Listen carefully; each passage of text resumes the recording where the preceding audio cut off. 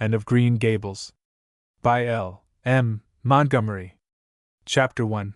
Mrs. Rachel Lynde is surprised. M.R.S. Rachel Lynde lived just where the Avonlea main road dipped down into a little hollow, fringed with alders and ladies' eardrops and traversed by a brook that had its source away back in the woods of the old Cuthbert place. It was reputed to be an intricate, headlong brook in its earlier course through those woods, with dark secrets of pool and cascade. But by the time it reached Lynde's Hollow it was a quiet, well-conducted little stream. For not even a brook could run past Mrs. Rachel Lynde's door without due regard for decency and decorum. It probably was conscious that Mrs. Rachel was sitting at her window, keeping a sharp eye on everything that passed, from brooks and children up, and that if she noticed anything odd or out of place she would never rest until she had ferreted out the whys and wherefores thereof. There are plenty of people in Avonlea and out of it, who can attend closely to their neighbors' business by dint of neglecting their own, but Mrs.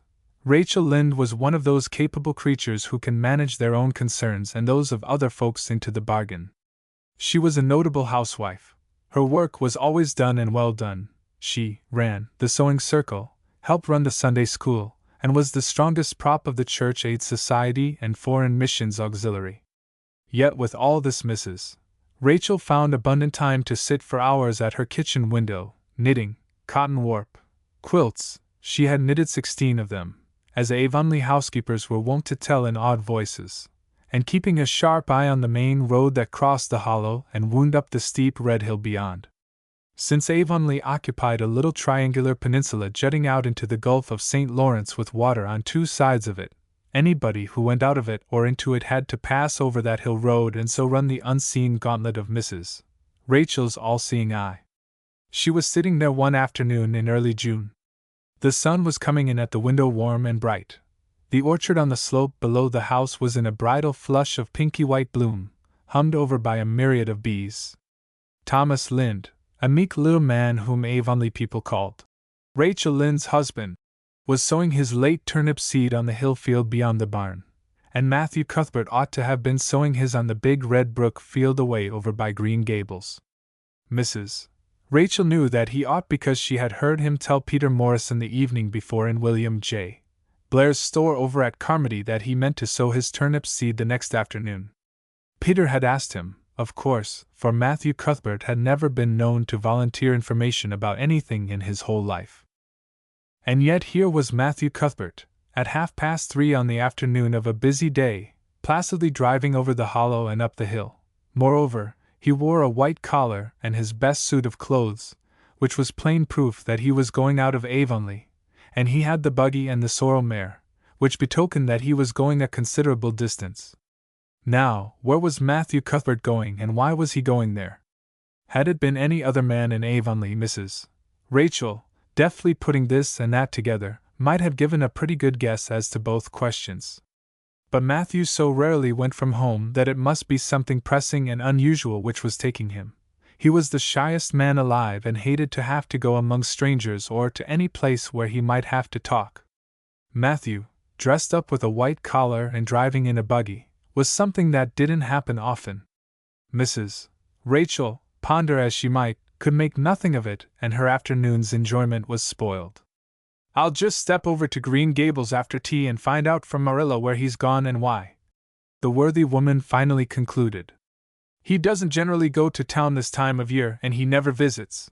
If he'd run out of turnip seed he wouldn't dress up and take the buggy to go for more. He wasn't driving fast enough to be going for a doctor. Yet something must have happened since last night to start him off. I'm clean puzzled, that's what, and I won't know a minute's peace of mind or conscience until I know what has taken Matthew Cuthbert out of Avonlea today." Accordingly, after tea, Mrs. Rachel set out. She had not far to go. The big, rambling, orchard-embowered house where the Cuthberts lived was a scant quarter of a mile up the road from Lynde's Hollow.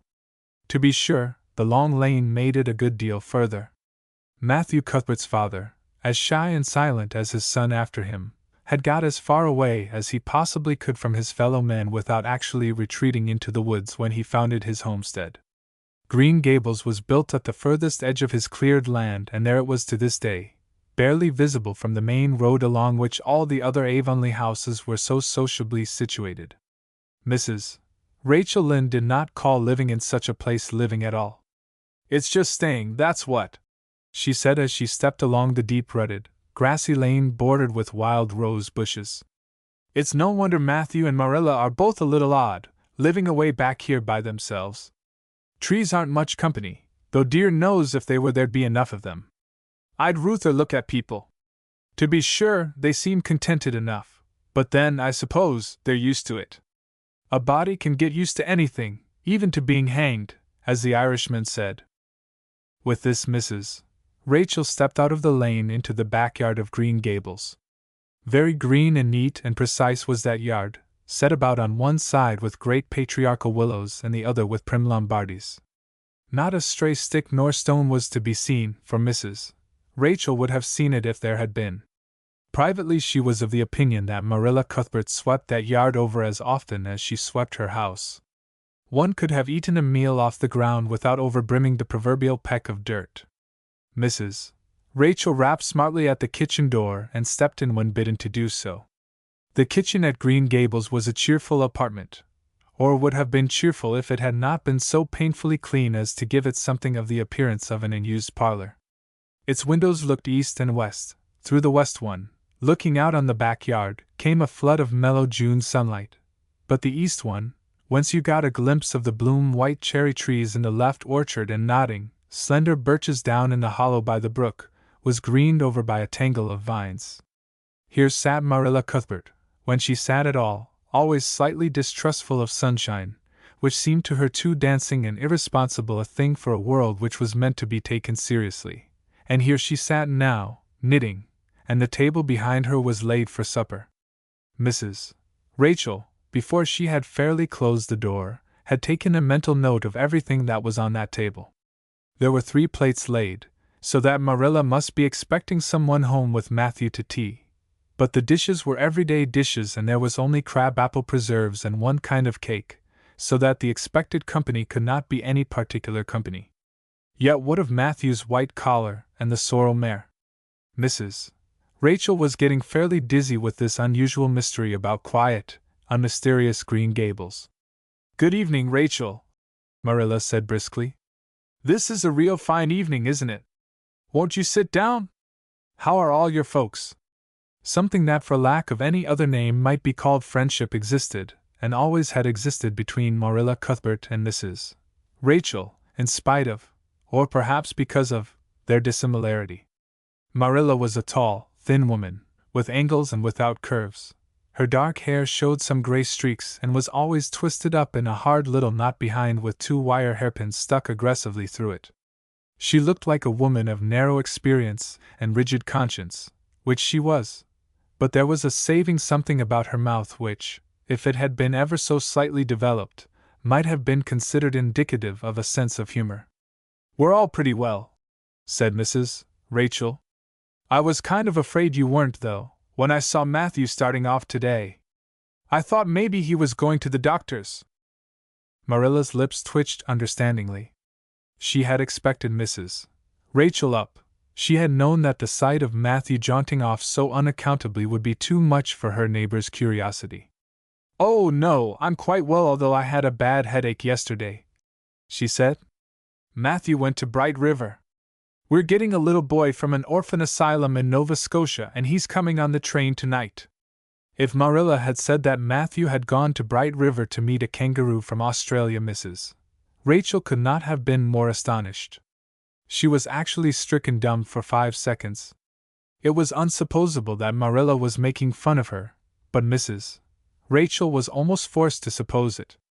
"Are you in earnest, Marilla?" she demanded when voice returned to her.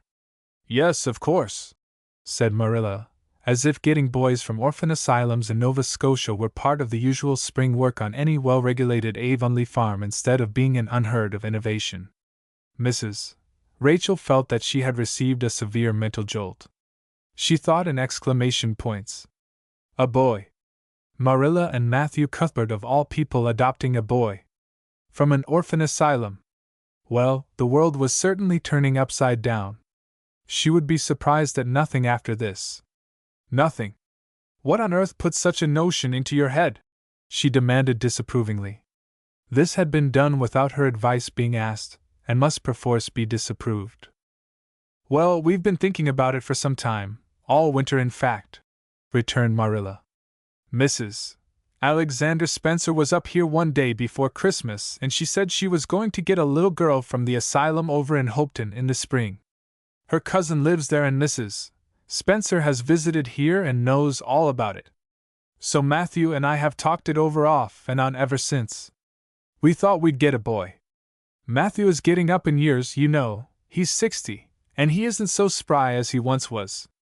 His heart troubles him a good deal. And you know how desperate hard it's got to be to get hired help. There's never anybody to be had but those stupid, half-grown little French boys, and as soon as you do get one broke into your ways and taught something, he's up and off to the lobster canneries or the States. At first Matthew suggested getting a home boy, but I said no flat to that. They may be all right, I'm not saying they're not, but no London street Arabs for me, I said. Give me a native born at least. There'll be a risk, no matter who we get. But I'll feel easier in my mind and sleep sounder at nights if we get a born Canadian. So in the end we decided to ask Mrs. Spencer to pick us out one when she went over to get her little girl. We heard last week she was going, so we sent her word by Richard Spencer's folks at Carmody to bring us a smart, likely boy of about 10 or 11. We decided that would be the best age, old enough to be of some use in doing chores right off and young enough to be trained up proper. We mean to give him a good home and schooling. We had a telegram from Mrs.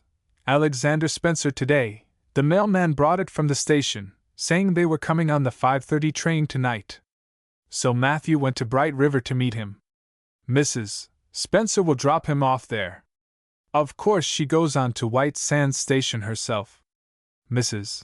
Rachel prided herself on always speaking her mind. She proceeded to speak it now, having adjusted her mental attitude to this amazing piece of news. Well, Marilla, I'll just tell you plain that I think you're doing a mighty foolish thing, a risky thing, that's what. You don't know what you're getting. You're bringing a strange child into your house and home, and you don't know a single thing about him, nor what his disposition is like, nor what sort of parents he had, nor how he's likely to turn out. Why, it was only last week I read in the paper how a man and his wife up west of the island took a boy out of an orphan asylum, and he set fire to the house at night, set it on purpose, Marilla, and nearly burnt them to a crisp in their beds. And I know another case where an adopted boy used to suck the eggs. They couldn't break him of it. If you had asked my advice in the matter, which you didn't do, Marilla, I'd have said for mercy's sake not to think of such a thing, that's what. This job's comforting seemed neither to offend nor to alarm Marilla. She knitted steadily on. I don't deny there's something in what you say, Rachel. I've had some qualms myself. But Matthew was terrible set on it.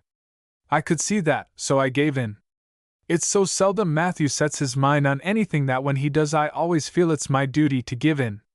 And as for the risk, there's risks in pretty near everything a body does in this world. There's risks in people's having children of their own. If it comes to that, they don't always turn out well. And then Nova Scotia is right close to the island. It isn't as if we were getting him from England or the States. He can't be much different from ourselves. Well, I hope it will turn out all right, said Mrs. Rachel in a tone that plainly indicated her painful doubts. Only don't say I didn't warn you if he burns Green Gables down or puts strychnine in the well. I heard of a case over in New Brunswick where an orphan asylum child did that, and the whole family died in fearful agonies. Only it was a girl in that instance. Well, we're not getting a girl, said Marilla, as if poisoning wells were a purely feminine accomplishment, and not to be dreaded in the case of a boy. I'd never dream of taking a girl to bring up. I wonder at Mrs. Alexander Spencer for doing it. But there, she wouldn't shrink from adopting a whole orphan asylum if she took it into her head. Mrs. Rachel would have liked to stay until Matthew came home with his imported orphan. But reflecting that it would be a good 2 hours at least before his arrival, she concluded to go up the road to Robert Bell's and tell the news. It would certainly make a sensation second to none, and Mrs. Rachel dearly loved to make a sensation. So she took herself away, somewhat to Marilla's relief, for the latter felt her doubts and fears reviving under the influence of Mrs. Rachel's pessimism. "Well, of all things that ever were or will be!" ejaculated Mrs. Rachel when she was safely out in the lane. "It does really seem as if I must be dreaming. Well, I'm sorry for that poor young one, and no mistake. Matthew and Marilla don't know anything about children, and they'll expect him to be wiser and steadier than his own grandfather, if so be's he ever had a grandfather, which is doubtful. It seems uncanny to think of a child at Green Gables somehow. There's never been one there, for Matthew and Marilla were grown up when the new house was built, if they ever were children, which is hard to believe when one looks at them. I wouldn't be in that orphan's shoes for anything. My, but I pity him, that's what." So said Mrs. Rachel to the wild rose bushes out of the fullness of her heart. But if she could have seen the child who was waiting patiently at the Bright River station at that very moment, her pity would have been still deeper and more profound. Chapter 2. Matthew Cuthbert is surprised. Matthew Cuthbert and the sorrel mare jogged comfortably over the 8 miles to Bright River. It was a pretty road, running along between snug farmsteads, with now and again a bit of balsamy firwood to drive through or a hollow where wild plums hung out their filmy bloom. The air was sweet with the breath of many apple orchards, and the meadows sloped away in the distance to horizon mists of pearl and purple, while Matthew enjoyed the drive after his own fashion, except during the moments when he met women and had to nod to them, for in Prince Edward Island you are supposed to nod to all and sundry you meet on the road whether you know them or not. Matthew dreaded all women except Marilla and Mrs. Rachel. He had an uncomfortable feeling that the mysterious creatures were secretly laughing at him. He may have been quite right in thinking so, for he was an odd-looking personage, with an ungainly figure and long iron-gray hair that touched his stooping shoulders, and a full, soft brown beard which he had worn ever since he was 20. In fact, he had looked at 20 very much as he looked at 60, lacking a little of the grayness. When he reached Bright River there was no sign of any train. He thought he was too early, so he tied his horse in the yard of the small Bright River Hotel and went over to the station house. The long platform was almost deserted, the only living creature in sight being a girl who was sitting on a pile of shingles at the extreme end. Matthew, barely noting that it was a girl, sidled past her as quickly as possible without looking at her. Had he looked, he could hardly have failed to notice the tense rigidity and expectation of her attitude and expression. She was sitting there waiting for something or somebody, and, since sitting and waiting was the only thing to do just then, she sat and waited with all her might and main. Matthew encountered the station master locking up the ticket office preparatory to going home for supper, and asked him if the 5:30 train would soon be along. "The 5:30 train has been in and gone half an hour ago," answered that brisk official. "But there was a passenger dropped off for you, a little girl. She's sitting out there on the shingles. I asked her to go into the ladies' waiting room, but she informed me gravely that she preferred to stay outside. There was more scope for imagination, she said. She's a case, I should say." "I'm not expecting a girl," said Matthew blankly. "It's a boy I've come for. He should be here. Mrs. Alexander Spencer was to bring him over from Nova Scotia for me." The station master whistled. "Guess there's some mistake," he said. "Mrs. Spencer came off the train with that girl and gave her into my charge. Said you and your sister were adopting her from an orphan asylum, and that you would be along for her presently. That's all I know about it, and I haven't got any more orphans concealed hereabouts." "I don't understand," said Matthew helplessly, wishing that Marilla was at hand to cope with the situation. "Well, you'd better question the girl," said the station master carelessly. "I dare say she'll be able to explain. She's got a tongue of her own, that's certain. Maybe they were out of boys of the brand you wanted." He walked jauntily away, being hungry, and the unfortunate Matthew was left to do that which was harder for him than bearding a lion in its den: walk up to a girl, a strange girl, an orphan girl, and demand of her why she wasn't a boy. Matthew groaned in spirit as he turned about and shuffled gently down the platform towards her. She had been watching him ever since he had passed her, and she had her eyes on him now. Matthew was not looking at her, and would not have seen what she was really like if he had been, but an ordinary observer would have seen this. A child of about 11, garbed in a very short, very tight, very ugly dress of yellowish-gray wincey. She wore a faded brown sailor hat, and beneath the hat, extending down her back, were 2 braids of very thick, decidedly red hair. Her face was small, white and thin, also much freckled. Her mouth was large, and so were her eyes, which looked green in some lights and moods and gray in others. So far, the ordinary observer, an extraordinary observer might have seen that the chin was very pointed and pronounced, that the big eyes were full of spirit and vivacity, that the mouth was sweet-lipped and expressive, that the forehead was broad and full. In short, our discerning extraordinary observer might have concluded that no commonplace soul inhabited the body of this stray woman-child of whom shy Matthew Cuthbert was so ludicrously afraid. Matthew, however, was spared the ordeal of speaking first, for as soon as she concluded that he was coming to her she stood up, grasping with one thin brown hand the handle of a shabby, old-fashioned carpet-bag. The other she held out to him. "I suppose you are Mr. Matthew Cuthbert of Green Gables?" she said in a peculiarly clear, sweet voice. "I'm very glad to see you. I was beginning to be afraid you weren't coming for me, and I was imagining all the things that might have happened to prevent you.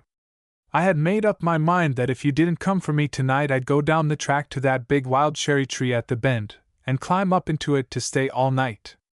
I wouldn't be a bit afraid, and it would be lovely to sleep in a wild cherry tree all white with bloom in the moonshine, don't you think? You could imagine you were dwelling in marble halls, couldn't you? And I was quite sure you would come for me in the morning, if you didn't tonight." Matthew had taken the scrawny little hand awkwardly in his. Then and there he decided what to do. He could not tell this child with the glowing eyes that there had been a mistake. He would take her home and let Marilla do that. She couldn't be left at Bright River anyhow, no matter what mistake had been made, so all questions and explanations might as well be deferred until he was safely back at Green Gables. "I'm sorry I was late," he said shyly. "Come along. The horse is over in the yard. Give me your bag." "Oh, I can carry it," the child responded cheerfully. "It isn't heavy. I've got all my worldly goods in it, but it isn't heavy. And if it isn't carried in just a certain way the handle pulls out, so I'd better keep it because I know the exact knack of it. It's an extremely old carpet bag. Oh, I'm very glad you've come, even if it would have been nice to sleep in a wild cherry tree. We've got to drive a long piece, haven't we? Mrs. Spencer said it was 8 miles. I'm glad because I love driving. Oh, it seems so wonderful that I'm going to live with you and belong to you. I've never belonged to anybody, not really. But the asylum was the worst. I've only been in it for months, but that was enough. I don't suppose you ever were an orphan in an asylum, so you can't possibly understand what it is like. It's worse than anything you could imagine. Mrs. Spencer said it was wicked of me to talk like that, but I didn't mean to be wicked. It's so easy to be wicked without knowing it, isn't it? They were good, you know, the asylum people. But there is so little scope for the imagination in an asylum, only just in the other orphans. It was pretty interesting to imagine things about them, to imagine that perhaps the girl who sat next to you was really the daughter of a belted earl, who had been stolen away from her parents in her infancy by a cruel nurse who died before she could confess. I used to lie awake at nights and imagine things like that, because I didn't have time in the day. I guess that's why I'm so thin. I am dreadful thin, ain't I? There isn't a pick on my bones. I do love to imagine I'm nice and plump, with dimples in my elbows. With this Matthew's companion stopped talking, partly because she was out of breath and partly because they had reached the buggy. Not another word did she say until they had left the village and were driving down a steep little hill, the road part of which had been cut so deeply into the soft soil that the banks, fringed with blooming wild cherry trees and slim white birches, were several feet above their heads. The child put out her hand and broke off a branch of wild plum that brushed against the side of the buggy. "Isn't that beautiful? What did that tree, leaning out from the bank, all white and lacy, make you think of?" she asked. "Well, now I dunno," said Matthew. "Why, a bride, of course, a bride all in white with a lovely misty veil. I've never seen one, but I can imagine what she would look like. I don't ever expect to be a bride myself. I'm so homely nobody will ever want to marry me, unless it might be a foreign missionary. I suppose a foreign missionary mightn't be very particular. But I do hope that some day I shall have a white dress. That is my highest ideal of earthly bliss. I just love pretty clothes. And I've never had a pretty dress in my life that I can remember. But of course it's all the more to look forward to, isn't it? And then I can imagine that I'm dressed gorgeously. This morning when I left the asylum I felt so ashamed because I had to wear this horrid old wincey dress. All the orphans had to wear them, you know. A merchant in Hopeton last winter donated 300 yards of wincey to the asylum. Some people said it was because he couldn't sell it, but I'd rather believe that it was out of the kindness of his heart, wouldn't you? When we got on the train I felt as if everybody must be looking at me and pitying me. But I just went to work and imagined that I had on the most beautiful pale blue silk dress, because when you are imagining you might as well imagine something worthwhile, and a big hat all flowers and nodding plumes, and a gold watch, and kid gloves and boots. I felt cheered up right away and I enjoyed my trip to the island with all my might. I wasn't a bit sick coming over in the boat. Neither was Mrs. Spencer, although she generally is. She said she hadn't time to get sick, watching to see that I didn't fall overboard. She said she never saw the beat of me for prowling about. But if it kept her from being seasick it's a mercy I did prowl, isn't it? And I wanted to see everything that was to be seen on that boat, because I didn't know whether I'd ever have another opportunity. Oh, there are a lot more cherry trees all in bloom. This island is the bloomiest place. I just love it already, and I'm so glad I'm going to live here. I've always heard that Prince Edward Island was the prettiest place in the world, and I used to imagine I was living here, but I never really expected I would. It's delightful when your imaginations come true, isn't it? But those red roads are so funny. When we got into the train at Charlottetown and the red roads began to flash past, I asked Mrs. Spencer what made them red, and she said she didn't know and for pity's sake not to ask her any more questions. She said I must have asked her 1,000 already. I suppose I had too, but how you going to find out about things if you don't ask questions? And what does make the roads red? Well, now I dunno, said Matthew. Well, that is one of the things to find out sometime. Isn't it splendid to think of all the things there are to find out about? It just makes me feel glad to be alive. It's such an interesting world. It wouldn't be half so interesting if we know all about everything, would it? There'd be no scope for imagination then, would there? But am I talking too much? People are always telling me I do. Would you rather I didn't talk? If you say so, I'll stop. I can stop when I make up my mind to it, although it's difficult. Matthew, much to his own surprise, was enjoying himself. Like most quiet folks, he liked talkative people when they were willing to do the talking themselves and did not expect him to keep up his end of it. But he had never expected to enjoy the society of a little girl. Women were bad enough in all conscience, but little girls were worse.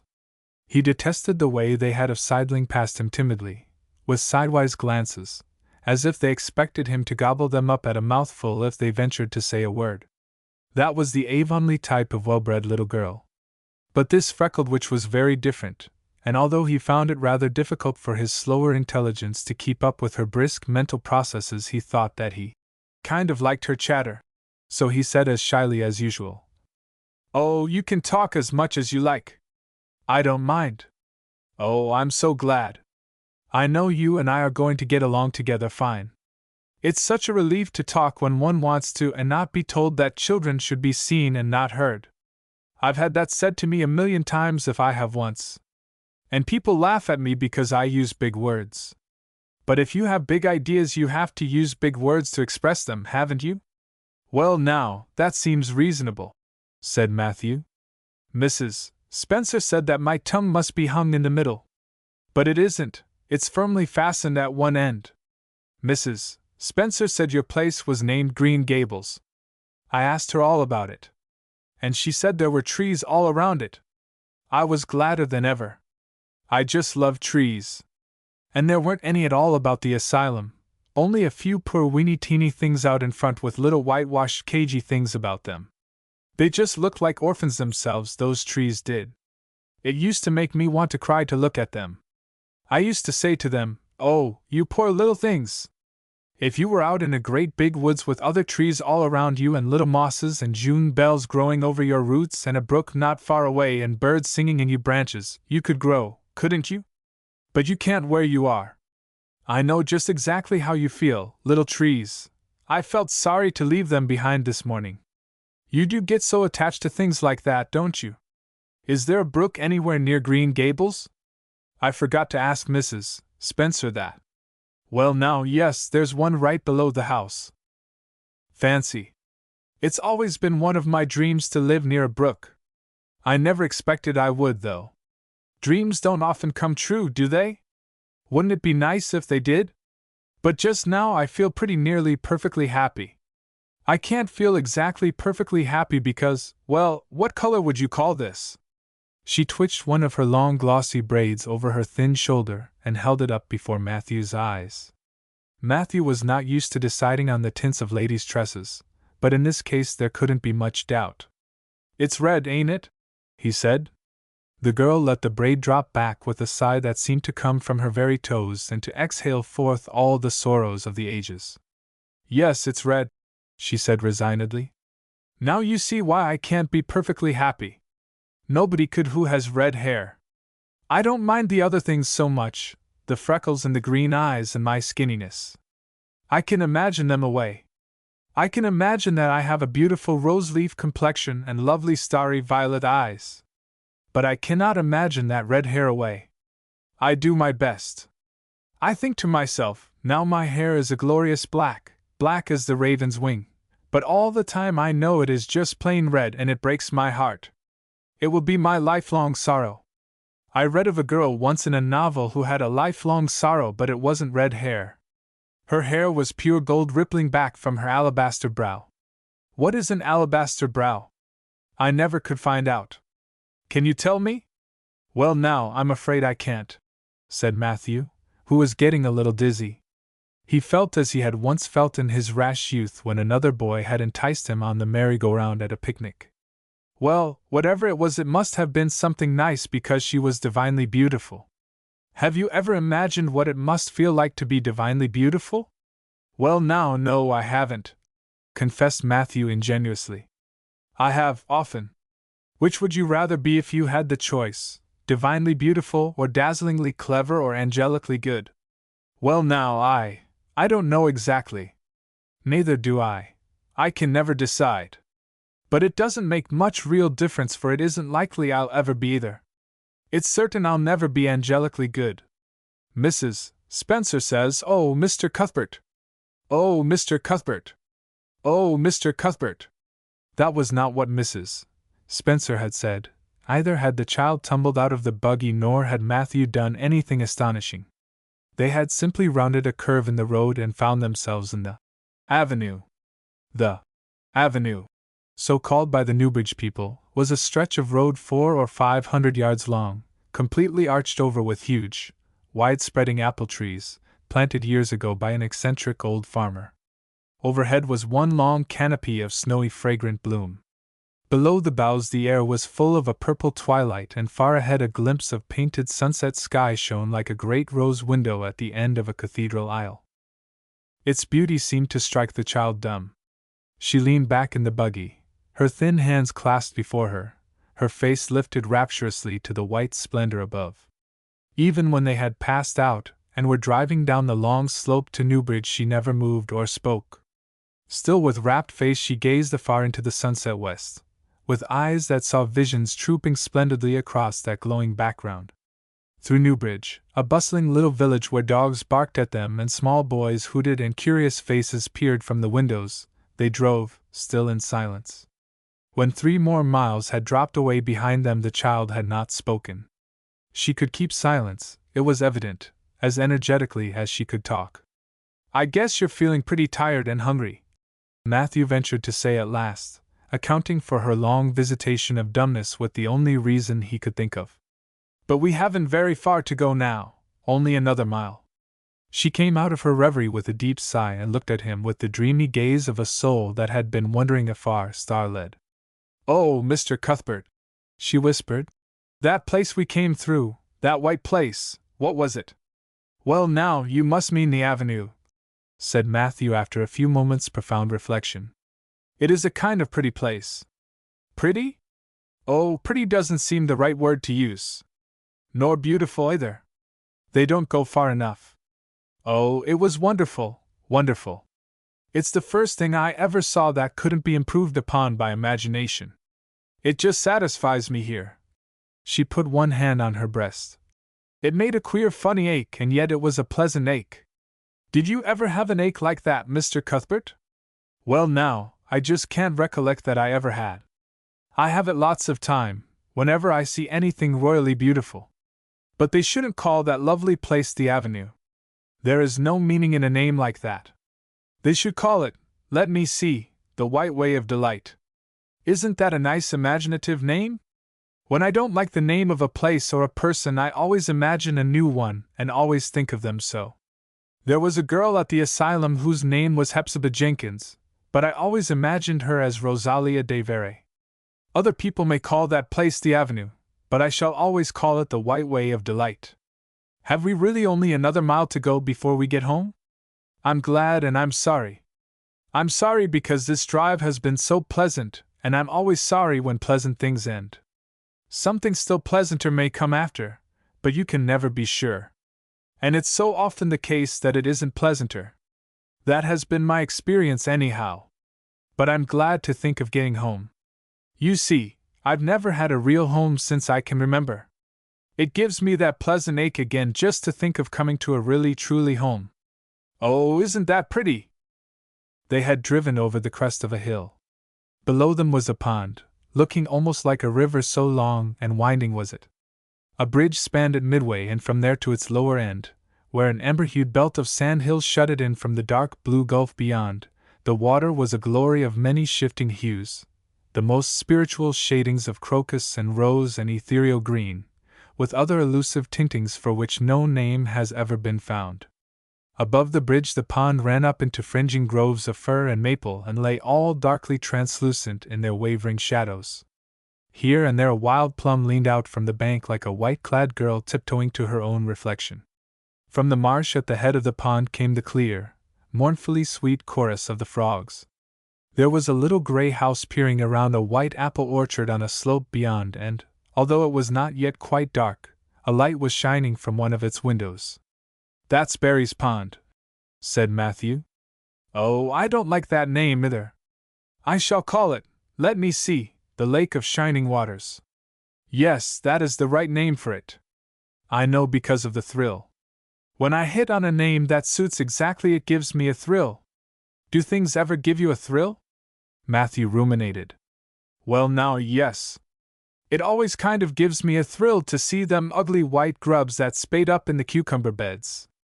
I hate the look of them. Oh, I don't think that can be exactly the same kind of a thrill. Do you think it can? There doesn't seem to be much connection between grubs and lakes of shining waters, does there? But why do other people call it Barry's Pond? I reckon because Mr. Barry lives up there in that house. Orchard Slope's the name of his place.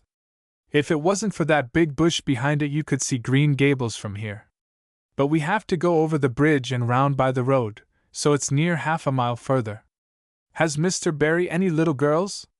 Well, not so very little either, about my size. He's got one about 11. Her name is Diana. Oh, with a long indrawing of breath. What a perfectly lovely name! Well now, I dunno. There's something dreadful heathenish about it, seems to me. I'd Ruth or Jane or Mary or some sensible name like that. But when Diana was born there was a schoolmaster boarding there, and they gave him the naming of her, and he called her Diana. I wish there had been a schoolmaster like that around when I was born then. Oh, here we are at the bridge. I'm going to shut my eyes tight. I'm always afraid going over bridges. I can't help imagining that perhaps just as we get to the middle, they'll crumple up like a jackknife and nip us. So I shut my eyes. But I always have to open them for all when I think we're getting near the middle. Because, you see, if the bridge did crumple up, I'd want to see it crumple. What a jolly rumble it makes! I always like the rumble part of it. Isn't it splendid there are so many things to like in this world? There, we're over. Now I'll look back. Good night, dear lake of shining waters. I always say good night to the things I love, just as I would to people. I think they like it. That water looks as if it was smiling at me.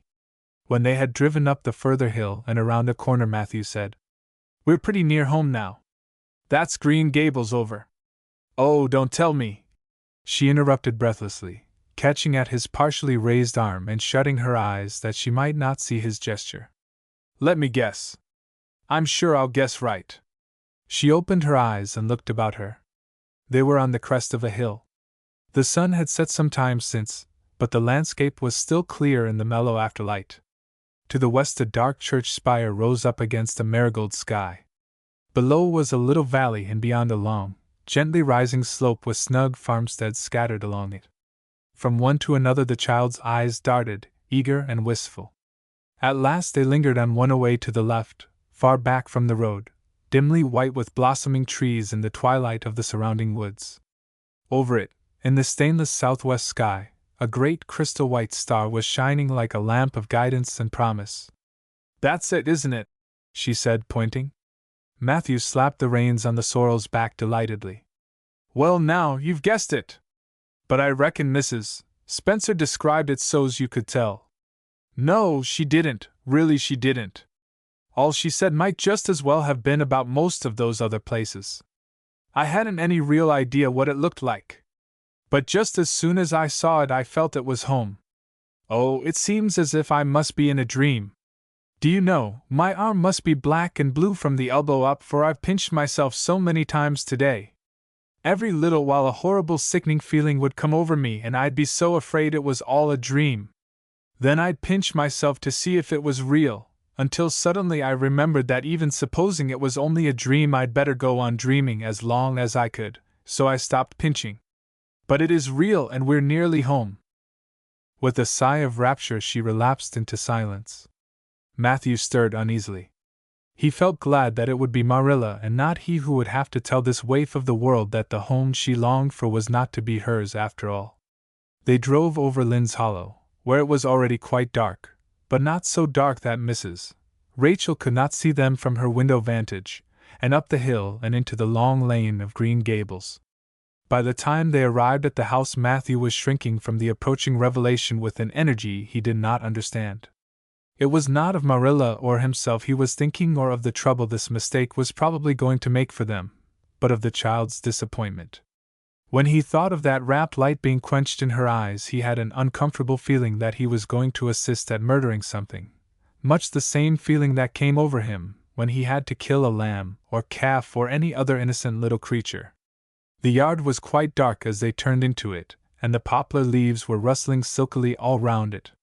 Listen to the trees talking in their sleep, she whispered, as he lifted her to the ground. What nice dreams they must have! Then, holding tightly to the carpet-bag which contained all her worldly goods, she followed him into the house. Chapter 3. Marilla Cuthbert is Surprised. Marilla came briskly forward as Matthew opened the door.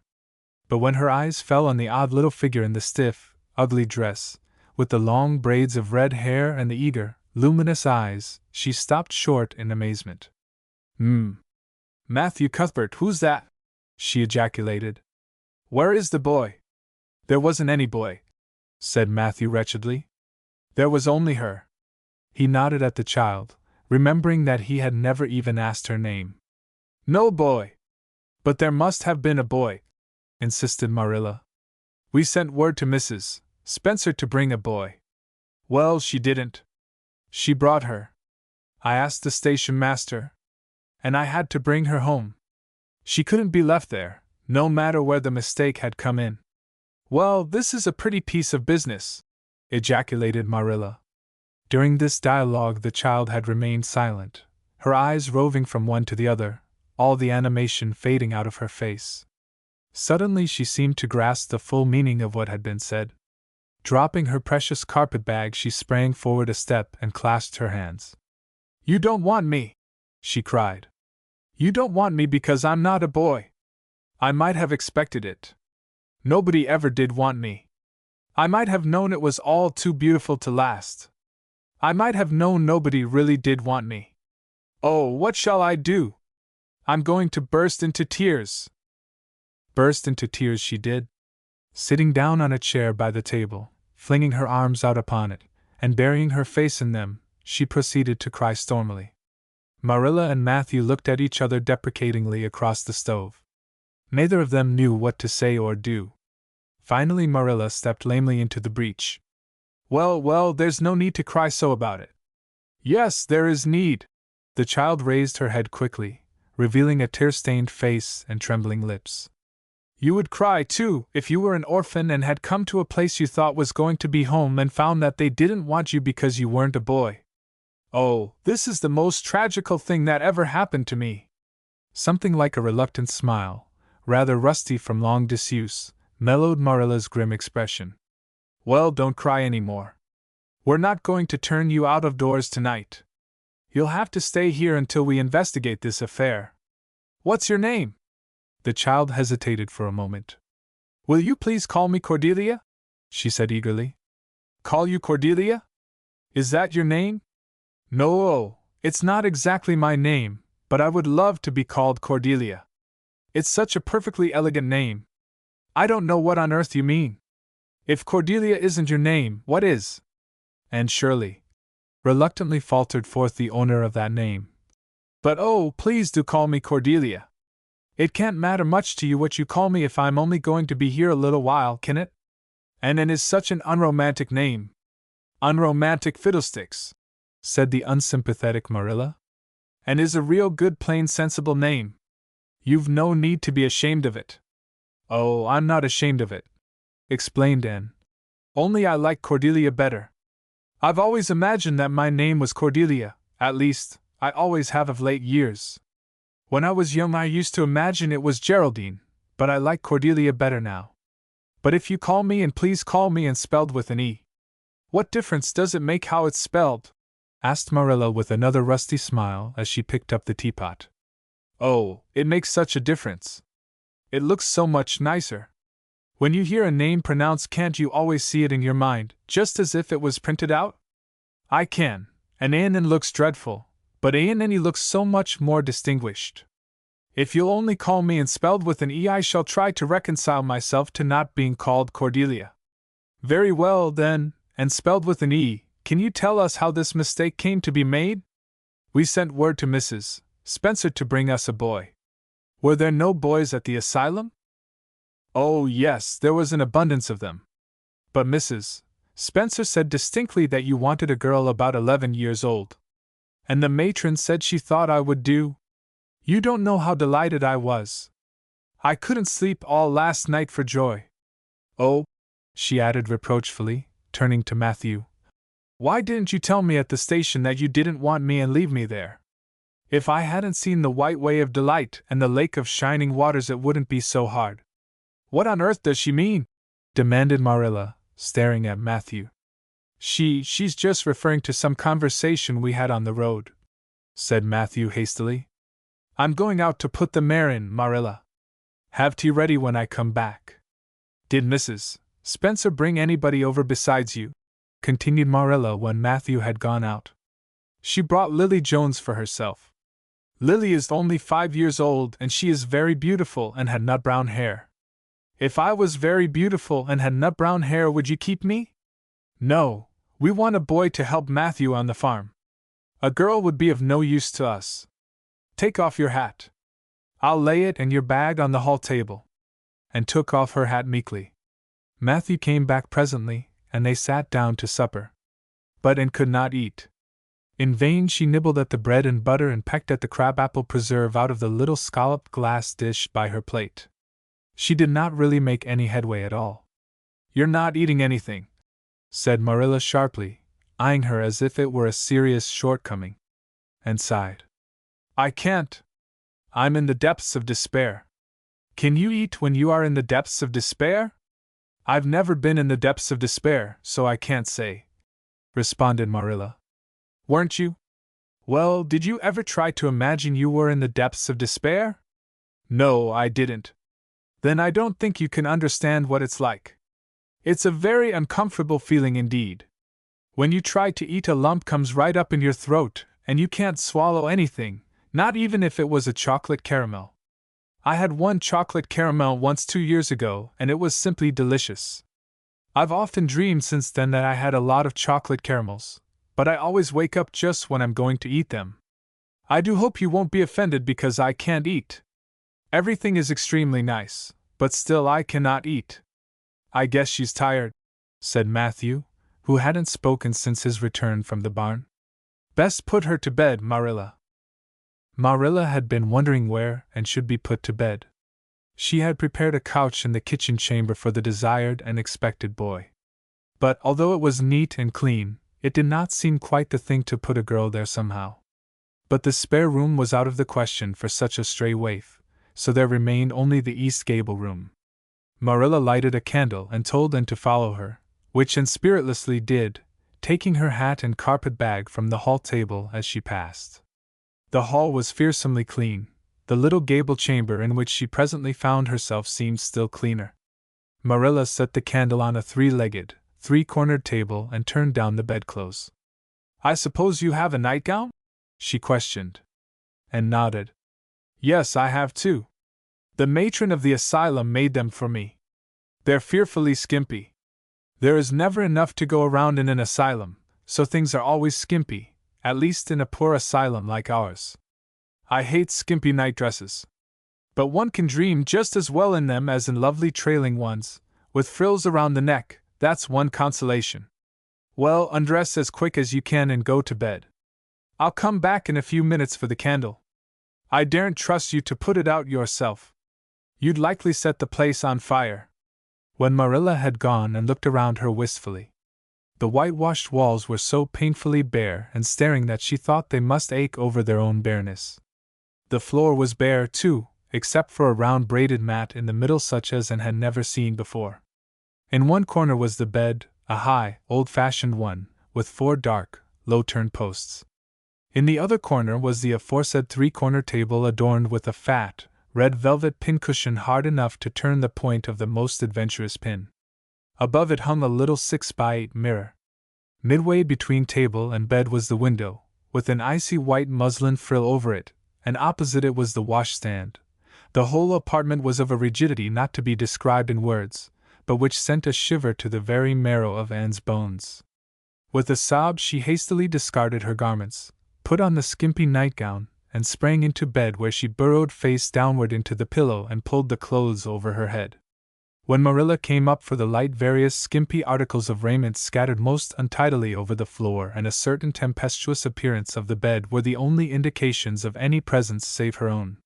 She deliberately picked up Anne's clothes, placed them neatly on a prim yellow chair, and then, taking up the candle, went over to the bed. "Good night," she said, a little awkwardly, but not unkindly. Anne's white face and big eyes appeared over the bedclothes with a startling suddenness. "How can you call it a good night when you know it must be the very worst night I've ever had?" she said reproachfully. Then she dived down into invisibility again. Marilla went slowly down to the kitchen and proceeded to wash the supper dishes. Matthew was smoking, a sure sign of perturbation of mind. He seldom smoked, for Marilla set her face against it as a filthy habit. But at certain times and seasons he felt driven to it, and then Marilla winked at the practice, realizing that a mere man must have some vent for his emotions. "Well, this is a pretty kettle of fish," she said wrathfully. "This is what comes of sending word instead of going ourselves. Richard Spencer's folks have twisted that message somehow. One of us will have to drive over and see Mrs. Spencer tomorrow, that's certain. This girl will have to be sent back to the asylum." "Yes, I suppose so," said Matthew reluctantly. "You suppose so? Don't you know it? Well now, she's a real nice little thing, Marilla. It's kind of a pity to send her back when she's so set on staying here." "Matthew Cuthbert, you don't mean to say you think we ought to keep her?" Marilla's astonishment could not have been greater if Matthew had expressed a predilection for standing on his head. "Well, now, no, I suppose not exactly," stammered Matthew, uncomfortably driven into a corner for his precise meaning. "I suppose we could hardly be expected to keep her." "I should say not. What good would she be to us? We might be some good to her, said Matthew suddenly and unexpectedly.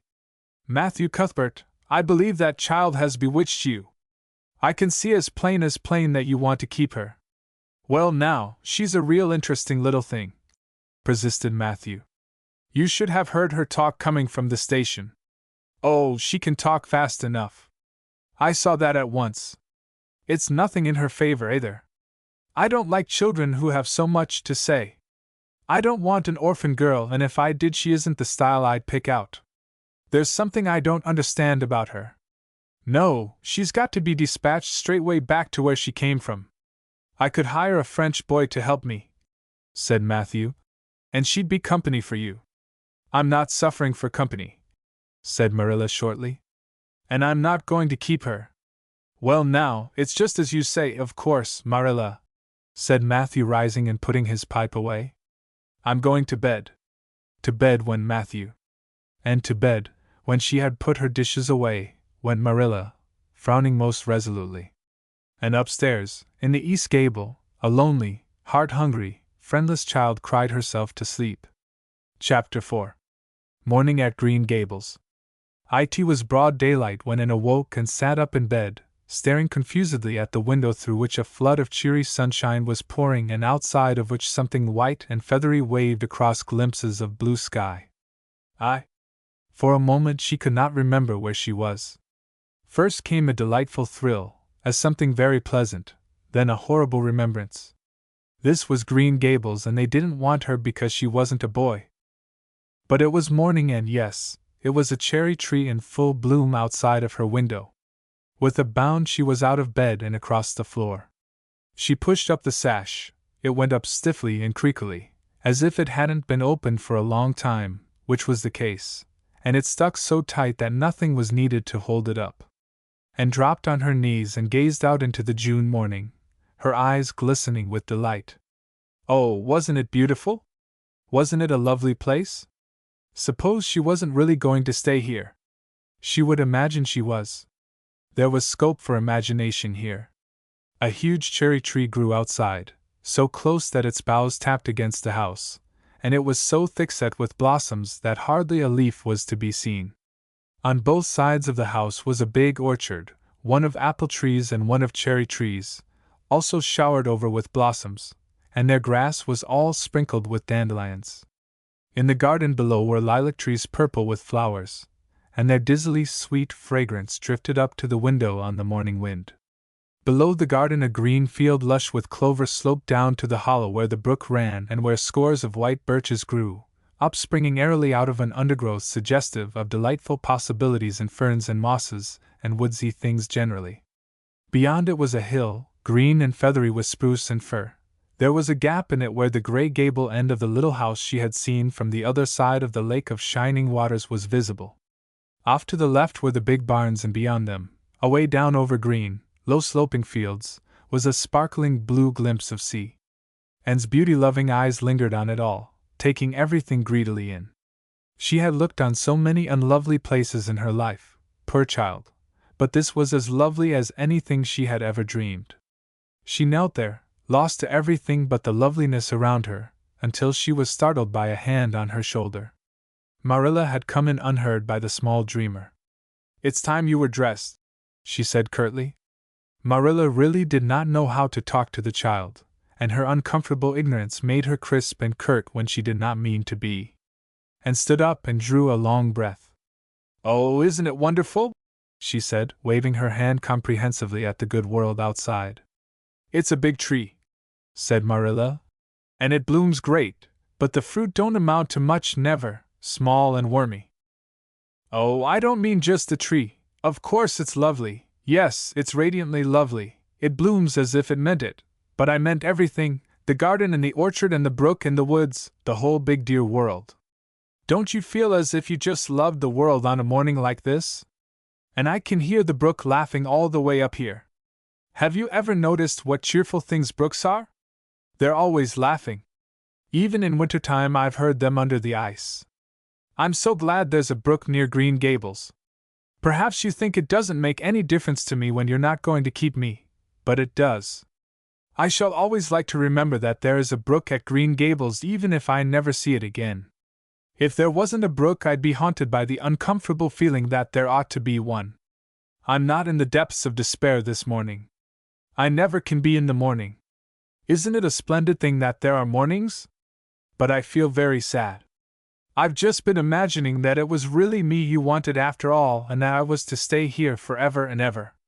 It was a great comfort while it lasted. But the worst of imagining things is that the time comes when you have to stop, and that hurts. You'd better get dressed and come downstairs and never mind your imaginings, said Marilla as soon as she could get a word in edgewise. Breakfast is waiting. Wash your face and comb your hair. Leave the window up and turn your bedclothes back over the foot of the bed. Be as smart as you can. And could evidently be smart to some purpose, for she was downstairs in 10 minutes' time, with her clothes neatly on, her hair brushed and braided, her face washed, and a comfortable consciousness pervading her soul that she had fulfilled all Marilla's requirements. As a matter of fact, however, she had forgotten to turn back the bedclothes. I'm pretty hungry this morning, she announced as she slipped into the chair Marilla placed for her. The world doesn't seem such a howling wilderness as it did last night. I'm so glad it's a sunshiny morning. But I like rainy mornings real well, too. All sorts of mornings are interesting, don't you think? You don't know what's going to happen through the day, and there's so much scope for imagination. But I'm glad it's not rainy today, because it's easier to be cheerful and bear up under affliction on a sunshiny day. I feel that I have a good deal to bear up under. It's all very well to read about sorrows and imagine yourself living through them heroically, but it's not so nice when you really come to have them, is it? For pity's sake, hold your tongue, said Marilla. You talk entirely too much for a little girl. Thereupon Anne held her tongue so obediently and thoroughly that her continued silence made Marilla rather nervous, as if in the presence of something not exactly natural. Matthew also held his tongue, but this was natural, so that the meal was a very silent one. As it progressed and became more and more abstracted, eating mechanically, with her big eyes fixed unswervingly and unseeingly on the sky outside the window. This made Marilla more nervous than ever. She had an uncomfortable feeling that while this odd child's body might be there at the table, her spirit was far away in some remote airy cloudland, borne aloft on the wings of imagination. Who would want such a child about the place? Yet Matthew wished to keep her, of all unaccountable things. Marilla felt that he wanted it just as much this morning as he had the night before, and that he would go on wanting it. That was Matthew's way. Take a whim into his head and cling to it with the most amazing silent persistency, a persistency 10 times more potent and effectual in its very silence than if he had talked it out. When the meal was ended, and came out of her reverie and offered to wash the dishes. Can you wash dishes right? Asked Marilla distrustfully. Pretty well. I'm better at looking after children, though. I've had so much experience at that. It's such a pity you haven't any here for me to look after. I don't feel as if I wanted any more children to look after than I've got at present. You're problem enough in all conscience. What's to be done with you I don't know. Matthew is a most ridiculous man. I think he's lovely, said Anne reproachfully. He is so very sympathetic. He didn't mind how much I talked, he seemed to like it. I felt that he was a kindred spirit as soon as ever I saw him. You're both queer enough, if that's what you mean by kindred spirits, said Marilla with a sniff. Yes, you may wash the dishes. Take plenty of hot water, and be sure you dry them well. I've got enough to attend to this morning, for I'll have to drive over to White Sands in the afternoon and see Mrs. Spencer. You'll come with me and we'll settle what's to be done with you. After you've finished the dishes, go upstairs and make your bed. And wash the dishes deftly enough, as Marilla, who kept a sharp eye on the process, discerned. Later on she made her bed less successfully, for she had never learned the art of wrestling with a feather tick. But it was done somehow and smoothed down, and then Marilla, to get rid of her, told her she might go out of doors and amuse herself until dinner time, and flew to the door, face alight, eyes glowing. On the very threshold she stopped short, wheeled about, came back and sat down by the table, light and glow as effectually blotted out as if someone had clapped an extinguisher on her. What's the matter now? demanded Marilla. I don't dare go out, said Anne, in the tone of a martyr relinquishing all earthly joys. If I can't stay here, there's no use in my loving Green Gables. And if I go out there and get acquainted with all those trees and flowers and the orchard and the brook, I'll not be able to help loving it. It's hard enough now, so I won't make it any harder. I want to go out so much. Everything seems to be calling to me, and come out to us. And we want a playmate, but it's better not. There is no use in loving things if you have to be torn from them, is there? And it's so hard to keep from loving things, isn't it? That was why I was so glad when I thought I was going to live here. I thought I'd have so many things to love and nothing to hinder me. But that brief dream is over. I am resigned to my fate now, so I don't think I'll go out for fear I'll get unresigned again. What is the name of that geranium on the windowsill, please? That's the apple-scented geranium. Oh, I don't mean that sort of a name. I mean just a name you gave it yourself. Didn't you give it a name? May I give it one then? May I call it, let me see, Bonnie would do. May I call it Bonnie while I'm here? Oh, do let me. Goodness, I don't care. But where on earth is the sense of naming a geranium? Oh, I like things to have handles even if they are only geraniums. It makes them seem more like people. How do you know but that it hurts a geranium's feelings just to be called a geranium and nothing else? You wouldn't like to be called nothing but a woman all the time. Yes, I shall call it Bonnie. I named that cherry tree outside my bedroom window this morning. I called it Snow Queen because it was so white.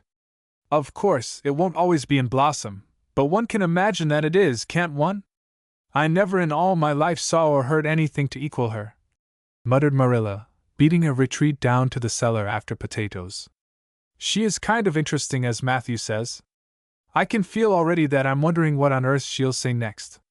She'll be casting a spell over me, too. She's cast it over Matthew. That look he gave me when he went out said everything he said or hinted last night over again. I wish he was like other men and would talk things out. A body could answer back then and argue him into reason. But what's to be done with a man who just looks? And had relapsed into reverie, with her chin in her hands and her eyes on the sky, when Marilla returned from her cellar pilgrimage. There Marilla left her until the early dinner was on the table. I suppose I can have the mare and buggy this afternoon, Matthew? Said Marilla. Matthew nodded and looked wistfully at Anne. Marilla intercepted the look and said grimly, I'm going to drive over to White Sands and settle this thing. I'll take Anne with me and Mrs. Spencer will probably make arrangements to send her back to Nova Scotia at once. I'll set your tea out for you and I'll be home in time to milk the cows. Still Matthew said nothing, and Marilla had a sense of having wasted words and breath. There is nothing more aggravating than a man who won't talk back, unless it is a woman who won't. Matthew hitched the sorrel into the buggy in due time, and Marilla and Anne set off. Matthew opened the yard gate for them, and as they drove slowly through, he said, to nobody in particular as it seemed, Little Jerry Buote from the creek was here this morning, and I told him I guessed I'd hire him for the summer.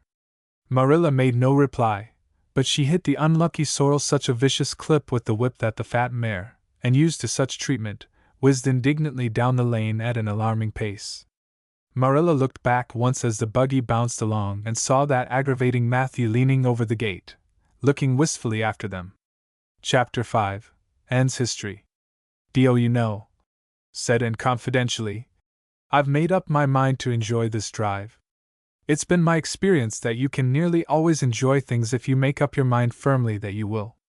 Of course, you must make it up firmly. I am not going to think about going back to the asylum while we're having our drive. I'm just going to think about the drive. Oh, look, there's one little early wild rose out. Isn't it lovely? Don't you think it must be glad to be a rose? Wouldn't it be nice if roses could talk? I'm sure they could tell us such lovely things. And isn't pink the most bewitching color in the world? I love it, but I can't wear it. Red-headed people can't wear pink, not even in imagination. Did you ever know of anybody whose hair was red when she was young, but got to be another color when she grew up?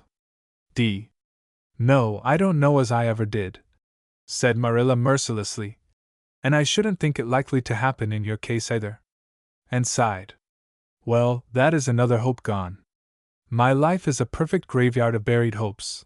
That's a sentence I read in a book once, and I say it over to comfort myself whenever I'm disappointed in anything. I don't see where the comforting comes in myself, said Marilla. Why, because it sounds so nice and romantic, just as if I were a heroine in a book, you know. I am so fond of romantic things, and a graveyard full of buried hopes is about as romantic a thing as one can imagine, isn't it? I'm rather glad I have one. Are we going across the Lake of Shining Waters today? We're not going over Barry's Pond, if that's what you mean by your Lake of Shining Waters. We're going by the Shore Road. Shore Road sounds nice, said Anne dreamily. Is it as nice as it sounds? Just when you said Shore Road I saw it in a picture in my mind, as quick as that. And White Sands is a pretty name, too, but I don't like it as well as Avonlea. Avonlea is a lovely name. It just sounds like music.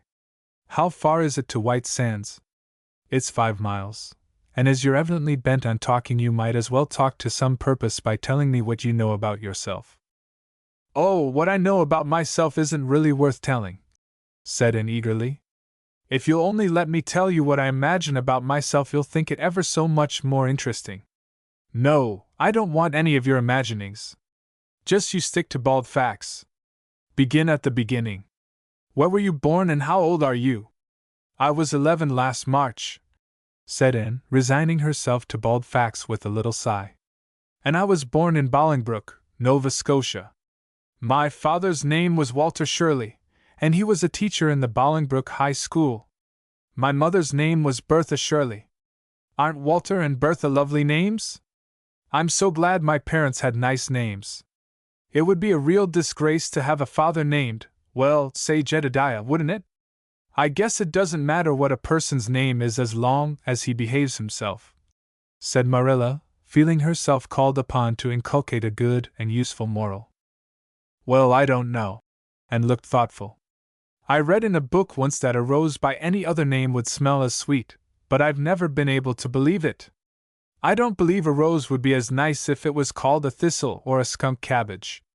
I suppose my father could have been a good man even if he had been called Jedediah, but I'm sure it would have been a cross. Well, my mother was a teacher in the high school, too, but when she married father she gave up teaching, of course. A husband was enough responsibility. Mrs. Thomas said that they were a pair of babies and as poor as church mice. They went to live in a weeny-teeny little yellow house in Bolingbroke. I've never seen that house, but I've imagined it thousands of times. I think it must have had honeysuckle over the parlor window and lilacs in the front yard and lilies of the valley just inside the gate. Yes, and muslin curtains in all the windows. Muslin curtains give a house such an air. I was born in that house. Mrs. Thomas said I was the homeliest baby she ever saw. I was so scrawny and tiny and nothing but eyes, but that mother thought I was perfectly beautiful. I should think a mother would be a better judge than a poor woman who came in to scrub, wouldn't you? I'm glad she was satisfied with me anyhow. I would feel so sad if I thought I was a disappointment to her, because she didn't live very long after that, you see. She died of fever when I was just 3 months old. I do wish she'd lived long enough for me to remember calling her mother. I think it would be so sweet to say mother, don't you? And father died 4 days afterwards from fever too. That left me an orphan and folks were at their wits' end, so Mrs. Thomas said what to do with me. You see, nobody wanted me even then.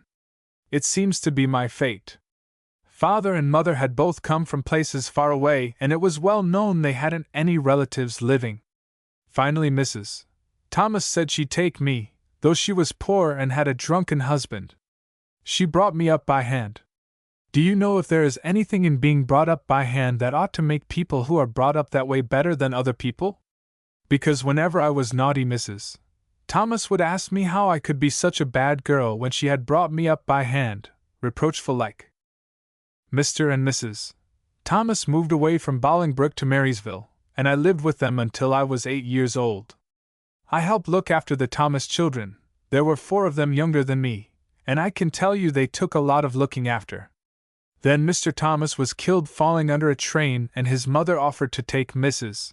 Thomas and the children, but she didn't want me. Mrs. Thomas was at her wits' end, so she said, what to do with me. Then Mrs. Hammond from up the river came down and said she'd take me, seeing I was handy with children, and I went up the river to live with her in a little clearing among the stumps. It was a very lonesome place. I'm sure I could never have lived there if I hadn't had an imagination. Mr. Hammond worked a little sawmill up there, and Mrs. Hammond had 8 children. She had twins 3 times. I like babies in moderation, but twins 3 times in succession is too much. I told Mrs. Hammond so firmly, when the last pair came. I used to get so dreadfully tired carrying them about. I lived upriver with Mrs. Hammond over 2 years, and then Mr. Hammond died and Mrs. Hammond broke up housekeeping. She divided her children among her relatives and went to the States. I had to go to the asylum at Hopeton, because nobody would take me. They didn't want me at the asylum, either. They said they were overcrowded as it was. But they had to take me, and I was there 4 months until Mrs. Spencer came. And finished up with another sigh, of relief this time. Evidently she did not like talking about her experiences in a world that had not wanted her. Did you ever go to school? Demanded Marilla, turning the sorrel mare down the shore road. Not a great deal. I went a little the last year I stayed with Mrs. Thomas. When I went up river we were so far from a school that I couldn't walk it in winter, and there was a vacation in summer, so I could only go in the spring and fall. But of course I went while I was at the asylum. I can read pretty well and I know ever so many pieces of poetry off by heart. The Battle of Hohenlinden, and Edinburgh after Flodden, and Bingen of the Rhine, and most of The Lady of the Lake and most of The Seasons by James Thomson.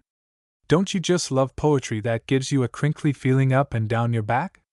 There is a piece in the 5th Reader, The Downfall of Poland, that is just full of thrills. Of course, I wasn't in the 5th Reader. I was only in the 4th. But the big girls used to lend me theirs to read. Were those women, Mrs. Thomas and Mrs. Hammond, good to you? Asked Marilla, looking at and out of the corner of her eye. "Oh," faltered Anne. Her sensitive little face suddenly flushed scarlet, and embarrassment sat on her brow. "Oh, they meant to be. I know they meant to be just as good and kind as possible. And when people mean to be good to you, you don't mind very much when they're not quite, always. They had a good deal to worry them, you know. It's a very trying to have a drunken husband, you see, and it must be very trying to have twins 3 times in succession, don't you think? But I feel sure they meant to be good to me." Marilla asked no more questions, and gave herself up to a silent rapture over the shore road, and Marilla guided the sorrel abstractedly while she pondered deeply. Pity was suddenly stirring in her heart for the child. What a starved, unloved life she had had, a life of drudgery and poverty and neglect. For Marilla was shrewd enough to read between the lines of Anne's history and divine the truth. No wonder she had been so delighted at the prospect of a real home. It was a pity she had to be sent back. What if she, Marilla, should indulge Matthew's unaccountable whim and let her stay? He was set on it, and the child seemed a nice, teachable little thing. She's got too much to say, thought Marilla, but she might be trained out of that. And there's nothing rude or slangy in what she does say. She's ladylike.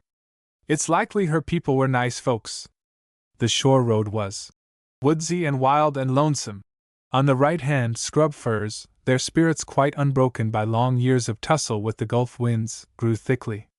On the left were the steep red sandstone cliffs, so near the track in places that a mare of less steadiness than the sorrel might have tried the nerves of the people behind her. Down at the base of the cliffs were heaps of surf-worn rocks or little sandy coves inlaid with pebbles as with ocean jewels. Beyond lay the sea, shimmering and blue, and over it soared the gulls, their pinions flashing silvery in the sunlight. "Isn't the sea wonderful?" said Anne, rousing from a long, wide-eyed silence. "Once, when I lived in Marysville, Mr. Thomas hired an express wagon and took us all to spend the day at the shore 10 miles away. I enjoyed every moment of that day, even if I had to look after the children all the time. I lived it over in happy dreams for years. But this shore is nicer than the Marysville shore. Aren't those gulls splendid? Would you like to be a gull? I think I would, that is, if I couldn't be a human girl. Don't you think it would be nice to wake up at sunrise and swoop down over the water and away out over that lovely blue all day, and then at night to fly back to one's nest? Oh, I can just imagine myself doing it. What big house is that just ahead, please? That's the White Sands Hotel. Mr. Kirk runs it, but the season hasn't begun yet. There are heaps of Americans come there for the summer. They think this shore is just about right. I was afraid it might be Mrs. Spencer's place, said Anne mournfully. I don't want to get there. Somehow, it will seem like the end of everything. Chapter 6. Marilla makes up her mind. There they did, however, in due season. Mrs. Spencer lived in a big yellow house at White Sands Cove, and she came to the door with surprise and welcome mingled on her benevolent face. Dear, dear, she exclaimed. You're the last folks I was looking for today, but I'm real glad to see you. You'll put your horse in. And how are you, Anne? I'm as well as can be expected, thank you, said Anne smilelessly. A blight seemed to have descended on her. I suppose we'll stay a little while to rest the mare, said Marilla. But I promised Matthew I'd be home early. The fact is, Mrs. Spencer, there's been a queer mistake somewhere, and I've come over to see where it is. We sent word, Matthew and I, for you to bring us a boy from the asylum. We told your brother Robert to tell you we wanted a boy 10 or 11 years old. Marilla Cuthbert, you don't say so, said Mrs. Spencer in distress. Why, Robert sent word down by his daughter Nancy, and she said you wanted a girl, didn't she, Flora Jane? Appealing to her daughter who had come out to the steps. She certainly did, Miss Cuthbert, corroborated Flora Jane earnestly. I'm dreadful sorry, said Mrs. Spencer. It's too bad, but it certainly wasn't my fault, you see, Miss Cuthbert. I did the best I could and I thought I was following your instructions. Nancy is a terrible flighty thing. I've often had to scold her well for her heedlessness. It was our own fault, said Marilla resignedly. We should have come to you ourselves and not left an important message to be passed along by word of mouth in that fashion. Anyhow, the mistake has been made and the only thing to do is to set it right. Can we send the child back to the asylum? I suppose they'll take her back, won't they? I suppose so, said Mrs. Spencer thoughtfully. But I don't think it will be necessary to send her back. Mrs. Peter Blewett was up here yesterday, and she was saying to me how much she wished she'd sent by me for a little girl to help her. Mrs. Peter has a large family, you know, and she finds it hard to get help. And will be the very girl for you. I call it positively providential. Marilla did not look as if she thought Providence had much to do with the matter. Here was an unexpectedly good chance to get this unwelcome orphan off her hands, and she did not even feel grateful for it. She knew Mrs. Peter Blewett only by sight as a small, shrewish-faced woman without an ounce of superfluous flesh on her bones. But she had heard of her. A terrible worker and driver, Mrs. Peter was said to be, and discharged servant girls told fearsome tales of her temper and stinginess, and her family of pert, quarrelsome children. Marilla felt a qualm of conscience at the thought of handing it over to her tender mercies. Well, I'll go in and we'll talk the matter over, she said. And if there isn't Mrs. Peter coming up the lane this blessed minute, exclaimed Mrs. Spencer, bustling her guests through the hall into the parlor, where a deadly chill struck on them as if the air had been strained so long through dark green, closely drawn blinds that it had lost every particle of warmth it had ever possessed. That is real lucky, for we can settle the matter right away. Take the armchair, Miss Cuthbert. And you sit here on the ottoman and don't wiggle. Let me take your hats. Flora Jane, go out and put the kettle on. Good afternoon, Mrs. Blewett. We were just saying how fortunate it was you happened along. Let me introduce you two ladies. Mrs. Blewett, Miss Cuthbert. Please excuse me for just a moment. I forgot to tell Flora Jane to take the buns out of the oven. Mrs. Spencer whisked away, after pulling up the blinds. And sitting mutely on the ottoman, with her hands clasped tightly in her lap, stared at Mrs. Blewett as one fascinated. Was she to be given into the keeping of this sharp-faced, sharp-eyed woman? She felt a lump coming up in her throat, and her eyes smarted painfully. She was beginning to be afraid she couldn't keep the tears back when Mrs. Spencer returned, flushed and beaming, quite capable of taking any and every difficulty, physical, mental or spiritual, into consideration and settling it out of hand. "It seems there's been a mistake about this little girl, Mrs. Blewett," she said. "I was under the impression that Mr. and Miss Cuthbert wanted a little girl to adopt. I was certainly told so. But it seems it was a boy they wanted. So if you're still of the same mind you were yesterday, I think she'll be just the thing for you." Mrs. Blewett darted her eyes over and from head to foot. "How old are you and what's your name?" she demanded. "Anne Shirley," faltered the shrinking child, not daring to make any stipulations regarding the spelling thereof. "And I'm 11 years old." "Humph! You don't look as if there was much to you. But you're wiry." "I don't know, but the wiry ones are the best after all." "Well, if I take you, you'll have to be a good girl, you know, good and smart and respectful. I'll expect you to earn your keep, and no mistake about that. Yes, I suppose I might as well take her off your hands, Miss Cuthbert. The baby's awful fractious, and I'm clean worn out attending to him. If you like, I can take her right home now." Marilla looked at and then softened at sight of the child's pale face with its look of mute misery, the misery of a helpless little creature who finds itself once more caught in the trap from which it had escaped.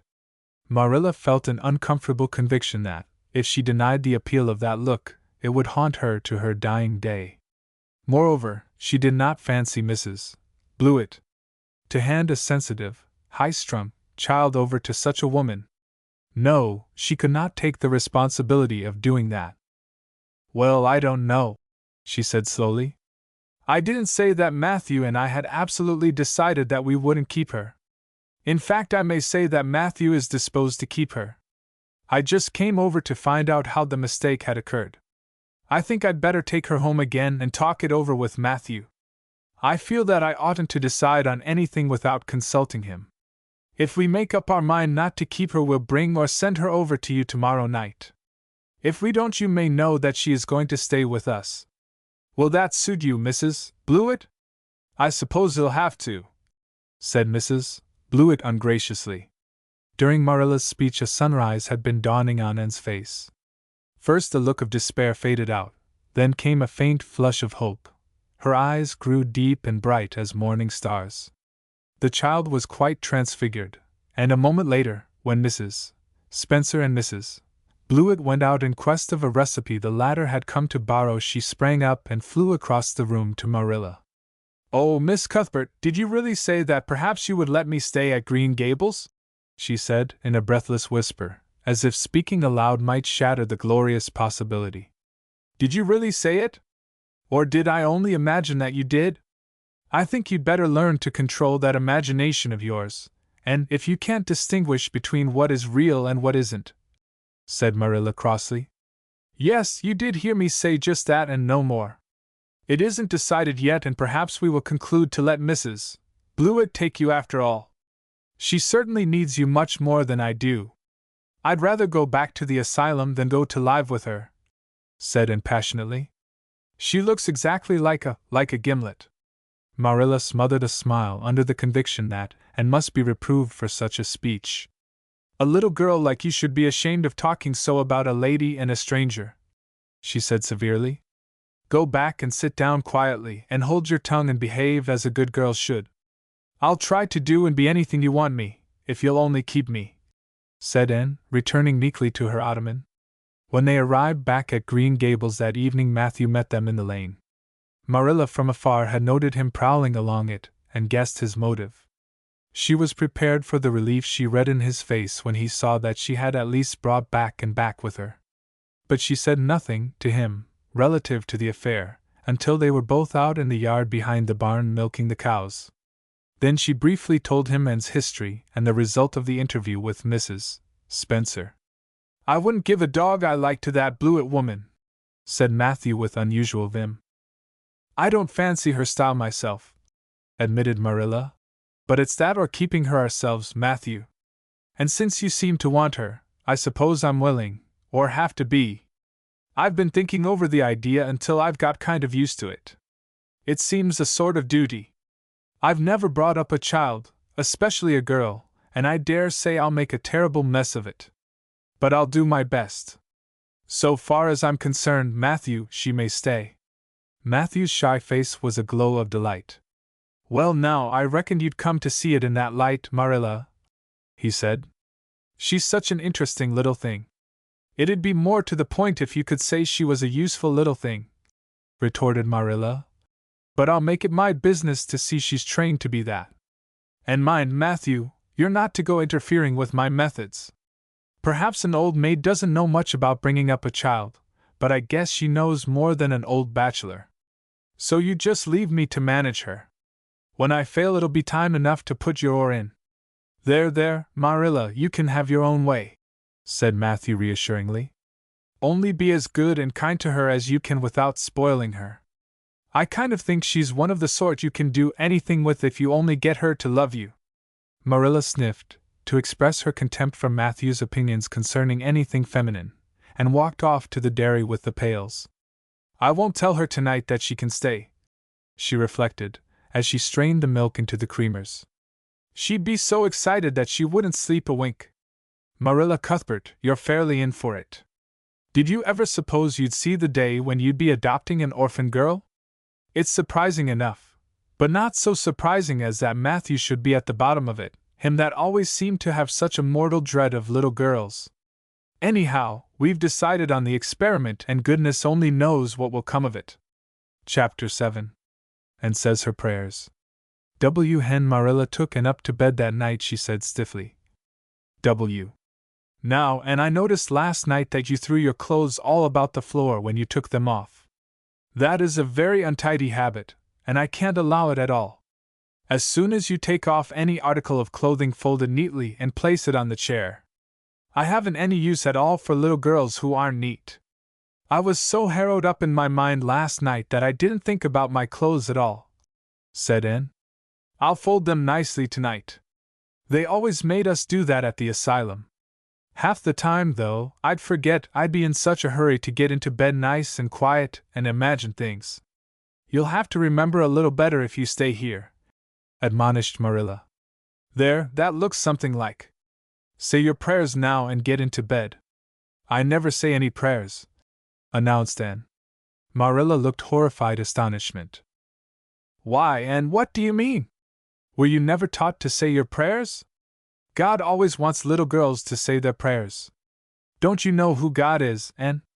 God is a spirit, infinite, eternal and unchangeable, in his being, wisdom, power, holiness, justice, goodness, and truth, responded Anne promptly and glibly. Marilla looked rather relieved. So you do know something then, thank goodness. You're not quite a heathen. Where did you learn that? Oh, at the asylum Sunday school. They made us learn the whole catechism. I liked it pretty well. There's something splendid about some of the words. Infinite, eternal, and unchangeable. Isn't that grand? It has such a roll to it, just like a big organ playing. You couldn't quite call it poetry, I suppose, but it sounds a lot like it, doesn't it? We're not talking about poetry, and we are talking about saying your prayers. Don't you know it's a terrible wicked thing not to say your prayers every night? I'm afraid you are a very bad little girl. You'd find it easier to be bad than good if you had red hair, said Anne reproachfully. People who haven't red hair don't know what trouble is. Mrs. Thomas told me that God made my hair red on purpose, and I've never cared about him since. And anyhow, I'd always be too tired at night to bother saying prayers. People who have to look after twins can't be expected to say their prayers. Now, do you honestly think they can? Marilla decided that Anne's religious training must be begun at once. Plainly, there was no time to be lost. You must say your prayers while you are under my roof, and why, of course, if you want me to, assented Anne cheerfully. I'd do anything to oblige you. But you'll have to tell me what to say for this once. After I get into bed, I'll imagine out a real nice prayer to say always. I believe that it will be quite interesting, now that I come to think of it. You must kneel down, said Marilla in embarrassment, and knelt at Marilla's knee and looked up gravely. Why must people kneel down to pray? If I really wanted to pray, I'll tell you what I'd do. I'd go out into a great big field all alone or into the deep, deep woods, and I'd look up into the sky, up, up, up, into that lovely blue sky that looks as if there was no end to its blueness. And then I'd just feel a prayer. Well, I'm ready. What am I to say? Marilla felt more embarrassed than ever. She had intended to teach in the childish classic. Now I lay me down to sleep. But she had, as I have told you, the glimmerings of a sense of humor, which is simply another name for a sense of fitness of things, and it suddenly occurred to her that that simple little prayer, sacred to white-robed childhood lisping at motherly knees, was entirely unsuited to this freckled witch of a girl who knew and cared nothing about God's love, since she had never had it translated to her through the medium of human love. You're old enough to pray for yourself, Anne, she said finally. Just thank God for your blessings and ask Him humbly for the things you want. Well, I'll do my best, promised Anne, burying her face in Marilla's lap. Gracious Heavenly Father, that's the way the ministers say it in church, so I suppose it's all right in private prayer, isn't it? She interjected, lifting her head for a moment. Gracious Heavenly Father, I thank Thee for the white way of delight, and the lake of shining waters and Bonnie and the Snow Queen. I'm really extremely grateful for them. And that's all the blessings I can think of just now to thank Thee for. As for the things I want, they're so numerous that it would take a great deal of time to name them all, so I will only mention the two most important. Please let me stay at Green Gables, and please let me be good-looking when I grow up. I remain, yours respectfully, Anne Shirley. There, did I do all right? She asked eagerly, getting up. I could have made it much more flowery if I'd had a little more time to think it over. Poor Marilla was only preserved from complete collapse by remembering that it was not irreverence, but simply spiritual ignorance on the part of and that was responsible for this extraordinary petition. She tucked the child up in bed, mentally vowing that she should be taught a prayer the very next day, and was leaving the room with the light when Anne called her back. I've just thought of it now. I should have said amen in place of yours respectfully, shouldn't I? The way the ministers do. I'd forgotten it, but I felt a prayer should be finished off in some way, so I put in the other. Do you suppose it will make any difference? I don't suppose it will, said Marilla. Go to sleep now like a good child. Good night. I can only say good night tonight with a clear conscience, said Anne, cuddling luxuriously down among her pillows. Marilla retreated to the kitchen, set the candle firmly on the table, and glared at Matthew. Matthew Cuthbert, it's about time somebody adopted that child and taught her something. She's next door to a perfect heathen. Will you believe that she never said a prayer in her life till tonight? I'll send her to the manse tomorrow and borrow the Peep of the Day series, that's what I'll do. And she shall go to Sunday school just as soon as I can get some suitable clothes made for her. I foresee that I shall have my hands full. Well, we can't get through this world without our share of trouble. I've had a pretty easy life of it so far, but my time has come at last, and I suppose I'll just have to make the best of it. Chapter 8. Anne's bringing up is begun. For reasons best known to herself, Marilla did not tell Anne that she was to stay at Green Gables until the next afternoon. During the forenoon she kept the child busy with various tasks, and watched over her with a keen eye while she did them. By noon she had concluded that Anne was smart and obedient, willing to work and quick to learn. Her most serious shortcoming seemed to be a tendency to fall into daydreams in the middle of a task and forget all about it until such time as she was sharply recalled to earth by a reprimand or a catastrophe. When Anne had finished washing the dinner dishes, she suddenly confronted Marilla with the air and expression of one desperately determined to learn the worst.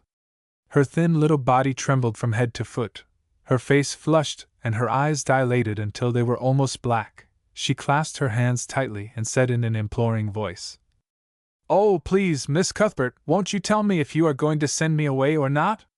I've tried to be patient all the morning, but I really feel that I cannot bear not knowing any longer. It's a dreadful feeling. Please tell me. You haven't scalded the dishcloth in clean hot water as I told you to do," said Marilla immovably. "Just go and do it before you ask any more questions, Anne." and went and attended to the dishcloth. Then she returned to Marilla and fastened imploring eyes of the latter's face.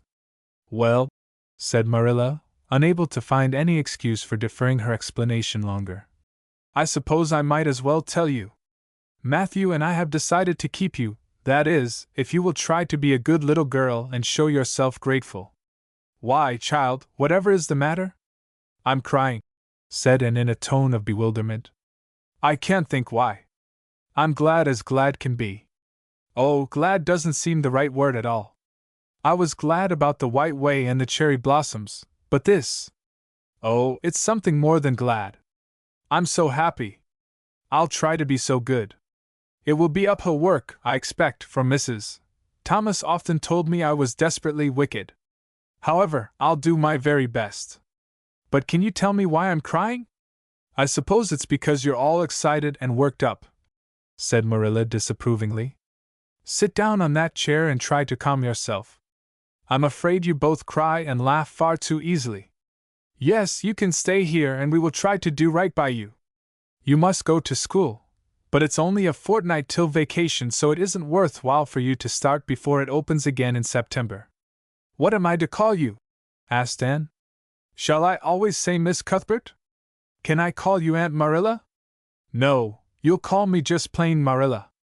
I'm not used to being called Miss Cuthbert, and it would make me nervous." "It sounds awfully disrespectful to just say Marilla," protested Anne. "I guess there'll be nothing disrespectful in it if you're careful to speak respectfully. Everybody, young and old, in Avonlea calls me Marilla except the minister. He says Miss Cuthbert when he thinks of it." "I'd love to call you Aunt Marilla," said Anne wistfully. "I've never had an aunt or any relation at all, not even a grandmother. It would make me feel as if I really belonged to you. Can't I call you Aunt Marilla?" "No, I'm not your aunt, and I don't believe in calling people names that don't belong to them. But we could imagine you were my aunt." "I couldn't," said Marilla grimly. "Do you never imagine things different from what they really are?" asked Anne wide-eyed. "No." "Oh," and drew a long breath. "Oh, Miss Marilla, how much you miss!" "I don't believe in imagining things different from what they really are," retorted Marilla. "When the Lord puts us in certain circumstances, He doesn't mean for us to imagine them away. And that reminds me. Go into the sitting room, and be sure your feet are clean and don't let any flies in, and bring me out the illustrated card that's on the mantelpiece. The Lord's Prayer is on it, and you'll devote your spare time this afternoon to learning it off by heart. There's to be no more of such praying as I heard last night." "I suppose I was very awkward," said Anne apologetically. "But then, you see, I'd never had any practice. You couldn't really expect a person to pray very well the first time she tried, could you? I thought out a splendid prayer after I went to bed, just as I promised you I would. It was nearly as long as a minister's and so poetical. But would you believe it? I couldn't remember one word when I woke up this morning. And I'm afraid I'll never be able to think out another one as good. Somehow, things never are so good when they're thought out a second time. Have you ever noticed that?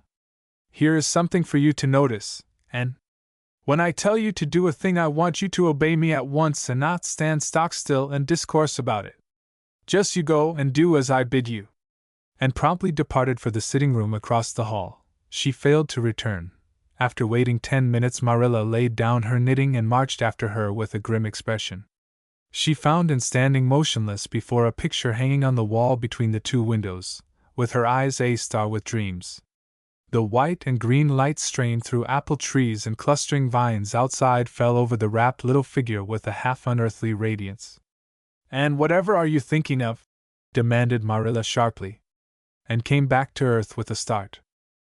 "That," she said, pointing to the picture, a rather vivid chromo entitled, "Christ Blessing Little Children," and I was just imagining I was one of them, that I was the little girl in the blue dress, standing off by herself in the corner as if she didn't belong to anybody, like me.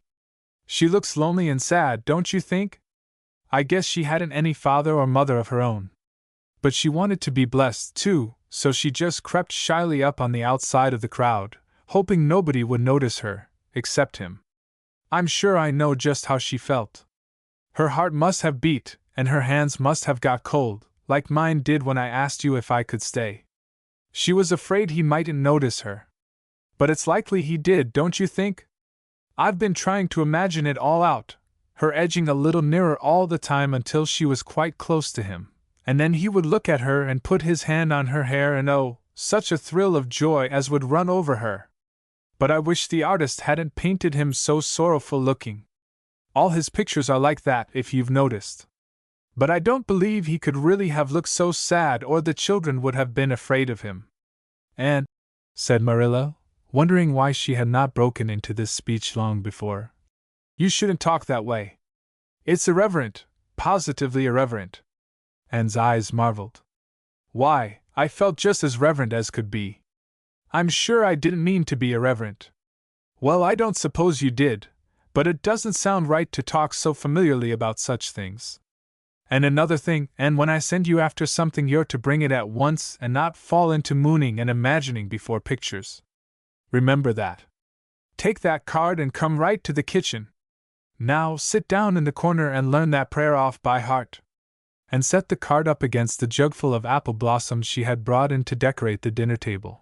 Marilla had eyed that decoration askance, but had said nothing, propped her chin on her hands, and fell to studying it intently for several silent minutes.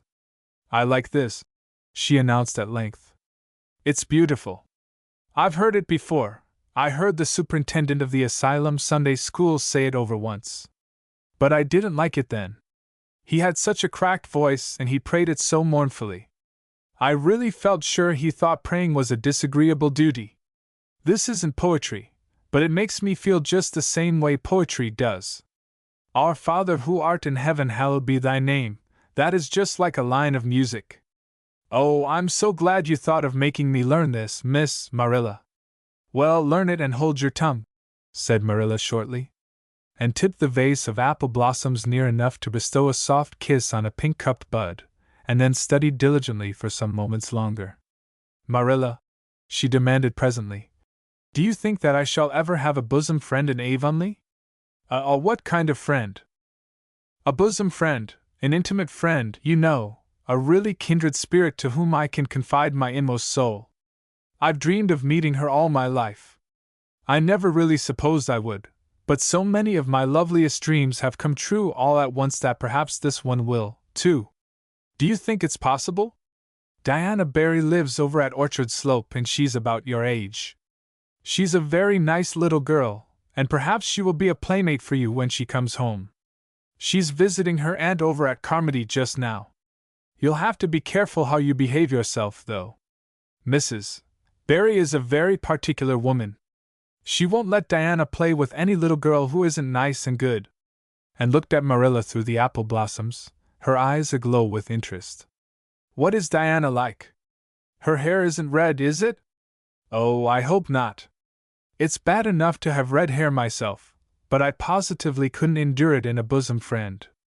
Diana is a very pretty little girl. She has black eyes and hair and rosy cheeks. And she is good and smart, which is better than being pretty. Marilla was as fond of morals as the Duchess in Wonderland, and was firmly convinced that one should be tacked on to every remark made to a child who was being brought up. But and waved the moral inconsequently aside and seized only on the delightful possibilities before it.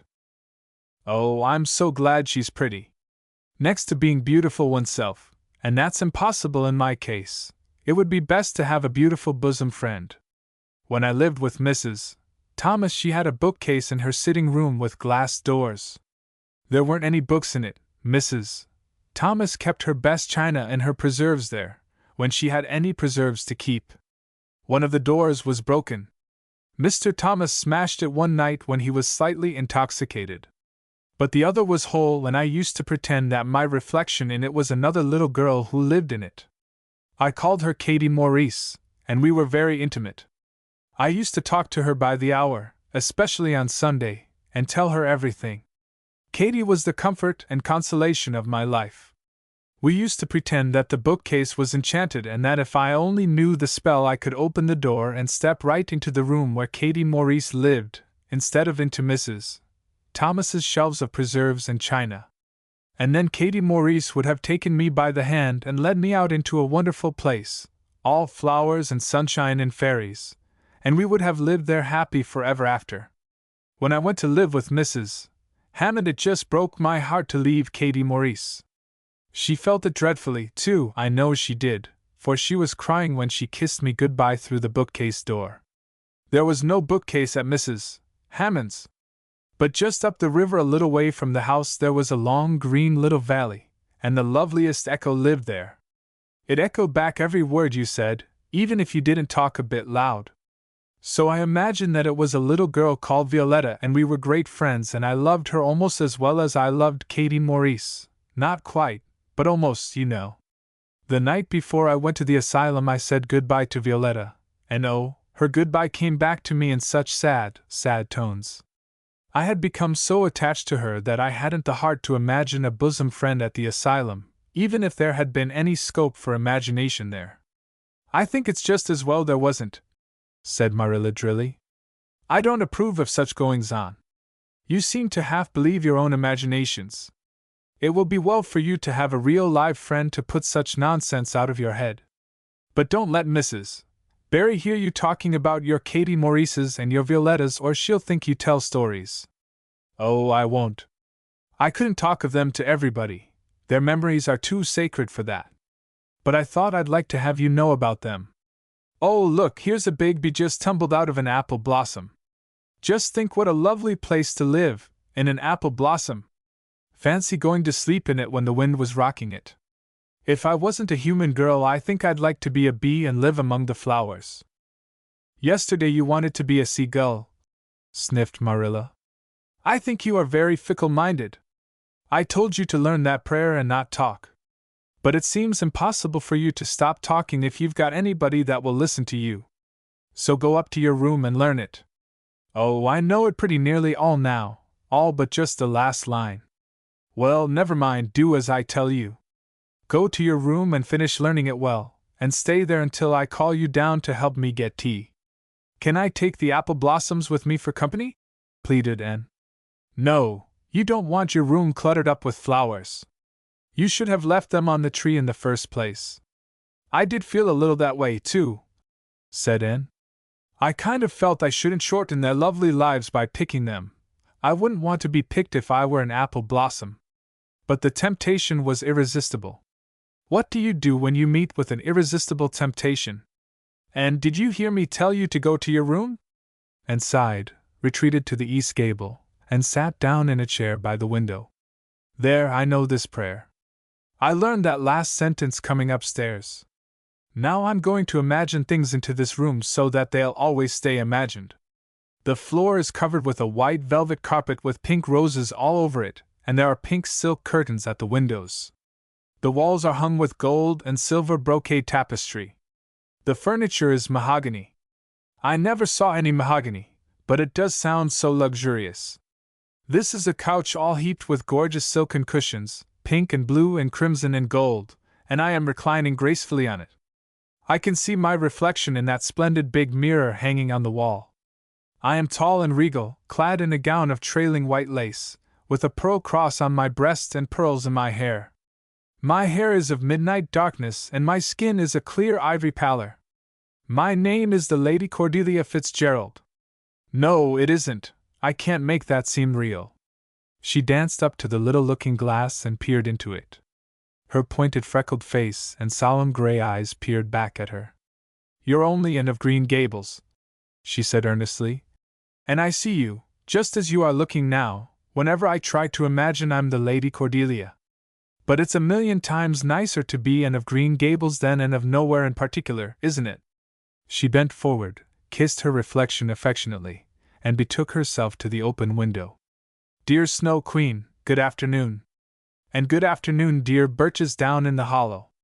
And good afternoon, dear gray house up on the hill. I wonder if Diana is to be my bosom friend. I hope she will, and I shall love her very much. But I must never quite forget Katie Maurice and Violetta. They would feel so hurt if I did, and I'd hate to hurt anybody's feelings, even a little bookcase girl's or a little echo girl's.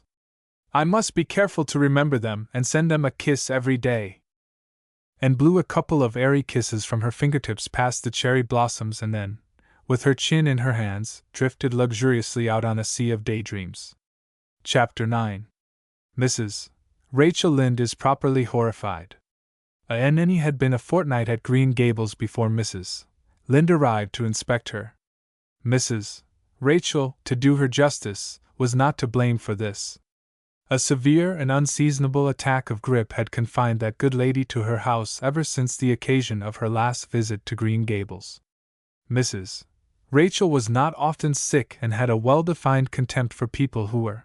But grippe, she asserted, was like no other illness on earth and could only be interpreted as one of the special visitations of Providence. As soon as her doctor allowed her to put her foot out of doors, she hurried up to Green Gables, bursting with curiosity to see Matthew and Marilla's orphan, concerning whom all sorts of stories and suppositions had gone abroad in Avonlea, and had made good use of every waking moment of that fortnight. Already she was acquainted with every tree and shrub about the place. She had discovered that a lane opened out below the apple orchard and ran up through a belt of woodland, and she had explored it to its furthest end in all its delicious vagaries of brook and bridge, fir coppice and wild cherry arch, corners thick with fern, and branching byways of maple and mountain ash. She had made friends with the spring down in the hollow, that wonderful deep, clear, icy cold spring. It was set about with smooth red sandstones and rimmed in by great palm-like clumps of water fern, and beyond it was a log bridge over the brook. That bridge led Anne's dancing feet up over a wooded hill beyond, where perpetual twilight reigned under the straight, thick-growing firs and spruces. The only flowers there were myriads of delicate June bells, those shyest and sweetest of woodland blooms, and a few pale, aerial starflowers, like the spirits of last year's blossoms. Gossamers glimmered like threads of silver among the trees, and the fir boughs and tassels seemed to utter friendly speech. All these raptured voyages of exploration were made in the odd half-hours which she was allowed for play, and in talked Matthew and Marilla half-deaf over her discoveries. Not that Matthew complained, to be sure. He listened to it all with a wordless smile of enjoyment on his face. Marilla permitted the chatter, until she found herself becoming too interested in it, whereupon she always promptly quenched, and by a curt command to hold her tongue, and was out in the orchard when Mrs. Rachel came, wandering at her own sweet will through the lush, tremulous grasses splashed with ruddy evening sunshine, so that good lady had an excellent chance to talk her illness fully over, describing every ache and pulse beat with such evident enjoyment that Marilla thought even grippe must bring its compensations. When details were exhausted, Mrs. Rachel introduced the real reason of her call. "I've been hearing some surprising things about you and Matthew. I don't suppose you are any more surprised than I am myself," said Marilla. "I'm getting over my surprise now." "It was too bad there was such a mistake," said Mrs. Rachel sympathetically. "Couldn't you have sent her back?" "I suppose we could, but we decided not to. Matthew took a fancy to her. And I must say I like her myself, although I admit she has her faults. The house seems a different place already. She's a real bright little thing." Marilla said more than she had intended to say when she began, for she read disapproval in Mrs. Rachel's expression. "It's a great responsibility you've taken on yourself," said that lady gloomily, "especially when you've never had any experience with children. You don't know much about her or her real disposition, I suppose, and there's no guessing how a child like that will turn out. But I don't want to discourage you, I'm sure, Marilla." "I'm not feeling discouraged," was Marilla's dry response. "When I make up my mind to do a thing, it stays made up. I suppose you'd like to see Anne. I'll call her in," and came running in presently, her face sparkling with the delight of her orchard rovings. But abashed at finding the delight herself in the unexpected presence of a stranger, she halted confusedly inside the door. She certainly was an odd-looking little creature in the short, tight wincey dress she had worn from the asylum, below which her thin legs seemed ungracefully long. Her freckles were more numerous and obtrusive than ever. The wind had ruffled her hatless hair into over-brilliant disorder. It had never looked redder than at that moment. "Well, they didn't pick you for your looks, that's sure and certain," was Mrs. Rachel Lynde's emphatic comment. Mrs. Rachel was one of those delightful and popular people who pride themselves on speaking their mind without fear or favor. "She's terrible skinny and homely, Marilla. Come here, child, and let me have a look at you. Lawful heart, did any one ever see such freckles? And hair as red as carrots? Come here, child, I say." Anne came there, but not exactly as Mrs. Rachel expected. With one bound she crossed the kitchen floor and stood before Mrs. Rachel, her face scarlet with anger, her lips quivering, and her whole slender form trembling from head to foot. "I hate you!" she cried in a choked voice, stamping her foot on the floor. "I hate you! I hate you! I hate you!" A louder stamp with each assertion of hatred. "How dare you call me skinny and ugly? How dare you say I'm freckled and red-headed? You are a rude, impolite, unfeeling woman!" "Anne!" exclaimed Marilla in consternation. But Anne continued to face Mrs. Rachel undauntedly, head up, eyes blazing, hands clenched, passionate indignation exhaling from her like an atmosphere. "How dare you say such things about me?" she repeated vehemently. "How would you like to have such things said about you? How would you like to be told that you are fat and clumsy and probably hadn't a spark of imagination in you? I don't care if I do hurt your feelings by saying so. I hope I hurt them. You have hurt mine worse than they were ever hurt before, even by Mrs. Thomas's intoxicated husband. And I'll never forgive you for it, never, never." Stamp. Stamp. "Did anybody ever see such a temper?" exclaimed the horrified Mrs. Rachel. "And go to your room and stay there until I come up," said Marilla, recovering her powers of speech with difficulty. And bursting into tears, rushed to the hall door, slammed it until the tins on the porch wall outside rattled in sympathy, and fled through the hall and up the stairs like a whirlwind. A subdued slam above told that the door of the east gable had been shut with equal vehemence. "Well, I don't envy you your job bringing that up, Marilla," said Mrs. Rachel with unspeakable solemnity. Marilla opened her lips to say she knew not what of apology or deprecation. What she did say was a surprise to herself then and ever afterwards. "You shouldn't have twigged her about her looks, Rachel. Marilla Cuthbert, you don't mean to say that you are upholding her in such a terrible display of temper as we've just seen?" demanded Mrs. Rachel indignantly. "No," said Marilla slowly. "I'm not trying to excuse her. She's been very naughty and I'll have to give her a talking to about it. But we must make allowances for her. She's never been taught what is right. And you were too hard on her, Rachel." Marilla could not help tacking on that last sentence, although she was again surprised at herself for doing it. Mrs. Rachel got up with an air of offended dignity. "Well, I see that I'll have to be very careful what I say after this, Marilla, since the fine feelings of orphans, brought from goodness knows where, have to be considered before anything else." "Oh, no, I'm not vexed, don't worry yourself. I'm too sorry for you to leave any room for anger in my mind. You'll have your own troubles with that child.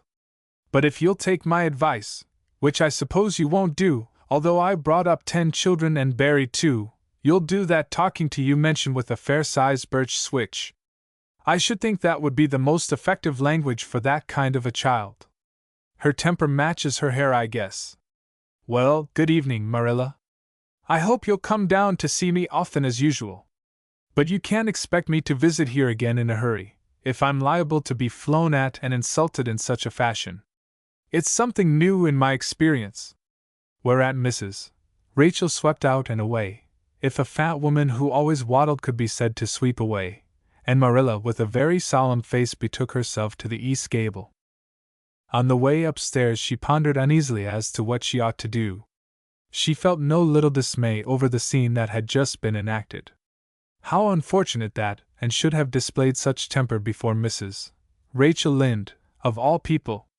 Then Marilla suddenly became aware of an uncomfortable and rebuking consciousness that she felt more humiliation over this than sorrow over the discovery of such a serious defect in Anne's disposition. And how was she to punish her? The amiable suggestion of the birch switch, to the efficiency of which all of Mrs. Rachel's own children could have borne smarting testimony, did not appeal to Marilla. She did not believe she could whip a child.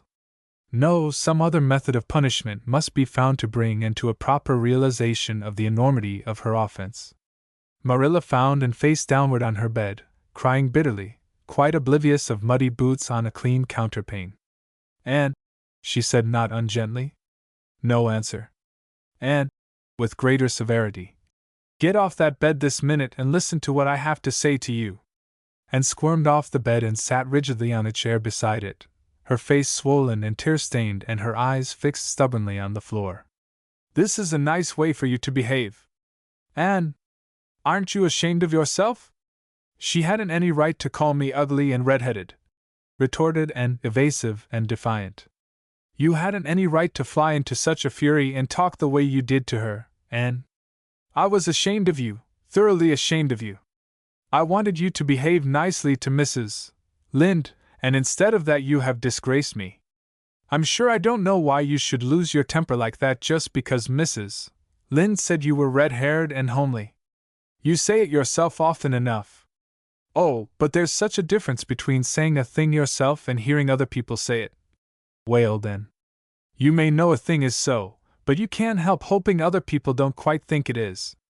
I suppose you think I have an awful temper, but I couldn't help it. When she said those things something just rose right up in me and choked me. I had to fly out at her. Well, you made a fine exhibition of yourself, I must say. Mrs. Lynde will have a nice story to tell about you everywhere, and she'll tell it, too. It was a dreadful thing for you to lose your temper like that, Anne. Just imagine how you would feel if somebody told you to your face that you were skinny and ugly," pleaded Anne tearfully. An old remembrance suddenly rose up before Marilla. She had been a very small child when she had heard one aunt say of her to another, "What a pity she is such a dark, homely little thing." Marilla was every day of 50 before the sting had gone out of that memory. "I don't say that I think Mrs. Lynde was exactly right in saying what she did to you, Anne," she admitted in a softer tone. "Rachel is too outspoken. But that is no excuse for such behavior on your part. She was a stranger and an elderly person and my visitor, all three very good reasons why you should have been respectful to her. You were rude and saucy and—" Marilla had a saving inspiration of punishment. "You must go to her and tell her you are very sorry for your bad temper and ask her to forgive you." "I can never do that," said Anne determinedly and darkly. "You can punish me in any way you like, Marilla. You can shut me up in a dark, damp dungeon inhabited by snakes and toads and feed me only on bread and water and I shall not complain. But I cannot ask Mrs. Lynde to forgive me. We're not in the habit of shutting people up in dark, damp dungeons," said Marilla drily, "especially as they're rather scarce in Avonlea. But apologize to Mrs. Lynde you must and shall, and you'll stay here in your room until you can tell me you're willing to do it." "I shall have to stay here forever then," said Anne mournfully, "because I can't tell Mrs. Lynde I'm sorry I said those things to her. How can I? I'm not sorry. I'm sorry I vexed you, but I'm glad I told her just what I did. It was a great satisfaction. I can't say I'm sorry when I'm not, can I? I can't even imagine I'm sorry." "Perhaps your imagination will be in better working order by the morning," said Marilla, rising to depart. "You'll have the night to think over your conduct in and come to a better frame of mind.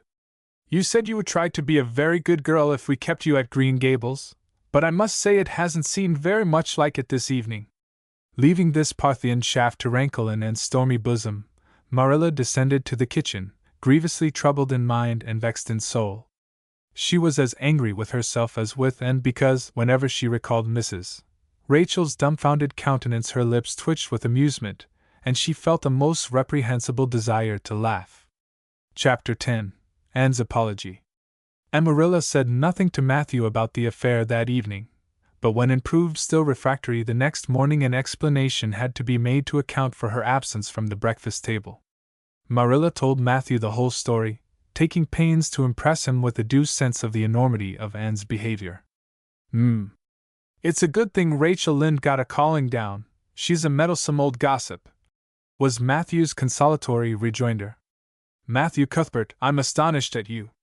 You know that Anne's behavior was dreadful, and yet you take her part.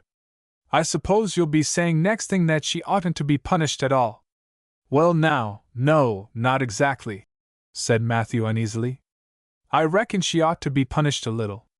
But don't be too hard on her, Marilla. Recollect she hasn't ever had anyone to teach her right.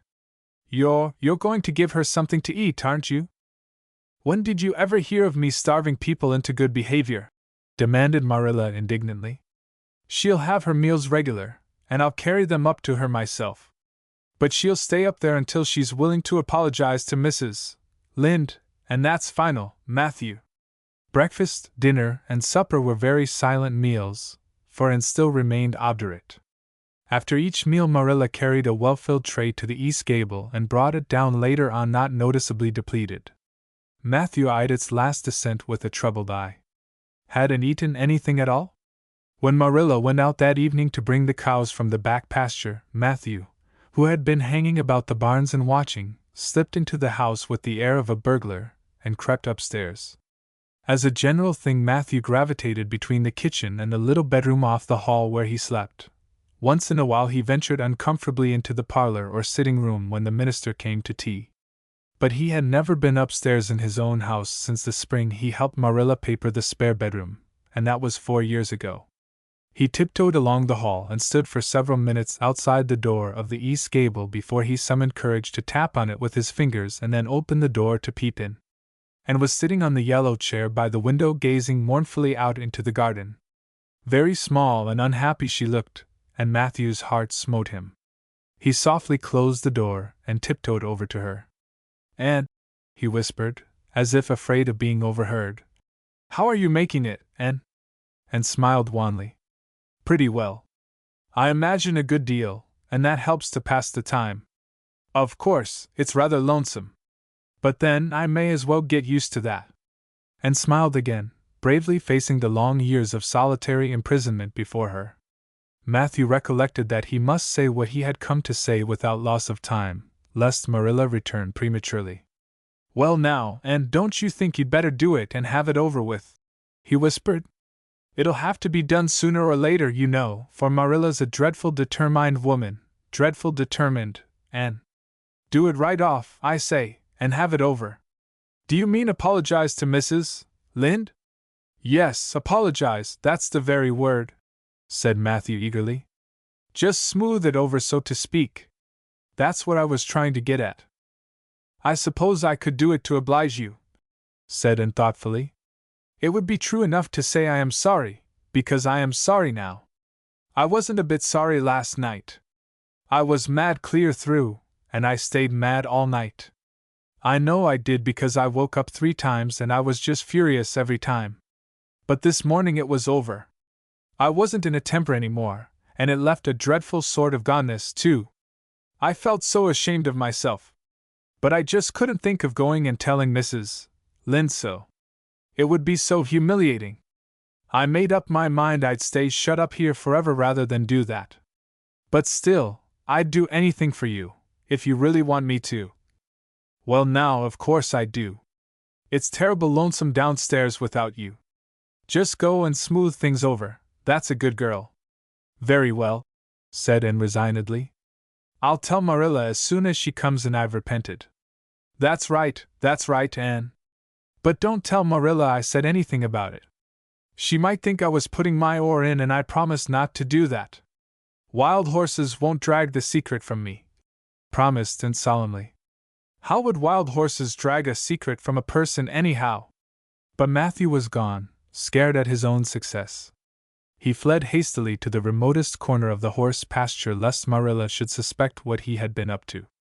Marilla herself, upon her return to the house, was agreeably surprised to hear a plaintive voice calling, "Marilla," over the banisters. "Well?" she said, going into the hall. "I'm sorry I lost my temper and said rude things, and I'm willing to go and tell Mrs. Lynde so." "Very well." Marilla's crispness gave no sign of her relief. She had been wondering what under the canopy she should do if, and did not give in. "I'll take you down after milking." Accordingly, after milking, behold Marilla and Anne walking down the lane, the former erect and triumphant, the latter drooping and dejected. But halfway down Anne's dejection vanished as if by enchantment. She lifted her head and stepped lightly along, her eyes fixed on the sunset sky and an air of subdued exhilaration about her. Marilla beheld the change disapprovingly. This was no meek penitence such as it behooved her to take into the presence of the offended Mrs. Lynde. "What are you thinking of, Anne?" she asked sharply. "I'm imagining out what I must say to Mrs. Lynde," answered Anne dreamily. This was satisfactory, or should have been so.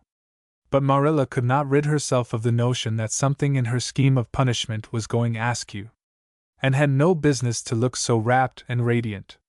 Rapt and radiant, and continued until they were in the very presence of Mrs. Lynde, who was sitting knitting by her kitchen window. Then the radiance vanished. Mournful penitence appeared on every feature. Before a word was spoken, and suddenly went down on her knees before the astonished Mrs. Rachel and held out her hands beseechingly. "Oh, Mrs. Lynde, I am so extremely sorry," she said with a quiver in her voice. "I could never express all my sorrow, no, not if I used up a whole dictionary. You must just imagine it. I behaved terribly to you, and I've disgraced the dear friends, Matthew and Marilla, who have let me stay at Green Gables although I'm not a boy. I'm a dreadfully wicked and ungrateful girl, and I deserve to be punished and cast out by respectable people forever. It was very wicked of me to fly into a temper because you told me the truth. It was the truth. Every word you said was true. My hair is red and I'm freckled and skinny and ugly.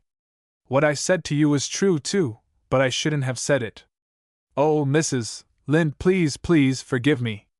If you refuse, it will be a lifelong sorrow on a poor little orphan girl, would you, even if she had a dreadful temper? Oh, I am sure you wouldn't. Please say you forgive me, Mrs. Lynde." And clasped her hands together, bowed her head, and waited for the word of judgment. There was no mistaking her sincerity. It breathed in every tone of her voice. Both Marilla and Mrs. Lynde recognized its unmistakable ring. But the former understood in dismay that, and was actually enjoying her valley of humiliation, was reveling in the thoroughness of her abasement. Where was the wholesome punishment upon which she, Marilla, had plumed herself, and had turned it into a species of positive pleasure? Good Mrs. Lynde, not being overburdened with perception, did not see this. She only perceived that and had made a very thorough apology, and all resentment vanished from her kindly, if somewhat officious, heart. There, get up, child," she said heartily. "Of course I forgive you. I guess I was a little too hard on you, anyway. But I'm such an outspoken person. You just mustn't mind me, that's what. It can't be denied your hair is terrible red, but I knew a girl once, went to school with her, in fact, whose hair was every mite as red as yours when she was young, but when she grew up it darkened to a real handsome auburn. I wouldn't be a mite surprised if yours did, too, not a mite. Oh, Mrs. Lynde," and drew a long breath as she rose to her feet. "You have given me a hope. I shall always feel that you are a benefactor. Oh, I could endure anything if I only thought my hair would be a handsome auburn when I grew up. It would be so much easier to be good if one's hair was a handsome auburn, don't you think? And now may I go out into your garden and sit on that bench under the apple trees while you and Marilla are talking? There is so much more scope for imagination out there. Laws, yes, run along, child. And you can pick a bouquet of them white June lilies over in the corner if you like." As the door closed behind and Mrs. Lynde got briskly up to light a lamp. "She's a real odd little thing. Take this chair, Marilla. It's easier than the one you've got. I just keep that for the hired boy to sit on. Yes, she certainly is an odd child, but there is something kind of taking about her after all. I don't feel so surprised at you and Matthew keeping her as I did, nor so sorry for you either. She may turn out all right. Of course, she has a queer way of expressing herself, a little too, well, too kind of forcible, you know. But she'll likely get over that now that she's come to live among civilized folks. And then, her temper's pretty quick, I guess. But there's one comfort, a child that has a quick temper, just blaze up and cool down, ain't never likely to be sly or deceitful. Preserve me from a sly child, that's what. On the whole, Marilla, I kind of like her. When Marilla went home and came out of the fragrant twilight of the orchard with the sheaf of white narcissi in her hands. "I apologized pretty well, didn't I?" she said proudly as they went down the lane. "I thought since I had to do it I might as well do it thoroughly." "You did it thoroughly, all right enough," was Marilla's comment. Marilla was dismayed at finding herself inclined to laugh over the recollection. She had also an uneasy feeling that she ought to scold and for apologizing so well. But then, that was ridiculous. She compromised with her conscience by saying severely, "I hope you won't have occasion to make many more such apologies.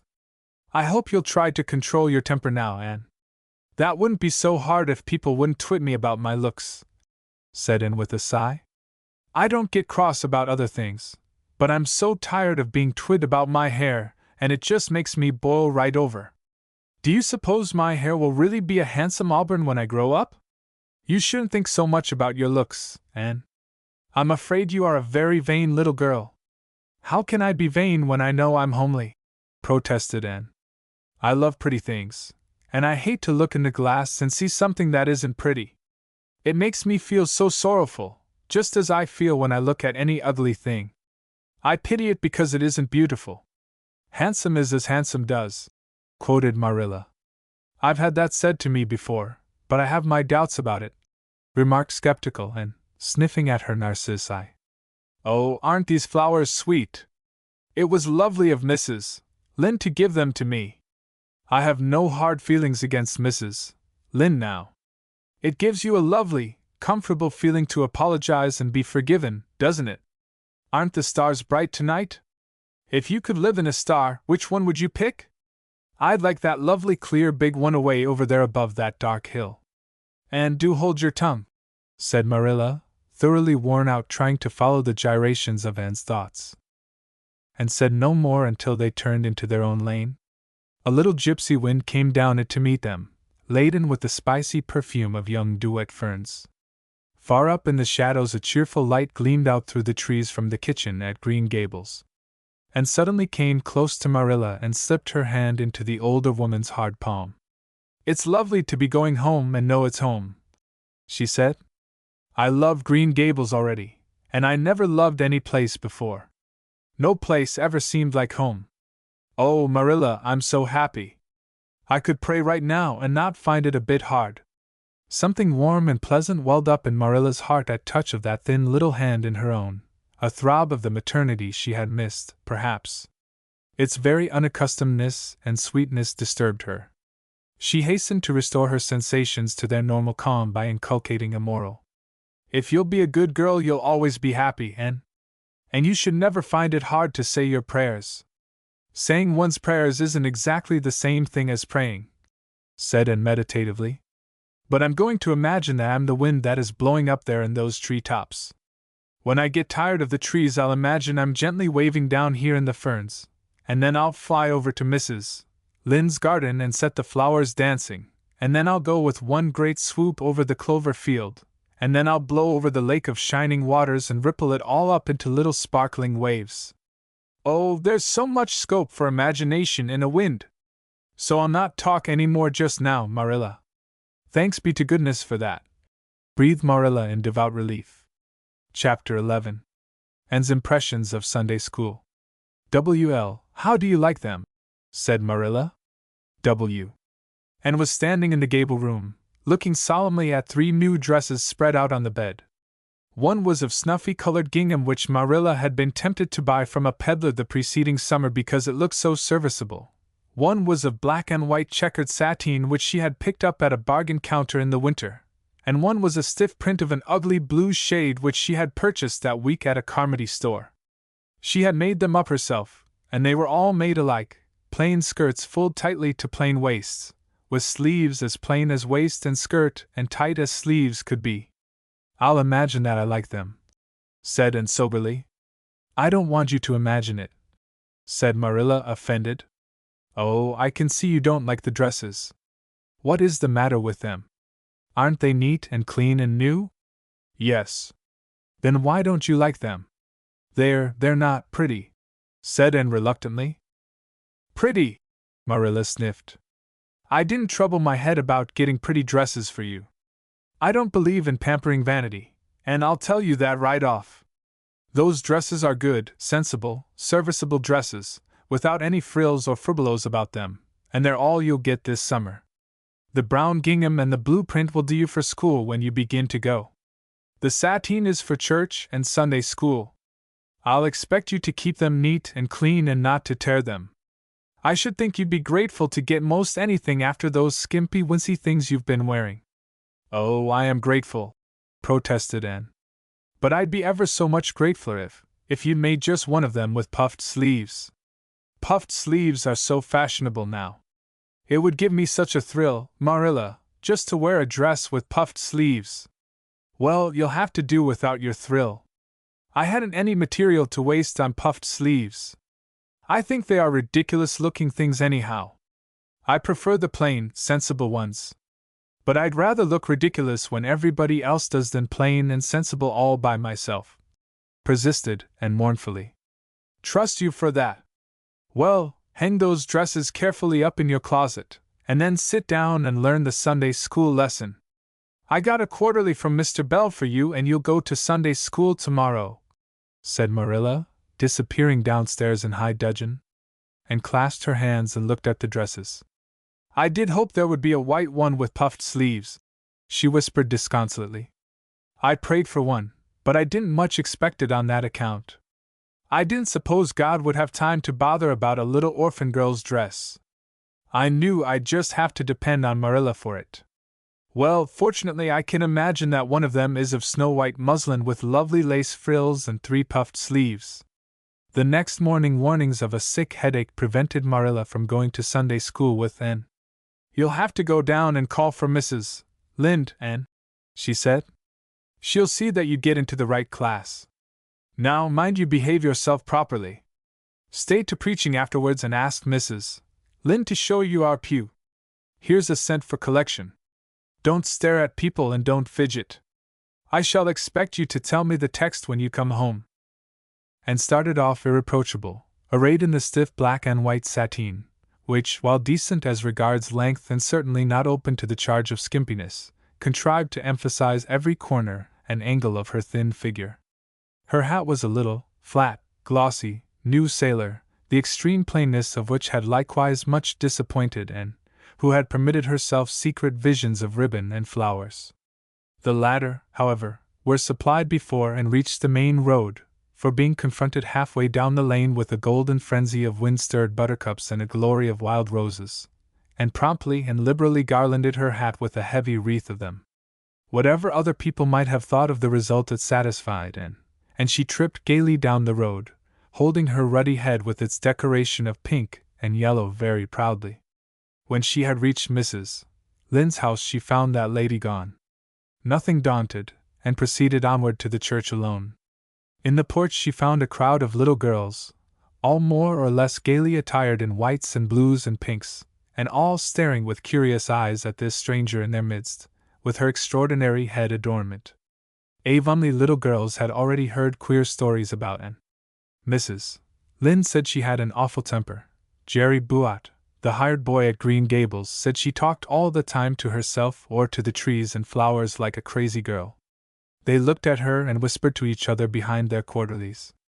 Nobody made any friendly advances then or later on when the opening exercises were over and found herself in Miss Rogerson's class. Miss Rogerson was a middle-aged lady who had taught a Sunday school class for 20 years. Her method of teaching was to ask the printed questions from the quarterly and look sternly over its edge at the particular little girl she thought ought to answer the question. She looked very often at Anne, and thanks to Marilla's drilling, answered promptly, but it may be questioned if she understood very much about either question or answer. She did not think she liked Miss Rogerson, and she felt very miserable. Every other little girl in the class had puffed sleeves, and felt that life was really not worth living without puffed sleeves.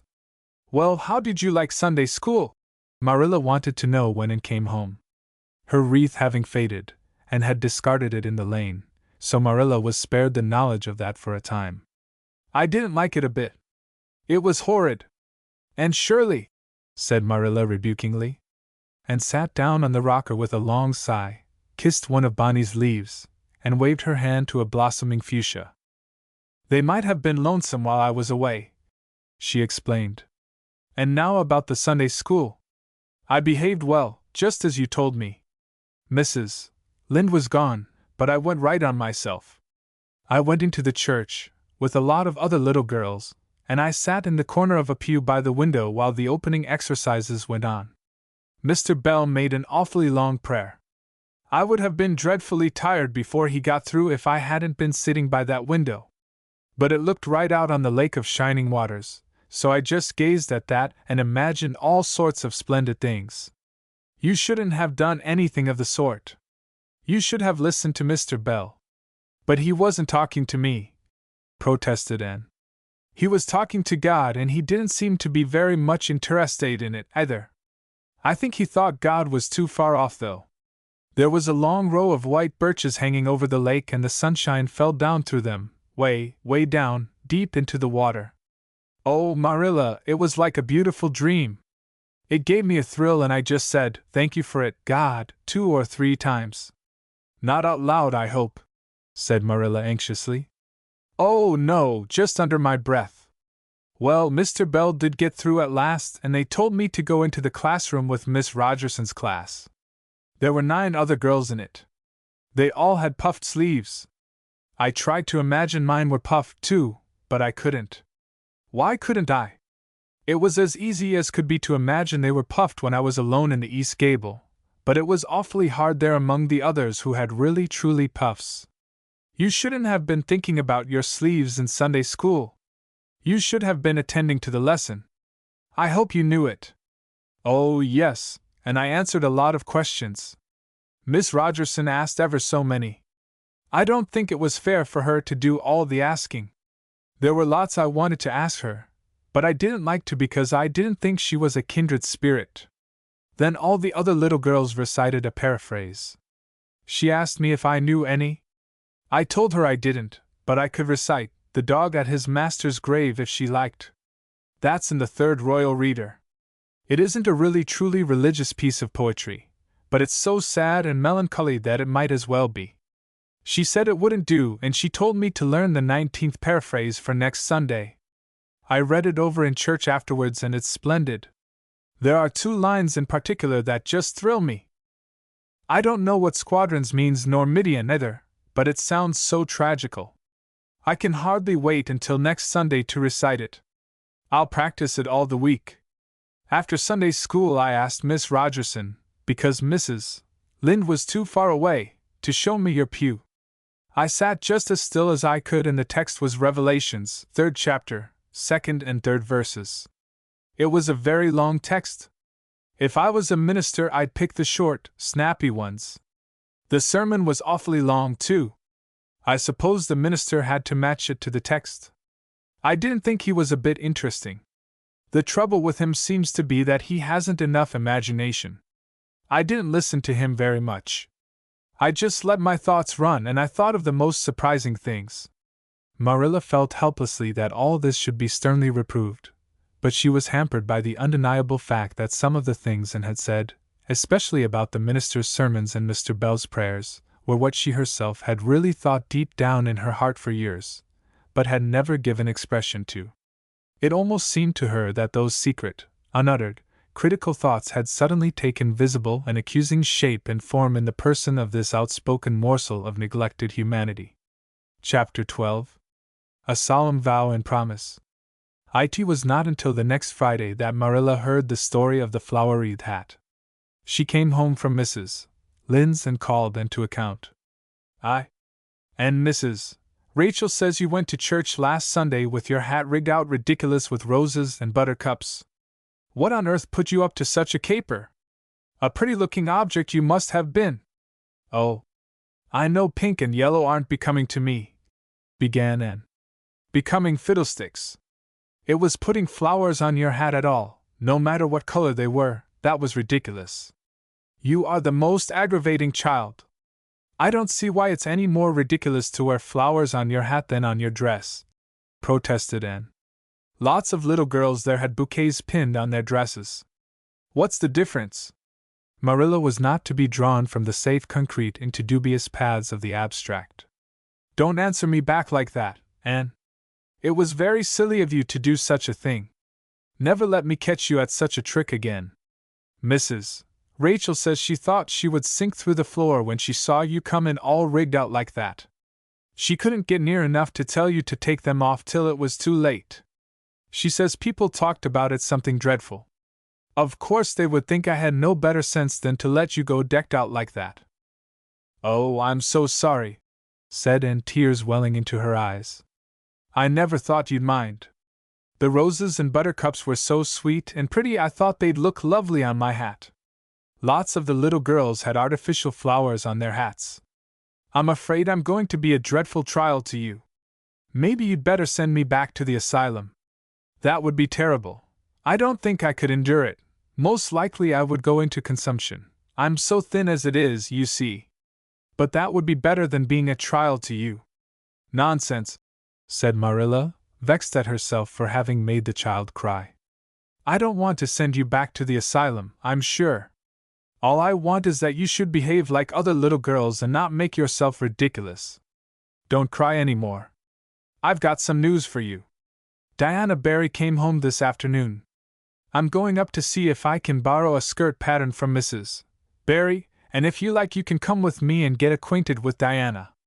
And rose to her feet, with clasped hands, the tears still glistening on her cheeks. The dish towel she had been hemming slipped unheeded to the floor. Oh, Marilla, I'm frightened. Now that it has come, I'm actually frightened. What if she shouldn't like me? It would be the most tragical disappointment of my life. Now, don't get into a fluster. And I do wish you wouldn't use such long words. It sounds so funny in a little girl. I guess Diana'll like you well enough. It's her mother you've got to reckon with. If she doesn't like you, it won't matter how much Diana does. If she has heard about your outburst to Mrs. Lynde and going to church with buttercups round your hat, I don't know what she'll think of you. You must be polite and well behaved, and don't make any of your startling speeches. For pity's sake, if the child isn't actually trembling. And was trembling. Her face was pale and tense. Oh, Marilla, you'd be excited, too, if you were going to meet a little girl you hoped to be your bosom friend and whose mother mightn't like you, she said as she hastened to get her hat. They went over to Orchard Slope by the short cut across the brook and up the Freehill Grove. Mrs. Barry came to the kitchen door in answer to Marilla's knock. She was a tall, black-eyed, black-haired woman, with a very resolute mouth. She had the reputation of being very strict with her children. How do you do, Marilla? She said cordially. Come in. And this is the little girl you have adopted, I suppose? Yes, this is Anne Shirley, said Marilla.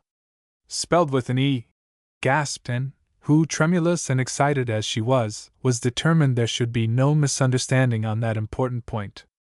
Mrs. Barry, not hearing or not comprehending, merely shook hands and said kindly, How are you? I am well in body, although considerable rumpled up in spirit, thank you, ma'am, said Anne gravely. Then aside to Marilla in an audible whisper, There wasn't anything startling in that, was there, Marilla? Diana was sitting on the sofa, reading a book which she dropped when the callers entered.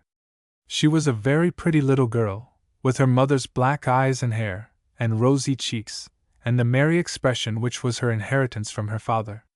This is my little girl Diana, said Mrs. Barry. Diana, you might take Anne out into the garden and show her your flowers. It will be better for you than straining your eyes over that book. She reads entirely too much. This to Marilla as the little girls went out. And I can't prevent her, for her father aids and abets her.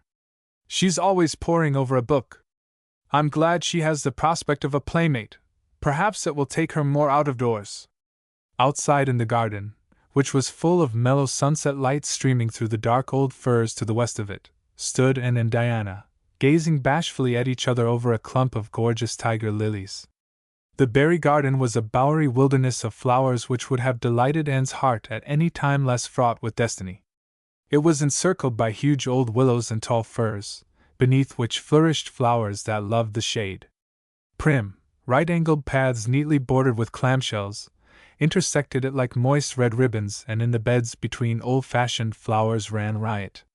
There were rosy bleeding hearts and great splendid crimson peonies, white, fragrant narcissi and thorny, sweet Scotch roses, pink and blue and white columbines and lilac-tinted bouncing beds, clumps of southernwood and ribbon grass and mint, purple Adam and Eve, daffodils, and masses of sweet clover white with its delicate, fragrant, feathery sprays, scarlet lightning that shot its fiery lances over prim white musk flowers.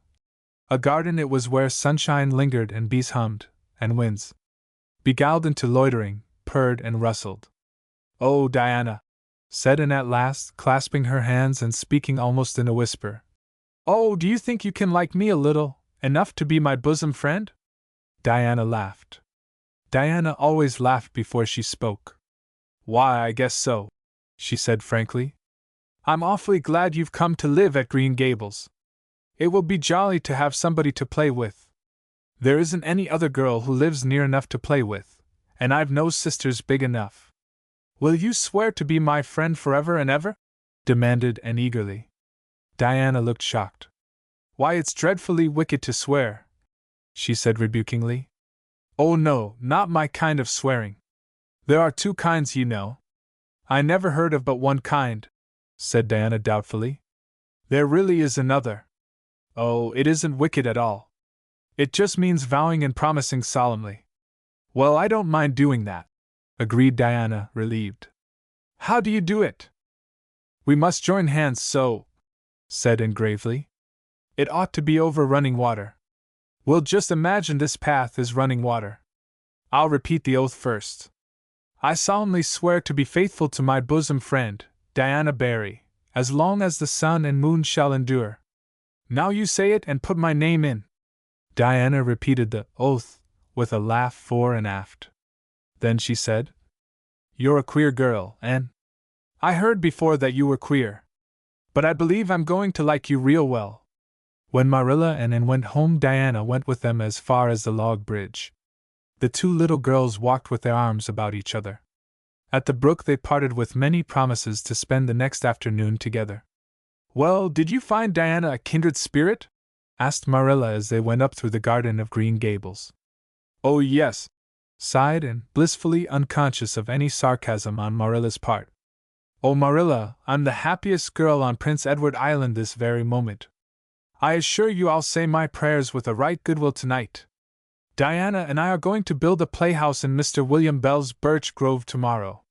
Can I have those broken pieces of china that are out in the woodshed? Diana's birthday is in February and mine is in March. Don't you think that is a very strange coincidence? Diana is going to lend me a book to read.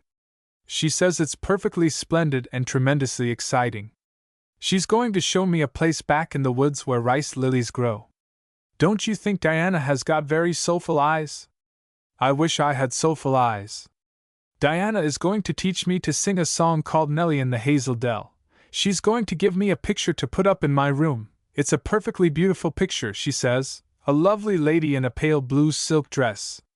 A sewing machine agent gave it to her. I wish I had something to give Diana. I'm an inch taller than Diana, but she is ever so much fatter. She says she'd like to be thin because it's so much more graceful, but I'm afraid she only said it to soothe my feelings. We're going to the shore some day to gather shells. We have agreed to call the spring down by the log bridge the Dryad's Bubble. Isn't that a perfectly elegant name? I read a story once about a spring called that. A dryad is sort of a grown-up fairy, I think. Well, all I hope is you won't talk Diana to death, said Marilla. But remember this in all your planning, Anne. You're not going to play all the time nor most of it. You'll have your work to do and it'll have to be done first. Anne's cup of happiness was full, and Matthew caused it to overflow. He had just got home from a trip to the store at Carmody, and he sheepishly produced a small parcel from his pocket and handed it to Anne, with a deprecatory look at Marilla. I heard you say you like chocolate sweeties, so I got you some, he said. Humph, sniffed Marilla. It'll ruin her teeth and stomach. There, child, don't look so dismal. You can eat those since Matthew has gone and got them. He'd better have brought you peppermints. They're wholesomer. Don't sicken yourself eating all them at once now. Oh, no, indeed I won't, said Anne eagerly. I'll just eat one tonight, Marilla. And I can give Diana half of them, can I? The other half will taste twice as sweet to me if I give some to her. It's delightful to think I have something to give her. I will say it for the child," said Marilla when Anne had gone to her gable. "She isn't stingy. I'm glad, for of all faults I detest stinginess in a child. Dear me, it's only 3 weeks since she came, and it seems as if she'd been here always. I can't imagine the place without her. Now don't be looking I told you so, Matthew. That's bad enough in a woman, but it isn't to be endured in a man. I'm perfectly willing to own up that I'm glad I consented to keep the child and that I'm getting fond of her, but don't you rub it in, Matthew Cuthbert." Chapter 13. The Delights of Anticipation. "It's time and was in to do her sewing," said Marilla, glancing at the clock and then out into the yellow August afternoon where everything drowsed in the heat. "She stayed playing with Diana more than half an hour more and I gave her leave to, and now she's perched out there on the woodpile talking to Matthew, 19 to the dozen, when she knows perfectly well she ought to be at her work. And of course he's listening to her like a perfect ninny. I never saw such an infatuated man. The more she talks and the odder the things she says, the more he's delighted evidently. And Shirley, you come right in here this minute, do you hear me? A series of staccato taps on the west window brought and flying in from the yard, eyes shining, cheeks faintly flushed with pink, unbraided hair streaming behind her in a torrent of brightness. "Oh, Marilla," she exclaimed breathlessly, "there's going to be a Sunday school picnic next week, in Mr. Harmon Andrews's field, right near the Lake of Shining Waters. And Mrs. Superintendent Bell and Mrs. Rachel Lynde are going to make ice cream. Think of it, Marilla. Ice cream. And oh, Marilla, can I go to it? Just look at the clock, if you please, Anne. What time did I tell you to come in? 2 o'clock.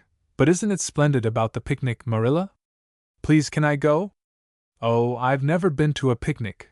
I've dreamed of picnics, but I've never. Yes, I told you to come at 2 o'clock. And it's 2:45. I'd like to know why you didn't obey me, Anne. Why, I meant to, Marilla, as much as could be. But you have no idea how fascinating Idlewild is. And then, of course, I had to tell Matthew about the picnic. Matthew is such a sympathetic listener. Please, can I go? You'll have to learn to resist the fascination of idle whatever you call it. When I tell you to come in at a certain time, I mean that time, and not half an hour later. And you needn't stop to discourse with sympathetic listeners on your way either. As for the picnic, of course you can go. You're a Sunday school scholar, and it's not likely I'd refuse to let you go when all the other little girls are going. But, faltered Anne, Diana says that everybody must take a basket of things to eat. I can't cook, as you know, Marilla, and I don't mind going to a picnic without puffed sleeves so much, but I'd feel terribly humiliated if I had to go without a basket. It's been preying on my mind ever since Diana told me. Well, it needn't prey any longer. I'll bake you a basket. Oh, you dear good Marilla. Oh, you are so kind to me. Oh, I'm so much obliged to you. Getting through with her ohs, and cast herself into Marilla's arms and rapturously kissed her sallow cheek. It was the first time in her whole life that childish lips had voluntarily touched Marilla's face. Again that sudden sensation of startling sweetness thrilled her. She was secretly vastly pleased at Anne's impulsive caress, which was probably the reason why she said brusquely, There, never mind your kissing nonsense. I'd sooner see you doing strictly as you're told. As for cooking, I mean to begin giving you lessons in that some of these days. But you're so feather-brained, and I've been waiting to see if you'd sober down a little and learn to be steady before I begin. You've got to keep your wits about you in cooking and not stop in the middle of things to let your thoughts rove all over creation. Now get out your patchwork and have your square done before tea time. I do not like patchwork, said Anne dolefully, hunting out her work basket and sitting down before a little heap of red and white diamonds with a sigh. I think some kinds of sewing would be nice, but there's no scope for imagination in patchwork. It's just one little seam after another, and you never seem to be getting anywhere. But of course I'd rather be Anne of Green Gables sewing patchwork than Anne of any other place with nothing to do but play. I wish time went as quick sewing patches as it does when I'm playing with Diana, though. Oh, we do have such elegant times, Marilla. I have to furnish most of the imagination, but I'm well able to do that. Diana is simply perfect in every other way. You know that little piece of land across the brook that runs up between our farm and Mr. Barry's? It belongs to Mr. William Bell, and right in the corner there is a little ring of white birch trees, the most romantic spot, Marilla. Diana and I have our playhouse there. We call it Idlewild. Isn't that a poetical name? I assure you it took me some time to think it out. I stayed awake nearly a whole night before I invented it. Then, just as I was dropping off to sleep, it came like an inspiration. Diana was enraptured when she heard it. We have got our house fixed up elegantly. You must come and see it, Marilla, won't you? We have great big stones, all covered with moss, for seats, and boards from tree to tree for shelves. And we have all our dishes on them. Of course, they're all broken, but it's the easiest thing in the world to imagine that they are whole. There's a piece of a plate with a spray of red and yellow ivy on it that is especially beautiful. We keep it in the parlor, and we have the fairy glass there, too. The fairy glass is as lovely as a dream. Diana found it out in the woods behind their chicken house. It's all full of rainbows, just little young rainbows that haven't grown big yet, and Diana's mother told her it was broken off a hanging lamp they once had. But it's nice to imagine the fairies lost it one night when they had a ball, so we call it the fairy glass. Matthew is going to make us a table. Oh, we have named that little round pool over in Mr. Barry's field Willowmere. I got that name out of the book Diana lent me. That was a thrilling book, Marilla. The heroine had 5 lovers. I'd be satisfied with one, wouldn't you? She was very handsome and she went through great tribulations. She could faint as easy as anything. I'd love to be able to faint, wouldn't you, Marilla? It's so romantic. But I'm really very healthy for all I'm so thin. I believe I'm getting fatter, though. Don't you think I am? I look at my elbows every morning when I get up to see if any dimples are coming. Diana is having a new dress made with elbow sleeves. She is going to wear it to the picnic. Oh, I do hope it will be fine next Wednesday. I don't feel that I could endure the disappointment if anything happened to prevent me from getting to the picnic. I suppose I'd live through it, but I'm certain it would be a lifelong sorrow. It wouldn't matter if I got to 100 picnics in after years. They wouldn't make up for missing this one. They're going to have boats on the Lake of Shining Waters, and ice cream, as I told you. I have never tasted ice cream. Diana tried to explain what it was like, but I guess ice cream is one of those things that are beyond imagination. And you have talked even on for 10 minutes by the clock, said Marilla. Now, just for curiosity's sake, see if you can hold your tongue for the same length of time. And held her tongue as desired. But for the rest of the week she talked picnic and thought picnic and dreamed picnic. On Saturday it rained and she worked herself up into such a frantic state lest it should keep on raining until and over Wednesday that Marilla made her sew an extra patchwork square by way of steadying her nerves. On Sunday and confided to Marilla on the way home from church that she grew actually cold all over with excitement when the minister announced the picnic from the pulpit. Such a thrill as went up and down my back, Marilla. I don't think I'd ever really believed until then that there was honestly going to be a picnic. I couldn't help fearing I'd only imagined it. But when a minister says a thing in the pulpit you just have to believe it. You set your heart too much on things, Anne, said Marilla with a sigh. I'm afraid there'll be a great many disappointments in store for you through life. Oh, Marilla, looking forward to things is half the pleasure of them, exclaimed Anne. You mayn't get the things themselves, but nothing can prevent you from having the fun of looking forward to them. Mrs. Lynde says, "Blessed are they who expect nothing, for they shall not be disappointed." But I think it would be worse to expect nothing than to be disappointed. Marilla wore her amethyst brooch to church that day as usual. Marilla always wore her amethyst brooch to church. She would have thought it rather sacrilegious to leave it off, as bad as forgetting her Bible or her collection dime. That amethyst brooch was Marilla's most treasured possession. A seafaring uncle had given it to her mother, who in turn had bequeathed it to Marilla. It was an old-fashioned oval, containing a braid of her mother's hair, surrounded by a border of very fine amethysts. Marilla knew too little about precious stones to realize how fine the amethysts actually were, but she thought them very beautiful and was always pleasantly conscious of their violet shimmer at her throat, above her good brown satin dress, even although she could not see it, and had been smitten with delighted admiration when she first saw that brooch. "Oh, Marilla, it's a perfectly elegant brooch. I don't know how you can pay attention to the sermon or the prayers when you have it on." "I couldn't, I know. I think amethysts are just sweet. They are what I used to think diamonds were like. Long ago, before I had ever seen a diamond, I read about them and I tried to imagine what they would be like. I thought they would be lovely glimmering purple stones. When I saw a real diamond in a lady's ring one day, I was so disappointed I cried. Of course, it was very lovely, but it wasn't my idea of a diamond. Will you let me hold the brooch for 1 minute, Marilla? Do you think amethysts can be the souls of good violets?" Chapter 14. Anne's Confession. Oh, and the Monday evening before the picnic, Marilla came down from her room with a troubled face. "Oh, Anne," she said to that small personage, who was shelling peas by the spotless table and singing Nellie of the Hazel Dell, with a vigor and expression that did credit to Diana's teaching. "Did you see anything of my amethyst brooch? I thought I stuck it in my pincushion when I came home from church yesterday evening, but I can't find it anywhere." I saw it this afternoon when you were away at the Aid Society," said Anne, a little slowly.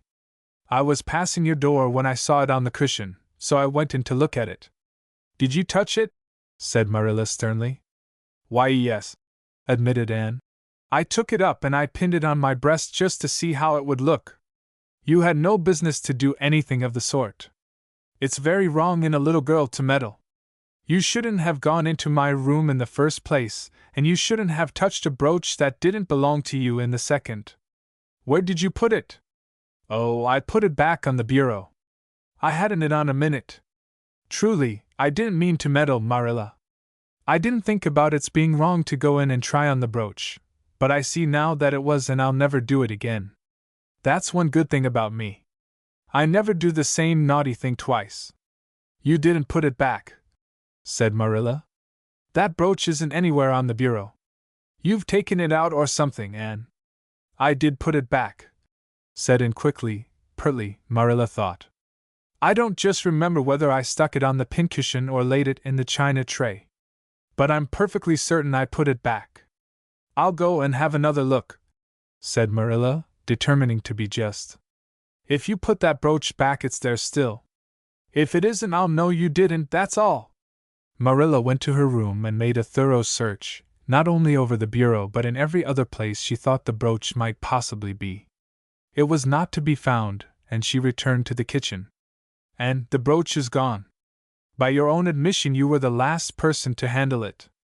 Now, what have you done with it? Tell me the truth at once. Did you take it out and lose it?" "No, I didn't," said Anne solemnly, meeting Marilla's angry gaze squarely. "I never took the brooch out of your room, and that is the truth, if I was to be led to the block for it, although I'm not very certain what a block is.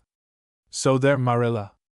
Anne's "so there" was only intended to emphasize her assertion, but Marilla took it as a display of defiance. "I believe you are telling me a falsehood, Anne," she said sharply. "I know you are. There now, don't say anything more unless you are prepared to tell the whole truth. Go to your room and stay there until you are ready to confess." "Will I take the peas with me?" said Anne meekly. "No, I'll finish shelling them myself." "Do as I bid you." When Anne had gone, Marilla went about her evening tasks in a very disturbed state of mind. She was worried about her valuable brooch. What if Anne had lost it? And how wicked of the child to deny having taken it, when anybody could see she must have. With such an innocent face, too. "I don't know what I wouldn't sooner have had happen," thought Marilla, as she nervously shelled the peas. "Of course, I don't suppose she meant to steal it or anything like that. She's just taken it to play with or help along that imagination of hers. She must have taken it, that's clear, for there hasn't been a soul in that room since she was in it, by her own story, until I went up tonight. And the brooch is gone, there's nothing surer. I suppose she has lost it and is afraid to own up for fear she'll be punished. It's a dreadful thing to think she tells falsehoods. It's a far worse thing than her fit of temper. It's a fearful responsibility to have a child in your house you can't trust. Slyness and untruthfulness, that's what she has displayed. I declare I feel worse about that than about the brooch. If she'd only have told the truth about it, I wouldn't mind so much. Marilla went to her room at intervals all through the evening and searched for the brooch, without finding it. A bedtime visit to the East Gable produced no result, and persisted in denying that she knew anything about the brooch, but Marilla was only the more firmly convinced that she did. She told Matthew the story the next morning. Matthew was confounded and puzzled. He could not so quickly lose faith in, but he had to admit that circumstances were against her. "You're sure it hasn't fell down behind the bureau?" was the only suggestion he could offer. "I've moved the bureau and I've taken out the drawers and I've looked in every crack and cranny," was Marilla's positive answer. "The brooch is gone and that child has taken it and lied about it. That's the plain, ugly truth, Matthew Cuthbert, and we might as well look it in the face." "Well now, what are you going to do about it?" Matthew asked forlornly, feeling secretly thankful that Marilla and not he had to deal with the situation. He felt no desire to put his oar in this time. "She'll stay in her room until she confesses," said Marilla grimly, remembering the success of this method in the former case. "Then we'll see. Perhaps we'll be able to find the brooch if she'll only tell where she took it, but in any case she'll have to be severely punished, Matthew." "Well now, you'll have to punish her," said Matthew, reaching for his hat. "I've nothing to do with it, remember. You warned me off yourself." Marilla felt deserted by everyone. She could not even go to Mrs. Lynde for advice. She went up to the East Gable with a very serious face, and left it with a face more serious still, and steadfastly refused to confess. She persisted in asserting that she had not taken the brooch. The child had evidently been crying, and Marilla felt a pang of pity which she sternly repressed. By night she was, as she expressed it, beat out. "You'll stay in this room until you confess, Anne. You can make up your mind to that," she said firmly. "But the picnic is tomorrow, Marilla," cried Anne. "You won't keep me from going to that, will you? You'll just let me out for the afternoon, won't you? Then I'll stay here as long as you like afterwards cheerfully. But I must go to the picnic." "You'll not go to picnics nor anywhere else until you've confessed, Anne."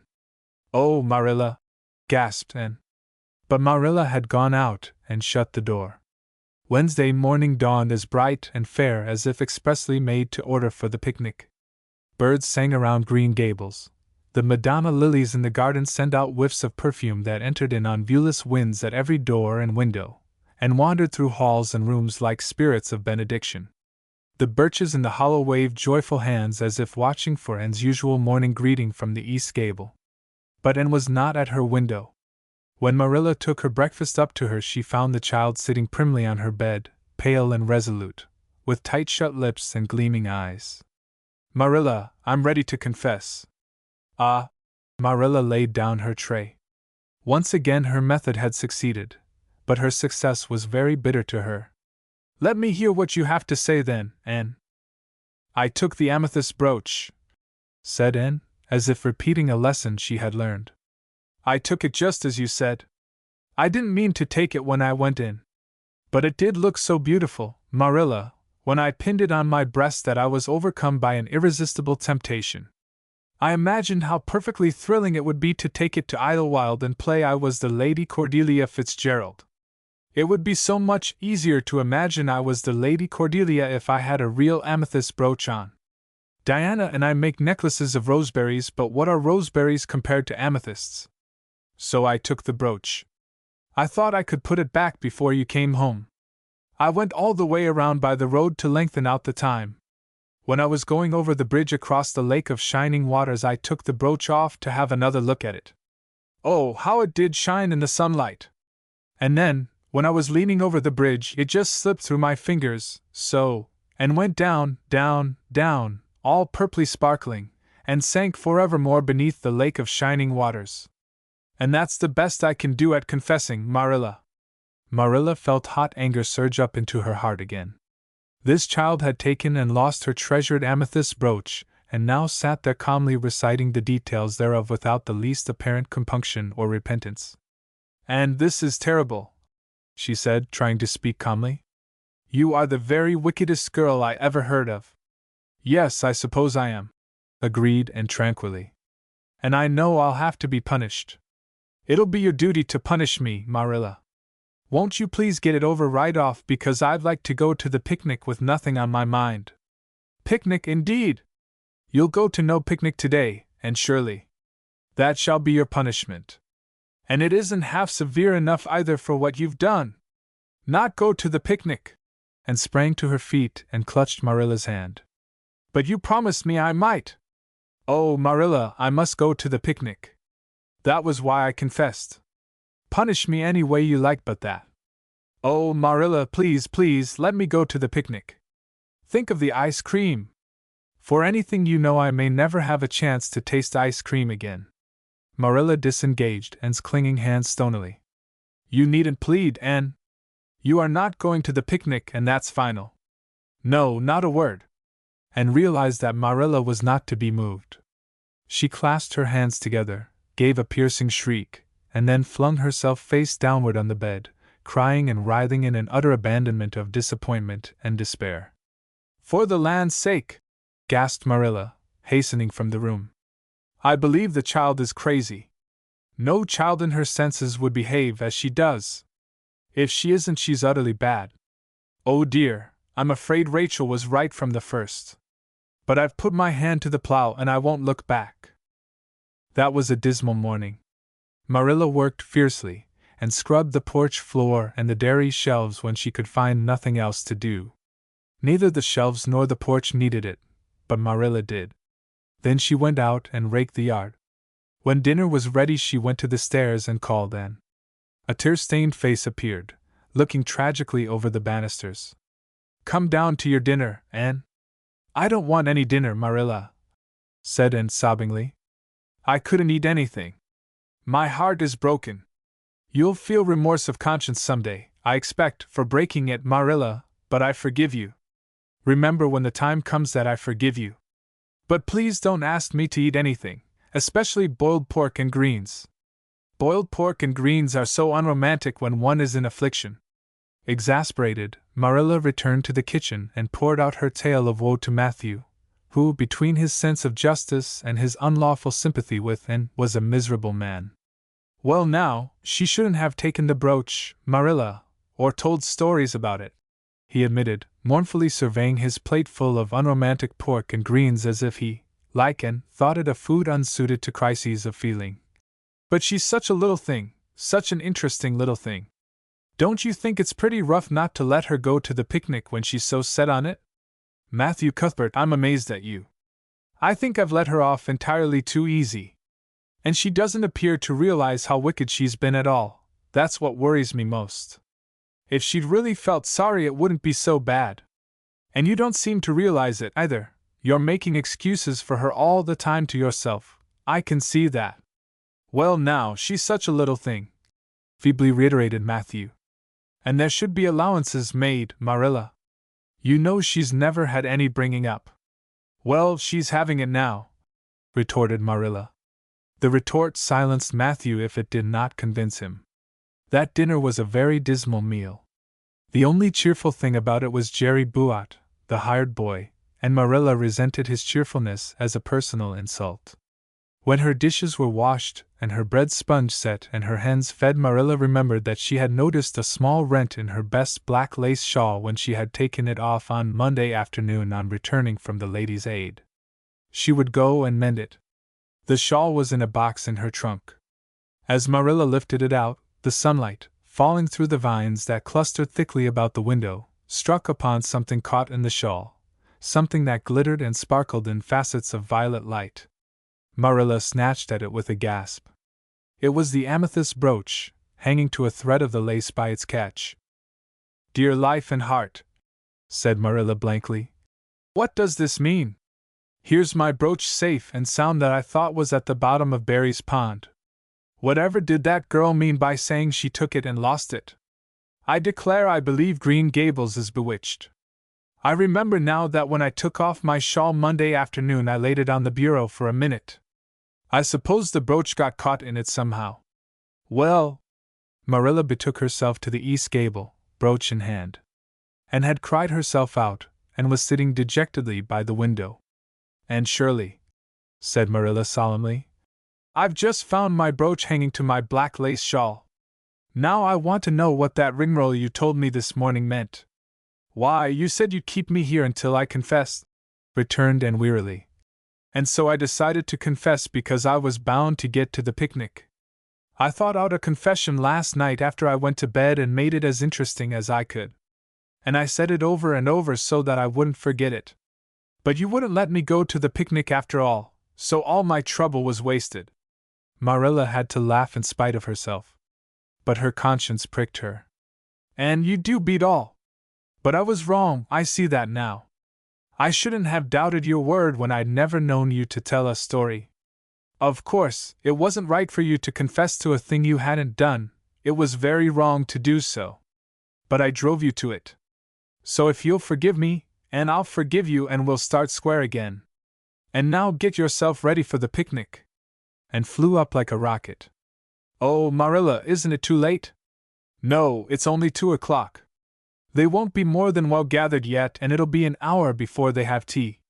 Wash your face and comb your hair and put on your gingham. I'll fill a basket for you. There's plenty of stuff baked in the house.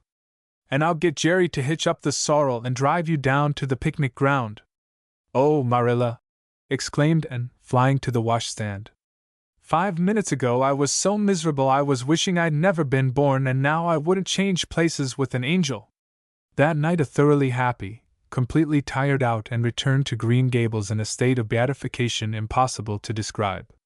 Oh, Marilla, I've had a perfectly scrumptious time. Scrumptious is a new word I learned today. I heard Mary Alice Bell use it. Isn't it very expressive? Everything was lovely. We had a splendid tea, and then Mr. Harmon Andrews took us all for a row on the Lake of Shining Waters, 6 of us at a time. And Jane Andrews nearly fell overboard. She was leaning out to pick water lilies, and if Mr. Andrews hadn't caught her by her sash just in the nick of time, she'd fallen in and probably been drowned. I wish it had been me. It would have been such a romantic experience to have been nearly drowned. It would be such a thrilling tale to tell. And we had the ice cream. Words fail me to describe that ice cream. Marilla, I assure you it was sublime. That evening Marilla told the whole story to Matthew over her stocking basket. I'm willing to own up that I made a mistake, she concluded candidly. But I've learned a lesson. I have to laugh when I think of Anne's confession, although I suppose I shouldn't, for it really was a falsehood. But it doesn't seem as bad as the other would have been, somehow, and anyhow I'm responsible for it. That child is hard to understand in some respects. But I believe she'll turn out all right yet. And there's one thing certain, no house will ever be dull that she's in. Chapter 15. A Tempest in the School Teapot. W had a splendid day, said Anne, drawing a long breath. Isn't it good just to be alive on a day like this? I pity the people who aren't born yet for missing it. They may have good days, of course, but they can never have this one. And it's splendider still to have such a lovely way to go to school by, isn't it? W. It's a lot nicer than going round by the road, that is so dusty and hot, said Diana practically, peeping into her dinner basket and mentally calculating if the 3 juicy, toothsome, raspberry tarts reposing there were divided among 10 girls, how many bites each girl would have. The little girls of Avonlea School always pooled their lunches, and to eat 3 raspberry tarts all alone, or even to share them only with one's best chum, would have forever and ever branded as awful mean the girl who did it. And yet, when the tarts were divided among 10 girls, you just got enough to tantalize you. The way Anne and Diana went to school was a pretty one. And thought those walks to and from school with Diana couldn't be improved upon even by imagination. Going around by the main road would have been so unromantic. But to go by Lover's Lane and Willowmere and Violet Vale and the Birch Path was romantic, if ever anything was. Lover's Lane opened out below the orchard at Green Gables and stretched far up into the woods to the end of the Cuthbert farm. It was the way by which the cows were taken to the back pasture, and the wood hauled home in winter, and had named it Lover's Lane before she had been a month at Green Gables. Not that lovers ever really walk there, she explained to Marilla, but Diana and I are reading a perfectly magnificent book, and there's a Lover's Lane in it. So we want to have one too. And it's a very pretty name, don't you think? So romantic. We can't imagine the lovers into it, you know. I like that lane because you can think out loud there without people calling you crazy. And starting out alone in the morning, went down Lover's Lane as far as the brook. Here Diana met her, and the two little girls went on up the lane under the leafy arch of maples. Maples are such sociable trees, said Anne. They're always rustling and whispering to you. Until they came to a rustic bridge. Then they left the lane and walked through Mr. Barry's back field and past Willowmere. Beyond Willowmere came Violet Vale, a little green dimple in the shadow of Mr. Andrew Bell's big woods. Of course there are no violets there now, Anne told Marilla, but Diana says there are millions of them in spring. Oh, Marilla, can't you just imagine you see them? It actually takes away my breath. I named it Violet Vale. Diana says she never saw the beat of me for hitting on fancy names for places. It's nice to be clever at something, isn't it? But Diana named the Birch Path. She wanted to, so I let her, but I'm sure I could have found something more poetical than plain Birch Path. Anybody can think of a name like that. But the Birch Path is one of the prettiest places in the world, Marilla. It was. Other people besides and thought so when they stumbled on it. It was a little narrow, twisting path, winding down over a long hill straight through Mr. Bell's woods, where the light came down sifted through so many emerald screens that it was as flawless as the heart of a diamond. It was fringed in all its length with slim young birches, white-stemmed and lissom-boughed, ferns and starflowers and wild lilies of the valley, and scarlet tufts of pigeonberries grew thickly along it, and always there was a delightful spiciness in the air and music of bird calls and the murmur and laugh of wood winds in the trees overhead. Now and then you might see a rabbit skipping across the road if you were quiet, which, with Anne and Diana, happened about once in a blue moon. Down in the valley the path came out to the main road, and then it was just up the spruce hill to the school. The Avonlea School was a whitewashed building, low in the eaves and wide in the windows, furnished inside with comfortable substantial old-fashioned desks that opened and shut, and were carved all over their lids with the initials and hieroglyphics of 3 generations of school children. The schoolhouse was set back from the road, and behind it was a dusky fir wood and a brook where all the children put their bottles of milk in the morning to keep cool and sweet until dinner hour. Marilla had seen Anne start off to school on the first day of September with many secret misgivings. Anne was such an odd girl. How would she get on with the other children? And how on earth would she ever manage to hold her tongue during school hours? Things went better than Marilla feared, however, and came home that evening in high spirits. "I think I'm going to like school here," she announced. "I don't think much of the master through. He's all the time curling his mustache and making eyes at Prissy Andrews. Prissy is grown up, you know. She's 16 and she's studying for the entrance examination into Queen's Academy at Charlottetown next year.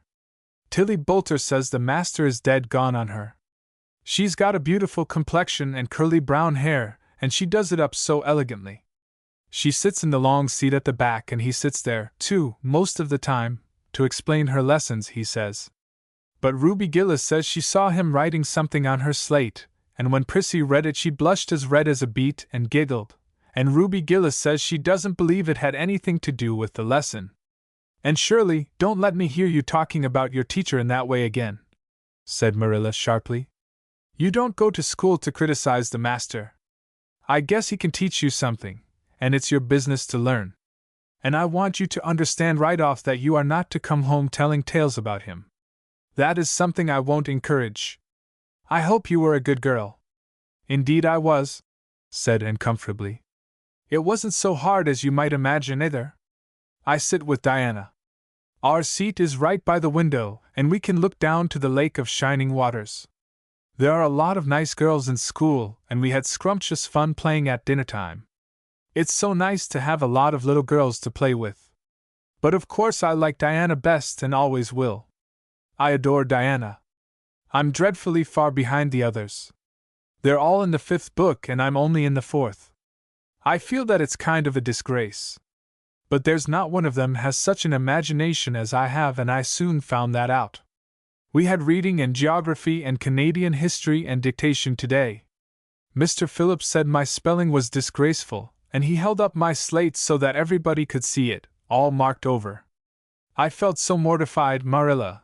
He might have been politer to a stranger, I think. Ruby Gillis gave me an apple and Sophia Sloane lent me a lovely pink card with "May I see you home" on it. I'm to give it back to her tomorrow. And Tilly Boulter let me wear her bead ring all the afternoon. Can I have some of those pearl beads off the old pincushion in the garret to make myself a ring? And oh, Marilla, Jane Andrews told me that Minnie McPherson told her that she heard Prissy Andrews tell Sarah Gillis that I had a very pretty nose.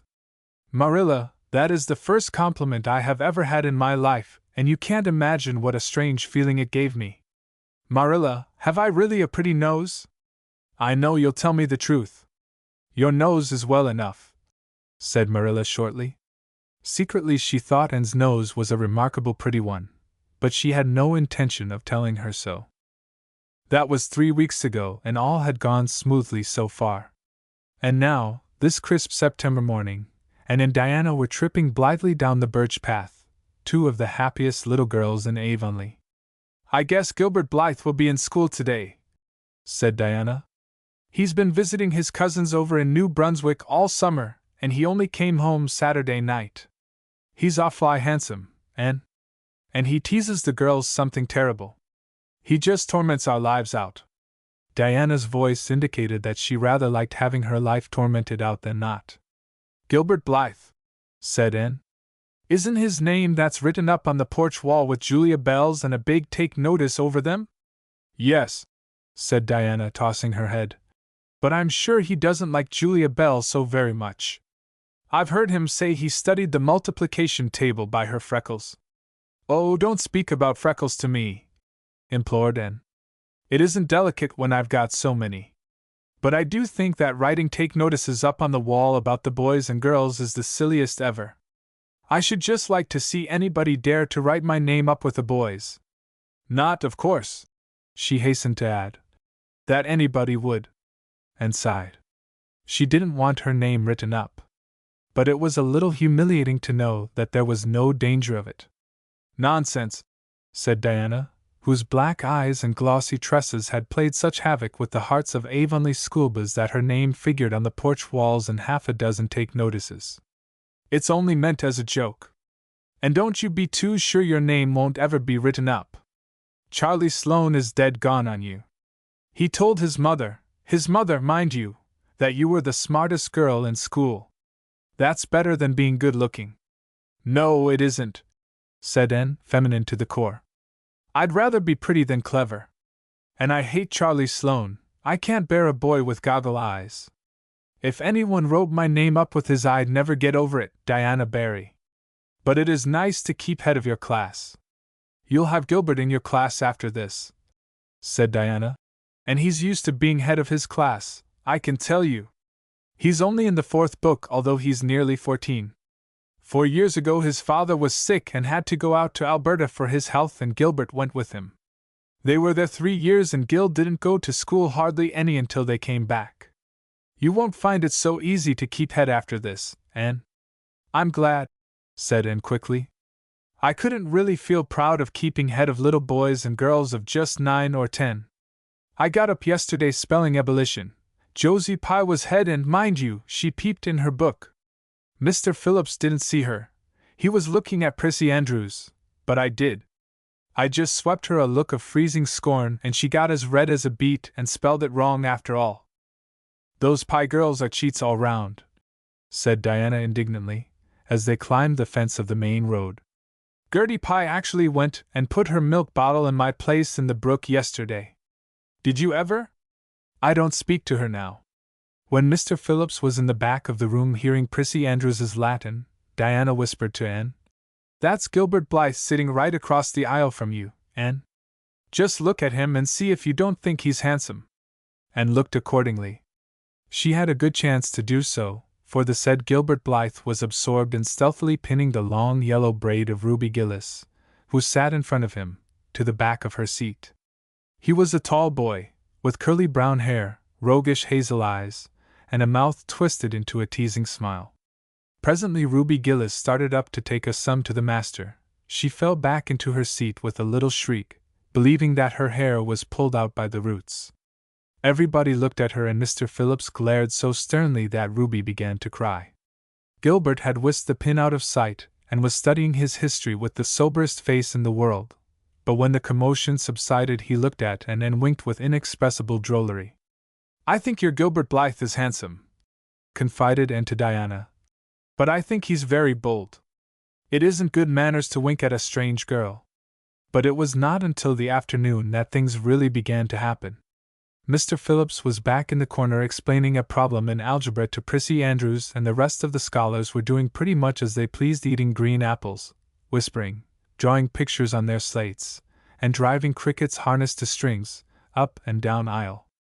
Gilbert Blythe was trying to make Anne Shirley look at him and failing utterly, because Anne was at that moment totally oblivious not only to the very existence of Gilbert Blythe, but of every other scholar in Avonlea School itself. With her chin propped on her hands and her eyes fixed on the blue glimpse of the lake of shining waters that the west window afforded, she was far away in a gorgeous dreamland, hearing and seeing nothing save her own wonderful visions. Gilbert Blythe wasn't used to putting himself out to make a girl look at him and meeting with failure. She should look at him, that red-haired Shirley girl with the little pointed chin and the big eyes that weren't like the eyes of any other girl in Avonlea School. Gilbert reached across the aisle, picked up the end of Anne's long red braid, held it out at arm's length, and said in a piercing whisper, "Carrots! Carrots!" Then Anne looked at him with a vengeance. She did more than look. She sprang to her feet, her bright fancies fallen into cureless ruin. She flashed one indignant glance at Gilbert from eyes whose angry sparkle was swiftly quenched in equally angry tears. "You mean, hateful boy!" she exclaimed passionately. "How dare you!" And then, thwack! Anne had brought her slate down on Gilbert's head and cracked it, slate not head, clear across. Avonlea School always enjoyed a scene. This was an especially enjoyable one. Everybody said "oh" in horrified delight. Diana gasped. Ruby Gillis, who was inclined to be hysterical, began to cry. Tommy Sloane let his team of crickets escape him altogether while he stared open-mouthed at the tableau. Mr. Phillips stalked down the aisle and laid his hand heavily on Anne's shoulder. "Anne Shirley, what does this mean?" he said angrily. And returned no answer. It was asking too much of flesh and blood to expect her to tell before the whole school that she had been called carrots. Gilbert it was who spoke up stoutly. "It was my fault, Mr. Phillips. I teased her." Mr. Phillips paid no heed to Gilbert. "I am sorry to see a pupil of mine displaying such a temper and such a vindictive spirit," he said in a solemn tone, as if the mere fact of being a pupil of his ought to root out all evil passions from the hearts of small imperfect mortals. "And go and stand on the platform in front of the blackboard for the rest of the afternoon." And would have infinitely preferred a whipping to this punishment, under which her sensitive spirit quivered as from a whiplash. With a white, set face she obeyed. Mr. Phillips took a chalk crayon and wrote on the blackboard above her head, "Anne Shirley has a very bad temper. Anne Shirley must learn to control her temper," and then read it out loud so that even the primer class, who couldn't read writing, should understand it. And stood there the rest of the afternoon with that legend above her. She did not cry or hang her head. Anger was still too hot in her heart for that, and it sustained her amid all her agony of humiliation. With resentful eyes and passion-red cheeks she confronted alike Diana's sympathetic gaze and Charlie Sloane's indignant nods and Josie Pye's malicious smiles. As for Gilbert Blythe, she would not even look at him. She would never look at him again. She would never speak to him. When school was dismissed and marched out with her red head held high, Gilbert Blythe tried to intercept her at the porch door. "I'm awfully sorry I made fun of your hair, Anne," he whispered contritely. "Honest I am. Don't be mad for keeps, now." And swept by disdainfully, without look or sign of hearing. "Oh, how could you, Anne?" breathed Diana as they went down the road, half reproachfully, half admiringly. Diana felt that she could never have resisted Gilbert's plea. "I shall never forgive Gilbert Blythe," said Anne firmly. "And Mr. Phillips spelled my name without an E too. The iron has entered into my soul, Diana." Diana hadn't the least idea what Anne meant, but she understood it was something terrible. "You mustn't mind Gilbert making fun of your hair," she said soothingly. "Why, he makes fun of all the girls. He laughs at mine because it's so black. He's called me a crow a dozen times, and I never heard him apologize for anything before either. There's a great deal of difference between being called a crow and being called carrots," said Anne with dignity. "Gilbert Blythe has hurt my feelings excruciatingly, Diana. It is possible the matter might have blown over without more excruciation if nothing else had happened. But when things begin to happen, they are apt to keep on. Avonlea scholars often spent noon hour picking gum in Mr. Bell's spruce grove over the hill and across his big pasture field. From there they could keep an eye on Eben Wright's house, where the master boarded. When they saw Mr. Phillips emerging therefrom, they ran for the schoolhouse. But the distance being about 3 times longer than Mr. Wright's lane, they were very apt to arrive there, breathless and gasping, some 3 minutes too late. On the following day Mr. Phillips was seized with one of his spasmodic fits of reform and announced before going home to dinner that he should expect to find all the scholars in their seats when he returned. Anyone who came in late would be punished. All the boys and some of the girls went to Mr. Bell's spruce grove as usual, fully intending to stay only long enough to pick a chew. But spruce groves are seductive and yellow nuts of gum beguiling. They picked and loitered and strayed, and as usual the first thing that recalled them to a sense of the flight of time was Jimmy Glover shouting from the top of a patriarchal old spruce, "Master's coming!" The girls, who were on the ground, started first and managed to reach the schoolhouse in time, but without a second to spare. The boys, who had to wriggle hastily down from the trees, were later, and Anne, who had not been picking gum at all but was wandering happily in the far end of the grove, waist deep among the bracken, singing softly to herself, with a wreath of rice lilies on her hair as if she were some wild divinity of the shadowy places, was latest of all. And could run like a deer, however. Run she did, with the impish result that she overtook the boys at the door and was swept into the schoolhouse among them just as Mr. Phillips was in the act of hanging up his hat. Mr. Phillips's brief reforming energy was over. He didn't want the bother of punishing a dozen pupils, but it was necessary to do something to save his word, so he looked about for a scapegoat and found it in Anne, who had dropped into her seat, gasping for breath, with a forgotten lily wreath hanging askew over one ear and giving her a particularly rakish and disheveled appearance. "And Shirley, since you seem to be so fond of the boys' company, we shall indulge your taste for it this afternoon," he said sarcastically. "Take those flowers out of your hair and sit with Gilbert Blythe." The other boys snickered. Diana, turning pale with pity, plucked the wreath from Anne's hair and squeezed her hand, and stared at the master as if turned to stone. "Did you hear what I said, Anne?" queried Mr. Phillips sternly. "Yes, sir," said Anne slowly, "but I didn't suppose you really meant it." "I assure you I did," still with the sarcastic inflection which all the children, and Anne especially, hated. It flicked on the raw. "Obey me at once." For a moment Anne looked as if she meant to disobey. Then, realizing that there was no help for it, she rose haughtily, stepped across the aisle, sat down beside Gilbert Blythe, and buried her face in her arms on the desk.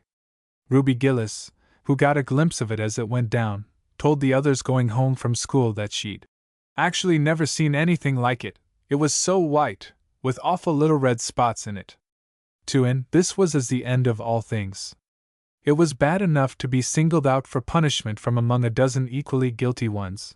It was worse still to be sent to sit with a boy, but that boy should be Gilbert Blythe was heaping insult on injury to a degree utterly unbearable. And felt that she could not bear it, and it would be of no use to try. Her whole being seethed with shame and anger and humiliation. At first the other scholars looked and whispered and giggled and nudged. But as Anne never lifted her head, and as Gilbert worked fractions as if his whole soul was absorbed in them and them only, they soon returned to their own tasks and Anne was forgotten. When Mr. Phillips called the history class out and should have gone, but Anne did not move, and Mr. Phillips, who had been writing some verses, to Priscilla, before he called the class, was thinking about an obstinate rhyme still and never missed her. Once, when nobody was looking, Gilbert took from his desk a little pink candy heart with a gold motto on it. "You are sweet," and slipped it under the curve of Anne's arm. Whereupon Anne arose, took the pink heart gingerly between the tips of her fingers, dropped it on the floor, ground it to powder beneath her heel, and resumed her position without deigning to bestow a glance on Gilbert. When school went out and marched to her desk, ostentatiously took out everything therein, books and writing tablet, pen and ink, testament and arithmetic, and piled them neatly on her cracked slate. "What are you taking all those things home for, Anne?" Diana wanted to know, as soon as they were out on the road. She had not dared to ask the question before. "I am not coming back to school any more," said Anne. Diana gasped and stared at Anne to see if she meant it. "Will Marilla let you stay home?" she asked. "She'll have to," said Anne. "I'll never go to school to that man again." "Oh, Anne!" Diana looked as if she were ready to cry. "I do think you're mean. What shall I do? Mr. Phillips will make me sit with that horrid Gertie Pye. I know he will because she is sitting alone. Do come back, Anne." "I'd do almost anything in the world for you, Diana," said Anne sadly. "I'd let myself be torn limb from limb if it would do you any good.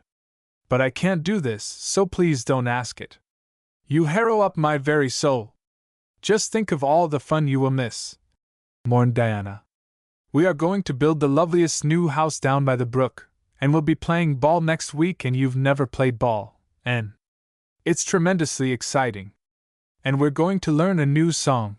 Jane Andrews is practicing it up now, and Alice Andrews is going to bring a new pansy book next week, and we're all going to read it out loud, chapter about Down by the Brook.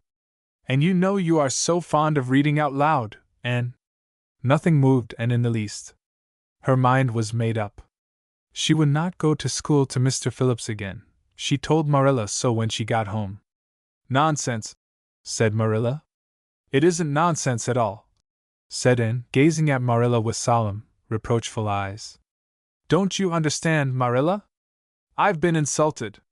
"Insulted fiddlesticks! You'll go to school tomorrow as usual." "Oh, no," and shook her head gently.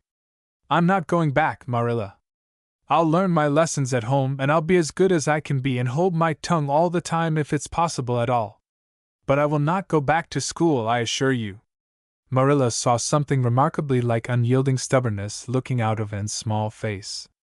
She understood that she would have trouble in overcoming it, but she resolved wisely to say nothing more just then. "I'll run down and see Rachel about it this evening," she thought. "There's no use reasoning with Anne now. She's too worked up, and I've an idea she can be awful stubborn if she takes the notion. Far as I can make out from her story, Mr. Phillips has been carrying matters with a rather high hand. But it would never do to say so to her. I'll just talk it over with Rachel. She's sent 10 children to school, and she ought to know something about it. She'll have heard the whole story, too, by this time." Marilla found Mrs. Lynde knitting quilts as industriously and cheerfully as usual. "I suppose you know what I've come about," she said, a little shamefacedly. Mrs. Rachel nodded. "About Anne's fuss in school, I reckon," she said. "Tilly Boulter was in on her way home from school and told me about it. I don't know what to do with her," said Marilla. "She declares she won't go back to school. I never saw a child so worked up. I've been expecting trouble ever since she started to school. I knew things were going too smooth to last. She's so high-strung. What would you advise, Rachel?" "Well, since you've asked my advice, Marilla," said Mrs. Lynde amiably. Mrs. Lynde dearly loved to be asked for advice. "I'd just humor her a little at first, that's what I'd do. It's my belief that Mr. Phillips was in the wrong. Of course, it doesn't do to say so to the children, you know. And of course he did right to punish her yesterday for giving way to temper. But today it was different. The others who were late should have been punished as well as Anne, that's what. And I don't believe in making the girls sit with the boys for punishment. It isn't modest. Tilly Boulter was real indignant. She took Anne's part right through and said all the scholars did too. And seems real popular among them, somehow. I never thought she'd take with them so well." Then you really think I'd better let her stay home? Said Marilla in amazement. Yes. That is, I wouldn't say school to her again until she said it herself. Depend upon it, Marilla, she'll cool off in a week or so and be ready enough to go back of her own accord, that's what, while, if you were to make her go back right off, dear knows what freak or tantrum she'd take next and make more trouble than ever. The less fuss made the better, in my opinion. She won't miss much by not going to school, as far as that goes. Mr. Phillips isn't any good at all as a teacher.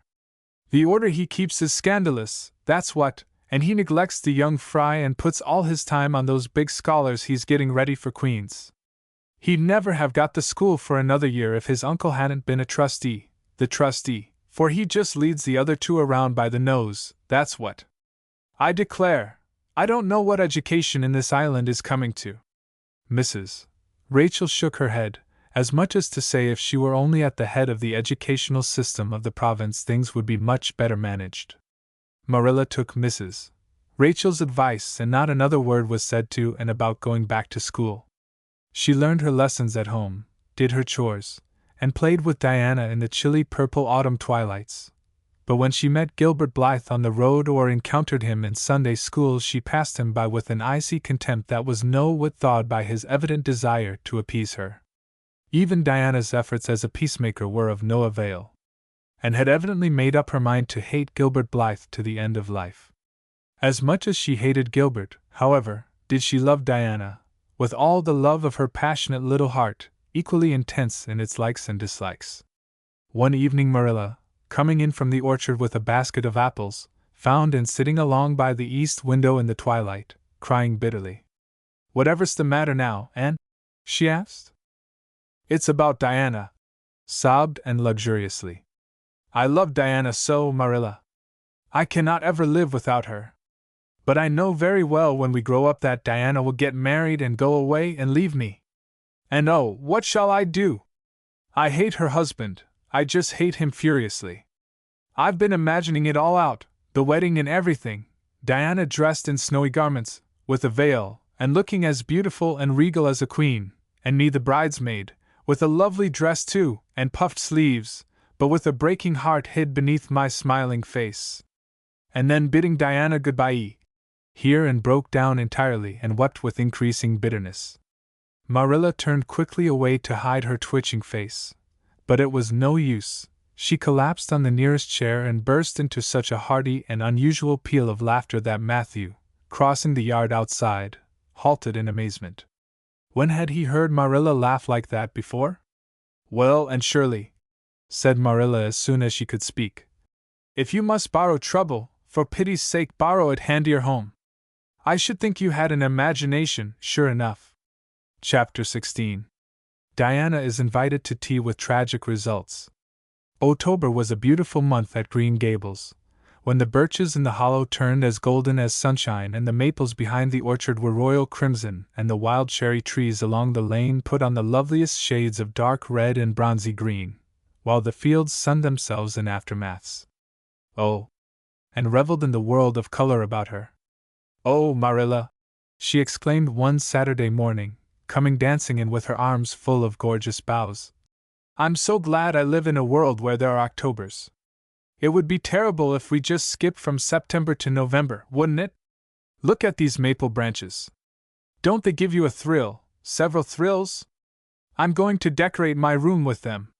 "Messy things," said Marilla, whose aesthetic sense was not noticeably developed. "You clutter up your room entirely too much with out-of-doors stuff, Anne. Bedrooms were made to sleep in. Oh, and dream in too, Marilla. And you know one can dream so much better in a room where there are pretty things. I'm going to put these boughs in the old blue jug and set them on my table. Mind you don't drop leaves all over the stairs then. I'm going on a meeting of the Aid Society at Carmody this afternoon, Anne, and I won't likely be home before dark. You'll have to get Matthew and Jerry their supper, so mind you don't forget to put the tea to draw until you sit down at the table as you did last time." "It was dreadful of me to forget," said Anne apologetically. "But that was the afternoon I was trying to think of a name for Violet Vale, and it crowded other things out. Matthew was so good. He never scolded a bit. He put the tea down himself and said we could wait a while as well as not. And I told him a lovely fairy story while we were waiting, so he didn't find the time long at all. It was a beautiful fairy story, Marilla. I forgot the end of it, so I made up an end for it myself, and Matthew said he couldn't tell where the join came in. Matthew would think it all right, and if you took a notion to get up and have dinner in the middle of the night. But you keep your wits about you this time. And I don't really know if I'm doing right. It may make you more addlepated than ever, but you can ask Diana to come over and spend the afternoon with you and have tea here. Oh, Marilla! And clasped her hands. How perfectly lovely! You are able to imagine things after all, or else you'd never have understood how I've longed for that very thing. It will seem so nice and grown-uppish. No fear of my forgetting to put the tea to draw when I have company. Oh, Marilla, can I use the rosebud spray tea set? No, indeed. The rosebud tea set. Well, what next? You know I never use that except for the minister or the aides. You'll put down the old brown tea set. But you can open the little yellow crock of cherry preserves. It's time it was being used anyhow. I believe it's beginning to work. And you can cut some fruit cake and have some of the cookies and snaps. I can just imagine myself sitting down at the head of the table and pouring out the tea, said Anne, shutting her eyes ecstatically. And asking Diana if she takes sugar. I know she doesn't, but of course I'll ask her just as if I didn't know. And then pressing her to take another piece of fruit cake and another helping of preserves. Oh, Marilla, it's a wonderful sensation just to think of it. Can I take her into the spare room to lay off her hat when she comes? And then into the parlor to sit? No, the sitting room will do for you and your company. But there's a bottle half full of raspberry cordial that was left over from the church social the other night. It's on the second shelf of the sitting room closet, and you and Diana can have it if you like. And a cookie to eat with it along in the afternoon, for I dare say Matthew'll be late coming in to tea since he's hauling potatoes to the vessel.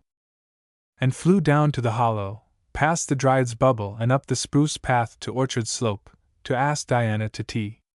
As a result, just after Marilla had driven off to Carmody, Diana came over, dressed in her second-best dress and looking exactly as it is proper to look when asked out to tea. At other times she was wont to run into the kitchen without knocking, but now she knocked primly at the front door. And when Anne, dressed in her second best, as primly opened it, both little girls shook hands as gravely as if they had never met before. This unnatural solemnity lasted until after Diana had been taken to the east gable to lay off her hat, and then had sat for 10 minutes in the sitting room, toes in position. "How is your mother?" inquired Anne politely, just as if she had not seen Mrs. Barry picking apples that morning in excellent health and spirits. "She is very well, thank you. I suppose Mr. Cuthbert is hauling potatoes to the Lily Sands this afternoon, is he?" said Diana, who had ridden down to Mr. Harmon Andrews's that morning in Matthew's cart. "Yes. Our potato crop is very good this year. I hope your father's crop is good too." "It is fairly good, thank you." "Have you picked many of your apples yet?" "Oh, ever so many," said Anne, forgetting to be dignified and jumping up quickly. "Let's go out to the orchard and get some of the red sweetings, Diana. Marilla says we can have all that are left on the tree. Marilla is a very generous woman. She said we could have fruit cake and cherry preserves for tea. But it isn't good manners to tell your company what you are going to give them to eat, so I won't tell you what she said we could have to drink. Only it begins with an R and a C and it's bright red color. I love bright red drinks, don't you? They taste twice as good as any other color." The orchard, with its great sweeping boughs that bent to the ground with fruit, proved so delightful that the little girls spent most of the afternoon in it, sitting in a grassy corner where the frost had spared the green and the mellow autumn sunshine lingered warmly, eating apples and talking as hard as they could. Diana had much to tell and of what went on in school. She had to sit with Gertie Pye, and she hated it. Gertie squeaked her pencil all the time, and it just made her, Diana's, blood run cold. Ruby Gillis had charmed all her warts away, true's you live, with a magic pebble that old Mary Joe from the creek gave her. You had to rub the warts with the pebble, and then throw it away over your left shoulder at the time of the new moon, and the warts would all go. Charlie Sloane's name was written up with M. White's on the porch wall, and M. White was awful mad about it. Sam Bolter had sassed Mr. Phillips in class, and Mr. Phillips whipped him, and Sam's father came down to the school and dared Mr. Phillips to lay a hand on one of his children again. And Mattie Andrews had a new red hood and a blue crossover with tassels on it, and the airs she put on about it were perfectly sickening. And Lizzie Wright didn't speak to Mamie Wilson because Mamie Wilson's grown-up sister had cut out Lizzie Wright's grown-up sister with her bow, and everybody missed and wished she's come to school again. And Gilbert Blythe.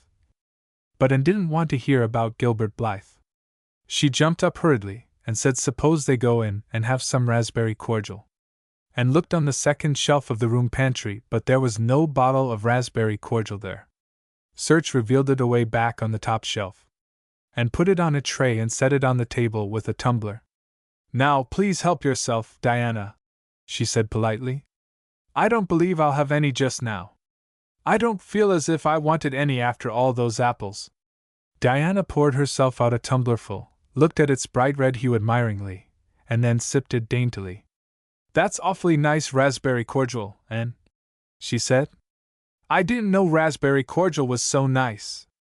I'm real glad you like it. Take as much as you want. I'm going to run out and stir the fire up. There are so many responsibilities on a person's mind when they're keeping house, isn't there? When Anne came back from the kitchen, Diana was drinking her second glassful of cordial, and being entreated thereto by Anne, she offered no particular objection to the drinking of a third. The tumblerfuls were generous ones, and the raspberry cordial was certainly very nice. The nicest I ever drank, said Diana. It's ever so much nicer than Mrs. Lynde's, although she brags of hers so much. It doesn't taste a bit like hers. I should think Marilla's raspberry cordial would probably be much nicer than Mrs. Lynde's, said Anne loyally. Marilla is a famous cook. She is trying to teach me to cook, but I assure you, Diana, it is uphill work. There's so little scope for imagination in cookery. You just have to go by rules. The last time I made a cake I forgot to put the flour in. I was thinking the loveliest story about you and me, Diana. I thought you were desperately ill with smallpox and everybody deserted you, but I went boldly to your bedside and nursed you back to life, and then I took the smallpox and died, and I was buried under those poplar trees in the graveyard, and you planted a rosebush by my grave and watered it with your tears, and you never forgot the friend of your youth who sacrificed her life for you. Oh, it was such a pathetic tale, Diana. The tears just rained down over my cheeks while I mixed the cake. But I forgot the flour, and the cake was a dismal failure. Flour is so essential to cakes, you know. Marilla was very cross, and I don't wonder. I'm a great trial to her. She was terribly mortified about the pudding sauce last week. We had a plum pudding for dinner on Tuesday, and there was half the pudding and a pitcherful of sauce left over. Marilla said there was enough for another dinner, and told me to set it on the pantry shelf and cover it. I meant to cover it just as much as could be, Diana, but when I carried it in I was imagining I was a nun. Of course I'm a Protestant, but I imagined I was a Catholic, taking the veil to bury a broken heart in cloistered seclusion, and I forgot all about covering the pudding sauce. I thought of it next morning and ran to the pantry. Diana, fancy if you can my extreme horror at finding a mouse drowned in that pudding sauce. I lifted the mouse out with a spoon and threw it out in the yard, and then I washed the spoon in 3 waters. Marilla was out milking, and I fully intended to ask her when she came in if I'd give the sauce to the pigs, but when she did come in I was imagining that I was a frost fairy going through the woods turning the trees red and yellow, whichever they wanted to be, so I never thought about the pudding sauce again, and Marilla sent me out to pick apples. Well, Mr. and Mrs. Chester Ross from Spencervale came here that morning. You know they are very stylish people, especially Mrs. Chester Ross. When Marilla called me in, dinner was all ready and everybody was at the table. I tried to be as polite and dignified as I could be, for I wanted Mrs. Chester Ross to think I was a ladylike little girl even if I wasn't pretty. Everything went right until I saw Marilla coming with the plum pudding in one hand and the pitcher of pudding sauce warmed up in the other. Diana, that was a terrible moment. I remembered everything and I just stood up in my place and shrieked out, Marilla, you mustn't use that pudding sauce. There was a mouse drowned in it. I forgot to tell you before. Oh, Diana, I shall never forget that awful moment if I live to be 100. Mrs. Chester Ross just looked at me and I thought I would sink through the floor with mortification. She is such a perfect housekeeper, and fancy what she must have thought of us. Marilla turned red as fire, but she never said a word then. She just carried that sauce and pudding out and brought in some strawberry preserves. She even offered me some, but I couldn't swallow a mouthful. It was like heaping coals of fire on my head. After Mrs. Chester Ross went away, Marilla gave me a dreadful scolding. Why, Diana, what is the matter? Diana had stood up very unsteadily. Then she sat down again, putting her hands to her head. I'm awful sick, she said a little thickly. I must go right home. Oh, you mustn't dream of going home without your tea, cried Anne in distress. I'll get it right off. I'll go and put the tea down this very minute. I must go home, repeated Diana, stupidly but determinedly. Let me get you a lunch anyhow, implored Anne. Let me give you a bit of fruit cake and some of the cherry preserves. Lie down on the sofa for a little while and you'll be better. Where do you feel bad? I must go home, said Diana, and that was all she would say. In vain Anne pleaded. I never heard of company going home without tea, she mourned. Oh, Diana, do you suppose that it's possible you're really taking the smallpox? If you are, I'll go and nurse you, you can depend on that. I'll never forsake you. But I do wish you'd stay till after tea. Where do you feel bad? I'm awful dizzy, said Diana. And indeed, she walked very dizzily. And, with tears of disappointment in her eyes, got Diana's hat and went with her as far as the Barry yard fence. Then she wept all the way back to Green Gables, where she sorrowfully put the remainder of the raspberry cordial back into the pantry and got tea ready for Matthew and Jerry, with all the zest gone out of the performance.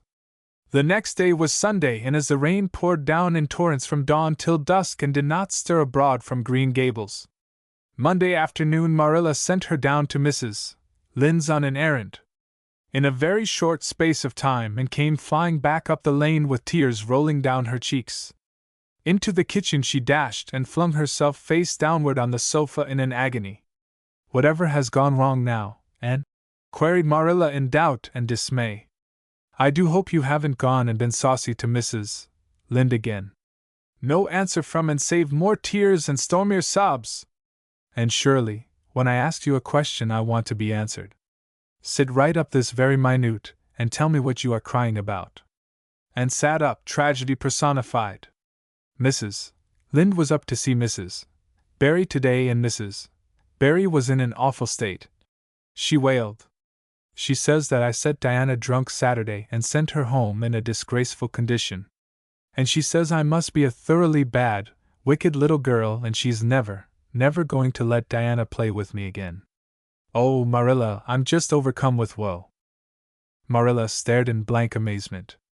Set Diana drunk, she said when she found her voice. And are you or Mrs. Barry crazy? What on earth did you give her? Not a thing but raspberry cordial, sobbed Anne. I never thought raspberry cordial would set people drunk, Marilla, not even if they drank 3 big tumblerfuls as Diana did. Oh, it sounds so like Mrs. Thomas's husband. But I didn't mean to set her drunk. Drunk fiddlesticks, said Marilla, marching to the sitting-room pantry. There on the shelf was a bottle which she at once recognized as one containing some of her 3-year-old homemade currant wine for which she was celebrated in Avonlea, although certain of the stricter sort, Mrs. Barry among them, disapproved strongly of it. And at the same time Marilla recollected that she had put the bottle of raspberry cordial down in the cellar instead of in the pantry, as she had told Anne. She went back to the kitchen with the wine bottle in her hand. Her face was twitching in spite of herself. And you certainly have a genius for getting into trouble. You went and gave Diana currant wine instead of raspberry cordial. Didn't you know the difference yourself? I never tasted it, said Anne. I thought it was the cordial. I meant to be so hospitable. Diana got awfully sick and had to go home. Mrs. Barry told Mrs. Lynde she was simply dead drunk. She just laughed silly-like when her mother asked her what was the matter and went to sleep and slept for hours. Her mother smelled her breath and knew she was drunk. She had a fearful headache all day yesterday. Mrs. Barry is so indignant. She will never believe but what I did it on purpose.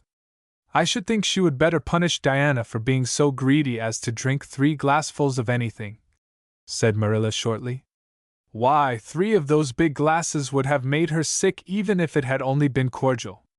Well, this story will be a nice handle for those folks who are so down on me for making currant wine, although I haven't made any for 3 years ever since I found out that the minister didn't approve. I just kept that bottle for sickness. There, child, don't cry. I can't see as you were to blame, although I'm sorry it happened so." "I must cry," said Anne. "My heart is broken. The stars in their courses fight against me, Marilla. Diana and I are parted forever. Oh, Marilla, I little dreamed of this when first we swore our vows of friendship. Don't be foolish, Anne. Mrs. Barry will think better of it when she finds you're not to blame. I suppose she thinks you've done it for a silly joke or something of that sort. You'd best go up this evening and tell her how it was. My courage fails me at the thought of facing Diana's injured mother," sighed Anne. "I wish you'd go, Marilla. You're so much more dignified than I am.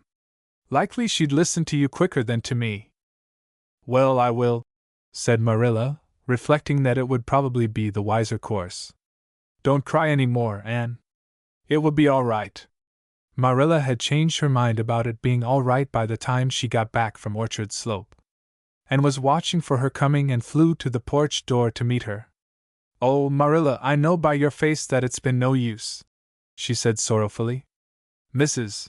Barry won't forgive me." "Mrs. Barry indeed!" snapped Marilla.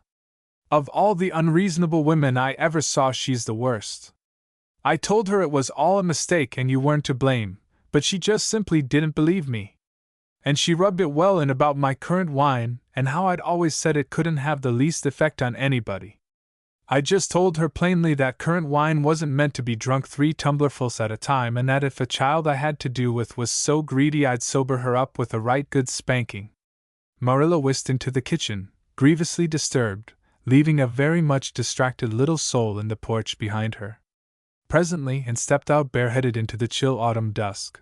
Very determinedly and steadily she took her way down through the sere clover field over the log bridge and up through the spruce grove, lighted by a pale little moon hanging low over the western woods. Mrs. Barry, coming to the door in answer to a timid knock, found a white-lipped, eager-eyed suppliant on the doorstep. Her face hardened. Mrs. Barry was a woman of strong prejudices and dislikes, and her anger was of the cold, sullen sort which is always hardest to overcome. To do her justice, she really believed and had made Diana drunk out of sheer malice prepense, and she was honestly anxious to preserve her little daughter from the contamination of further intimacy with such a child. "What do you want?" she said stiffly, and clasped her hands. "Oh, Mrs. Barry, please forgive me. I did not mean to intoxicate Diana. How could I? Just imagine if you were a poor little orphan girl that kind people had adopted and you had just one bosom friend in all the world. Do you think you would intoxicate her on purpose? I thought it was only raspberry cordial. I was firmly convinced it was raspberry cordial. Oh, please don't say that you won't let Diana play with me anymore. If you do, you will cover my life with a dark cloud of woe." This speech, which would have softened good Mrs. Lynde's heart in a twinkling, had no effect on Mrs. Barry except to irritate her still more. She was suspicious of Anne's big words and dramatic gestures and imagined that the child was making fun of her. So she said coldly and cruelly, "I don't think you are a fit little girl for Diana to associate with. You'd better go home and behave yourself." Anne's lips quivered. "Won't you let me see Diana just once to say farewell?" she implored. "Diana has gone over to Carmody with her father," said Mrs. Barry, going in and shutting the door, and went back to Green Gables calm with despair. "My last hope is gone," she told Marilla. "I went up and saw Mrs. Barry myself, and she treated me very insultingly. Marilla, I do not think she is a well-bred woman. There's nothing more to do except to pray, and I haven't much hope that that'll do much good because, Marilla, I do not believe that God himself can do very much with such an obstinate person as Mrs. Barry. And you shouldn't say such things, rebuked Marilla, striving to overcome that unholy tendency to laughter which she was dismayed to find growing upon her. And indeed, when she told the whole story to Matthew that night, she did laugh heartily over Anne's tribulations. But when she slipped into the east gable before going to bed and found that, and had cried herself to sleep, an unaccustomed softness crept into her face. Poor little soul, she murmured, lifting a loose curl of hair from the child's tear-stained face. Then she bent down and kissed the flushed cheek on the pillow. Chapter 17. A new interest in life. Teehee next afternoon, and, bending over her patchwork at the kitchen window, happened to glance out and beheld Diana down by the Dryad's bubble beckoning mysteriously. In a trice and was out of the house and flying down to the hollow, astonishment and hope struggling in her expressive eyes. But the hope faded when she saw Diana's dejected countenance. Your mother hasn't relented? She gasped. Diana shook her head mournfully. No, and she says I'm never to play with you again. I've cried and I told her it wasn't your fault, but it wasn't any use. I had ever such a time coaxing her to let me come down and say goodbye to you. She said I was only to stay 10 minutes, and she's timing me by the clock. 10 minutes isn't very long to say an eternal farewell in, said Anne tearfully. Oh, Diana, will you promise faithfully never to forget me, the friend of your youth, no matter what dearer friends may caress thee? Indeed I will, sobbed Diana. And I'll never have another bosom friend. I don't want to have. I couldn't love anybody as I love you. Oh, Diana, cried Anne, clasping her hands. Do you love me? Why, of course I do. Didn't you know that? No. And drew a long breath. I thought you liked me, of course, but I never hoped you loved me. Why, Diana, I didn't think anybody could love me. Nobody ever has loved me since I can remember. Oh, this is wonderful. It's a ray of light which will forever shine on the darkness of a path severed from thee, Diana. Oh, just say it once again. I love you devotedly, Anne, said Diana stanchly. And I always will, you may be sure of that. And I will always love thee, Diana, said Anne, solemnly extending her hand. In the years to come thy memory will shine like a star over my lonely life, as that last story we read together says. Diana, wilt thou give me a lock of thy jet-black tresses in parting to treasure forevermore? Have you got anything to cut it with? Queried Diana, wiping away the tears which Anne's affecting accents had caused to flow afresh, and returning to practicalities. Yes. I've got my patchwork scissors in my apron pocket, fortunately, said Anne. She solemnly clipped one of Diana's curls. Fare thee well, my beloved friend. Henceforth we must be as strangers though living side by side. But my heart will ever be faithful to thee. And stood and watched Diana out of sight, mournfully waving her hand to the latter whenever she turned to look back. Then she returned to the house, not a little consoled for the time being by this romantic parting. It is all over, she informed Marilla. I shall never have another friend. I'm really worse off than ever before, for I haven't Katie Maurice and Violetta now. And even if I had, it wouldn't be the same. Somehow, little dream girls are not satisfying after a real friend. Diana and I had such an affecting farewell down by the spring. It will be sacred in my memory forever. I used the most pathetic language I could think of and said thou and thee. Thou and thee seems so much more romantic than you. Diana gave me a lock of her hair, and I'm going to sew it up in a little bag and wear it around my neck all my life. Please see that it is buried with me, for I don't believe I'll live very long. Perhaps when she sees me lying cold and dead before her Mrs. Barry may feel remorse for what she has done, and will let Diana come to my funeral. I don't think there is much fear of your dying of grief as long as you can talk, Anne, said Marilla unsympathetically. The following Monday Anne surprised Marilla by coming down from her room with her basket of books on her arm and hip and her lips primmed up into a line of determination. I'm going back to school, she announced. That is all there is left in life for me, now that my friend has been ruthlessly torn from me.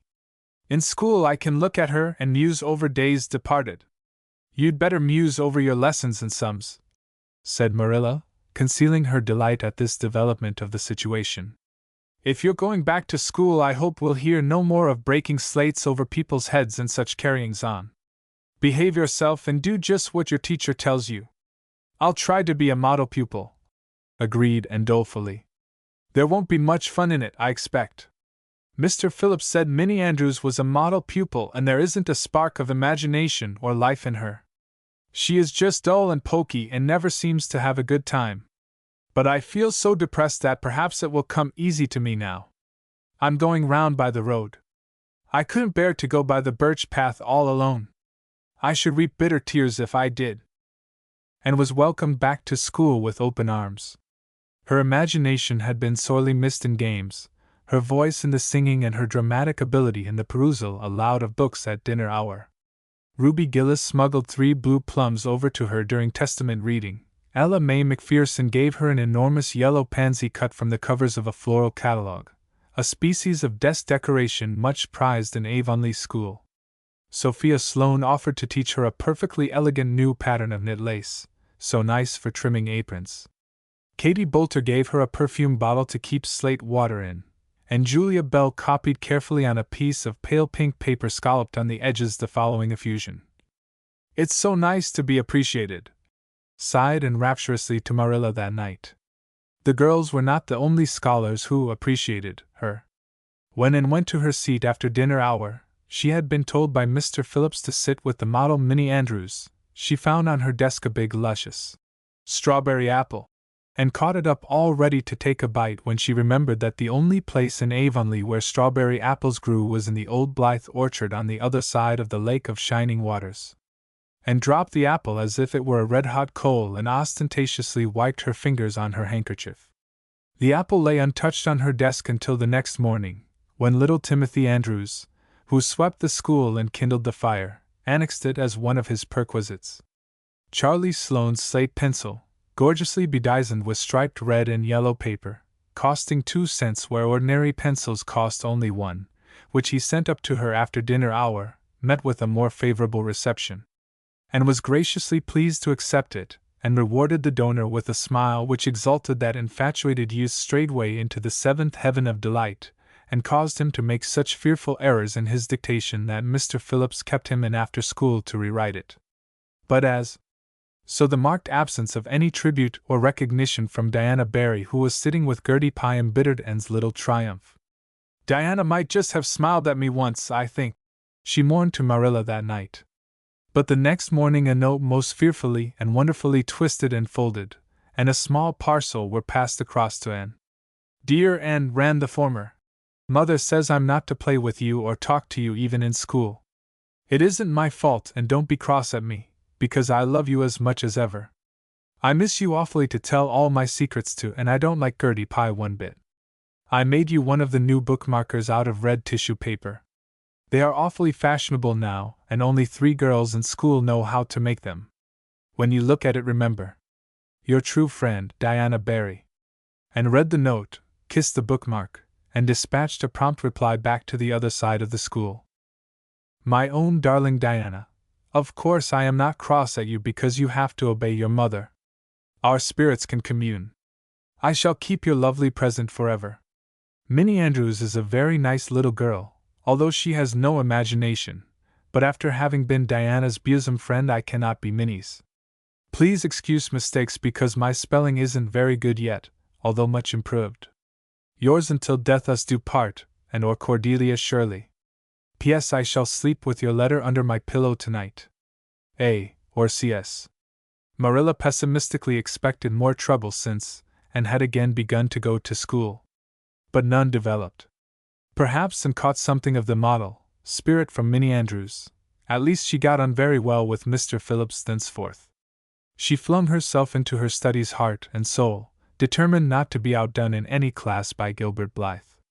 The rivalry between them was soon apparent. It was entirely good-natured on Gilbert's side, but it is much to be feared that the same thing cannot be said of Anne, who had certainly an unpraiseworthy tenacity for holding grudges. She was as intense in her hatreds as in her loves. She would not stoop to admit that she meant to rival Gilbert in schoolwork, because that would have been to acknowledge his existence which and persistently ignored. But the rivalry was there and honors fluctuated between them. Now Gilbert was head of the spelling class, now Anne, with a toss of her long red braids, spelled him down. One morning Gilbert had all his sums done correctly, and had his name written on the blackboard on the roll of honor. The next morning Anne, having wrestled wildly with decimals the entire evening before, would be first. One awful day they were ties and their names were written up together. It was almost as bad as a take notice, and Anne's mortification was as evident as Gilbert's satisfaction. When the written examinations at the end of each month were held, the suspense was terrible. The first month Gilbert came out 3 marks ahead. The second, and beat him by 5. But her triumph was marred by the fact that Gilbert congratulated her heartily before the whole school. It would have been ever so much sweeter to her if he had felt the sting of his defeat. Mr. Phillips might not be a very good teacher, but a pupil so inflexibly determined on learning as Anne was could hardly escape making progress under any kind of teacher. By the end of the term Anne and Gilbert were both promoted into the 5th class and allowed to begin studying the elements of the branches, by which Latin, geometry, French, and algebra were meant. In geometry Anne met her Waterloo. "It's perfectly awful stuff, Marilla," she groaned. "I'm sure I'll never be able to make head or tail of it. There's no scope for imagination in it at all. Mr. Phillips says I'm the worst dunce he ever saw at it. And Gil, I mean some of the others are so smart at it. It is extremely mortifying, Marilla. Even Diana gets along better than I do. But I don't mind being beaten by Diana. Even although we meet as strangers now, I still love her with an inextinguishable love. It makes me very sad at times to think about her. But really, Marilla, one can't stay sad very long in such an interesting world, can one?" Chapter 18. And to the rescue. All things great are wound up with all things little. At first glance it might not seem that the decision of a certain Canadian premier to include Prince Edward Island in a political tour could have much or anything to do with the fortunes of Little and Shirley at Green Gables. But it had. It was in January the premier came, to address his loyal supporters and such of his non-supporters as chose to be present at the monster mass meeting held in Charlottetown. Most of the Avonlea people were on Premier's side of politics. Hence on the night of the meeting nearly all the men and a goodly proportion of the women had gone to town 30 miles away. Mrs. Rachel Lynde had gone too. Mrs. Rachel Lynde was a red-hot politician and couldn't have believed that the political rally could be carried through without her, although she was on the opposite side of politics. So she went to town and took her husband. Thomas would be useful in looking after the horse, and Marilla Cuthbert with her.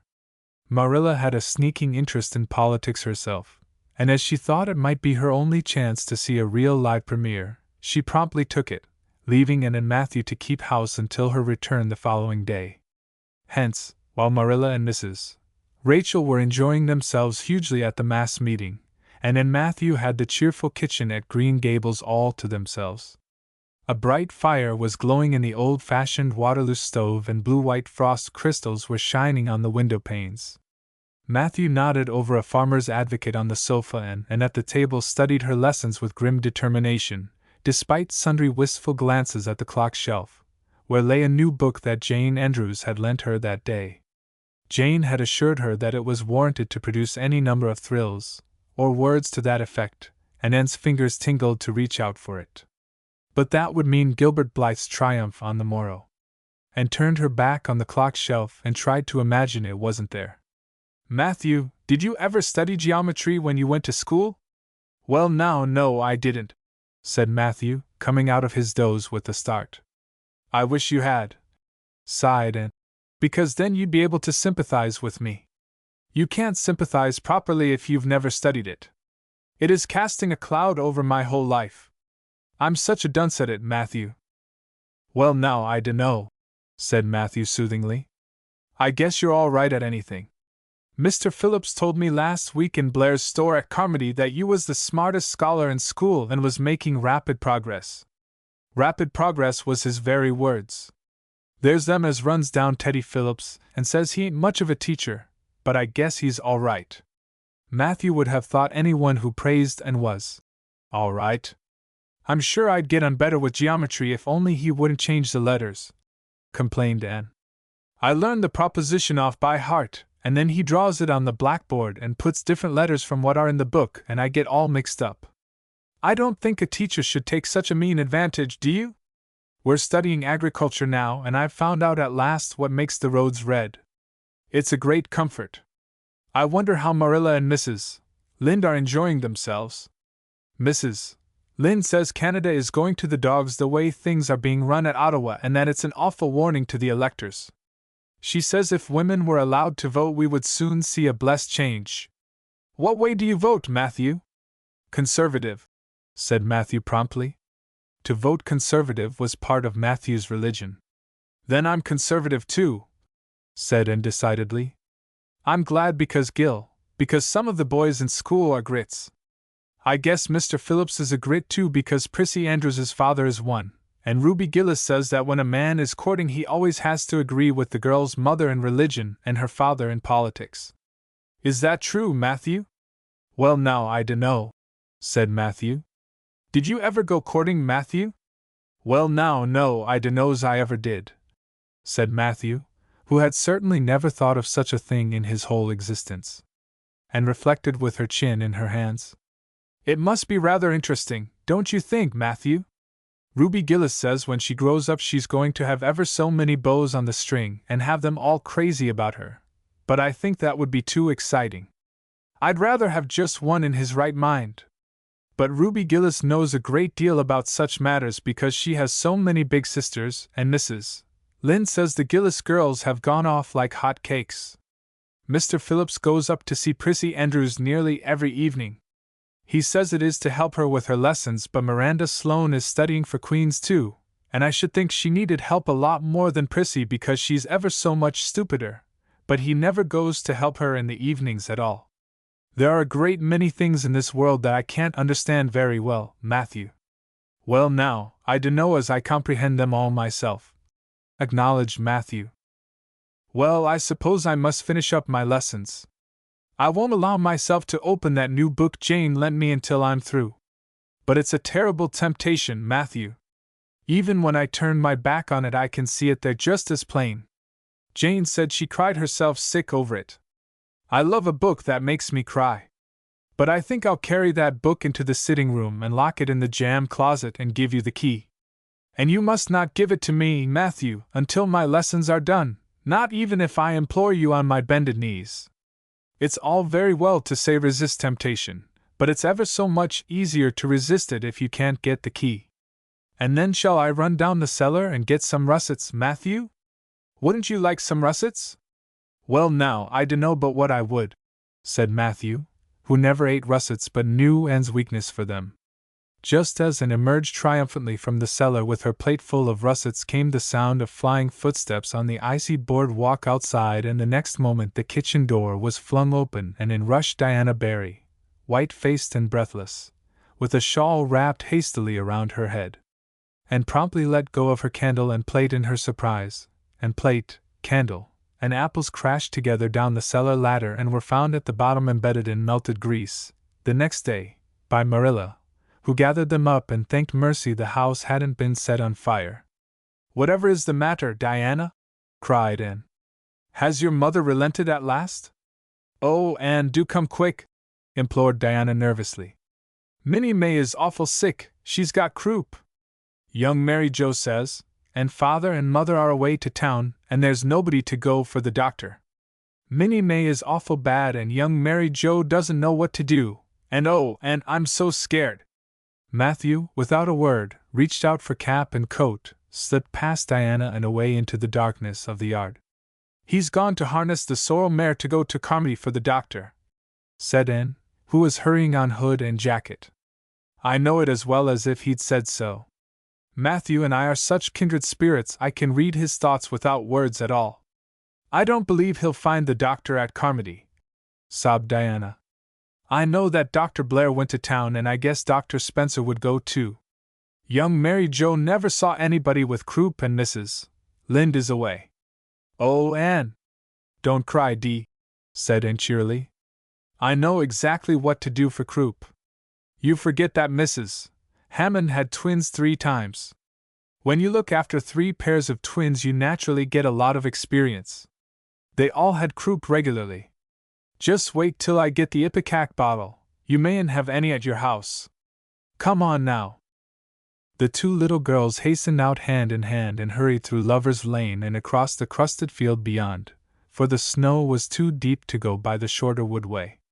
And, although sincerely sorry for Minnie May, was far from being insensible to the romance of the situation and to the sweetness of once more sharing that romance with a kindred spirit. The night was clear and frosty, all ebony of shadow and silver of snowy slope. Big stars were shining over the silent fields. Here and there the dark pointed firs stood up with snow powdering their branches and the wind whistling through them. And thought it was truly delightful to go skimming through all this mystery and loveliness with your bosom friend who had been so long estranged. Minnie May, aged 3, was really very sick. She lay on the kitchen sofa feverish and restless, while her hoarse breathing could be heard all over the house. Young Mary Jo, a buxom, broad-faced French girl from the creek, whom Mrs.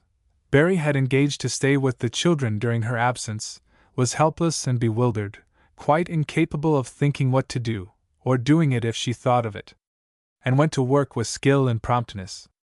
Minnie May has croup all right, she's pretty bad, but I've seen them worse. First we must have lots of hot water. I declare, Diana, there isn't more than a cupful in the kettle. There, I've filled it up, and Mary Jo, you may put some wood in the stove.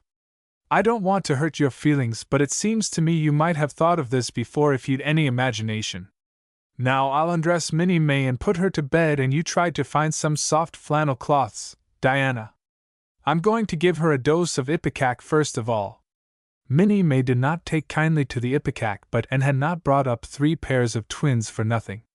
Down that ipecac went, not only once, but many times during the long, anxious night when the 2 little girls worked patiently over the suffering Minnie May, and young Mary Jo, honestly anxious to do all she could, kept up a roaring fire and heated more water than would have been needed for a hospital of croupy babies. It was 3 o'clock when Matthew came with a doctor, for he had been obliged to go all the way to Spencervale for one. But the pressing need for assistance was past. Minnie May was much better and was sleeping soundly. I was awfully near giving up in despair, explained Anne. She got worse and worse until she was sicker than ever the Hammond twins were, even the last pair. I actually thought she was going to choke to death. I gave her every drop of ipecac in that bottle, and when the last dose went down I said to myself, not to Diana or young Mary Jo, because I didn't want to worry them any more than they were worried, but I had to say it to myself just to relieve my feelings. This is the last lingering hope, and I fear 'tis a vain one. But in about 3 minutes she coughed up the phlegm and began to get better right away. You must just imagine my relief, doctor, because I can't express it in words. You know there are some things that cannot be expressed in words. Yes, I know, nodded the doctor. He looked at Anne as if he were thinking some things about her that couldn't be expressed in words. Later on, however, he expressed them to Mr. and Mrs. Barry. That little red-headed girl they have over at Cuthbert's is as smart as they make 'em. I tell you she saved that baby's life, for it would have been too late by the time I got there. She seems to have a skill and presence of mind perfectly wonderful in a child of her age. I never saw anything like the eyes of her when she was explaining the case to me. And had gone home in the wonderful, white-frosted winter morning, heavy-eyed from loss of sleep, but still talking unweariedly to Matthew as they crossed the long white field and walked under the glittering fairy arch of the Lover's Lane maples. Oh, Matthew, isn't it a wonderful morning? The world looks like something God had just imagined for His own pleasure, doesn't it? Those trees look as if I could blow them away with a breath. Poof! I'm so glad I live in a world where there are white frosts, aren't you? And I'm so glad Mrs. Hammond had 3 pairs of twins after all. If she hadn't, I mightn't have known what to do for Minnie May. I'm real sorry I was ever cross with Mrs. Hammond for having twins. But oh, Matthew, I'm so sleepy. I can't go to school. I just know I couldn't keep my eyes open and I'd be so stupid. But I hate to stay home, for Gil, some of the others will get head of the class, and it's so hard to get up again, although of course the harder it is the more satisfaction you have when you do get up, haven't you? Well now, I guess you'll manage all right, said Matthew, looking at Anne's white little face and the dark shadows under her eyes. You just go right to bed and have a good sleep. I'll do all the chores. And accordingly went to bed and slept so long and soundly that it was well on in the white and rosy winter afternoon when she awoke and descended to the kitchen where Marilla, who had arrived home in the meantime, was sitting knitting. Oh, did you see the premier? Exclaimed Anne at once. What did he look like, Marilla? Well, he never got to be premier on account of his looks, said Marilla. Such a nose as that man had. But he can speak. I was proud of being a conservative. Rachel Lynde, of course, being a liberal, had no use for him. Your dinner is in the oven, Anne, and you can get yourself some blue plum preserve out of the pantry. I guess you're hungry. Matthew has been telling me about last night. I must say it was fortunate you knew what to do. I wouldn't have had any idea myself, for I never saw a case of croup. There now, never mind talking till you've had your dinner. I can tell by the look of you that you're just full up with speeches, but they'll keep. Marilla had something to tell Anne, but she did not tell it just then, for she knew if she did Anne's consequent excitement would lift her clear out of the region of such material matters as appetite or dinner. Not until Anne had finished her saucer of blue plums did Marilla say, Mrs. Barry was here this afternoon, Anne.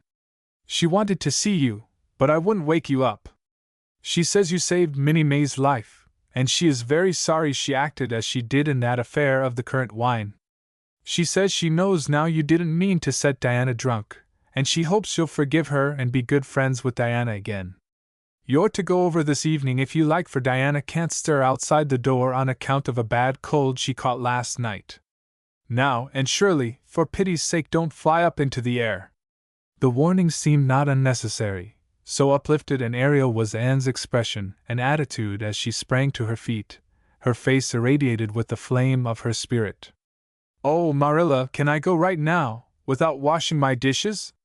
I'll wash them when I come back, but I cannot tie myself down to anything so unromantic as dishwashing at this thrilling moment. Yes, run along, said Marilla indulgently.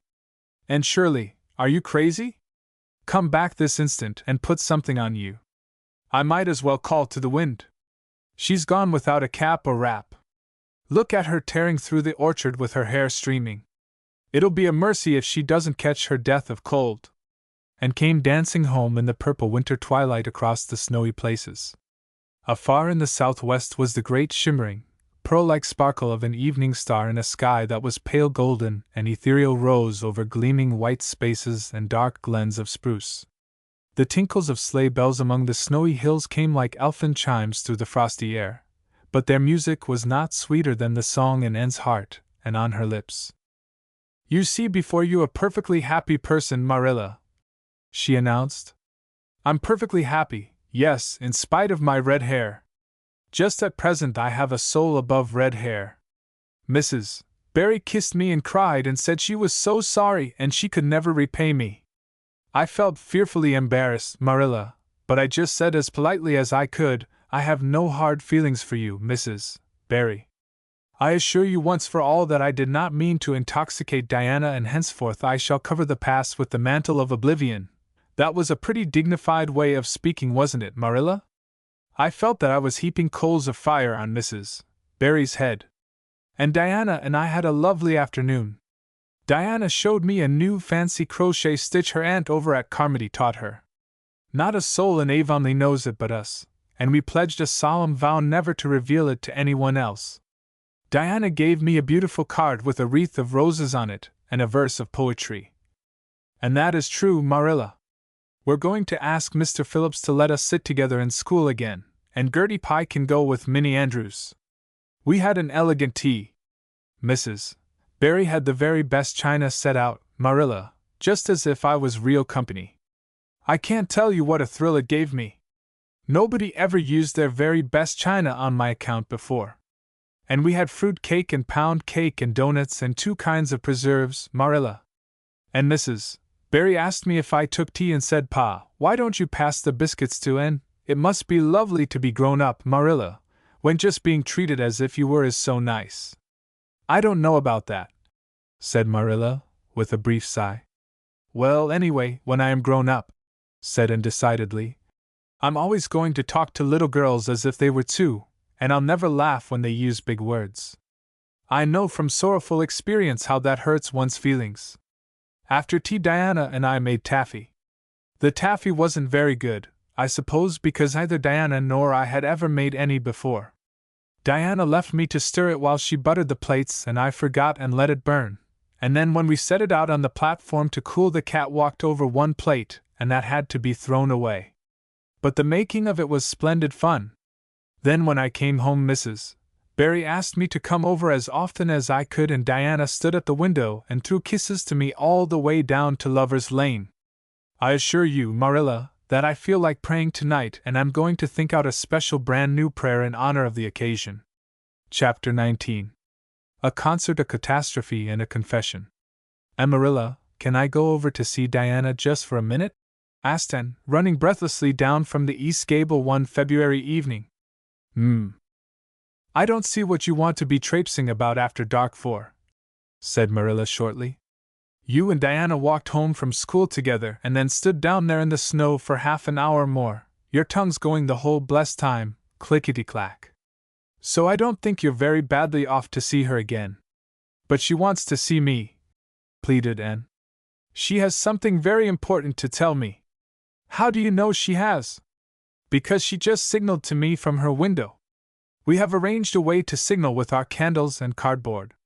We set the candle on the windowsill and make flashes by passing the cardboard back and forth. So many flashes mean a certain thing. It was my idea, Marilla. I'll warrant you it was, said Marilla emphatically. And the next thing you'll be setting fire to the curtains with your signaling nonsense. Oh, we're very careful, Marilla. And it's so interesting. 2 flashes mean, are you there? 3 mean yes and 4 no.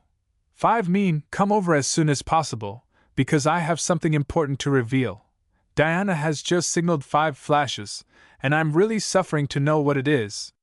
Well, you needn't suffer any longer, said Marilla sarcastically. You can go, but you're to be back here in just 10 minutes, remember that.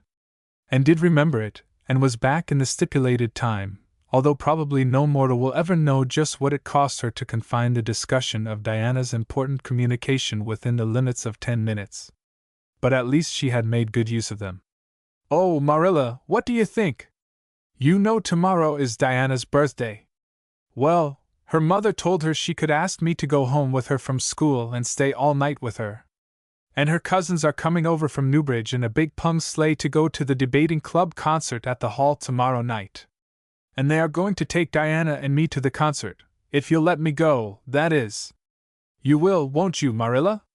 Oh, I feel so excited. You can calm down then, because you're not going.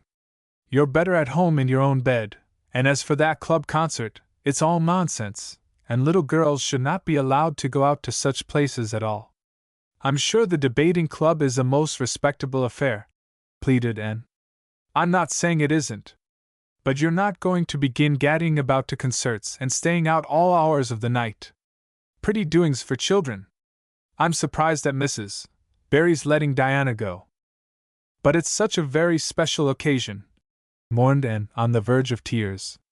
Diana has only one birthday in a year. It isn't as if birthdays were common things, Marilla. Prissy Andrews is going to recite Curfew Must Not Ring tonight. That is such a good moral piece, Marilla. I'm sure it would do me lots of good to hear it. And the choir are going to sing 4 lovely pathetic songs that are pretty near as good as hymns. And oh, Marilla, the minister is going to take part. Yes, indeed, he is. He's going to give an address. That will be just about the same thing as a sermon. Please, mayn't I go, Marilla? You heard what I said, and didn't you? Take off your boots now and go to bed. It's past 8. There's just one more thing, Marilla, said Anne, with the air of producing the last shot in her locker. Mrs. Barry told Diana that we might sleep in the spare-room bed. Think of the honor of your little and being put in the spare-room bed. It's an honor you'll have to get along without. Go to bed, Anne, and don't let me hear another word out of you." When Anne, with tears rolling over her cheeks, had gone sorrowfully upstairs, Matthew, who had been apparently sound asleep on the lounge during the whole dialogue, opened his eyes and said decidedly, "Well now, Marilla, I think you ought to let him go." "I don't then," retorted Marilla. "Who's bringing this child up, Matthew, you or me?" "Well now, you," admitted Matthew. "Don't interfere then." "Well now, I ain't interfering. It ain't interfering to have your own opinion. And my opinion is that you ought to let Anne go. You'd think I ought to let Anne go to the moon if she took the notion, I've no doubt," was Marilla's amiable rejoinder. "I might have let her spend the night with Diana, if that was all. But I don't approve of this concert plan. She'd go there and catch cold like as not, and have her head filled up with nonsense and excitement. It would unsettle her for a week. I understand that child's disposition, and what's good for it better than you, Matthew. I think you ought to let him go," repeated Matthew firmly. Argument was not his strong point, but holding fast to his opinion certainly was. Marilla gave a gasp of helplessness, and took refuge in silence. The next morning, when Anne was washing the breakfast dishes in the pantry, Matthew paused on his way out to the barn to say to Marilla again, "I think you ought to let Anne go, Marilla." For a moment Marilla looked things not lawful to be uttered. Then she yielded to the inevitable and said tartly, "Very well, she can go, since nothing else please you," and flew out of the pantry, dripping dishcloth in hand. "Oh, Marilla, Marilla, say those blessed words again. I guess once is enough to say them. This is Matthew's doings, and I wash my hands of it. If you catch pneumonia sleeping in a strange bed or coming out of that hot hall in the middle of the night, don't blame me, blame Matthew. And Shirley, you're dripping greasy water all over the floor.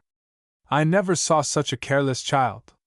"Oh, I know I'm a great trial to you, Marilla," said Anne repentantly. "I make so many mistakes.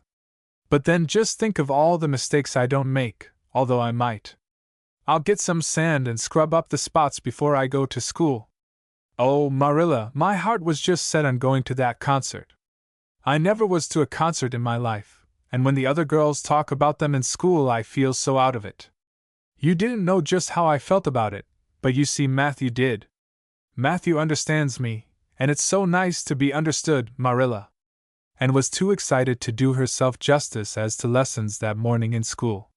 Gilbert Blythe spelled her down in class and left her clear out of sight in mental arithmetic. Anne's consequent humiliation was less than it might have been, however, in view of the concert and the spare-room bed. She and Diana talked so constantly about it all day that with a stricter teacher than Mr. Phillips dire disgrace must inevitably have been their portion. And felt that she could not have borne it if she had not been going to the concert, for nothing else was discussed that day in school.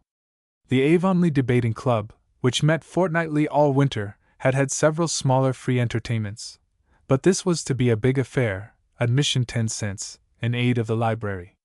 The Avonlea young people had been practicing for weeks, and all the scholars were especially interested in it by reason of older brothers and sisters who were going to take part.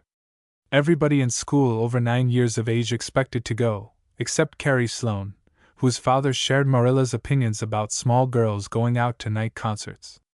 Carrie Sloane cried into her grammar all the afternoon, and felt that life was not worth living. And the real excitement began with the dismissal of school and increased therefrom in crescendo until it reached to a crash of positive ecstasy in the concert itself. They had a perfectly elegant tea, and then came the delicious occupation of dressing in Diana's little room upstairs. Diana did Anne's front hair in the new pompadour style and untied Diana's bows with the especial knack she possessed, and they experimented with at least half a dozen different ways of arranging their back hair. At last they were ready, cheeks scarlet and eyes glowing with excitement. True, Anne could not help a little pang when she contrasted her plain black tam and shapeless, tight-sleeved, homemade grey-cloth coat with Diana's jaunty fur cap and smart little jacket. But she remembered in time that she had an imagination and could use it. Then Diana's cousins, the Mays from Newbridge, came. They all crowded into the big pung sleigh, among straw and furry robes, and reveled in the drive to the hall, slipping along over the satin-smooth roads with the snow crisping under the runners. There was a magnificent sunset, and the snowy hills and deep blue water of the St. Lawrence Gulf seemed to rim in the splendor like a huge bowl of pearl and sapphire brimmed with wine and fire. Tinkles of sleigh bells and distant laughter, that seemed like the mirth of wood elves, came from every quarter. "Oh, Diana!" breathed in, squeezing Diana's mittened hand under the fur robe. "Isn't it all like a beautiful dream? Do I really look the same as usual? I feel so different that it seems to me it must show in my looks." "You look awfully nice," said Diana, who, having just received a compliment from one of her cousins, felt that she ought to pass it on. "You've got the loveliest color." The program that night was a series of thrills, for at least one listener in the audience, and, as Anne assured Diana, every succeeding thrill was thrillier than the last. When Prissy Andrews, attired in a new pink silk waist with a string of pearls about her smooth white throat and real carnations in her hair, rumor whispered that the master had sent all the way to town for them for her, climbed the slimy ladder, dark without one ray of light, and shivered in luxurious sympathy, when the choir sang, "Far above the gentle daisies," and gazed at the ceiling as if it were frescoed with angels, when Sam Sloane proceeded to explain and illustrate how Sockery said a hen, and laughed until people sitting near her laughed too, more out of sympathy with her than with amusement at a selection that was rather threadbare even in Avonlea, and when Mr. Phillips gave Mark Antony's oration over the dead body of Caesar in the most heart-stirring tones, looking at Prissy Andrews at the end of every sentence, and felt that she could rise and mutiny on the spot if but one Roman citizen led the way. Only one number on the program failed to interest her. When Gilbert Blythe recited Bingen on the Rhine, and picked up Rhoda Murray's library book and read it until he had finished, when she sat rigidly stiff and motionless while Diana clapped her hands until they tingled. It was 11 when they got home, sated with dissipation, but with the exceeding sweet pleasure of talking it all over still to come. Everybody seemed asleep and the house was dark and silent. And then Diana tiptoed into the parlor, a long narrow room out of which the spare room opened. It was pleasantly warm and dimly lighted by the embers of a fire in the grate. "Let's undress here," said Diana. "It's so nice and warm." "Hasn't it been a delightful time?" sighed Anne rapturously. "It must be splendid to get up and recite there. Do you suppose we will ever be asked to do it, Diana?" "Yes, of course, someday. They're always wanting the big scholars to recite. Gilbert Blythe does often, and he's only 2 years older than us." "Oh, Anne, how could you pretend not to listen to him? When he came to the line, he looked right down at you." "Diana," said Anne with dignity, "you are my bosom friend, but I cannot allow even you to speak to me of that person. Are you ready for bed? Let's run a race and see who'll get to the bed first." The suggestion appealed to Diana. The 2 little white-clad figures flew down the long room, through the spare room door, and bounded on the bed at the same moment. And then, something moved beneath them, there was a gasp and a cry, and somebody said in muffled accents, "Merciful goodness!" Anne and Diana were never able to tell just how they got off that bed and out of the room. They only knew that after one frantic rush they found themselves tiptoeing shiveringly upstairs. "Oh, who was it? What was it?" whispered Anne, her teeth chattering with cold and fright. "It was Aunt Josephine," said Diana, gasping with laughter. "Oh, Anne, it was Aunt Josephine, however she came to be there. Oh, and I know she will be furious. It's dreadful, it's really dreadful, but did you ever know anything so funny, Anne? Who is your Aunt Josephine?" "She's Father's aunt, and she lives in Charlottetown. She's awfully old, 70 anyhow, and I don't believe she was ever a little girl. We were expecting her out for a visit, but not so soon. She's awfully prim and proper, and she'll scold dreadfully about this, I know.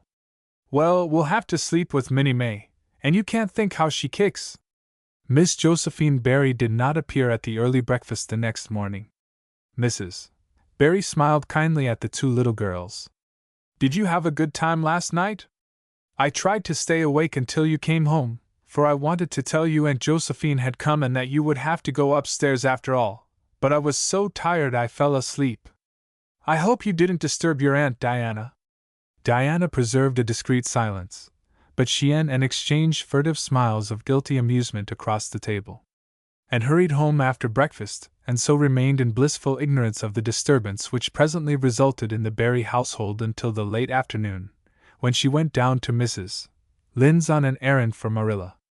"So you and Diana nearly frightened poor old Miss Barry to death last night?" said Mrs. Lynde severely, but with a twinkle in her eye. "Mrs. Barry was here a few minutes ago on her way to Carmody. She's feeling real worried over it. Old Miss Barry was in a terrible temper when she got up this morning, and Josephine Barry's temper is no joke, I can tell you that. She wouldn't speak to Diana at all. It wasn't Diana's fault," said Anne contritely. "It was mine. I suggested racing to see who would get into bed first." "I knew it," said Mrs. Lynde, with the exultation of a correct guesser. "I knew that idea came out of your head. Well, it's made a nice lot of trouble, that's what. Old Miss Barry came out to stay for a month, but she declares she won't stay another day and is going right back to town tomorrow, Sunday and all as it is. She'd have gone today if they could have taken her. She had promised to pay for a quarter's music lessons for Diana, but now she is determined to do nothing at all for such a tomboy. Oh, I guess they had a lively time of it there this morning. The Barrys must feel cut up. Old Miss Barry is rich, and they'd like to keep on the good side of her. Of course, Mrs. Barry didn't say just that to me, but I'm a pretty good judge of human nature, that's what. I'm such an unlucky girl," mourned Anne. "I'm always getting into scrapes myself and getting my best friends, people I'd shed my heart's blood for, into them too. Can you tell me why it is so, Mrs. Lynde?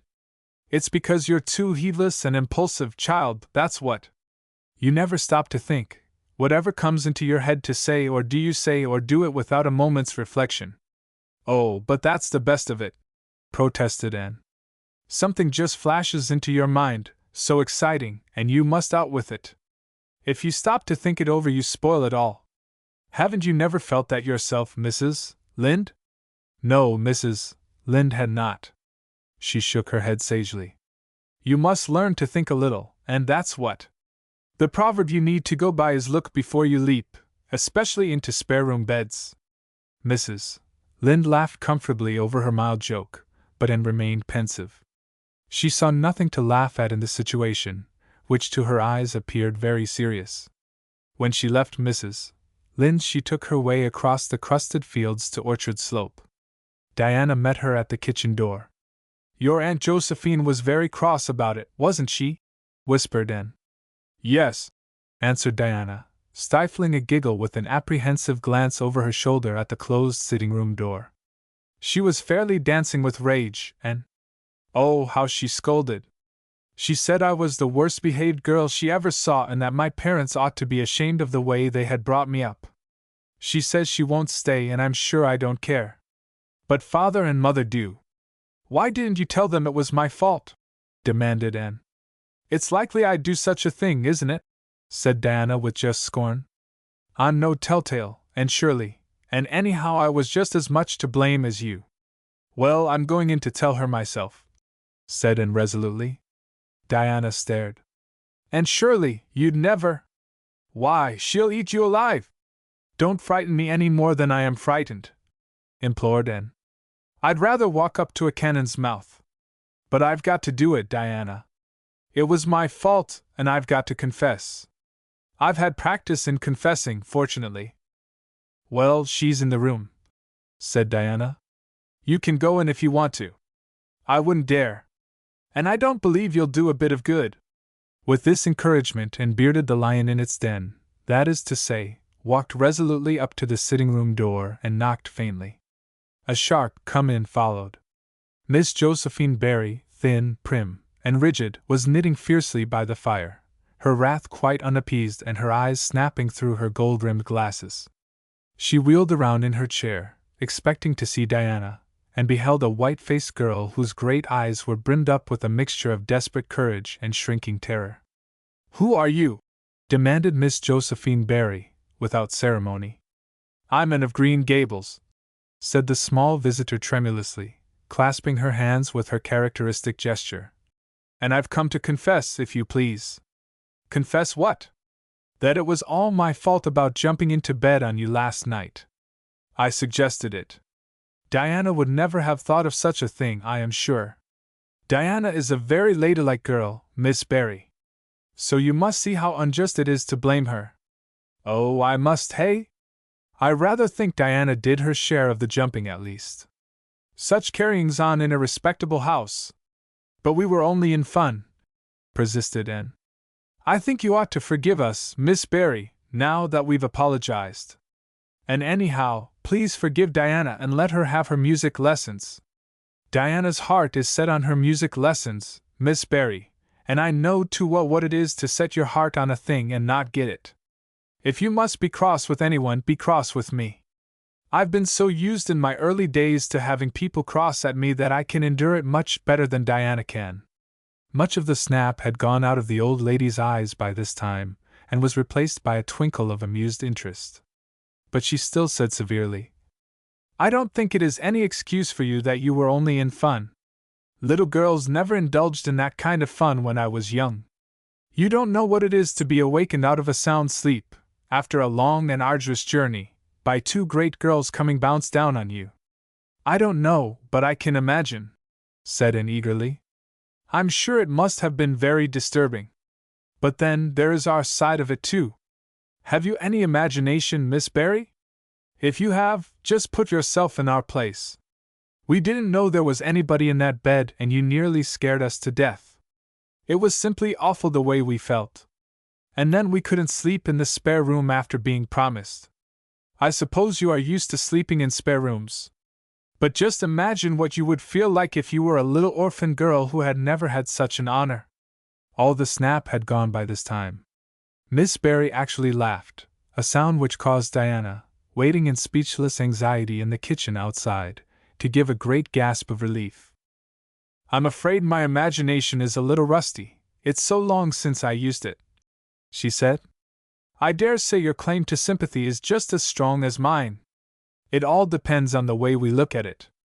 Sit down here and tell me about yourself." "I am very sorry I can't," said Anne firmly. "I would like to, because you seem like an interesting lady, and you might even be a kindred spirit although you don't look very much like it. But it is my duty to go home to Miss Marilla Cuthbert. Miss Marilla Cuthbert is a very kind lady who has taken me to bring up properly. She is doing her best, but it is very discouraging work. You must not blame her because I jumped on the bed. But before I go, I do wish you would tell me if you will forgive Diana and stay just as long as you meant to in Avonlea. I think perhaps I will if you will come over and talk to me occasionally," said Miss Barry. That evening Miss Barry gave Diana a silver bangle bracelet and told the senior members of the household that she had unpacked her valise. "I've made up my mind to stay simply for the sake of getting better acquainted with that Anne girl," she said frankly. "She amuses me, and at my time of life an amusing person is a rarity." Marilla's only comment when she heard the story was, "I told you so." This was for Matthew's benefit. Miss Barry stayed her month out and over. She was a more agreeable guest than usual, for Anne kept her in good humor. They became firm friends. When Miss Barry went away she said, "Remember, you Anne girl, when you come to town you're to visit me and I'll put you in my very sparest spare room bed to sleep." Miss Barry was a kindred spirit, after all, and confided to Marilla. "You wouldn't think so to look at her, but she is. You don't find it right out at first, as in Matthew's case, but after a while you come to see it. Kindred spirits are not so scarce as I used to think. It's splendid to find out there are so many of them in the world." Chapter 20. A Good Imagination Gone Wrong. Spring had come once more to Green Gables, the beautiful, capricious, reluctant Canadian spring, lingering along through April and May in a succession of sweet, fresh, chilly days, with pink sunsets and miracles of resurrection and growth. The maples in Lover's Lane were red-budded and little curly ferns pushed up around the Dryad's bubble. Away up in the barrens, behind Mr. Silas Sloane's place, the mayflowers blossomed out, pink and white stars of sweetness under their brown leaves. All the school girls and boys had one golden afternoon gathering them, coming home in the clear, echoing twilight with arms and baskets full of flowery spoil. S. I'm so sorry for people who live in lands where there are no mayflowers, said Anne. Diana says perhaps they have something better, but there couldn't be anything better than mayflowers, could there, Marilla? And Diana says if they don't know what they are like, they don't miss them. But I think that is the saddest thing of all. I think it would be tragic, Marilla, not to know what mayflowers are like and not to miss them. Do you know what I think mayflowers are, Marilla? I think they must be the souls of the flowers that died last summer, and this is their heaven. But we had a splendid time today, Marilla. We had our lunch down in a big mossy hollow by an old well, such a romantic spot. Charlie Sloane dared Artie Gillis to jump over it, and Artie did because he wouldn't take a dare. Nobody would in school. It is very fashionable to dare. Mr. Phillips gave all the mayflowers he found to Prissy Andrews, and I heard him to say sweets to the sweet. He got that out of a book, I know, but it shows he has some imagination. I was offered some mayflowers too, but I rejected them with scorn. I can't tell you the person's name because I have vowed never to let it cross my lips. We made wreaths of the mayflowers and put them on our hats, and when the time came to go home we marched in procession down the road, 2 by 2, with our bouquets and wreaths, singing My Home on the Hill. Oh, it was so thrilling, Marilla. All Mr. Silas Sloane's folks rushed out to see us, and everybody we met on the road stopped and stared after us. We made a real sensation. Not much wonder. Such silly doings, was Marilla's response. After the mayflowers came the violets, and Violet Vale was empurpled with them, and walked through it on her way to school with reverent steps and worshipping eyes, as if she trod on holy ground. Somehow, she told Diana, when I'm going through here I don't really care whether anybody gets ahead of me in class or not. But when I'm up in school it's all different, and I care as much as ever. There's such a lot of different Annis in me. I sometimes think that is why I'm such a troublesome person. If I was just the one, and it would be ever so much more comfortable, but then it wouldn't be half so interesting. One June evening, when the orchards were pink blossomed again, when the frogs were singing silverly sweet in the marshes about the head of the lake of shining waters, and the air was full of the savor of clover fields and balsamic fir woods, and was sitting by her gable window. She had been studying her lessons, but it had grown too dark to see the book, so she had fallen into wide-eyed reverie, looking out past the boughs of the Snow Queen, once more bestarred with its tufts of blossom. In all essential respects the little gable chamber was unchanged. The walls were as white, the pincushion as hard, the chairs as stiffly and yellowly upright as ever. Yet the whole character of the room was altered. It was full of a new vital, pulsing personality that seemed to pervade it, and to be quite independent of schoolgirl books and dresses and ribbons, and even of the cracked blue jug full of apple blossoms on the table. It was as if all the dreams, sleeping and waking, of its vivid occupant had taken a visible although unmaterial form and had tapestried the bare room with splendid filmy tissues of rainbow and moonshine. Presently Marilla came briskly in with some of Anne's freshly ironed school aprons. She hung them over a chair and sat down with a short sigh. She had had one of her headaches that afternoon, and although the pain had gone she felt weak and tuckered out, as she expressed it, and looked at her with eyes limpid with sympathy. I do truly wish I could have had the headache in your place, Marilla. I would have endured it joyfully for your sake. I guess you did your part in attending to the work and letting me rest, said Marilla. You seem to have got on fairly well and made fewer mistakes than usual. Of course it wasn't exactly necessary to starch Matthew's handkerchiefs. And most people, when they put a pie in the oven to warm up for dinner, take it out and eat it when it gets hot instead of leaving it to be burned to a crisp. But that doesn't seem to be your way, evidently. Headaches always left Marilla somewhat sarcastic. Oh, I'm so sorry, said Anne penitently.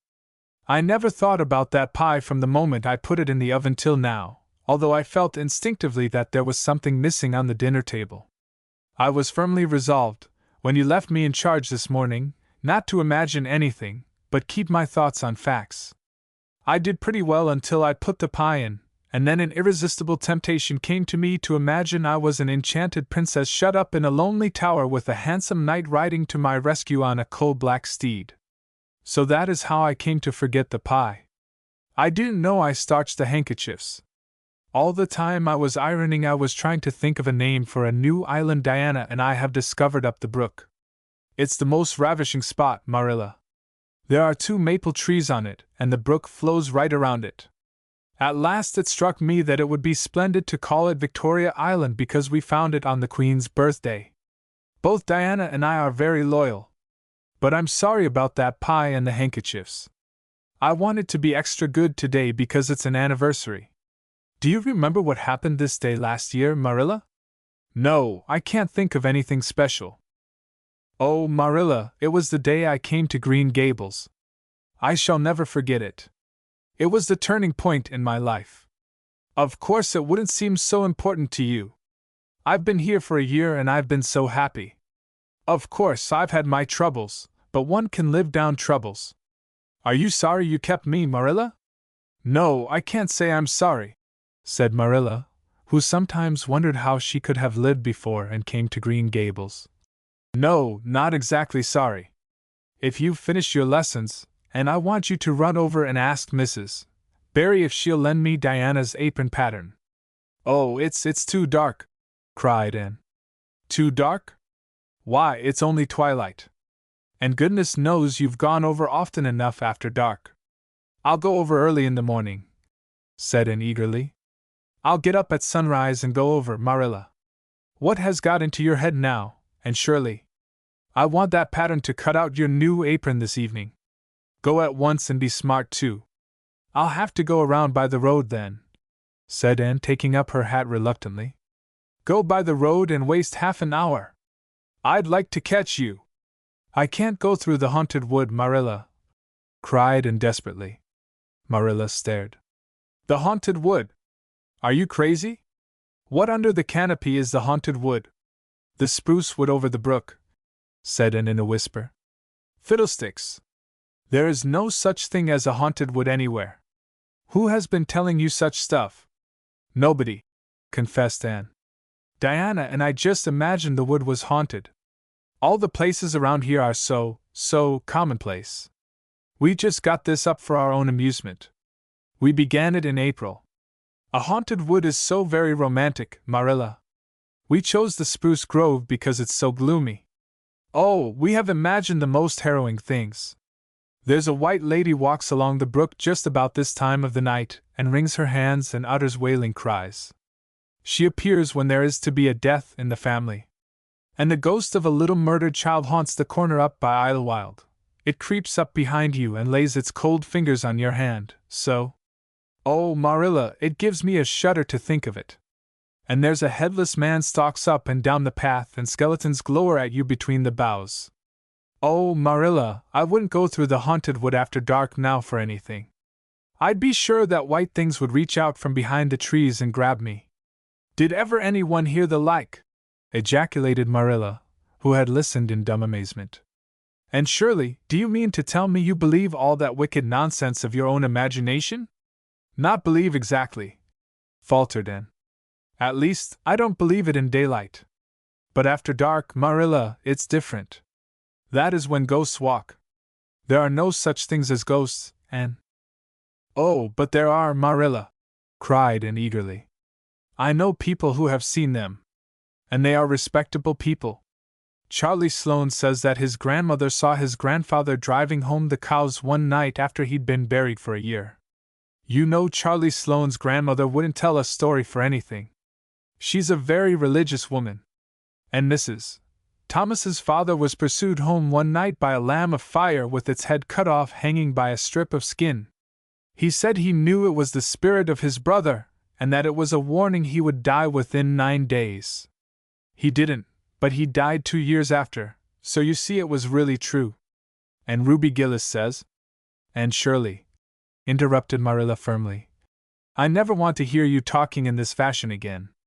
I've had my doubts about that imagination of yours right along, and if this is going to be the outcome of it, I won't countenance any such doings. You'll go right over to Barry's, and you'll go through that spruce grove, just for a lesson and a warning to you. And never let me hear a word out of your head about haunted woods again. And might plead and cry as she liked, and did, for her terror was very real. Her imagination had run away with her, and she held the spruce grove in mortal dread after nightfall. But Marilla was inexorable. She marched the shrinking ghost seer down to the spring and ordered her to proceed straightaway over the bridge and into the dusky retreats of wailing ladies and headless specters beyond. "Oh, Marilla, how can you be so cruel?" sobbed Anne. "What would you feel like if a white thing did snatch me up and carry me off?" "I'll risk it," said Marilla unfeelingly. "You know I always mean what I say. I'll cure you of imagining ghosts into places. March, now." And marched. That is, she stumbled over the bridge and went shuddering up the horrible dim path beyond. And never forgot that walk. Bitterly did she repent the license she had given to her imagination. The goblins of her fancy lurked in every shadow about her, reaching out their cold, fleshless hands to grasp the terrified small girl who had called them into being. A white strip of birch bark blowing up from the hollow over the brown floor of the grove made her heart stand still. The long-drawn wail of two old boughs rubbing against each other brought out the perspiration in beads on her forehead. The swoop of bats in the darkness over her was as the wings of unearthly creatures. When she reached Mr. William Bell's field, she fled across it as if pursued by an army of white things, and arrived at the Berry kitchen door so out of breath that she could hardly gasp out her request for the apron pattern. Diana was away, so that she had no excuse to linger. The dreadful return journey had to be faced, and went back over it with shut eyes, preferring to take the risk of dashing her brains out among the boughs to that of seeing a white thing. When she finally stumbled over the log bridge, she drew one long, shivering breath of relief. "Well, so nothing caught you," said Marilla unsympathetically. "Oh, Marilla," chattered Anne. "I'll be contented with CC commonplace places after this." Chapter 21. A new departure in flavorings. "Dear me, there is nothing but meetings and partings in this world, as Mrs. Lynde says," remarked Anne plaintively, putting her slate and books down on the kitchen table on the last day of June and wiping her red eyes with a very damp handkerchief. "Wasn't it fortunate, Marilla, that I took an extra handkerchief to school today? I had a presentiment that it would be needed. I never thought you were so fond of Mr. Phillips that you'd require 2 handkerchiefs to dry your tears just because he was going away," said Marilla. "I don't think I was crying because I was really so very fond of him," reflected Anne. "I just cried because all the others did. It was Ruby Gillis started it. Ruby Gillis has always declared she hated Mr. Phillips, but just as soon as he got up to make his farewell speech she burst into tears. Then all the girls began to cry, one after the other. I tried to hold out, Marilla. I tried to remember the time Mr. Phillips made me sit with Gil, with a boy, and the time he spelled my name without an E on the blackboard, and how he said I was the worst dunce he ever saw at geometry and laughed at my spelling, and all the times he had been so horrid and sarcastic. But somehow I couldn't, Marilla, and I just had to cry too. Jane Andrews has been talking for a month about how glad she'd be when Mr. Phillips went away, and she declared she'd never shed a tear. Well, she was worse than any of us and had to borrow a handkerchief from her brother. Of course the boys didn't cry, because she hadn't brought one of her own, not expecting to need it. Oh, Marilla, it was heartrending. Mr. Phillips made such a beautiful farewell speech beginning, 'The time has come for us to part.' It was very affecting. And he had tears in his eyes too, Marilla. Oh, I felt dreadfully sorry and remorseful for all the times I'd talked in school and drawn pictures of him on my slate and made fun of him and Prissy. I can tell you I wished I'd been a model pupil like Minnie Andrews. She hadn't anything on her conscience. The girls cried all the way home from school. Carrie Sloane kept saying every few minutes, 'The time has come for us to part,' and that would start us off again whenever we were in any danger of cheering up. I do feel dreadfully sad, Marilla. But one can't feel quite in the depths of despair with 2 months' vacation before them, can they, Marilla? And besides, we met the new minister and his wife coming from the station. For all I was feeling so bad about Mr. Phillips going away, I couldn't help taking a little interest in a new minister, could I? His wife is very pretty. Not exactly regally lovely, of course. It wouldn't do, I suppose, for a minister to have a regally lovely wife, because it might set a bad example. Mrs.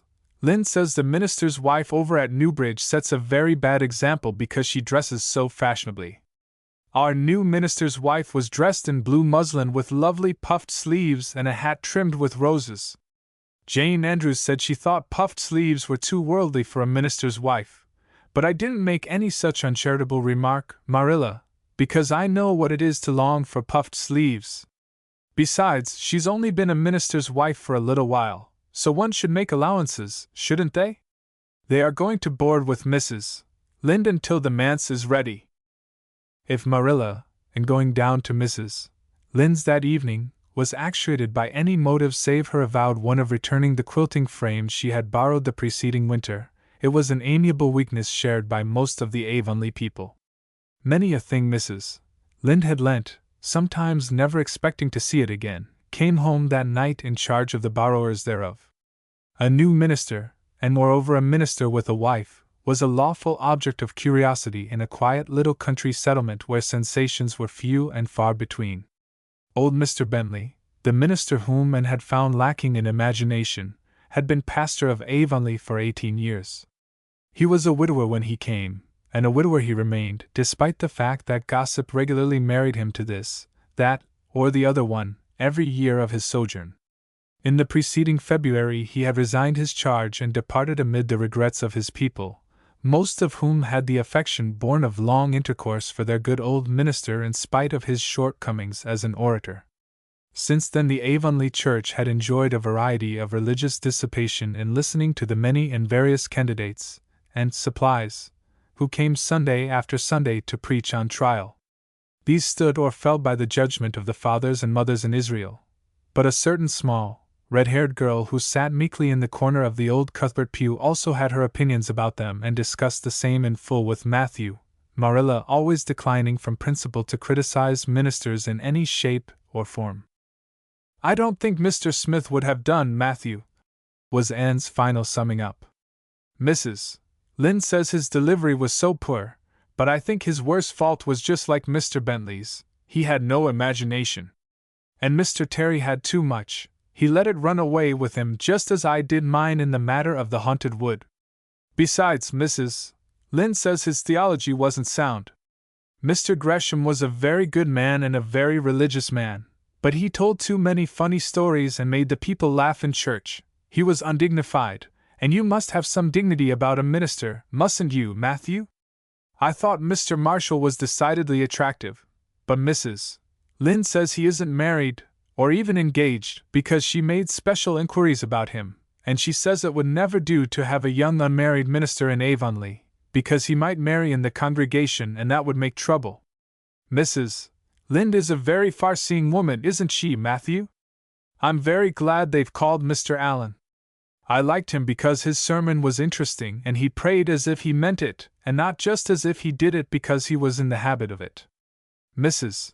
Lynde says he isn't perfect, but she says she supposes we couldn't expect a perfect minister for $750 a year, and anyhow his theology is sound because she questioned him thoroughly on all the points of doctrine. And she knows his wife's people and they are most respectable and the women are all good housekeepers. Mrs. Lynde says that sound doctrine in the man and good housekeeping in the woman make an ideal combination for a minister's family. The new minister and his wife were a young, pleasant-faced couple, still on their honeymoon, and full of all good and beautiful enthusiasms for their chosen life-work. Avonlea opened its heart to them from the start.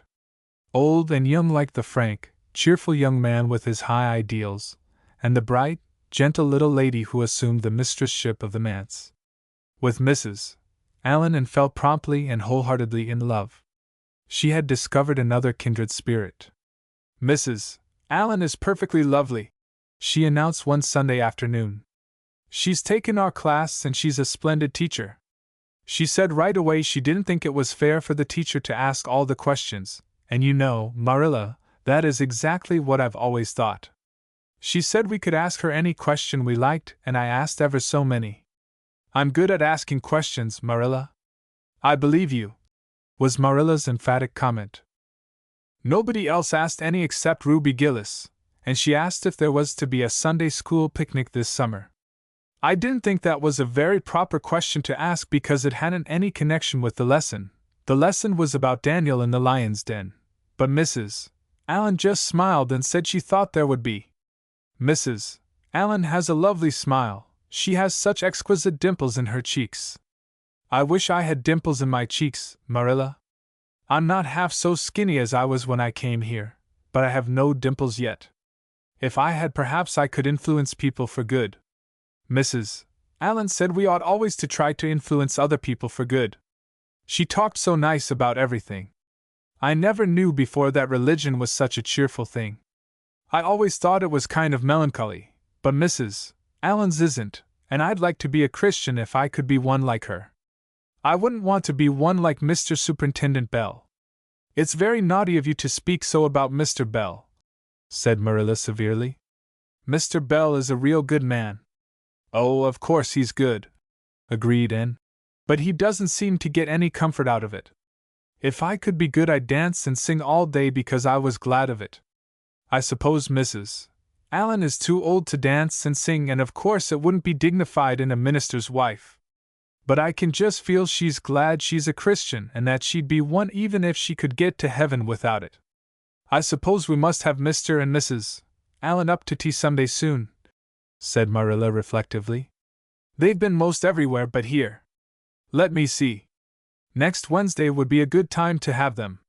But don't say a word to Matthew about it, for if he knew they were coming he'd find some excuse to be away that day.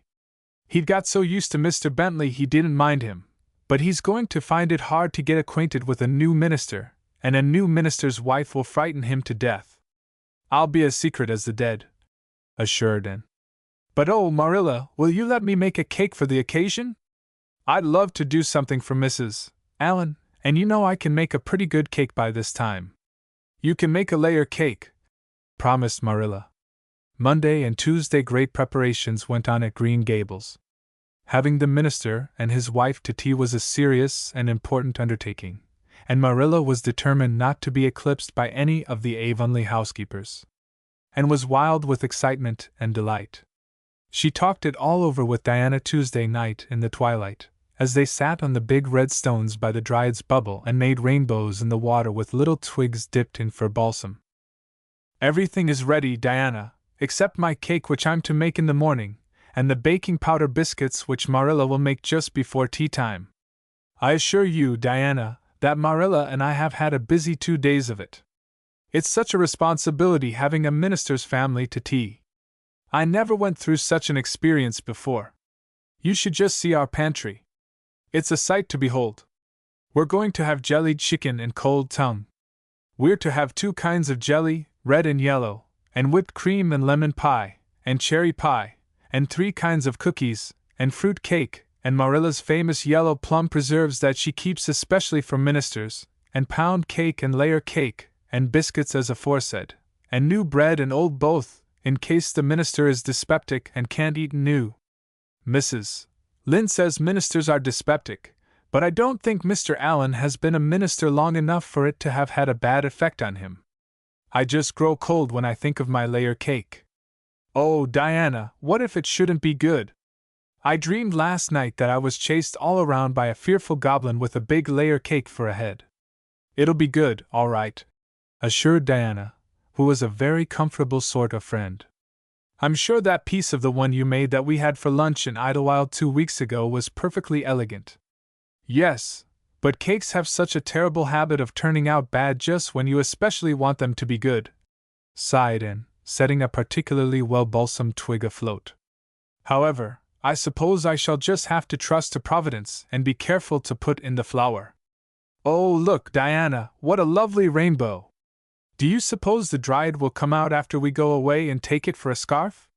You know there is no such thing as a Dryad, said Diana. Diana's mother had found out about the haunted wood and had been decidedly angry over it. As a result, Diana had abstained from any further imitative flights of imagination and did not think it prudent to cultivate a spirit of belief even in harmless Dryads. But it's so easy to imagine there is, said Anne. Every night before I go to bed, I look out of my window and wonder if the Dryad is really sitting here, combing her locks with the spring for a mirror. Sometimes I look for her footprints in the dew in the morning. Oh, Diana, don't give up your faith in the Dryad. Wednesday morning came.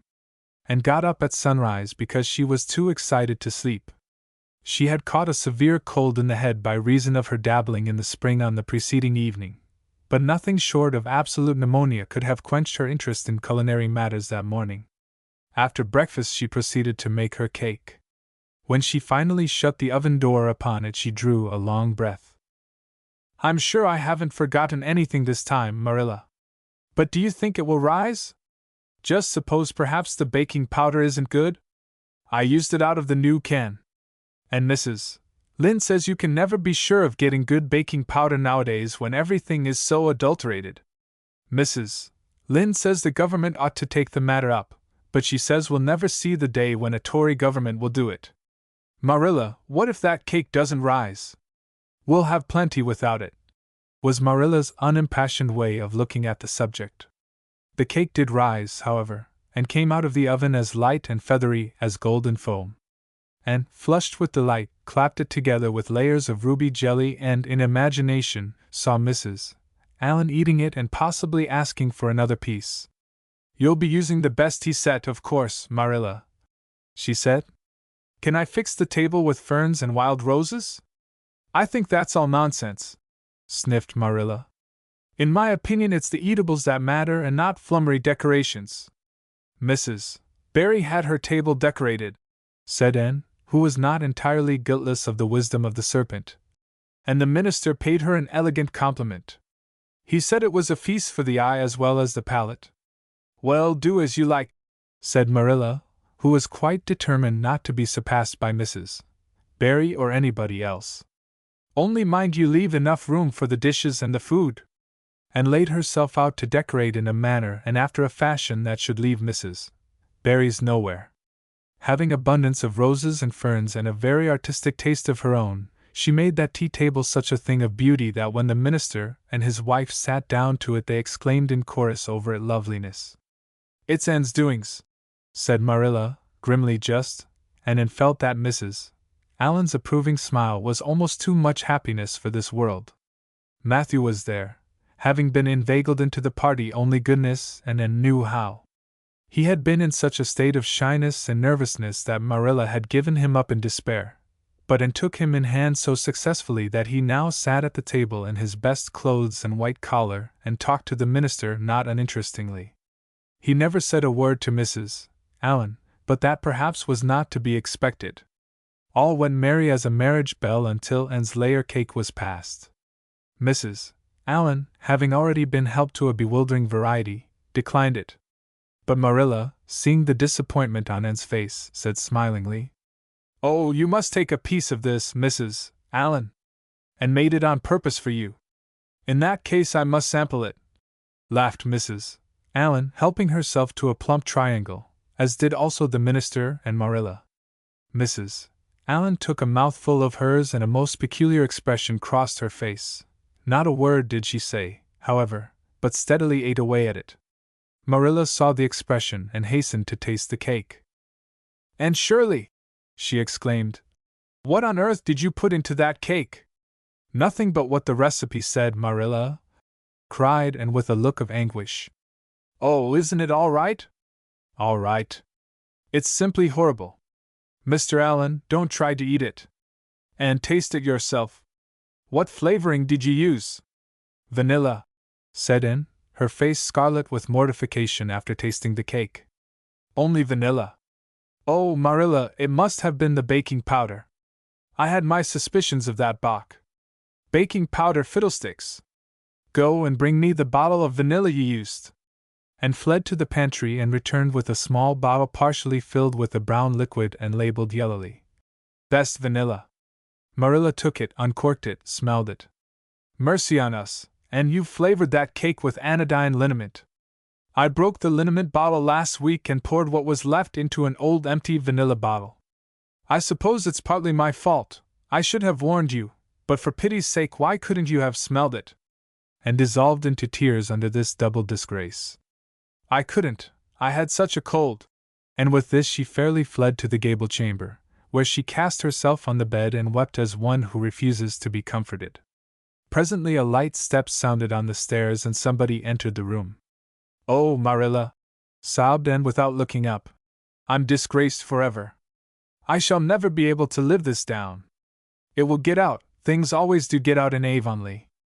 Diana will ask me how my cake turned out, and I shall have to tell her the truth. I shall always be pointed at as the girl who flavored a cake with anodyne liniment. Gil, the boys in school will never get over laughing at it. Oh, Marilla, if you have a spark of Christian pity, don't tell me that I must go down and wash the dishes after this. I'll wash them when the minister and his wife are gone, but I cannot ever look Mrs. Allen in the face again. Perhaps she'll think I tried to poison her. Mrs. Lynde says she knows an orphan girl who tried to poison her benefactor. But the liniment isn't poisonous. It's meant to be taken internally, although not in cakes. Won't you tell Mrs. Allen so, Marilla? Suppose you jump up and tell her so yourself," said a merry voice, and flew up to find Mrs. Allen standing by her bed, surveying her with laughing eyes. "My dear little girl, you mustn't cry like this," she said, genuinely disturbed by Anne's tragic face. "Why, it's all just a funny mistake that anybody might make." "Oh, no, it takes me to make such a mistake," said Anne forlornly. "And I wanted to have that cake so nice for you, Mrs. Allen." "Yes, I know, dear. And I assure you I appreciate your kindness and thoughtfulness just as much as if it had turned out all right. Now you mustn't cry any more, but come down with me and show me your flower garden. Miss Cuthbert tells me you have a little plot all your own. I want to see it, for I'm very much interested in flowers." And permitted herself to be led down and comforted, reflecting that it was really providential that Mrs. Allen was a kindred spirit.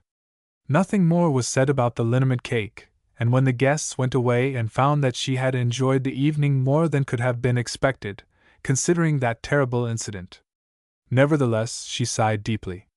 "Marilla, isn't it nice to think that tomorrow is a new day with no mistakes in it yet?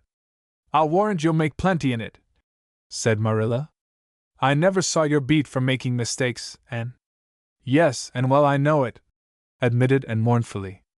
"But have you ever noticed one encouraging thing about me, Marilla? I never make the same mistake twice. I don't know as that's much benefit when you're always making new ones. Oh, don't you see, Marilla? There must be a limit to the mistakes one person can make, and when I get to the end of them, then I'll be through with them. That's a very comforting thought." "Well, you'd better go and give that cake to the pigs," said Marilla. "It isn't fit for any human to eat, not even Jerry Butt." Chapter 22. And is invited out to tea. Andy, what are your eyes popping out of your head about now?" asked Marilla, when Anne had just come in from a run to the post office. "Have you discovered another kindred spirit?" Excitement hung around and like a garment shone in her eyes, kindled in every feature. She had come dancing up the lane, like a wind-blown sprite, through the mellow sunshine and lazy shadows of the August evening. No, Marilla, but oh, what do you think? I am invited to tea at the manse tomorrow afternoon. Mrs. Allen left a letter for me at the post office. Just look at it, Marilla. Miss Anne Shirley, Green Gables. That is the first time I was ever called Miss. Such a thrill as it gave me. I shall cherish it forever among my choicest treasures. Mrs. Allen told me she meant to have all the members of her Sunday school class to tea in turn," said Marilla, regarding the wonderful event very coolly. "You needn't get in such a fever over it. Do learn to take things calmly, child." And to take things calmly would have been to change her nature. All spirit and fire and dew. As she was, the pleasures and pains of life came to her with trebled intensity. Marilla felt this and was vaguely troubled over it, realizing that the ups and downs of existence would probably bear hardly on this impulsive soul, and not sufficiently understanding that the equally great capacity for delight might more than compensate.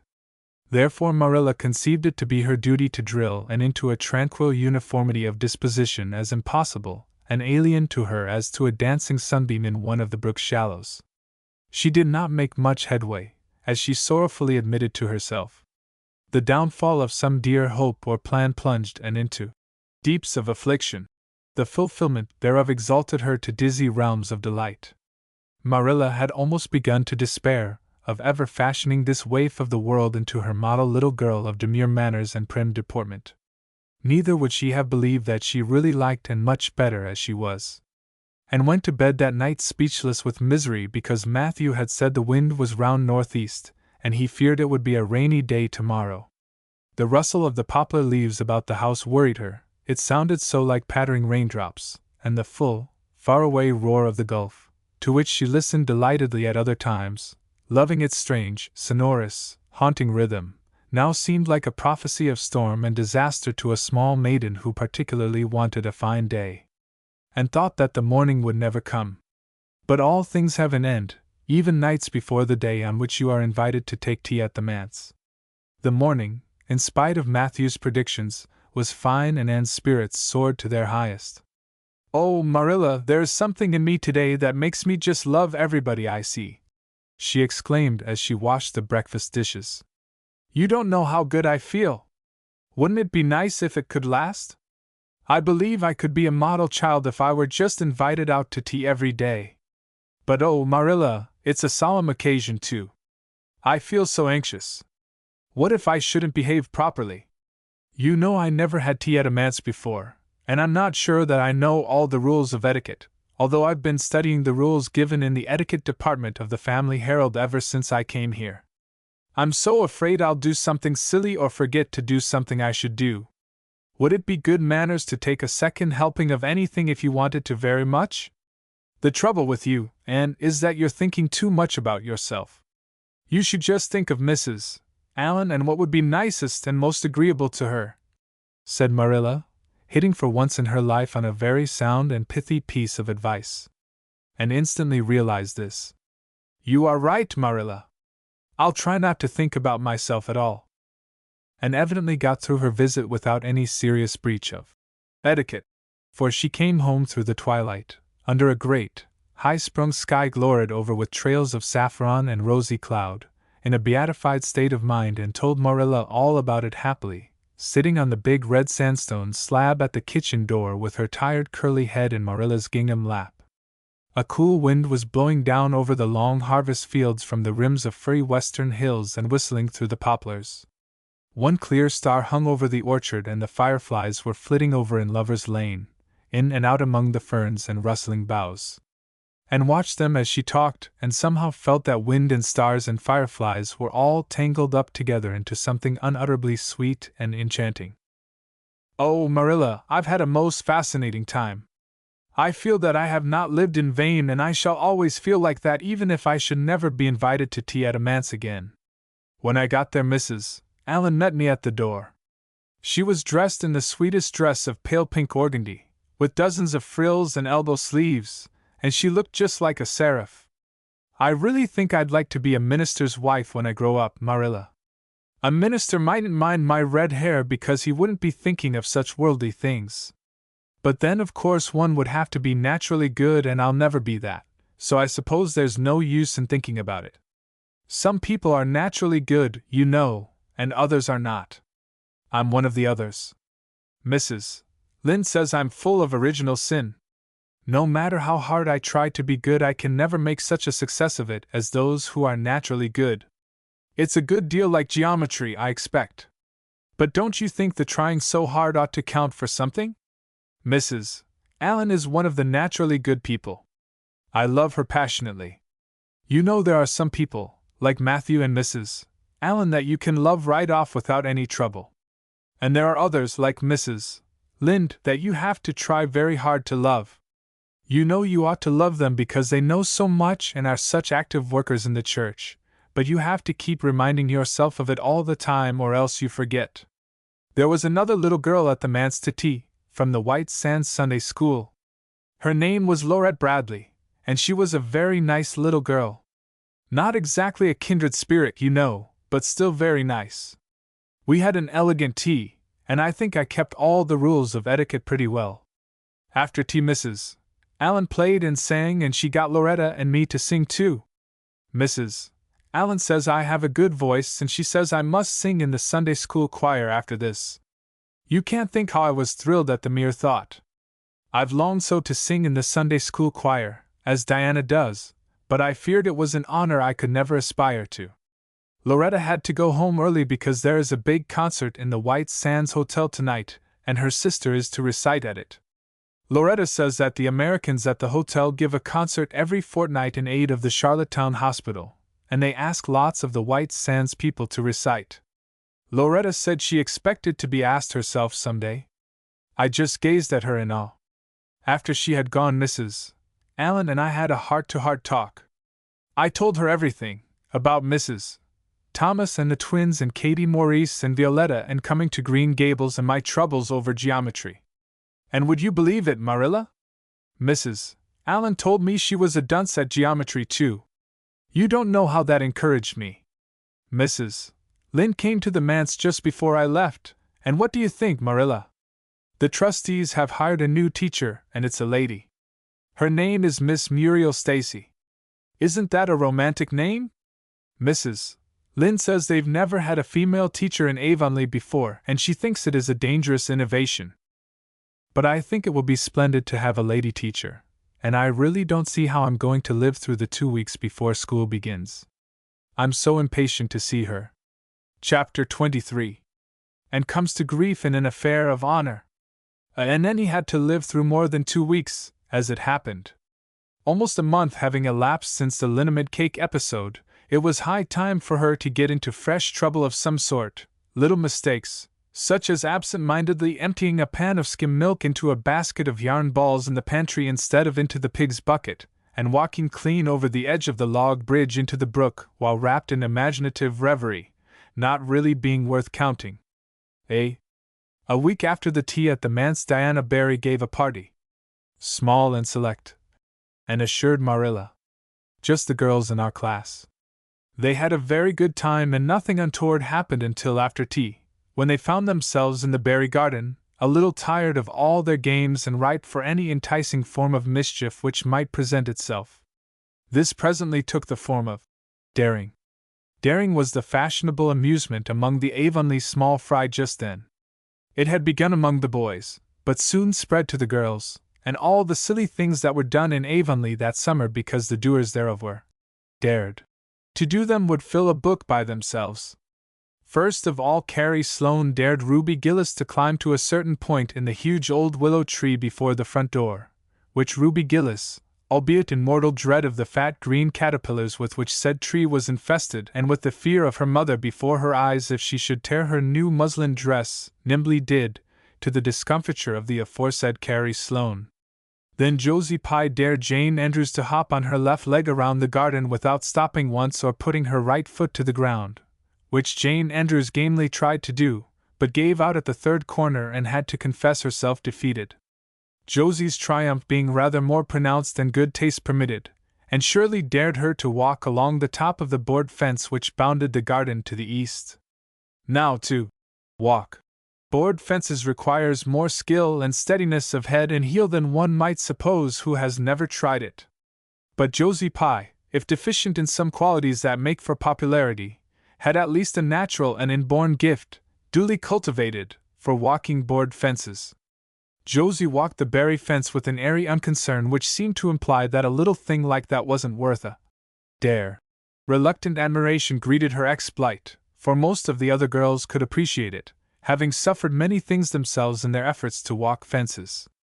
Josie descended from her perch, flushed with victory, and darted a defiant glance at Anne, and tossed her red braids. "I don't think it's such a very wonderful thing to walk a little, low board fence," she said. "I knew a girl in Marysville who could walk the ridgepole of a roof." "I don't believe it," said Josie flatly. "I don't believe anybody could walk a ridgepole." "You couldn't anyhow." "Couldn't I?" cried Anne rashly. "Then I dare you to do it," said Josie defiantly. "I dare you to climb up there and walk the ridgepole of Mr. Barry's kitchen roof." Anne turned pale, but there was clearly only one thing to be done. She walked toward the house, where a ladder was leaning against the kitchen roof. All the fifth-class girls said, "Oh," partly in excitement, partly in dismay. Don't you do it, Anne, entreated Diana. You'll fall off and be killed. Never mind Josie Pye. It isn't fair to dare anybody to do anything so dangerous. I must do it. My honor is at stake, said Anne solemnly. I shall walk that ridgepole, Diana, or perish in the attempt. If I am killed, you are to have my pearl bead ring. And climbed the ladder amid breathless silence, gained the ridgepole, balanced herself uprightly on that precarious footing, and started to walk along it, dizzily conscious that she was uncomfortably high up in the world and that walking ridgepoles was not a thing in which your imagination helped you out much. Nevertheless, she managed to take several steps before the catastrophe came. Then she swayed, lost her balance, stumbled, staggered, and fell, sliding down over the sun-baked roof and crashing off it through the tangle of Virginia creeper beneath, all before the dismayed circle below could give a simultaneous, terrified shriek. If Anne had tumbled off the roof on the side up which she had ascended, Diana would probably have fallen heir to the pearl bead ring then and there. Fortunately, she fell on the other side, where the roof extended down over the porch so nearly to the ground that a fall therefrom was a much less serious thing. Nevertheless, when Diana and the other girls had rushed frantically around the house, except Ruby Gillis, who remained as if rooted to the ground and went into hysterics, they found Anne lying all white and limp among the wreck and ruin of the Virginia creeper. "And are you killed?" shrieked Diana, throwing herself on her knees beside her friend. "Oh, Anne dear, and speak just one word to me and tell me if you're killed." To the immense relief of all the girls, and especially of Josie Pye, who, in spite of lack of imagination, had been seized with horrible visions of a future branded as the girl who was the cause of Anne Shirley's early and tragic death, and sat dizzily up and answered uncertainly, "No, Diana, I am not killed, but I think I am rendered unconscious." "Where?" sobbed Carrie Sloane. "Oh, where, Anne?" Before Anne could answer, Mrs. Barry appeared on the scene. At sight of her, Anne tried to scramble to her feet, but sank back again with a sharp little cry of pain. "What's the matter? Where have you hurt yourself?" demanded Mrs. Barry. "My ankle," gasped Anne.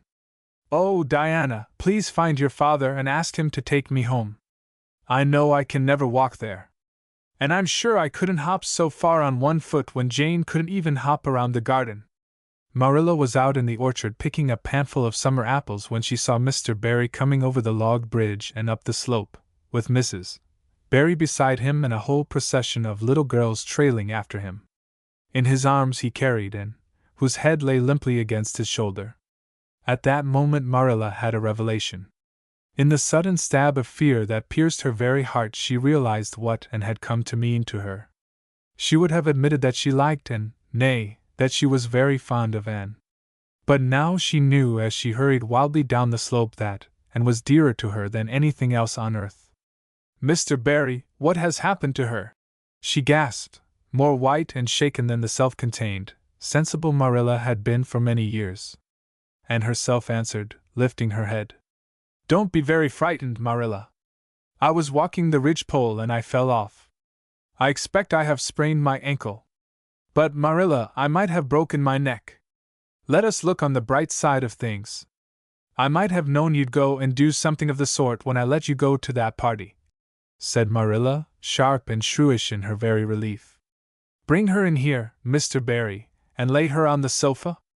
Mercy me, the child has gone and fainted. It was quite true. Overcome by the pain of her injury, Anne had one more of her wishes granted to her. She had fainted dead away.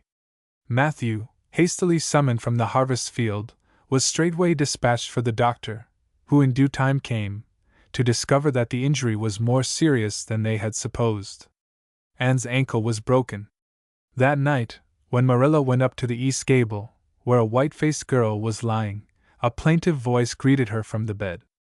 "Aren't you very sorry for me, Marilla?" "It was your own fault," said Marilla, twitching down the blind and lighting a lamp. "And that is just why you should be sorry for me," said Anne. "Because the thought that it is all my own fault is what makes it so hard. If I could blame it on anybody I would feel so much better. But what would you have done, Marilla, if you had been dared to walk a ridgepole?" I'd have stayed on good firm ground and let them dare away. Such absurdity, said Marilla, and sighed. But you have such strength of mind, Marilla. I haven't. I just felt that I couldn't bear Josie Pye's scorn. She would have crowed over me all my life. And I think I have been punished so much that you needn't be very cross with me, Marilla. It's not a bit nice to faint, after all. And the doctor hurt me dreadfully when he was setting my ankle. I won't be able to go around for 6 or 7 weeks, and I'll miss the new lady teacher. She won't be new any more by the time I'm able to go to school. And Gil, everybody will get ahead of me in class. Oh, I am an afflicted mortal. But I'll try to bear it all bravely if only you won't be cross with me, Marilla. There, I'm not cross, said Marilla. You're an unlucky child, there's no doubt about that, but as you say, you'll have the suffering of it. Here now, try and eat some supper. Isn't it fortunate I've got such an imagination? Said Anne. It will help me through splendidly, I expect. What do people who haven't any imagination do when they break their bones, do you suppose, Marilla? And had good reason to bless her imagination many a time and oft during the tedious 7 weeks that followed. But she was not solely dependent on it. She had many visitors, and not a day passed without one or more of the schoolgirls dropping in to bring her flowers and books and tell her all the happenings in the juvenile world of Avonlea. Everybody has been so good and kind, Marilla sighed unhappily, on the day when she could first limp across the floor. It isn't very pleasant to be laid up, but there is a bright side to it, Marilla. You find out how many friends you have. Why, even Superintendent Bell came to see me, and he's really a very fine man. Not a kindred spirit, of course, but still I like him, and I'm awfully sorry I ever criticized his prayers. I believe now he really does mean them, only he has got into the habit of saying them as if he didn't. He could get over that if he'd take a little trouble. I gave him a good broad hint. I told him how hard I tried to make my own little private prayers interesting. He told me all about the time he broke his ankle when he was a boy. It does seem so strange to think of Superintendent Bell ever being a boy. Even my imagination has its limits, for I can't imagine that. When I try to imagine him as a boy, I see him with gray whiskers and spectacles, just as he looks in Sunday school, only small. Now, it's so easy to imagine Mrs. Allen as a little girl. Mrs. Allen has been to see me 14 times. Isn't that something to be proud of, Marilla? When a minister's wife has so many claims on her time. She is such a cheerful person to have visit you, too. She never tells you it's your own fault, and she hopes you'll be a better girl on account of it. Mrs. Lynde always told me that when she came to see me, and she said it in a kind of way that made me feel she might hope I'd be a better girl but didn't really believe I would. Even Josie Pye came to see me. I received her as politely as I could, because I think she was sorry she dared me to walk a ridgepole. If I had been killed, she would had to carry a dark burden of remorse all her life. Diana has been a faithful friend. She's been over every day to cheer my lonely pillow. But oh, I shall be so glad when I can go to school, for I've heard such exciting things about the new teacher. The girls all think she is perfectly sweet. Diana says she has the loveliest fair curly hair and such fascinating eyes. She dresses beautifully, and her sleeve puffs are bigger than anybody else's in Avonlea. Every other Friday afternoon she has recitations, and everybody has to say a piece or take part in a dialogue. Oh, it's just glorious to think of it. Josie Pye says she hates it, but that is just because Josie has so little imagination. Diana and Ruby Gillis and Jane Andrews are preparing a dialogue, called A Morning Visit, for next Friday. And the Friday afternoons they don't have recitations. Miss Stacy takes them all to the woods for a field day, and they study ferns and flowers and birds. And they have physical culture exercises every morning and evening. Mrs. Lynde says she never heard of such goings-on, and it all comes of having a lady teacher. But I think it must be splendid, and I believe I shall find that Miss Stacy is a kindred spirit. There's one thing plain to be seen, Anne, said Marilla, and that is that your fall off the berry roof hasn't injured your tongue at all. Chapter 24. Miss Stacy and her pupils get up a concert. It was October again when Anne was ready to go back to school, a glorious October, all red and gold, with mellow mornings when the valleys were filled with delicate mists, as if the spirit of autumn had poured them in for the sun to drain. Amethyst, pearl, silver, rose, and smoke blue. The dews were so heavy that the fields glistened like cloth of silver, and there were such heaps of rustling leaves in the hollows of many-stemmed woods to run crisply through. The birch path was a canopy of yellow, and the ferns were sere and brown all along it.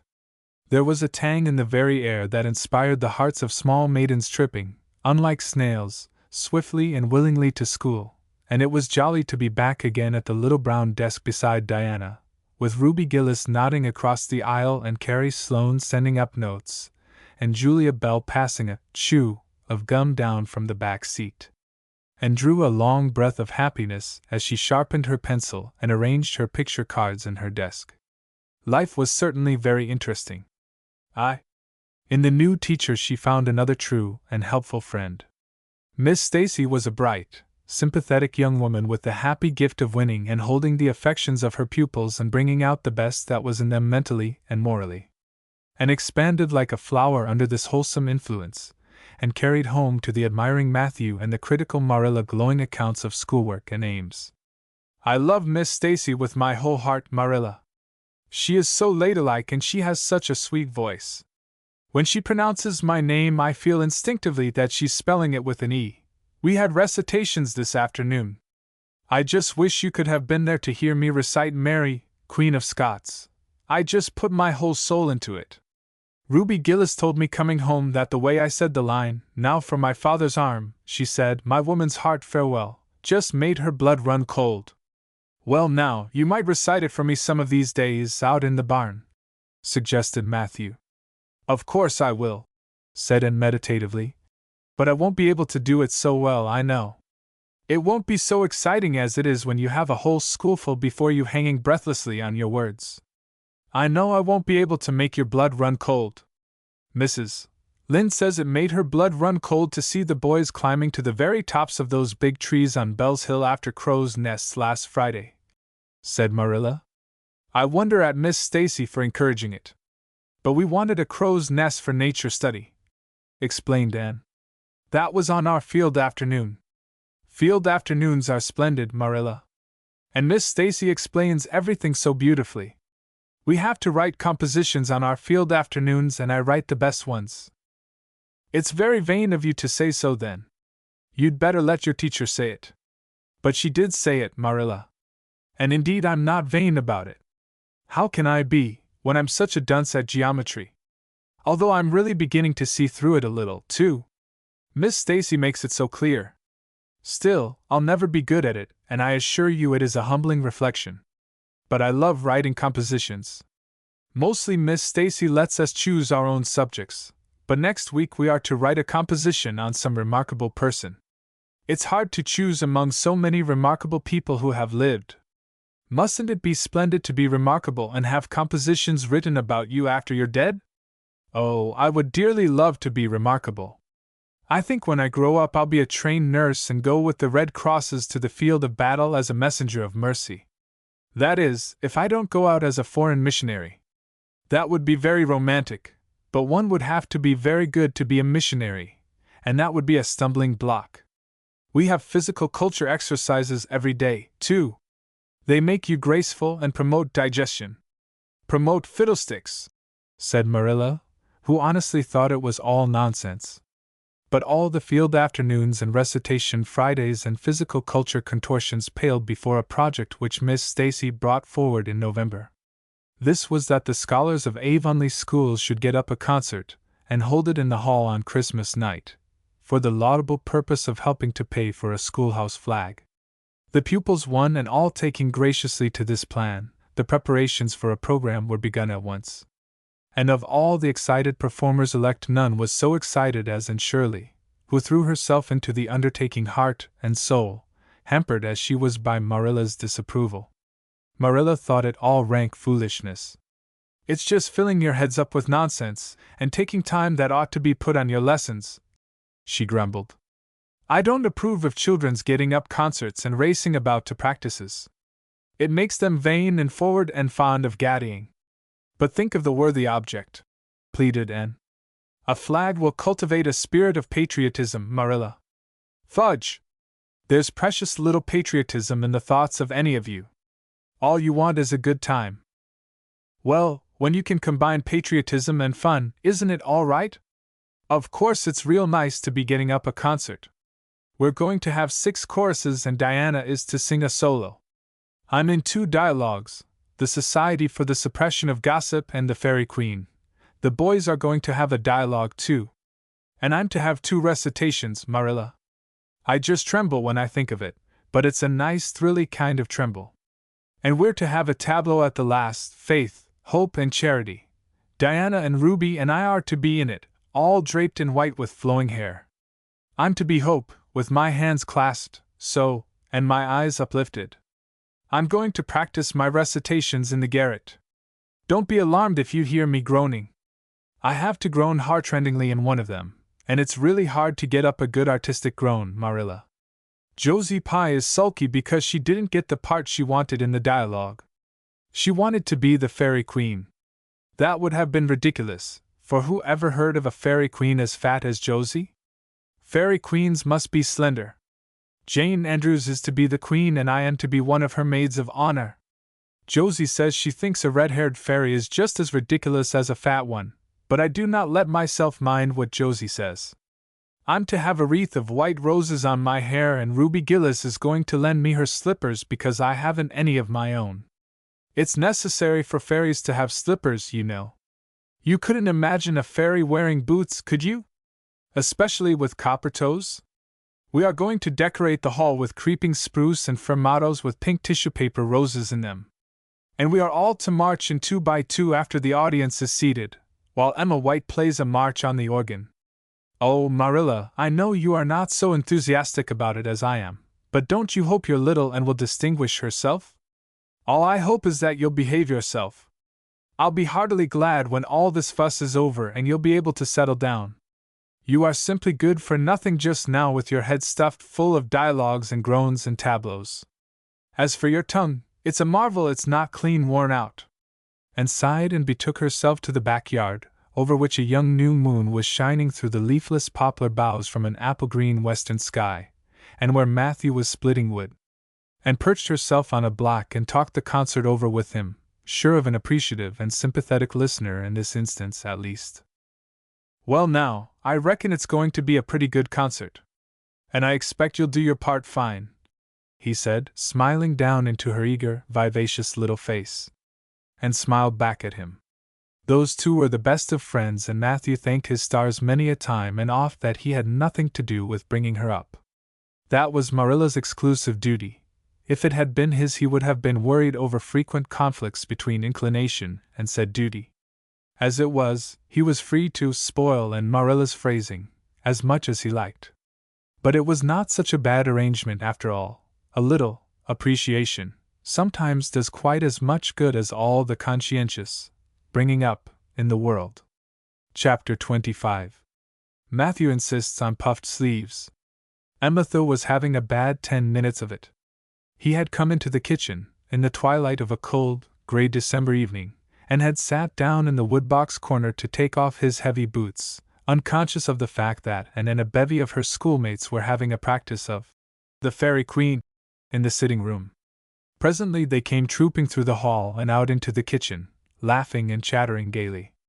They did not see Matthew, who shrank bashfully back into the shadows beyond the woodbox with a boot in one hand and a bootjack in the other, and he watched them shyly for the aforesaid 10 minutes as they put on caps and jackets and talked about the dialogue and the concert. And stood among them, bright-eyed and animated as they, but Matthew suddenly became conscious that there was something about her different from her mates.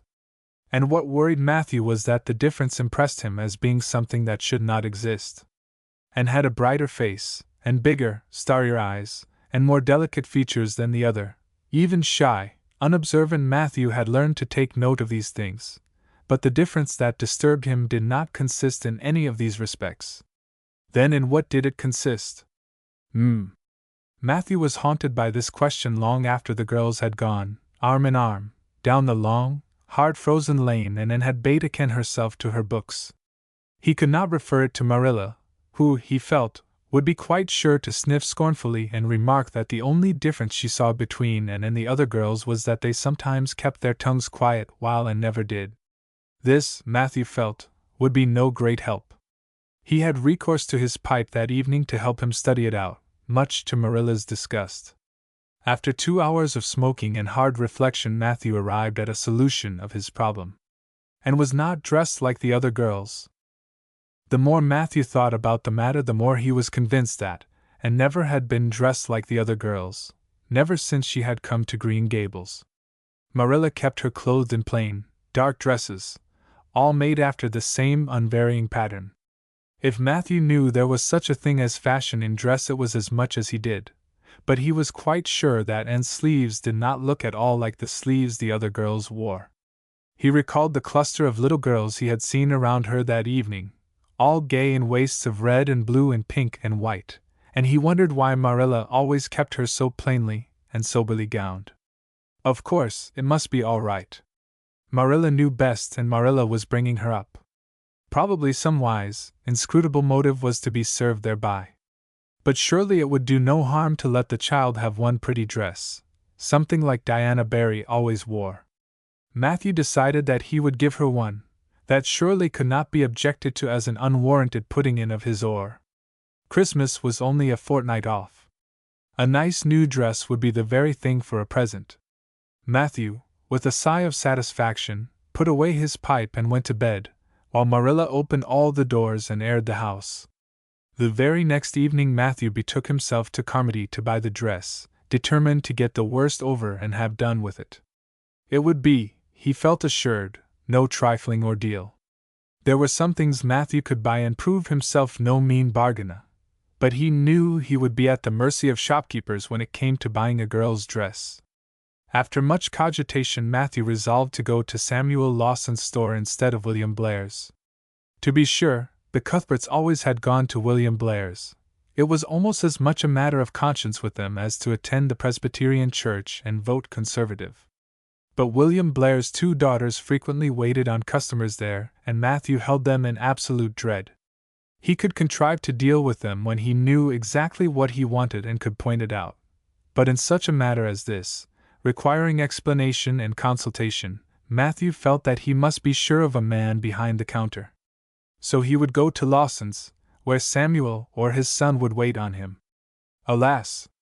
Matthew did not know that Samuel, in the recent expansion of his business, had set up a lady clerk also. She was a niece of his wife's and a very dashing young person indeed, with a huge, drooping pompadour, big, rolling brown eyes, and a most extensive and bewildering smile.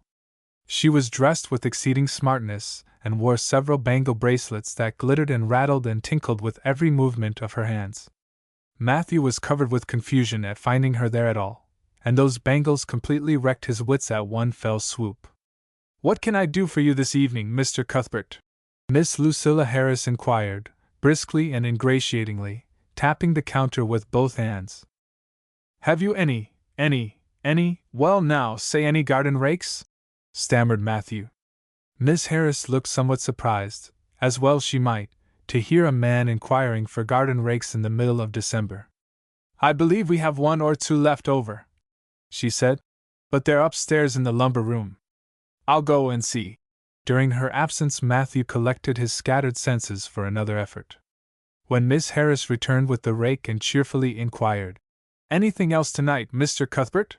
Matthew took his courage in both hands and replied, "Well now, since you suggest it, I might as well buy some hayseed." Miss Harris had heard Matthew Cuthbert called odd. She now concluded that he was entirely crazy. "We only keep hayseed in the spring," she explained loftily. "We've none on hand just now."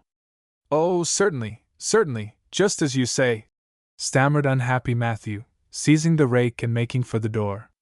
At the threshold he recollected that he had not paid for it, and he turned miserably back. While Miss Harris was counting out his change he rallied his powers for a final desperate attempt. "Well now, if it isn't too much trouble, I might as well, I'd like to look at some sugar." "White or brown?" queried Miss Harris patiently. "Oh, well now, brown," said Matthew feebly. There's a barrel of it over there, said Miss Harris, shaking her bangles at it. It's the only kind we have. I'll take 20 pounds of it, said Matthew, with beads of perspiration standing on his forehead. Matthew had driven halfway home before he was his own man again. It had been a gruesome experience, but it served him right, he thought, for committing the heresy of going to a strange store. When he reached home he hid the rake in the tool house, but the sugar he carried in to Marilla. "Brown sugar!" exclaimed Marilla. "Whatever possessed you to get so much? You know I never use it except for the hired man's porridge or black fruit cake. Jerry's gone and I've made my cake long ago. It's not good sugar either, it's coarse and dark. William Blair doesn't usually keep sugar like that." I thought it might come in handy sometime," said Matthew, making good his escape. When Matthew came to think the matter over, he decided that a woman was required to cope with the situation. Marilla was out of the question. Matthew felt sure she would throw cold water on his project at once. Remained only Mrs. Lynde, for of no other woman in Avonlea would Matthew have dared to ask advice. To Mrs. Lynde he went accordingly, and that good lady promptly took the matter out of the harassed man's hands. "Pick out a dress for you to give, Anne?" "To be sure I will. I'm going to Carmody tomorrow and I'll attend to it." "Have you something particular in mind?" "No." "Well, I'll just go by my own judgment then. I believe a nice rich brown would just suit Anne, and William Blair has some new Gloria and that's real pretty. Perhaps you'd like me to make it up for her, too, seeing that if Marilla was to make it, and would probably get wind of it before the time and spoil the surprise?" "Well, I'll do it." "No, it isn't a mite of trouble. I like sewing. I'll make it to fit my niece, Jenny Gillis, for she and Anne are as like as two peas as far as figure goes." "Well now, I'm much obliged," said Matthew.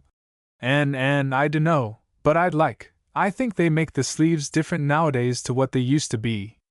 If it wouldn't be asking too much, I'd like them made in the new way." "Puffs?" "Of course. You needn't worry a speck more about it, Matthew. I'll make it up in the very latest fashion," said Mrs. Lynde. To herself she added when Matthew had gone, "It'll be a real satisfaction to see that poor child wearing something decent for once. The way Marilla dresses her is positively ridiculous, that's what, and I've ached to tell her so plainly a dozen times. I've held my tongue though, for I can see Marilla doesn't want advice and she thinks she knows more about bringing children up than I do for all she's an old maid. But that's always the way. Folks that has brought up children know that there's no hard and fast method in the world that'll suit every child. But them as never have think it's all as plain and easy as rule of 3. Just set your 3 terms down so fashion, and the sum'll work out correct. But flesh and blood don't come under the head of arithmetic, and that's where Marilla Cuthbert makes her mistake. I suppose she's trying to cultivate a spirit of humility in and by dressing her as she does, but it's more likely to cultivate envy and discontent. I'm sure the child must feel the difference between her clothes and the other girls. But to think of Matthew taking notice of it! That man is waking up after being asleep for over 60 years. Marilla knew all the following fortnight that Matthew had something on his mind, but what it was she could not guess, until Christmas Eve, when Mrs. Lynde brought up the new dress. Marilla behaved pretty well on the whole, although it is very likely she distrusted Mrs. Lynde's diplomatic explanation that she had made the dress because Matthew was afraid and would find out about it too soon if Marilla made it. "So this is what Matthew has been looking so mysterious over and grinning about to himself for 2 weeks, is it?" she said a little stiffly but tolerantly. "I knew he was up to some foolishness. Well, I must say I don't think Anne needed any more dresses. I made her 3 good, warm, serviceable ones this fall, and anything more is sheer extravagance. There's enough material in those sleeves alone to make a waist, I declare there is. You'll just pamper Anne's vanity, Matthew, and she's as vain as a peacock now. Well, I hope she'll be satisfied at last, for I know she's been hankering after those silly sleeves ever since they came in, although she never said a word after the first. The puffs have been getting bigger and more ridiculous right along. They're as big as balloons now. Next year anybody who wears them will have to go through a door sideways. Christmas morning broke on a beautiful white world. It had been a very mild December, and people had looked forward to a green Christmas. But just enough snow fell softly in the night to transfigure Avonlea, and peeped out from her frosted gable window with delighted eyes. The firs in the haunted wood were all feathery and wonderful. The birches and wild cherry trees were outlined in pearl. The plowed fields were stretches of snowy dimples, and there was a crisp tang in the air that was glorious. And ran downstairs singing until her voice re-echoed through Green Gables. "Merry Christmas, Marilla! Merry Christmas, Matthew! Isn't it a lovely Christmas? I'm so glad it's white. Any other kind of Christmas doesn't seem real, does it? I don't like green Christmases. They're not green, they're just nasty faded browns and grays. What makes people call them green? Why, Matthew, is that for me? Oh, Matthew!" Matthew had sheepishly unfolded the dress from its paper swathings and held it out with a deprecatory glance at Marilla, who feigned to be contemptuously filling the teapot, but nevertheless watched the scene out of the corner of her eye with a rather interested air, and took the dress and looked at it in reverent silence. Oh, how pretty it was! A lovely soft brown gloria with all the gloss of silk, a skirt with dainty frills and shirrings, a waist elaborately pintucked in the most fashionable way, with a little ruffle of filmy lace at the neck. But the sleeves, they were the crowning glory. Long elbow cuffs, and above them 2 beautiful puffs divided by rows of shirring and bows of brown silk ribbon. "That's a Christmas present for you, Anne," said Matthew shyly. Why, and don't you like it?" Well now. For Anne's eyes had suddenly filled with tears. "Like it? Oh, Matthew!" and laid the dress over a chair and clasped her hands. "Matthew, it's perfectly exquisite. Oh, I can never thank you enough. Look at those sleeves! Oh, it seems to me this must be a happy dream." Well, let us have breakfast," interrupted Marilla. "I must say, and I don't think you needed the dress, but since Matthew has got it for you, see that you take good care of it. There's a hair ribbon Mrs. Lynde left for you. It's brown, to match the dress. Come now, sit in." "I don't see how I'm going to eat breakfast," said Anne rapturously. "Breakfast seems so commonplace at such an exciting moment. I'd rather feast my eyes on that dress. I'm so glad that puffed sleeves are still fashionable. It did seem to me that I'd never get over it if they went out before I had a dress with them. I'd never have felt quite satisfied, you see. It was lovely of Mrs. Lynde to give me the ribbon, too. I feel that I ought to be a very good girl indeed. It's at times like this I'm sorry I'm not a model little girl, and I always resolve that I will be in future. But somehow it's hard to carry out your resolutions when irresistible temptations come. Still, I really will make an extra effort after this." When the commonplace breakfast was over, Diana appeared, crossing the white log bridge in the hollow, a gay little figure in her crimson ulster, and flew down the slope to meet her. "Merry Christmas, Diana! And oh, it's a wonderful Christmas. I've something splendid to show you. Matthew has given me the loveliest dress, with such sleeves. I couldn't even imagine any nicer. I've got something more for you," said Diana breathlessly. "Here, this box. Aunt Josephine sent us out a big box with ever so many things in it, and this is for you. I'd have brought it over last night, but it didn't come until after dark, and I never feel very comfortable coming through the haunted wood in the dark now." And opened the box and peeped in.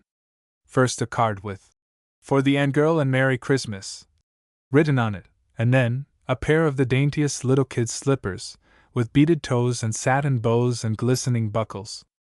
"Oh," said Anne. "Diana, this is too much. I must be dreaming." "I call it providential," said Diana. "You won't have to borrow Ruby's slippers now, and that's a blessing, for they're 2 sizes too big for you, and it would be awful to hear a fairy shuffling. Josie Pye would be delighted. Mind you, Rob Wright went home with Gertie Pye from the practice night before last. Did you ever hear anything equal to that?"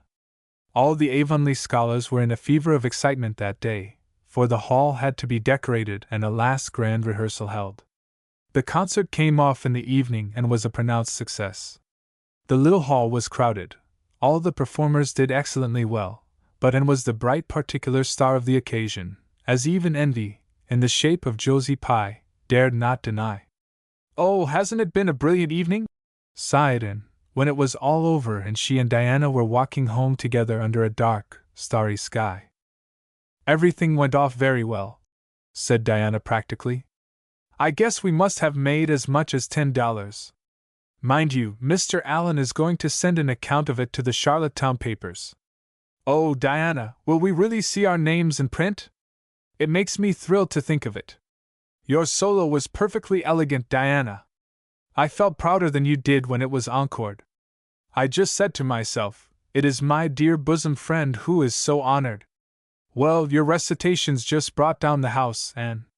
That sad one was simply splendid. Oh, I was so nervous, Diana. When Mr. Allen called out my name, I really cannot tell how I ever got up on that platform. I felt as if a million eyes were looking at me and through me, and for one dreadful moment I was sure I couldn't begin at all. Then I thought of my lovely puffed sleeves and took courage. I knew that I must live up to those sleeves, Diana. So I started in, and my voice seemed to be coming from ever so far away. I just felt like a parrot. It's providential that I practiced those recitations so often up in the garret, or I'd never have been able to get through. Did I groan all right? Yes, indeed, you groaned lovely, assured Diana. I saw old Mrs. Sloane wiping away tears when I sat down. It was splendid to think I had touched somebody's heart. It's so romantic to take part in a concert, isn't it? Oh, it's been a very memorable occasion indeed. Wasn't the boys' dialogue fine? Said Diana. Gilbert Blythe was just splendid. And I do think it's awful mean the way you treat Gil. Wait till I tell you. When you ran off the platform after the fairy dialogue, one of your roses fell out of your hair. I saw Gil pick it up and put it in his breast pocket. There now. You're so romantic that I'm sure you ought to be pleased at that. It's nothing to me what that person does, said Anne loftily. I simply never waste a thought on him, Diana. That night Marilla and Matthew, who had been out to a concert for the first time in 20 years, sat for a while by the kitchen fire after and had gone to bed. Well now, I guess our Anne did as well as any of them, said Matthew proudly. Yes, she did, admitted Marilla. She's a bright child, Matthew. And she looked real nice too. I've been kind of opposed to this concert scheme, but I suppose there's no real harm in it after all. Anyhow, I was proud of Anne tonight, although I'm not going to tell her so. Well now, I was proud of her and I did tell her so 'fore she went upstairs, said Matthew. We must see what we can do for her some of these days, Marilla. I guess she'll need something more than Avonlea School by and by. There's time enough to think of that, said Marilla. She's only 13 in March.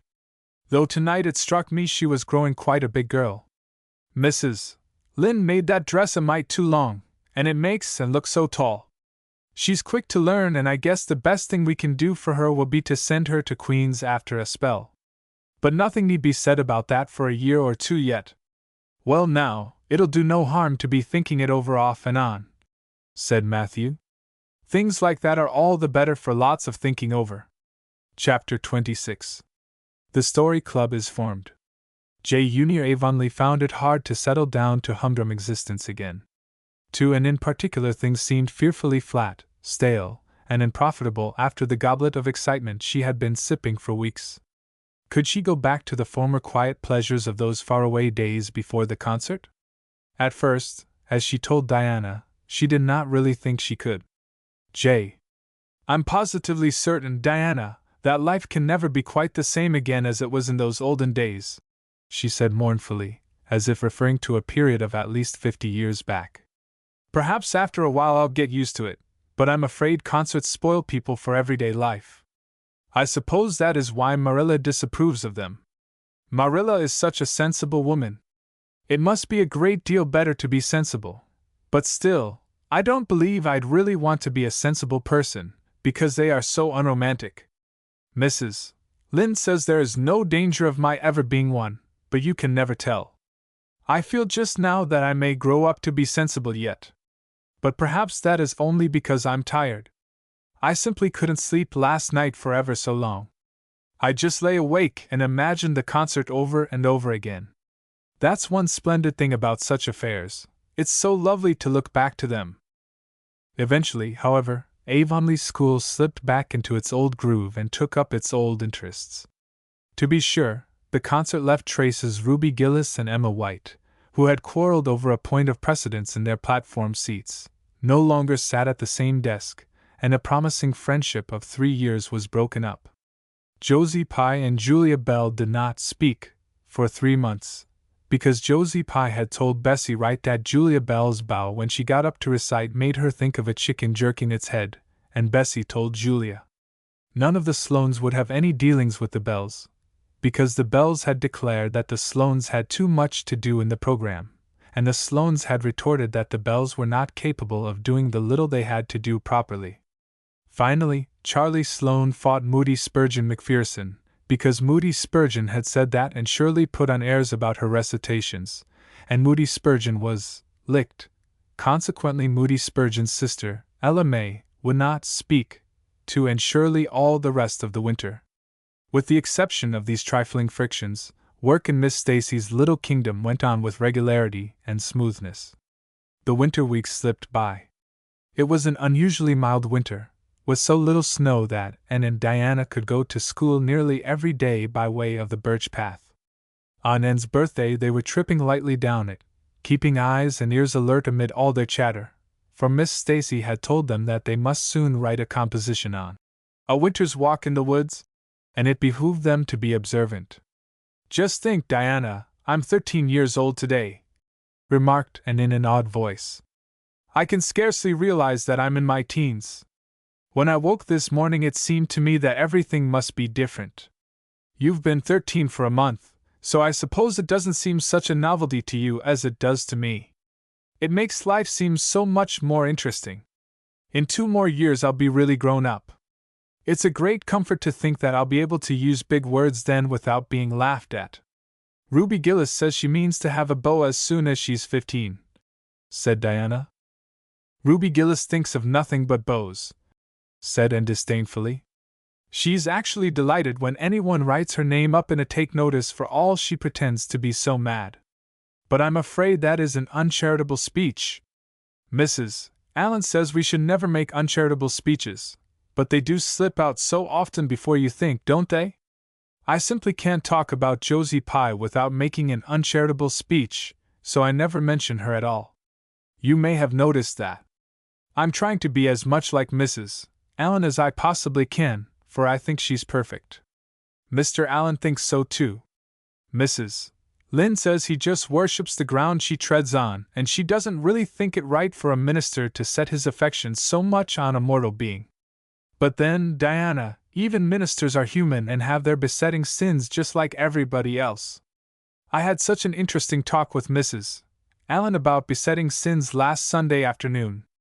There are just a few things it's proper to talk about on Sundays, and that is one of them. My besetting sin is imagining too much and forgetting my duties. I'm striving very hard to overcome it, and now that I'm really 13 perhaps I'll get on better. In 4 more years we'll be able to put our hair up, said Diana. Alice Bell is only 16 and she is wearing hers up, but I think that's ridiculous. I shall wait until I'm 17. If I had Alice Bell's crooked nose, said Anne decidedly, I wouldn't, but there. I won't say what I was going to because it was extremely uncharitable. Besides, I was comparing it with my own nose, and that's vanity. I'm afraid I think too much about my nose ever since I heard that compliment about it long ago. It really is a great comfort to me. Oh, Diana, look, there's a rabbit. That's something to remember for our woods composition. I really think the woods are just as lovely in winter as in summer. They're so white and still, as if they were asleep and dreaming pretty dreams. I won't mind writing that composition when its time comes, sighed Diana. I can manage to write about the woods, but the one we're to hand in Monday is terrible. The idea of Miss Stacy telling us to write a story out of our own heads. Why, it's as easy as wink, said Anne. It's easy for you because you have an imagination, retorted Diana. But what would you do if you had been born without one? I suppose you have your composition all done? and nodded, trying hard not to look virtuously complacent, and failing miserably. I wrote it last Monday evening. It's called The Jealous Rival, or In Death Not Divided. I read it to Marilla and she said it was stuff and nonsense. Then I read it to Matthew and he said it was fine. That is the kind of critic I like. It's a sad, sweet story. I just cried like a child while I was writing it. It's about two beautiful maidens called Cordelia Montmorency and Geraldine Seymour who lived in the same village and were devotedly attached to each other. Cordelia was a regal brunette with a coronet of midnight hair and duskly flashing eyes. Geraldine was a queenly blonde with hair like spun gold and velvety purple eyes. I never saw anybody with purple eyes, said Diana dubiously. Neither did I just imagined them. I wanted something out of the common. Geraldine had an alabaster brow, too. I've found out what an alabaster brow is. That is one of the advantages of being 13.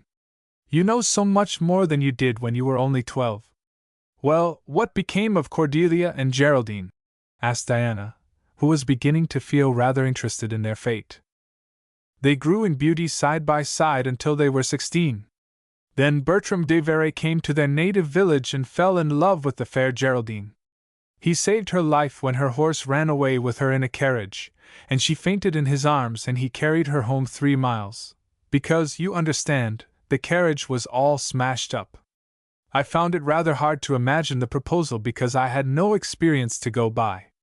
I asked Ruby Gillis if she knew anything about how men proposed because I thought she'd likely be an authority on the subject, having so many sisters married. Ruby told me she was hid in the hall pantry when Malcolm Andres proposed to her sister Susan.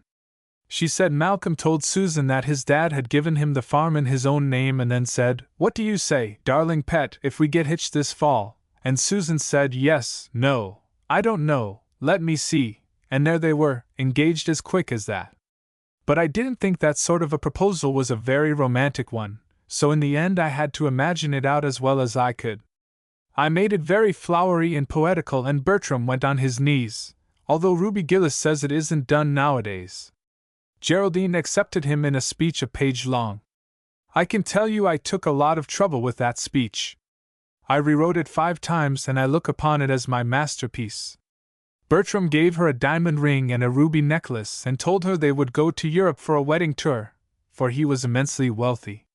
But then, alas, shadows began to darken over their path.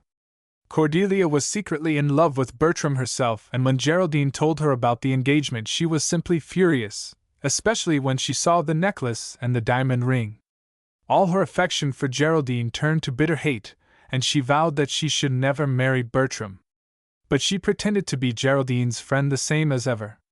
One evening they were standing on the bridge over a rushing turbulent stream and Cordelia, thinking they were alone, pushed Geraldine over the brink with a wild, mocking, "Ha ha ha!" But Bertram saw it all and he at once plunged into the current, exclaiming, "I will save thee, my peerless Geraldine." But alas, he had forgotten he couldn't swim, and they were both drowned, clasped in each other's arms. Their bodies were washed ashore soon afterwards. They were buried in the one grave and their funeral was most imposing, Diana. It's so much more romantic to end a story up with a funeral than a wedding. As for Cordelia, she went insane with remorse and was shut up in a lunatic asylum. I thought that was a poetical retribution for her crime. How perfectly lovely! Sighed Diana, who belonged to Matthew's school of critics. I don't see how you can make up such thrilling things out of your own head, Anne. I wish my imagination was as good as yours. It would be if you'd only cultivate it, said Anne cheeringly. I've just thought of a plan, Diana. Let you and me have a story club all our own and write stories for practice. I'll help you along until you can do them by yourself. You ought to cultivate your imagination, you know. Miss Stacy says so. Only we must take the right way. I told her about the haunted wood, but she said we went the wrong way about it in that. This was how the story club came into existence. It was limited to Diana and Anne at first, but soon it was extended to include Jane Andrews and Ruby Gillis and 1 or 2 others who felt that their imaginations needed cultivating. No boys were allowed in it, although Ruby Gillis opined that their admission would make it more exciting, and each member had to produce one story a week. It's extremely interesting, Anne told Marilla. Each girl has to read her story out loud and then we talk it over. We are going to keep them all sacredly and have them to read to our descendants. We each write under a nom de plume. Mine is Rosamond Montmorency. All the girls do pretty well. Ruby Gillis is rather sentimental. She puts too much lovemaking into her stories, and you know too much is worse than too little. Jane never puts any because she says it makes her feel so silly when she had to read it out loud. Jane's stories are extremely sensible. Then Diana puts too many murders into hers. She says most of the time she doesn't know what to do with the people, so she kills them off to get rid of them. I mostly always have to tell them what to write about, but that isn't hard for I've millions of ideas. I think this story writing business is the foolishest yet, scoffed Marilla. You'll get a pack of nonsense into your heads and waste time that should be put on your lessons. Reading stories is bad enough, but writing them is worse. But we're so careful to put a moral into them all, Marilla, explained Anne. I insist upon that. All the good people are rewarded and all the bad ones are suitably punished. I'm sure that must have a wholesome effect. The moral is the great thing. Mr. Allen says so. I read one of my stories to him and Mrs. Allen, and they both agreed that the moral was excellent. Only they laughed in the wrong places. I like it better when people cry. Jane and Ruby almost always cry when I come to the pathetic parts. Diana wrote her Aunt Josephine about our club, and her Aunt Josephine wrote back that we were to send her some of our stories. So we copied out 4 of our very best and sent them. Miss Josephine Barry wrote back that she had never read anything so amusing in her life. That kind of puzzled us because the stories were all very pathetic and almost everybody died. But I'm glad Miss Barry liked them. It shows our club is doing some good in the world. Mrs. Allen says that ought to be our object in everything. I do really try to make it my object, but I forget so often when I'm having fun. I hope I shall be a little like Mrs. Allen when I grow up. Do you think there is any prospect of it, Marilla? I shouldn't say there was a great deal, was Marilla's encouraging answer. I'm sure Mrs. Allen was never such a silly, forgetful little girl as you are. No, but she wasn't always so good as she is now either, said Anne seriously. She told me so herself. That is, she said she was a dreadful mischief when she was a girl and was always getting into scrapes. I felt so encouraged when I heard that. Is it very wicked of me, Marilla, to feel encouraged when I hear that other people have been bad and mischievous? Mrs. Lynde says it is. Mrs. Lynde says she always feels shocked when she hears of anyone ever having been naughty, no matter how small they were. Mrs. Lynde says she once heard a minister confess that when he was a boy he stole a strawberry tart out of his aunt's pantry, and she never had any respect for that minister again. Now, I wouldn't have felt that way. I'd have thought that it was real noble of him to confess it, and I'd have thought what an encouraging thing it would be for small boys nowadays who do naughty things and are sorry for them to know that perhaps they may grow up to be ministers in spite of it. That's how I'd feel, Marilla. The way I feel at present, Anne, said Marilla, is that it's high time you had those dishes washed. You've taken half an hour longer than you should with all your chattering. Learn to work first and talk afterwards. Chapter 27. Vanity and Vexation of Spirit. And Marilla, walking home one late April evening from an aid meeting, realized that the winter was over and gone with the thrill of delight that spring never fails to bring to the oldest and saddest as well as to the youngest and merriest. Marilla was not given to subjective analysis of her thoughts and feelings. She probably imagined that she was thinking about the aids and their missionary box and the new carpet for the vestry room. But under these reflections was a harmonious consciousness of red fields smoking into pale purply mists in the declining sun, of long, sharp-pointed fir shadows falling over the meadow beyond the brook, of still, crimson-budded maples around a mirror-like wood pool, of awakening in the world and a stir of hidden pulses under the gray sod. The spring was abroad in the land, and Marilla's sober, middle-aged step was lighter and swifter because of its deep, primal gladness. Her eyes dwelt affectionately on Green Gables, peering through its network of trees and reflecting the sunlight back from its windows in several little coruscations of glory. Marilla, as she picked her steps along the damp lane, thought that it was really a satisfaction to know that she was going home to a briskly snapping wood fire and a table nicely spread for tea, instead of to the cold comfort of old aid meeting evenings before and had come to Green Gables. Consequently, when Marilla entered her kitchen and found the fire black out, with no sign of Anne anywhere, she felt justly disappointed and irritated. She had told them to be sure and have tea ready at 5 o'clock, but now she must hurry to take off her second-best dress and prepare the meal herself against Matthew's return from plowing.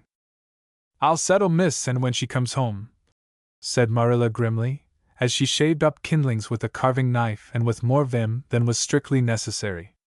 Matthew had come in and was waiting patiently for his tea in his corner.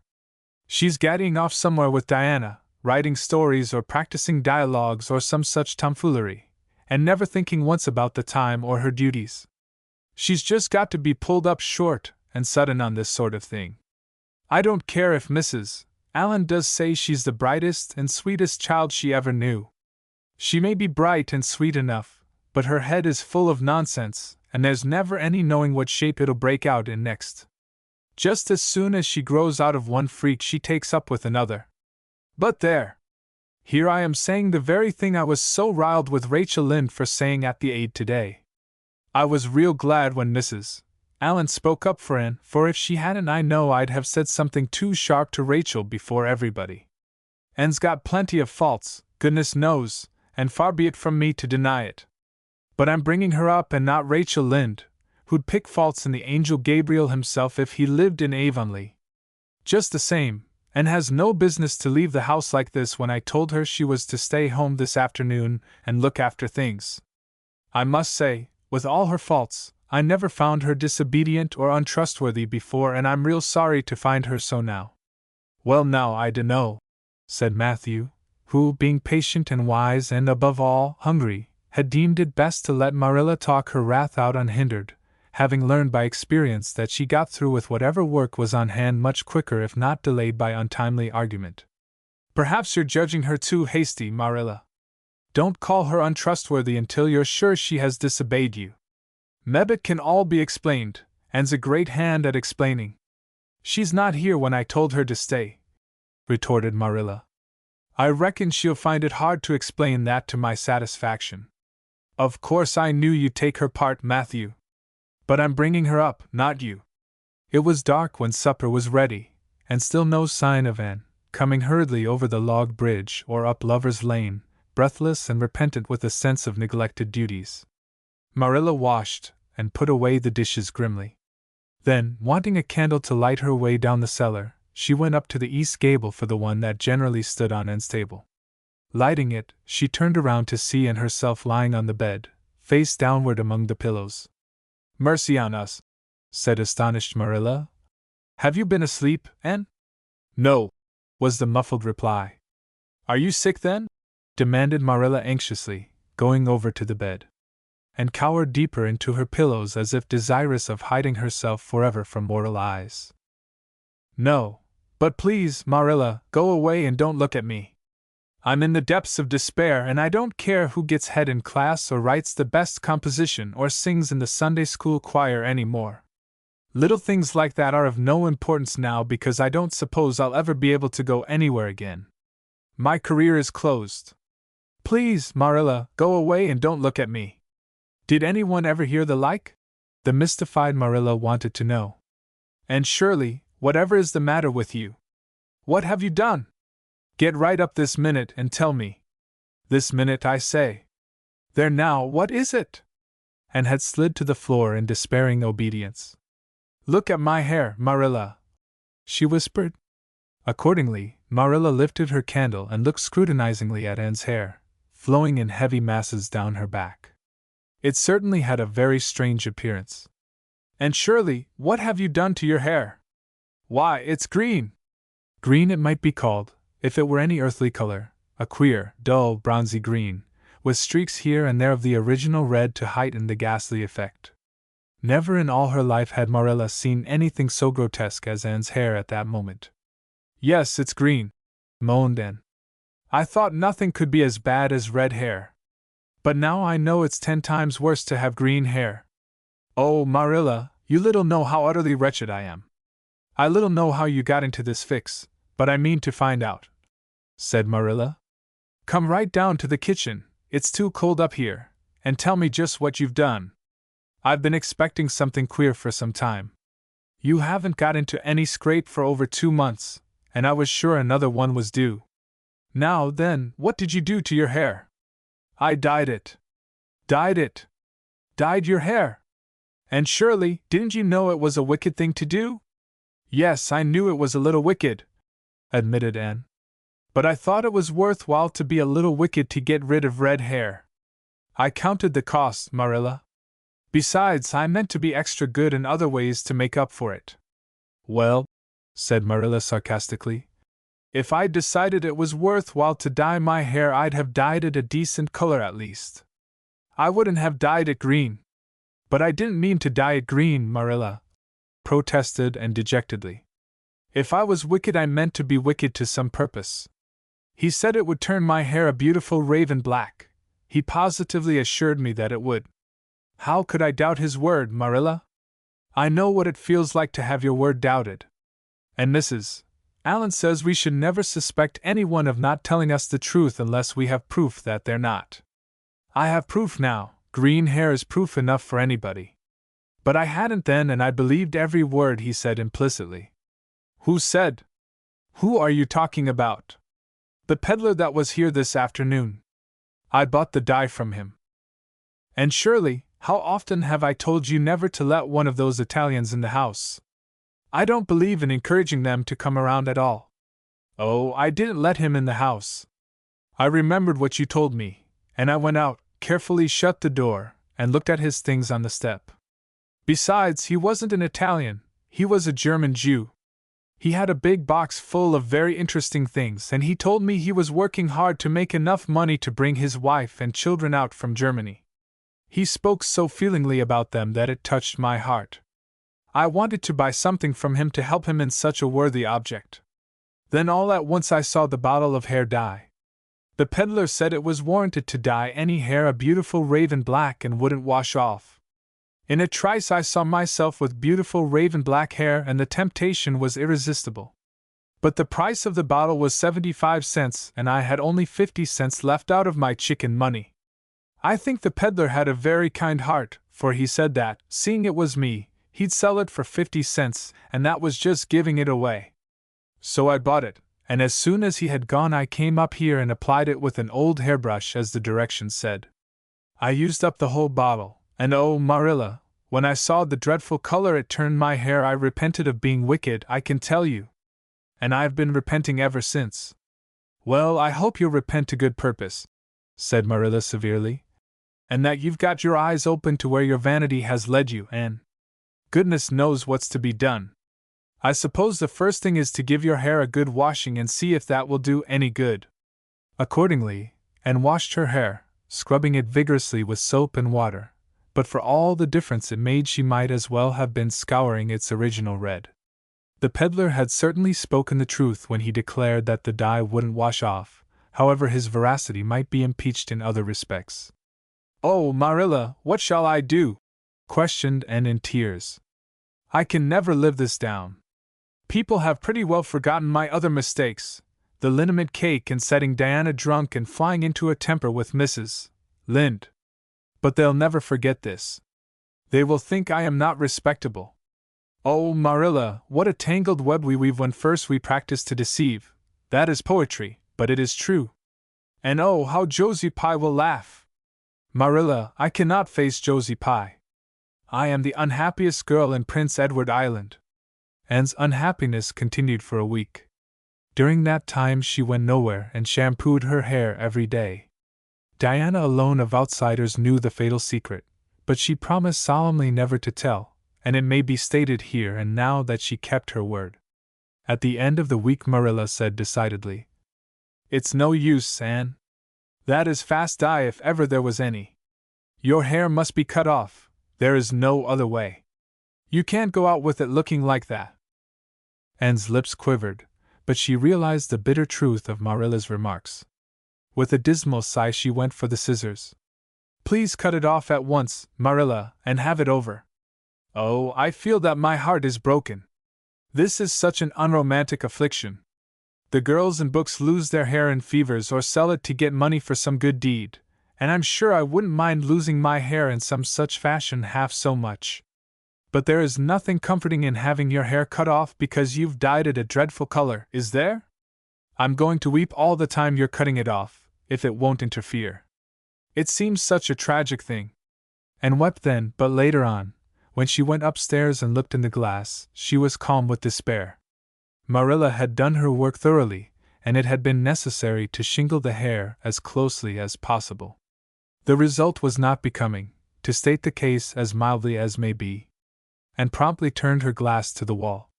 I'll never, never look at myself again until my hair grows, she exclaimed passionately. Then she suddenly righted the glass. Yes, I will, too. I do penance for being wicked that way. I'll look at myself every time I come to my room and see how ugly I am. And I won't try to imagine it away either. I never thought I was vain about my hair, of all things, but now I know I was, in spite of its being red, because it was so long and thick and curly. I expect something will happen to my nose next. Anne's clipped head made a sensation in school on the following Monday, but to her relief nobody guessed the real reason for it, not even Josie Pye, who, however, did not fail to inform Anne that she looked like a perfect scarecrow. I didn't say anything when Josie said that to me, and confided that evening to Marilla, who was lying on the sofa after one of her headaches, because I thought it was part of my punishment, and I ought to bear it patiently. It's hard to be told you look like a scarecrow, and I wanted to say something back. But I didn't. I just swept her one scornful look, and then I forgave her. It makes you feel very virtuous when you forgive people, doesn't it? I mean to devote all my energies to being good after this, and I shall never try to be beautiful again. Of course it's better to be good. I know it is, but it's sometimes so hard to believe a thing even when you know it. I do really want to be good, Marilla, like you and Mrs. Allen and Miss Stacy, and grow up to be a credit to you. Diana says when my hair begins to grow to tie a black velvet ribbon around my head with a bow at one side. She says she thinks it will be very becoming. I will call it a snood, that sounds so romantic. But am I talking too much, Marilla? Does it hurt your head? My head is better now. It was terrible bad this afternoon, though. These headaches of mine are getting worse and worse. I'll have to see a doctor about them. As for your chatter, I don't know that I mind it, I've got so used to it. Which was Marilla's way of saying that she liked to hear it. Chapter 28. An Unfortunate Lily Maid. Oh, of course you must be Elaine, Anne, said Diana. I could never have the courage to float down there. Oh, nor I, said Ruby Gillis with a shiver. I don't mind floating down when there's 2 or 3 of us in the flat, and we can sit up. It's fun then. But to lie down and pretend I was dead, I just couldn't. I'd die really of fright. Of course it would be romantic, conceded Jane Andrews. But I know I couldn't keep still. I'd be popping up every minute or so to see where I was and if I wasn't drifting too far out. And you know, Anne, that would spoil the effect. But it's so ridiculous to have a red-headed Elaine. Mourned Anne. I'm not afraid to float down, and I'd love to be Elaine.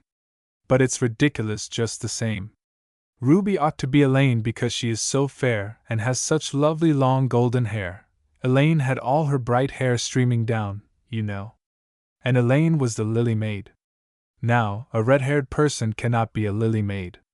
Your complexion is just as fair as Ruby's, said Diana earnestly, and your hair is ever so much darker than it used to be before you cut it. Oh, do you really think so? Exclaimed Anne, flushing sensitively with delight. I've sometimes thought it was myself, but I never dared to ask anyone for fear she would tell me it wasn't. Do you think it could be called auburn now, Diana?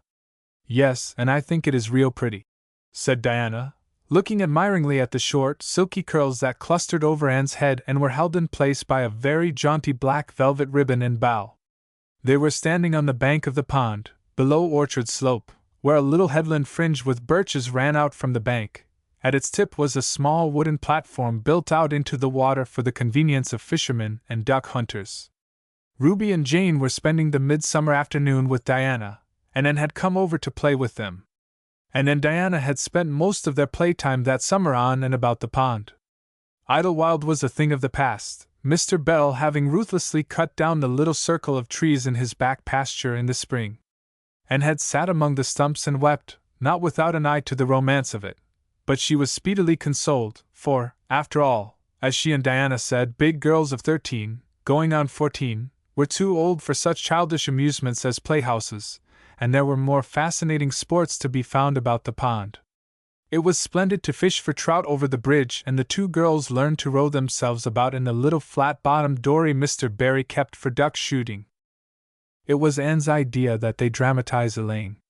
They had studied Tennyson's poem in school the preceding winter, the superintendent of education having prescribed it in the English course for the Prince Edward Island schools. They had analyzed and parsed it, and torn it to pieces in general until it was a wonder there was any meaning at all left in it for them. But at least the fair Lily Maid and Lancelot and Guinevere and King Arthur had become very real people to them, and Anne was devoured by secret regret that she had not been born in Camelot. Those days, she said, were so much more romantic than the present. Anne's plan was hailed with enthusiasm. The girls had discovered that if the flat were pushed off from the landing place it would drift down with the current under the bridge and finally strand itself on another headland lower down which ran out at a curve in the pond. They had often gone down like this, and nothing could be more convenient for playing Elaine. "Well, I'll be Elaine," said Anne, yielding reluctantly, for, although she would have been delighted to play the principal character, yet her artistic sense demanded fitness for it, and this, she felt, her limitations made impossible. "Ruby, you must be King Arthur, and Jane will be Guinevere, and Diana must be Lancelot. But first you must be the brothers and the father. We can't have the old dumb servitor because there isn't room for two in the flat when one is lying down. We must pull the barge all its length in black as samite. That old black shawl of your mother's will be just the thing, Diana." The black shawl having been procured, and spread it over the flat and then lay down on the bottom, with closed eyes and hands folded over her breast. "Oh, she does look really dead," whispered Ruby Gillis nervously, watching the still, white little face under the flickering shadows of the birches. "It makes me feel frightened, girls. Do you suppose it's really right to act like this? Mrs. Lynde says that all play acting is abominably wicked." "Ruby, you shouldn't talk about Mrs. Lynde," said Anne severely. "It spoils the effect because this is hundreds of years before Mrs. Lynde was born. Jane, you arrange this. It's silly for Elaine to be talking when she's dead." Jane rose to the occasion. Cloth of gold for coverlet there was none, but an old piano scarf of yellow Japanese crepe was an excellent substitute. A white lily was not obtainable just then, but the effect of a tall blue iris placed in one of Anne's folded hands was all that could be desired. "Now she's all ready," said Jane. "We must kiss her quiet brows, and Diana, you say, sister, farewell forever, and Ruby, you say, farewell, sweet sister, both of you as sorrowfully as you possibly can. And, for goodness sake, smile a little. You know Elaine lay as though she smiled. That's better. Now push the flat off." The flat was accordingly pushed off, scraping roughly over an old embedded stake in the process. Diana and Jane and Ruby only waited long enough to see it caught in the current and headed for the bridge before scampering up through the woods, across the road, and down to the lower headland where, as Lancelot and Guinevere and the king, they were to be in readiness to receive the Lily Maid. For a few minutes Anne, drifting slowly down, enjoyed the romance of her situation to the full. Then something happened not at all romantic. The flat began to leak. In a very few moments it was necessary for Elaine to scramble to her feet, pick up her cloth of gold coverlet and pall black as samite, and gaze blankly at a big crack in the bottom of her barge through which the water was literally pouring. That sharp stake at the landing had torn off the strip of batting nailed on the flat. Anne did not know this, but it did not take her long to realize that she was in a dangerous plight. At this rate the flat would fill and sink long before it could drift to the lower headland. Where were the oars? Left behind at the landing. Anne gave one gasping little scream which nobody ever heard. She was white to the lips, but she did not lose her self-possession. There was one chance, just one. I was horribly frightened, she told Mrs. Allen the next day. And it seemed like years while the flat was drifting down to the bridge and the water rising in it every moment.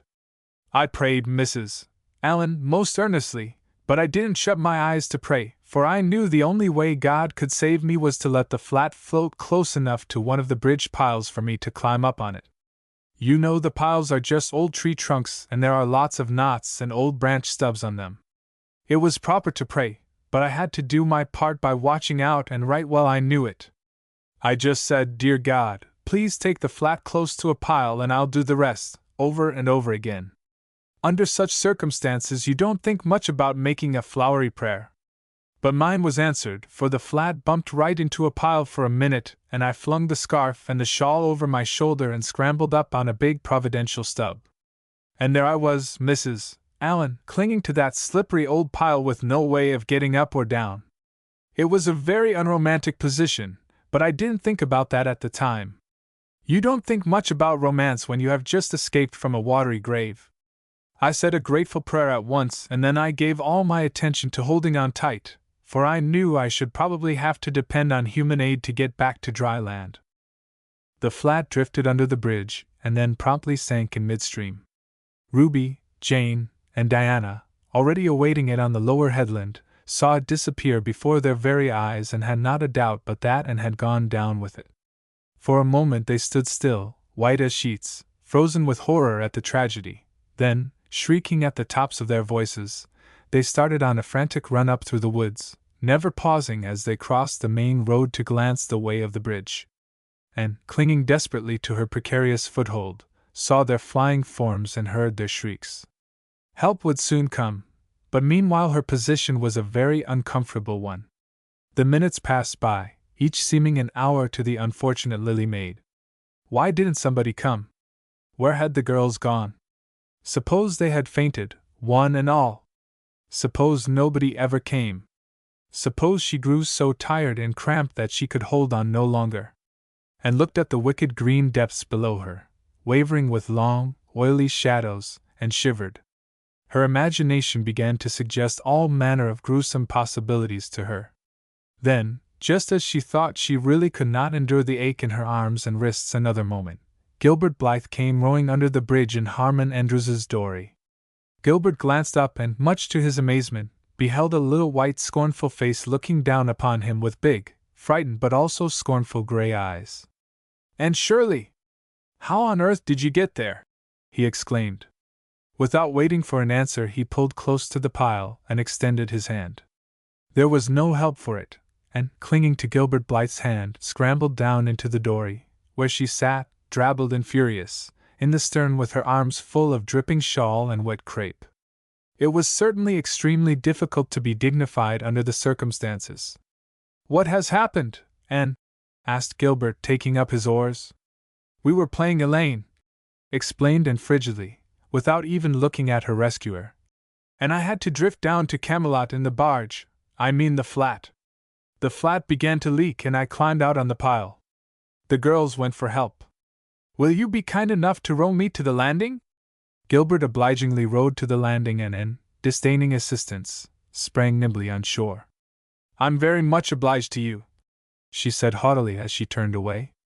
But Gilbert had also sprung from the boat, and now laid a detaining hand on her arm. "Anne," he said hurriedly, "look here. Can't we be good friends? I'm awfully sorry I made fun of your hair that time. I didn't mean to vex you and I only meant it for a joke. Besides, it's so long ago. I think your hair is awfully pretty now, honest I do. Let's be friends."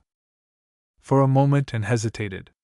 She had an odd, newly awakened consciousness under all her outraged dignity that the half-shy, half-eager expression in Gilbert's hazel eyes was something that was very good to see. Her heart gave a quick, queer little beat. But the bitterness of her old grievance promptly stiffened up her wavering determination. That scene of 2 years before flashed back into her recollection as vividly as if it had taken place yesterday. Gilbert had called her carrots, and had brought about her disgrace before the whole school. Her resentment, which to other and older people might be as laughable as its cause, was in no whit allayed and softened by time seemingly. She hated Gilbert Blythe. She would never forgive him. No, she said coldly. I shall never be friends with you, Gilbert Blythe, and I don't want to be. All right. Gilbert sprang into his skiff with an angry color in his cheeks. I'll never ask you to be friends again, Anne Shirley. And I don't care either. He pulled away with swift, defiant strokes, and then went up the steep, ferny little path under the maples. She held her head very high, but she was conscious of an odd feeling of regret. She almost wished she had answered Gilbert differently. Of course, he had insulted her terribly, but still. Altogether, and rather thought it would be a relief to sit down and have a good cry. She was really quite unstrung, for the reaction from her fright and cramped clinging was making itself felt. Halfway up the path she met Jane and Diana rushing back to the pond in a state narrowly removed from positive frenzy. They had found nobody at Orchard Slope, both Mr. and Mrs. Barry being away. Here Ruby Gillis had succumbed to hysterics, and was left to recover from them as best she might, while Jane and Diana flew through the haunted wood and across the brook to Green Gables. There they had found nobody either, for Marilla had gone to Carmody and Matthew was making hay in the back field. Oh, Aunt, gasped Diana, fairly falling on the former's neck and weeping with relief and delight. Oh, and we thought you were drowned, and we felt like murderers, because we had made you be Elaine. And Ruby is in hysterics. Oh, and how did you escape? I climbed up on one of the piles, explained Anne wearily, and Gilbert Blythe came along in Mr. Andrews's dory and brought me to land. Oh, Anne, how splendid of him! Why, it's so romantic, said Jane, finding breath enough for utterance at last. Of course you'll speak to him after this. Of course I won't, flashed Anne, with a momentary return of her old spirit. And I don't want ever to hear the word romantic again, Jane Andrews. I'm awfully sorry you were so frightened, girls. It is all my fault. I feel sure I was born under an unlucky star. Everything I do gets me or my dearest friends into a scrape. We've gone and lost your father's flat, Diana, and I have a presentiment that we'll not be allowed to row on the pond any more. Anne's presentiment proved more trustworthy than presentiments are apt to do. Great was the consternation in the Barry and Cuthbert households when the events of the afternoon became known. Will you ever have any sense, Anne? Groaned Marilla. Oh, yes, I think I will, Marilla, returned Anne optimistically. A good cry, indulged in the grateful solitude of the east gable, had soothed her nerves and restored her to her wonted cheerfulness. I think my prospects of becoming sensible are brighter now than ever. I don't see how, said Marilla. Well, explained Anne, I've learned a new and valuable lesson today. Ever since I came to Green Gables I've been making mistakes, and each mistake has helped to cure me of some great shortcoming. The affair of the amethyst brooch cured me of meddling with things that didn't belong to me. The haunted wood mistake cured me of letting my imagination run away with me. The liniment cake mistake cured me of carelessness in cooking. Dyeing my hair cured me of vanity. I never think about my hair and nose now, at least very seldom. And today's mistake is going to cure me of being too romantic. I have come to the conclusion that it is no use trying to be romantic in Avonlea. It was probably easy enough in towered Camelot hundreds of years ago, but romance is not appreciated now. I feel quite sure that you will soon see a great improvement in me in this respect, Marilla. I'm sure I hope so, said Marilla skeptically. But Matthew, who had been sitting mutely in his corner, laid a hand on Anne's shoulder when Marilla had gone out. Don't give up all your romance, Anne, he whispered shyly. A little of it is a good thing, not too much, of course, but keep a little of it, and keep a little of it. Chapter 29. An epoch in Anne's life. Annie was bringing the cows home from the back pasture by way of Lover's Lane. It was a September evening and all the gaps and clearings in the woods were brimmed up with ruby sunset light. Here and there the lane was splashed with it, but for the most part it was already quite shadowy beneath the maples, and the spaces under the firs were filled with a clear violet dusk like airy wine. The winds were out in their tops, and there is no sweeter music on earth than that which the wind makes in the fir trees at evening. The cows swung placidly down the lane, and then followed them dreamily, repeating aloud the battle canto from Marmion, which had also been part of their English course the preceding winter, and which Miss Stacy had made them learn off by heart, and exulting in its rushing lines and the clash of spears in its imagery. When she came to the lines, she stopped in ecstasy to shut her eyes that she might the better fancy herself one of that heroic ring. When she opened them again it was to behold Diana coming through the gate that led into the berry field and looking so important that, and instantly divined there was news to be told. But betrayed too eager curiosity she would not. "Isn't this evening just like a purple dream, Diana? It makes me so glad to be alive. In the mornings I always think the mornings are best, but when evening comes I think it's lovelier still." "It's a very fine evening," said Diana. "But oh, I have such news, Anne." "Guess." "You can have 3 guesses. Charlotte Gillis is going to be married in the church after all, and Mrs. Allen wants us to decorate it," cried Anne. "No, Charlotte's beau won't agree to that, because nobody ever has been married in the church yet, and he thinks it would seem too much like a funeral. It's too mean, because it would be such fun." "Guess again." "Jane's mother's going to let her have a birthday party." Diana shook her head, her black eyes dancing with merriment. "I can't think what it can be," said Anne in despair. "Unless it's that moody Spurgeon McPherson saw you home from prayer meeting last night." "Did he? I should think not," exclaimed Diana indignantly. "I wouldn't be likely to boast of it if he did, the horrid creature. I knew you couldn't guess it. Mother had a letter from Aunt Josephine today, and Aunt Josephine wants you and me to go to town next Tuesday and stop with her for the exhibition. There!" "Oh, Diana," whispered Anne, finding it necessary to lean up against a maple tree for support. "Do you really mean it? But I'm afraid Marilla won't let me go. She will say that she can't encourage gaddying about.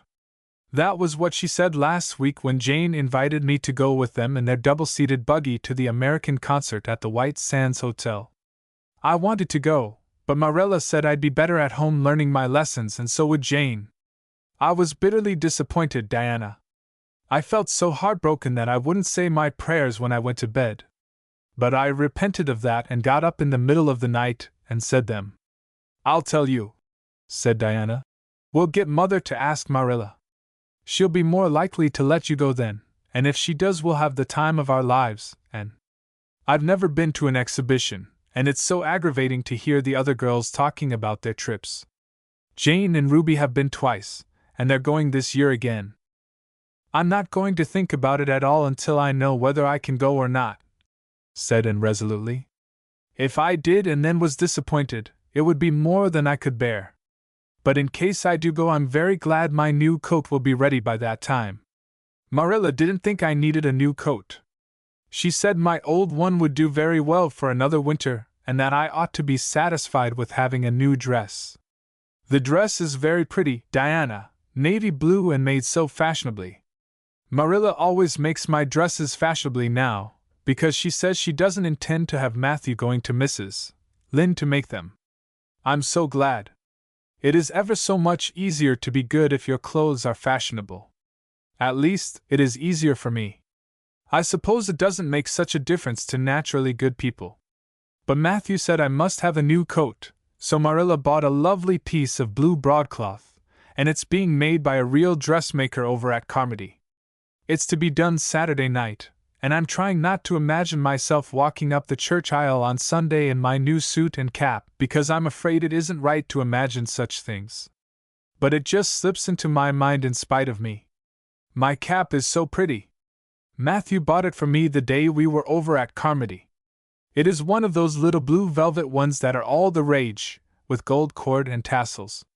Your new hat is elegant, Diana, and so becoming. When I saw you come into church last Sunday, my heart swelled with pride to think you were my dearest friend. Do you suppose it's wrong for us to think so much about our clothes? Marilla says it is very sinful. But it is such an interesting subject, isn't it? Marilla agreed to let Anne go to town, and it was arranged that Mr. Barry should take the girls in on the following Tuesday. As Charlottetown was 30 miles away and Mr. Barry wished to go and return the same day, it was necessary to make a very early start. But Anne counted it all joy, and was up before sunrise on Tuesday morning. A glance from her window assured her that the day would be fine, for the eastern sky behind the firs of the haunted wood was all silvery and cloudless. Through the gap in the trees a light was shining in the western gable of Orchard Slope, a token that Diana was also up, and was dressed by the time Matthew had the fire on and had the breakfast ready when Marilla came down, but for her own part was much too excited to eat. After breakfast the jaunty new cap and jacket were donned, and then hastened over the brook and up through the firs to Orchard Slope. Mr. Barry and Diana were waiting for her, and they were soon on the road. It was a long drive, but Anne and Diana enjoyed every minute of it.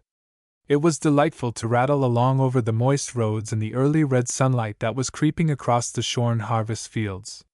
The air was fresh and crisp, and little smoke-blue mists curled through the valleys and floated off from the hills. Sometimes the road went through woods where maples were beginning to hang out scarlet banners. Sometimes it crossed rivers on bridges that made Anne's flesh cringe with the old, half-delightful fear. Sometimes it wound along a harbor shore and passed by a little cluster of weather-gray fishing huts.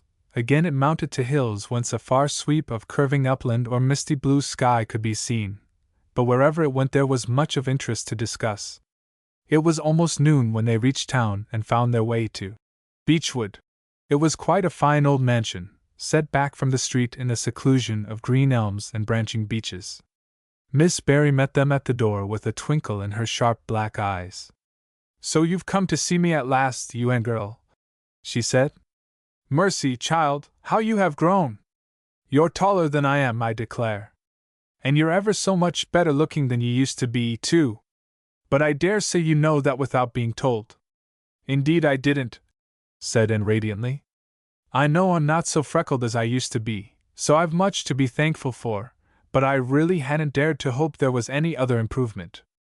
"I'm so glad you think there is, Miss Barry." Miss Barry's house was furnished with great magnificence, as Anne told Marilla afterward. The two little country girls were rather abashed by the splendor of the parlor where Miss Barry left them when she went to see about dinner. "Isn't it just like a palace?"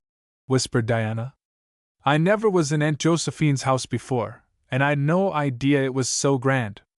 I just wish Julia Bell could see this. She puts on such airs about her mother's parlor. Velvet carpet," sighed Anne luxuriously, "and silk curtains. I've dreamed of such things, Diana. But do you know, I don't believe I feel very comfortable with them after all. There are so many things in this room and all so splendid that there is no scope for imagination. That is one consolation when you are poor, there are so many more things you can imagine about." Their sojourn in town was something that Anne and Diana dated from for years. From first to last it was crowded with delights. On Wednesday Miss Barry took them to the exhibition grounds and kept them there all day.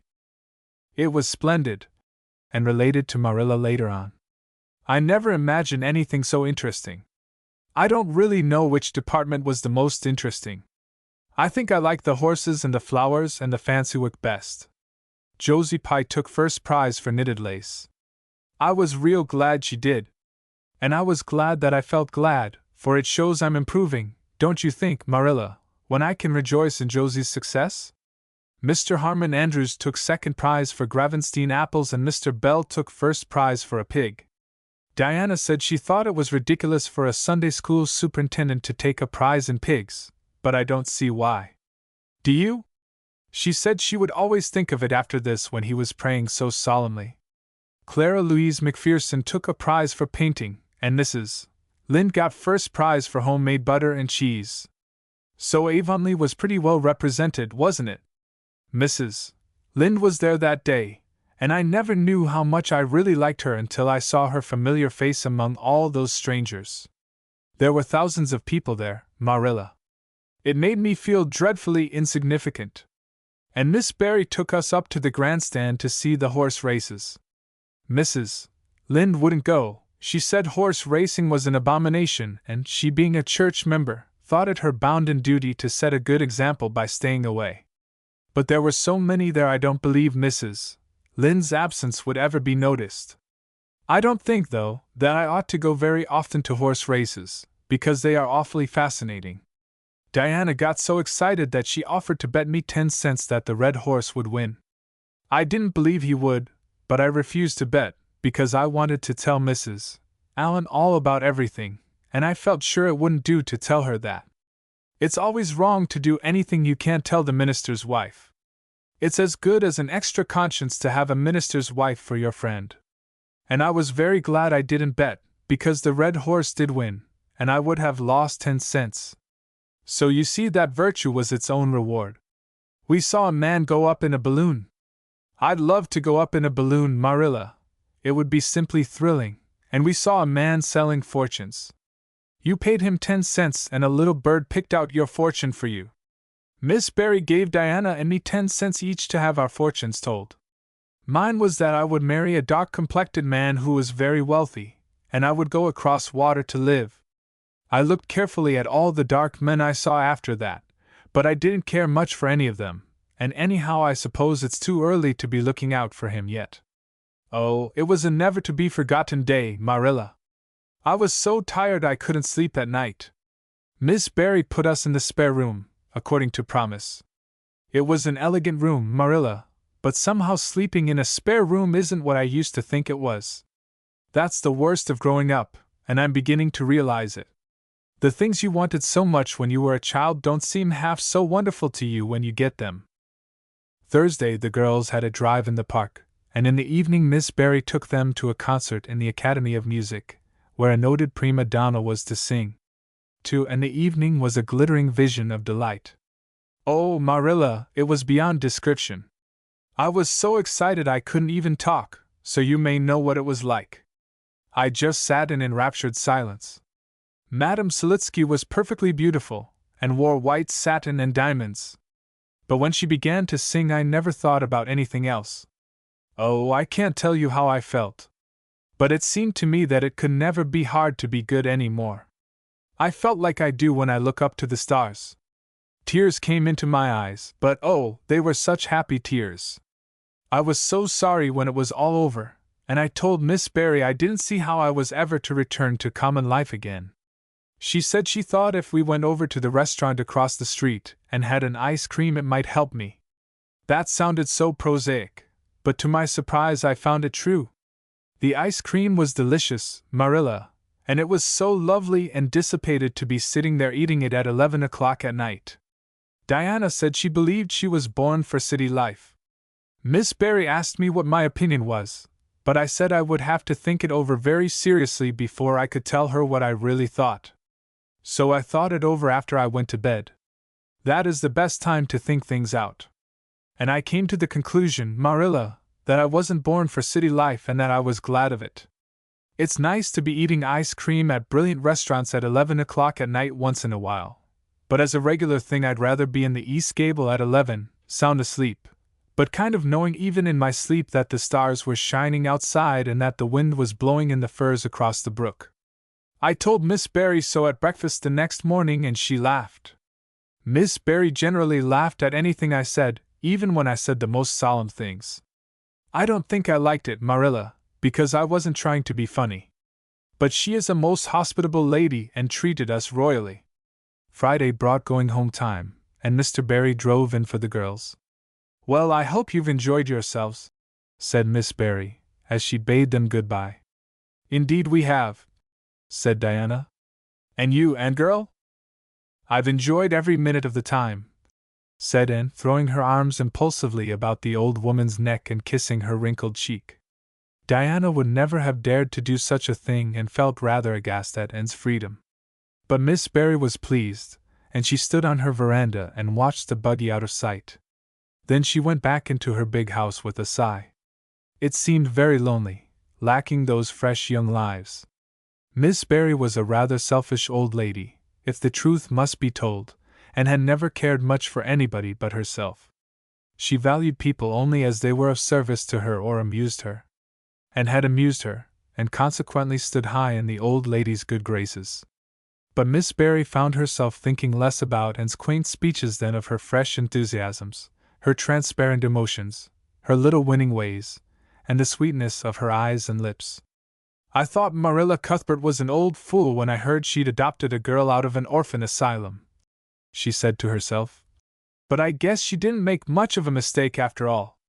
If I'd a child like and in the house all the time, I'd be a better and happier woman. And Diana found the drive home as pleasant as the drive in, pleasanter, indeed, since there was the delightful consciousness of home waiting at the end of it. It was sunset when they passed through White Sands and turned into the shore road. Beyond, the Avonlea hills came out darkly against the saffron sky. Behind them the moon was rising out of the sea that grew all radiant and transfigured in her light. Every little cove along the curving road was a marvel of dancing ripples. The waves broke with a soft swish on the rocks below them, and the tang of the sea was in the strong, fresh air. "Oh, but it's good to be alive and to be going home," breathed Anne. When she crossed the log bridge over the brook, the kitchen light of Green Gables winked her a friendly welcome back, and through the open door shone the hearth fire, sending out its warm red glow athwart the chilly autumn night. And ran blithely up the hill and into the kitchen, where a hot supper was waiting on the table. "So you've got back?" said Marilla, folding up her knitting. "Yes, and oh, it's so good to be back," said Anne joyously. "I could kiss everything, even to the clock. Marilla, a broiled chicken!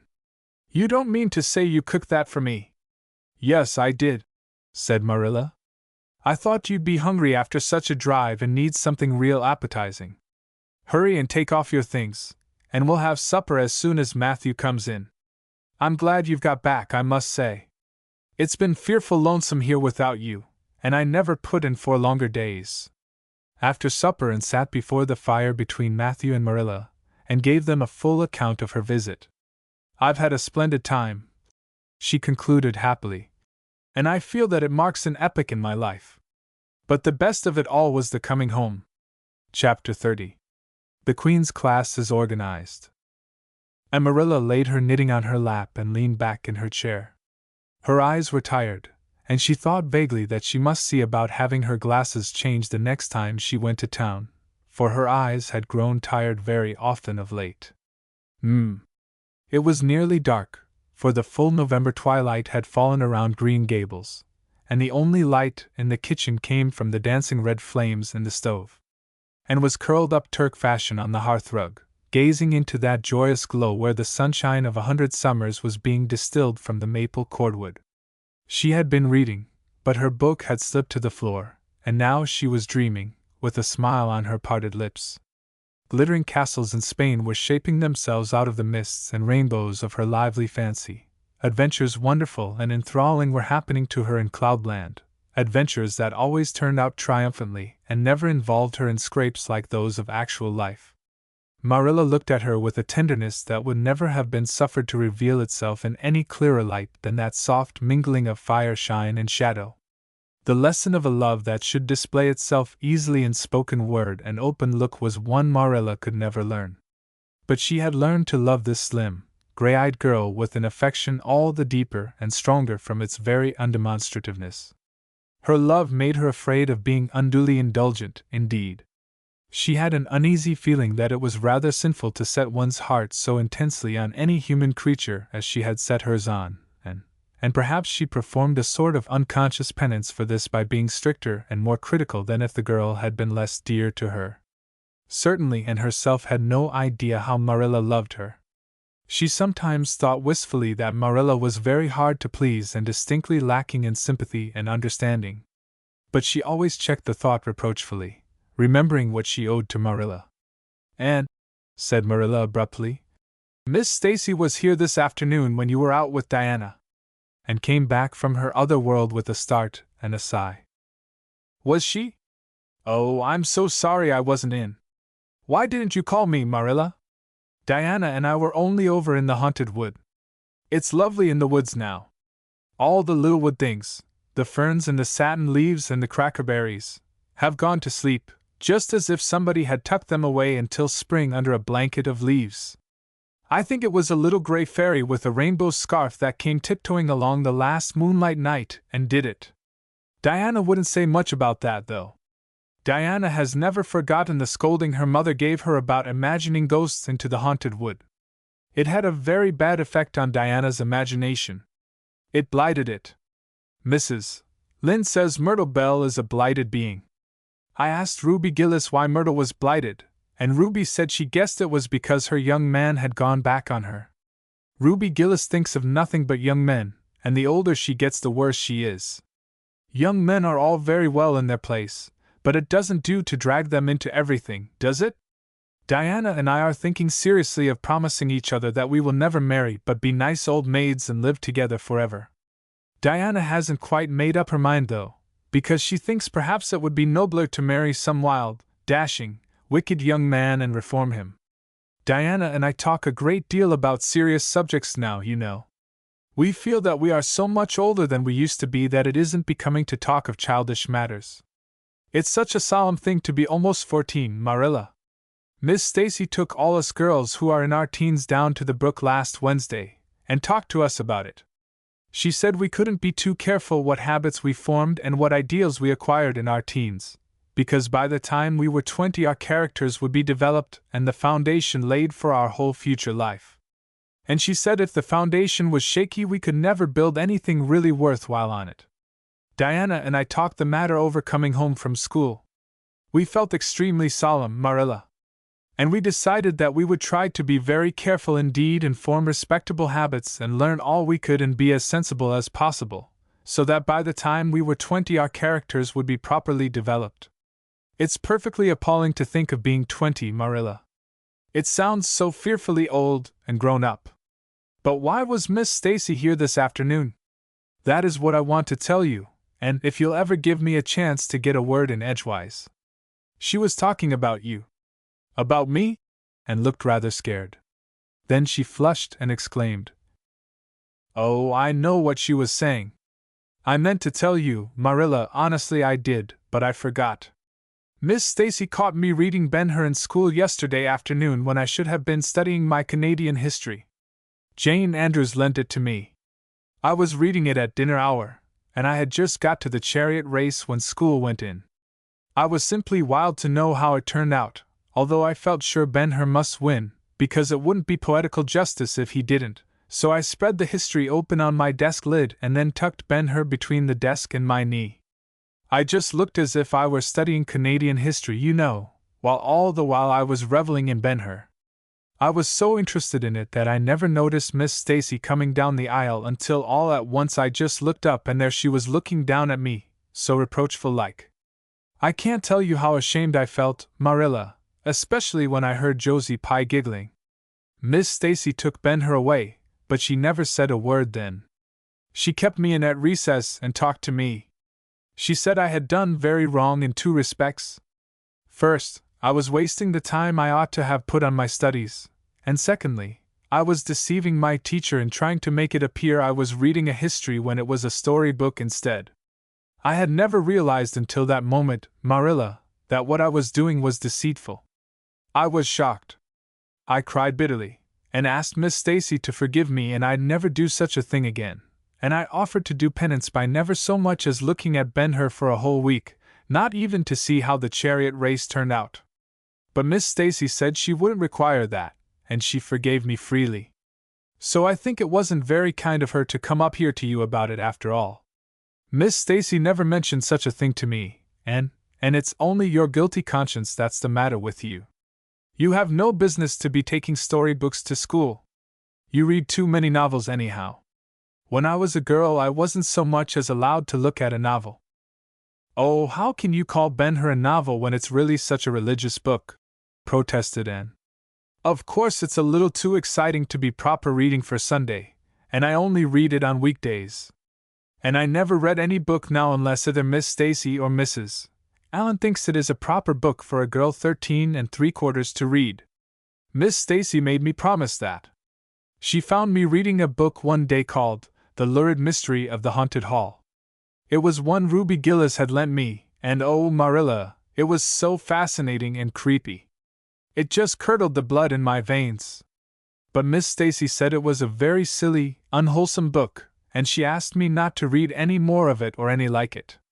I didn't mind promising not to read any more like it, but it was agonizing to give back that book without knowing how it turned out. But my love for Miss Stacy stood the test and I did. It's really wonderful, Marilla, what you can do when you're truly anxious to please a certain person. Well, I guess I'll light the lamp and get to work, said Marilla. I see plainly that you don't want to hear what Miss Stacy had to say. You're more interested in the sound of your own tongue than in anything else. Oh, indeed, Marilla, I do want to hear it, cried Anne contritely.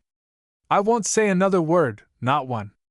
I know I talk too much, but I am really trying to overcome it, and although I say far too much, yet if you only knew how many things I want to say and don't, you'd give me some credit for it.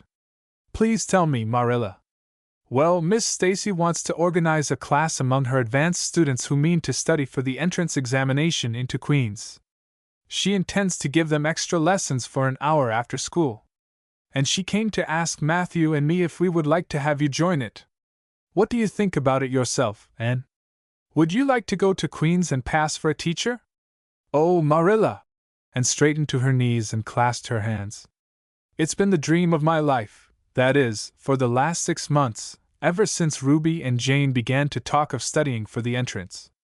But I didn't say anything about it, because I supposed it would be perfectly useless. I'd love to be a teacher. But won't it be dreadfully expensive? Mr. Andrews says it cost him $150 to put Prissy through, and Prissy wasn't a dunce in geometry. I guess you needn't worry about that part of it. When Matthew and I took you to bring up, we resolved we would do the best we could for you and give you a good education. I believe in a girl being fitted to earn her own living whether she ever has to or not. You'll always have a home at Green Gables as long as Matthew and I are here, but nobody knows what is going to happen in this uncertain world, and it's just as well to be prepared. So you can join the Queen's class if you like, Anne. Oh, Marilla, thank you. Anne flung her arms about Marilla's waist and looked up earnestly into her face. I'm extremely grateful to you and Matthew. And I'll study as hard as I can and do my very best to be a credit to you. I warn you not to expect much in geometry, but I think I can hold my own in anything else if I work hard. I dare say you'll get along well enough. Miss Stacy says you are bright and diligent. Not for worlds would Marilla have told Anne just what Miss Stacy had said about her. That would have been to pamper vanity. You needn't rush to any extreme of killing yourself over your books. There is no hurry. You won't be ready to try the entrance for 1.5 years yet. But it's well to begin in time and be thoroughly grounded, Miss Stacy says. I shall take more interest than ever in my studies now, said Anne blissfully, because I have a purpose in life. Mr. Allen says everybody should have a purpose in life and pursue it faithfully. Only he says we must first make sure that it is a worthy purpose. I would call it a worthy purpose to want to be a teacher like Miss Stacy, wouldn't you, Marilla? I think it's a very noble profession. The Queen's class was organized in due time. Gilbert Blythe, Anne Shirley, Ruby Gillis, Jane Andrews, Josie Pye, Charlie Sloane, and Moody Spurgeon McPherson joined it. Diana Barry did not, as her parents did not intend to send her to Queen's. This seemed nothing short of a calamity to Anne. Never, since the night on which Minnie May had had the croup, had she and Diana been separated in anything. On the evening when the Queen's class first remained in school for the extra lessons and Anne saw Diana go slowly out with the others, to walk home alone through the birch path and violet vale, it was all the former could do to keep her seat and refrain from rushing impulsively after her chum. A lump came into her throat, and she hastily retired behind the pages of her uplifted Latin grammar to hide the tears in her eyes. Not for worlds would Anne have had Gilbert Blythe or Josie Pye see those tears. But oh, Marilla, I really felt that I had tasted the bitterness of death, as Mr. Allen said in his sermon last Sunday, when I saw Diana go out alone, she said mournfully that night. I thought how splendid it would have been if Diana had only been going to study for the entrance, too. But we can't have things perfect in this imperfect world, as Mrs. Lynde says. Mrs. Lynde isn't exactly a comforting person sometimes, but there's no doubt she says a great many very true things. And I think the Queen's class is going to be extremely interesting. Jane and Ruby are just going to study to be teachers. That is the height of their ambition. Ruby says she will only teach for 2 years after she gets through, and then she intends to be married. Jane says she will devote her whole life to teaching, and never marry, because you are paid a salary for teaching, but a husband won't pay you anything, and growls if you ask for a share in the egg and butter money. I expect Jane speaks from mournful experience, for Mrs. Lynde says that her father is a perfect old crank, and meaner than second skimmings. Josie Pye says she is just going to college for education's sake, because she won't have to earn her own living. She says of course it is different with orphans who are living on charity. They have to hustle. Moody Spurgeon is going to be a minister. Mrs. Lynde says he couldn't be anything else with a name like that to live up to.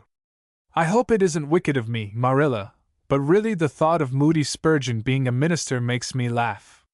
He's such a funny-looking boy with that big fat face, and his little blue eyes, and his ears sticking out like flaps. But perhaps he will be more intellectual-looking when he grows up. Charlie Sloane says he's going to go into politics and be a member of Parliament, but Mrs. Lynde says he'll never succeed at that, because the Sloanes are all honest people, and it's only rascals that get on in politics nowadays. What is Gilbert Blythe going to be? Queried Marilla, seeing that and was opening her Caesar. I don't happen to know what Gilbert Blythe's ambition in life is, if he has any, said Anne scornfully. There was open rivalry between Gilbert and Anne now. Previously the rivalry had been rather one-sided, but there was no longer any doubt that Gilbert was as determined to be first in class as Anne was. He was a foeman worthy of her steel. The other members of the class tacitly acknowledged their superiority, and never dreamed of trying to compete with them. Since the day by the pond when she had refused to listen to his plea for forgiveness, Gilbert, save for the aforesaid determined rivalry, had evinced no recognition whatever of the existence of Anne Shirley. He talked and jested with the other girls, exchanged books and puzzles with them, discussed lessons and plans, sometimes walked home with one or the other of them from prayer meeting or debating club. But Anne Shirley he simply ignored, and Anne found out that it is not pleasant to be ignored. It was in vain that she told herself with a toss of her head that she did not care. Deep down in her wayward, feminine little heart she knew that she did care, and that if she had that chance of the Lake of Shining Waters again she would answer very differently. All at once, as it seemed, and to her secret dismay, she found that the old resentment she had cherished against him was gone just when she most needed its sustaining power. It was in vain that she recalled every incident and emotion of that memorable occasion, and tried to feel the old satisfying anger. That day by the pond had witnessed its last spasmodic flicker, and realized that she had forgiven and forgotten without knowing it. But it was too late. And at least neither Gilbert nor anybody else, not even Diana, should ever suspect how sorry she was and how much she wished she hadn't been so proud and horrid. She determined to shroud her feelings in deepest oblivion. And it may be stated here and now that she did it, so successfully that Gilbert, who possibly was not quite so indifferent as he seemed, could not console himself with any belief that, and felt his retaliatory scorn. The only poor comfort he had was that she snubbed Charlie Sloane, unmercifully, continually, and undeservedly. Otherwise the winter passed away in a round of pleasant duties and studies. And the days slipped by like golden beads on the necklace of the year. She was happy, eager, interested. There were lessons to be learned and honor to be won, delightful books to read, new pieces to be practiced for the Sunday school choir, pleasant Saturday afternoons at the manse with Mrs. Allen, and then, almost before Anne realized it, spring had come again to Green Gables and all the world was abloom once more. Studies palled just a wee bit then. The Queen's class, left behind in school while the others scattered to green lanes and leafy woodcuts and meadow byways, looked wistfully out of the windows and discovered that Latin verbs and French exercises had somehow lost the tang and zest they had possessed in the crisp winter months. Even Anne and Gilbert lagged and grew indifferent. Teacher and taught were alike glad when the term was ended and the glad vacation days stretched rosily before them. "But you've done good work this past year," Miss Stacy told them on the last evening. "And you deserve a good, jolly vacation. Have the best time you can in the out-of-door world and lay in a good stock of health and vitality and ambition to carry you through next year. It will be the tug-of-war, you know, the last year before the entrance." "Are you going to be back next year, Miss Stacy?" asked Josie Pye. Josie Pye never scrupled to ask questions. In this instance the rest of the class felt grateful to her. None of them would have dared to ask it of Miss Stacy. but all wanted to, for there had been alarming rumors running at large through the school for some time that Miss Stacy was not coming back the next year, that she had been offered a position in the grade school of her own home district and meant to accept. The Queen's class listened in breathless suspense for her answer. "Yes, I think I will," said Miss Stacy. "I thought of taking another school, but I have decided to come back to Avonlea. To tell the truth, I've grown so interested in my pupils here that I found I couldn't leave them. So I'll stay and see you through." "Hurrah!" said Moody Spurgeon. Moody Spurgeon had never been so carried away by his feelings before, and he blushed uncomfortably every time he thought about it for a week. "Oh, I'm so glad," said Anne with shining eyes. "Dear Stacy, it would be perfectly dreadful if you didn't come back. I don't believe I could have the heart to go on with my studies at all if another teacher came here." When Anne got home that night, she stacked all her textbooks away in an old trunk in the attic, locked it, and threw the key into the blanket box. "I'm not even going to look at a schoolbook in vacation," she told Marilla. "I've studied as hard all the term as I possibly could, and I've pored over that geometry until I know every proposition in the first book off by heart, even when the letters are changed. I just feel tired of everything sensible, and I'm going to let my imagination run riot for the summer." "Oh, you needn't be alarmed, Marilla. I'll only let it run riot within reasonable limits. But I want to have a real good jolly time this summer, for maybe it's the last summer I'll be a little girl. Mrs. Lynde says that if I keep stretching out next year as I've done this, I'll have to put on longer skirts. She says I'm all running to legs and eyes. And when I put on longer skirts, I shall feel that I have to live up to them and be very dignified. It won't even do to believe in fairies then, I'm afraid, so I'm going to believe in them with all my whole heart this summer. I think we're going to have a very gay vacation. Ruby Gillis is going to have a birthday party soon, and there's the Sunday school picnic and the missionary concert next month. And Mr. Barry says that some evening he'll take Diana and me over to the White Sands Hotel and have dinner there. They have dinner there in the evening, you know. Jane Andrews was over once last summer, and she says it was a dazzling sight to see the electric lights and the flowers and all the lady guests in such beautiful dresses. Jane says it was her first glimpse into high life, and she'll never forget it to her dying day." Mrs. Lynde came up the next afternoon to find out why Marilla had not been at the aid meeting on Thursday. When Marilla was not at aid meeting, people knew there was something wrong at Green Gables. "Matthew had a bad spell with his heart Thursday," Marilla explained, "and I didn't feel like leaving him. Oh, yes, he's all right again now, but he takes them spells oftener than he used to, and I'm anxious about him. The doctor says he must be careful to avoid excitement. That's easy enough, for Matthew doesn't go about looking for excitement by any means and never did, but he's not to do any very heavy work either, and you might as well tell Matthew not to breathe as not to work. Come and lay off your things, Rachel. You'll stay to tea? Well, seeing you're so pressing, perhaps I might as well stay," said Mrs. Rachel, who had not the slightest intention of doing anything else. Mrs. Rachel and Marilla sat comfortably in the parlor while Anne got the tea and made hot biscuits that were light and white enough to defy even Mrs. Rachel's criticism. "I must say Anne has turned out a real smart girl," admitted Mrs. Rachel, as Marilla accompanied her to the end of the lane at sunset. "She must be a great help to you." "She is," said Marilla, "and she's real steady and reliable now.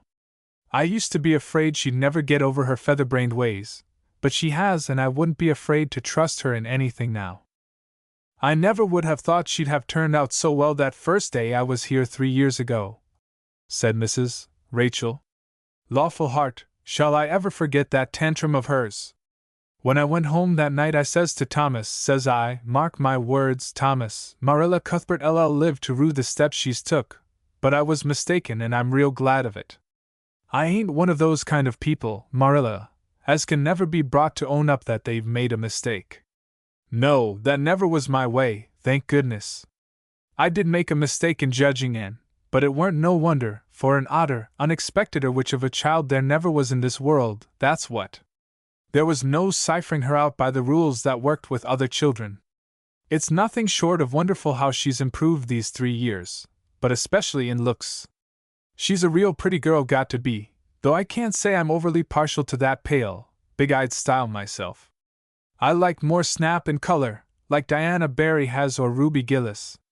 Ruby Gillis's looks are real showy. But somehow, I don't know how it is, but when Anne and them are together, though she ain't half as handsome, she makes them look kind of common and overdone, something like them white June lilies she calls narcissus alongside of the big, red peonies, that's what. Chapter 31. Where the Brook and River Meet. And Annie had her good summer and enjoyed it wholeheartedly. She and Diana fairly lived outdoors, reveling in all the delights that Lover's Lane and the Dryad's Bubble and Willowmere and Victoria Island afforded. Marilla offered no objections to Anne's gypsyings. The Spencervale doctor who had come the night Minnie May had the croup met, and at the house of a patient one afternoon early in vacation, looked her over sharply, screwed up his mouth, shook his head, and sent a message to Marilla Cuthbert by another person. It was, keep that red-headed girl of yours in the open air all summer, and don't let her read books until she gets more spring into her step. This message frightened Marilla wholesomely. She read Anne's death warrant by consumption in it unless it was scrupulously obeyed. As a result, Anne had the golden summer of her life as far as freedom and frolic went. She walked, rode, berried, and dreamed to her heart's content, and when September came she was bright-eyed and alert, with a step that would have satisfied the Spencervale doctor and a heart full of ambition and zest once more. I feel just like studying with might and main, she declared as she brought her books down from the attic. Oh, you good old friends, I'm glad to see your honest faces once more, yes, even you, geometry. I've had a perfectly beautiful summer, Marilla, and now I'm rejoicing as a strong man to run a race, as Mr. Allen said last Sunday. Doesn't Mr. Allen preach magnificent sermons? Mrs. Lynde says he is improving every day, and the first thing we know some city church will gobble him up, and then we'll be left and have to turn to and break in another green preacher. But I don't see the use of meeting trouble halfway, do you, Marilla? I think it would be better just to enjoy Mr. Allen while we have him. If I were a man, I think I'd be a minister. They can have such an influence for good, if their theology is sound, and it must be thrilling to preach splendid sermons and stir your hearers' hearts. Why can't women be ministers, Marilla? I asked Mrs. Lynde that, and she was shocked and said it would be a scandalous thing. She said there might be female ministers in the States, and she believed there was, but thank goodness we hadn't got to that stage in Canada yet, and she hoped we never would. But I don't see why. I think women would make splendid ministers. When there is a social to be got up or a church tea or anything else to raise money, the women have to turn to and do the work. I'm sure Mrs. Lynde can pray every bit as well as Superintendent Bell, and I've no doubt she could preach too with a little practice. Yes, I believe she could, said Marilla dryly. She does plenty of unofficial preaching as it is. Nobody has much of a chance to go wrong in Avonlea with Rachel to oversee them. Marilla, said Anne in a burst of confidence, I want to tell you something and ask you what you think about it. It has worried me terribly, on Sunday afternoons, that is, when I think specially about such matters. I do really want to be good, and when I'm with you or Mrs. Allen or Miss Stacy I want it more than ever, and I want to do just what would please you and what you would approve of. But mostly when I'm with Mrs. Lynde I feel desperately wicked and as if I wanted to go and do the very thing she tells me I oughtn't to do. I feel irresistibly tempted to do it. Now, what do you think is the reason I feel like that? Do you think it's because I'm really bad and unregenerate? Marilla looked dubious for a moment. Then she laughed. If you are, I guess I am too, and, for Rachel often has that very effect on me. I sometimes think she'd have more of an influence for good, as you say yourself, if she didn't keep nagging people to do right. There should have been a special commandment against nagging. But there, I shouldn't talk so. Rachel is a good Christian woman, and she means well. There isn't a kinder soul in Avonlea, and she never shirks her share of work. I'm very glad you feel the same, said Anne decidedly. It's so encouraging. I shan't worry so much over that after this. But I dare say there'll be other things to worry me. They keep coming up new all the time, things to perplex you, you know. You settle one question and there's another right after. There are so many things to be thought over and decided when you're beginning to grow up. It keeps me busy all the time thinking them over and deciding what is right. It's a serious thing to grow up, isn't it, Marilla? But when I have such good friends as you and Matthew and Mrs. Allen and Miss Stacy, I ought to grow up successfully, and I'm sure it will be my own fault if I don't. I feel it's a great responsibility because I have only the one chance. If I don't grow up right, I can't go back and begin over again.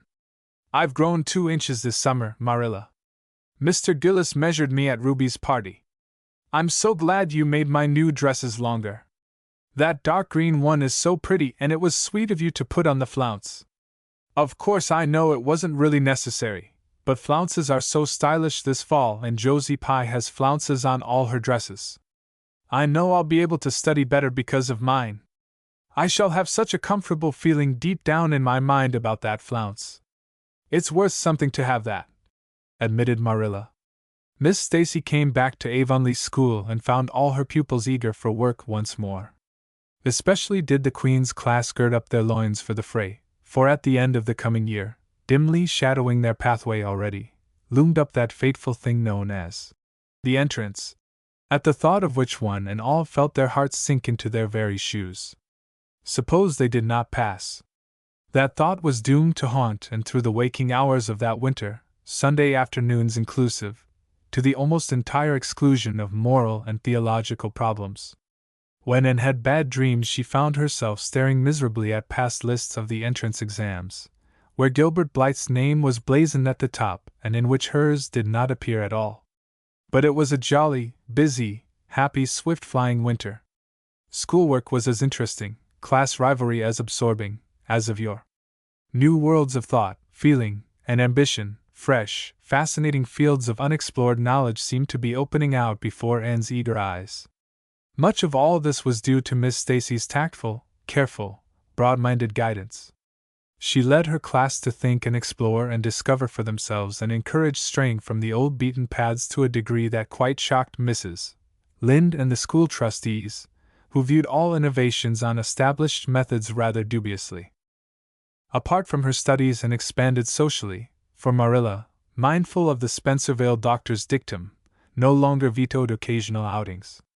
The debating club flourished and gave several concerts. There were 1 or 2 parties almost verging on grown-up affairs.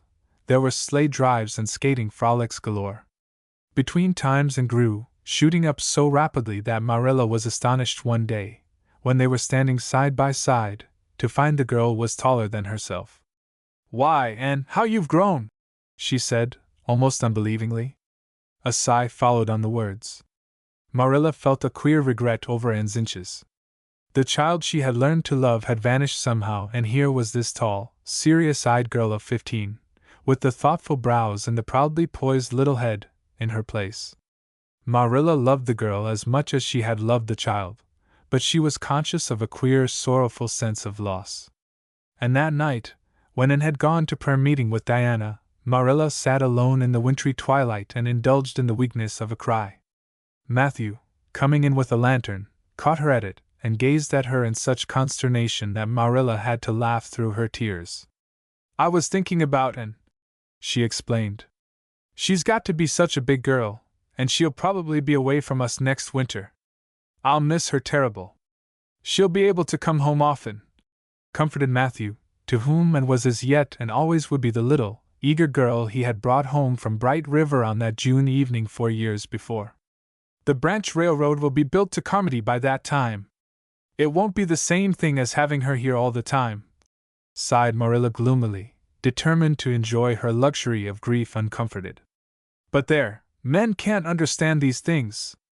There were other changes in, and no less real than the physical change. For one thing, she became much quieter. Perhaps she thought all the more and dreamed as much as ever, but she certainly talked less. Marilla noticed and commented on this also.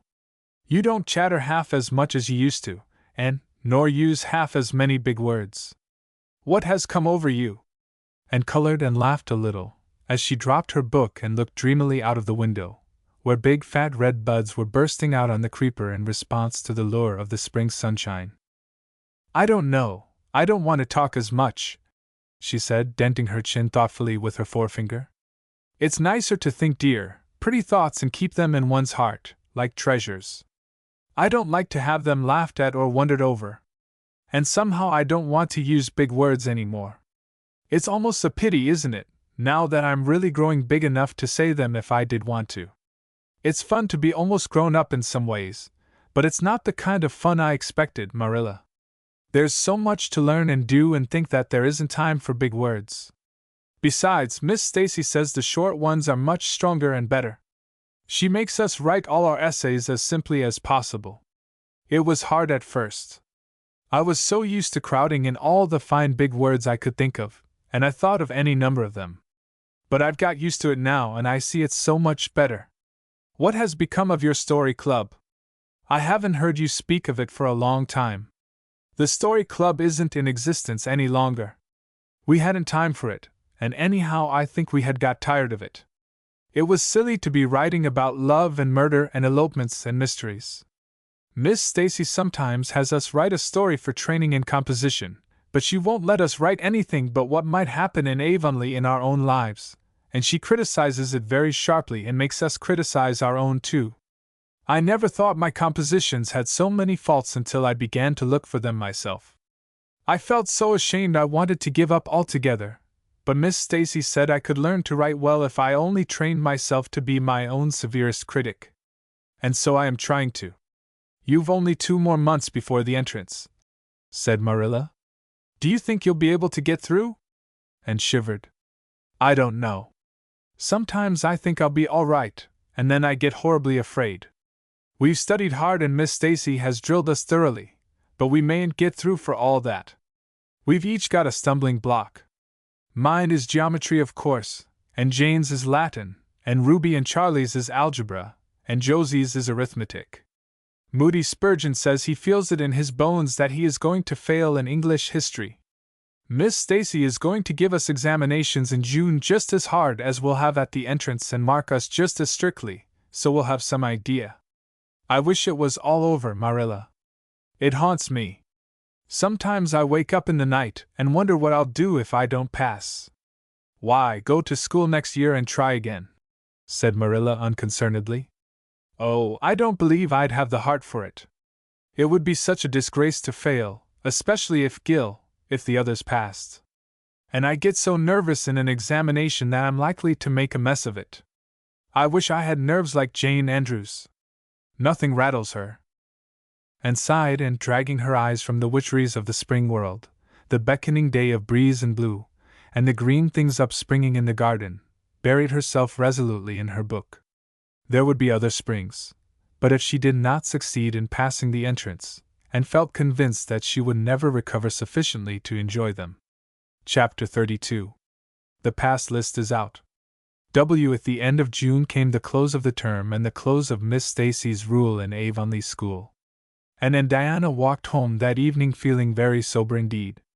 Red eyes and damp handkerchiefs bore convincing testimony to the fact that Miss Stacy's farewell words must have been quite as touching as Mr. Phillips's had been under similar circumstances 3 years before.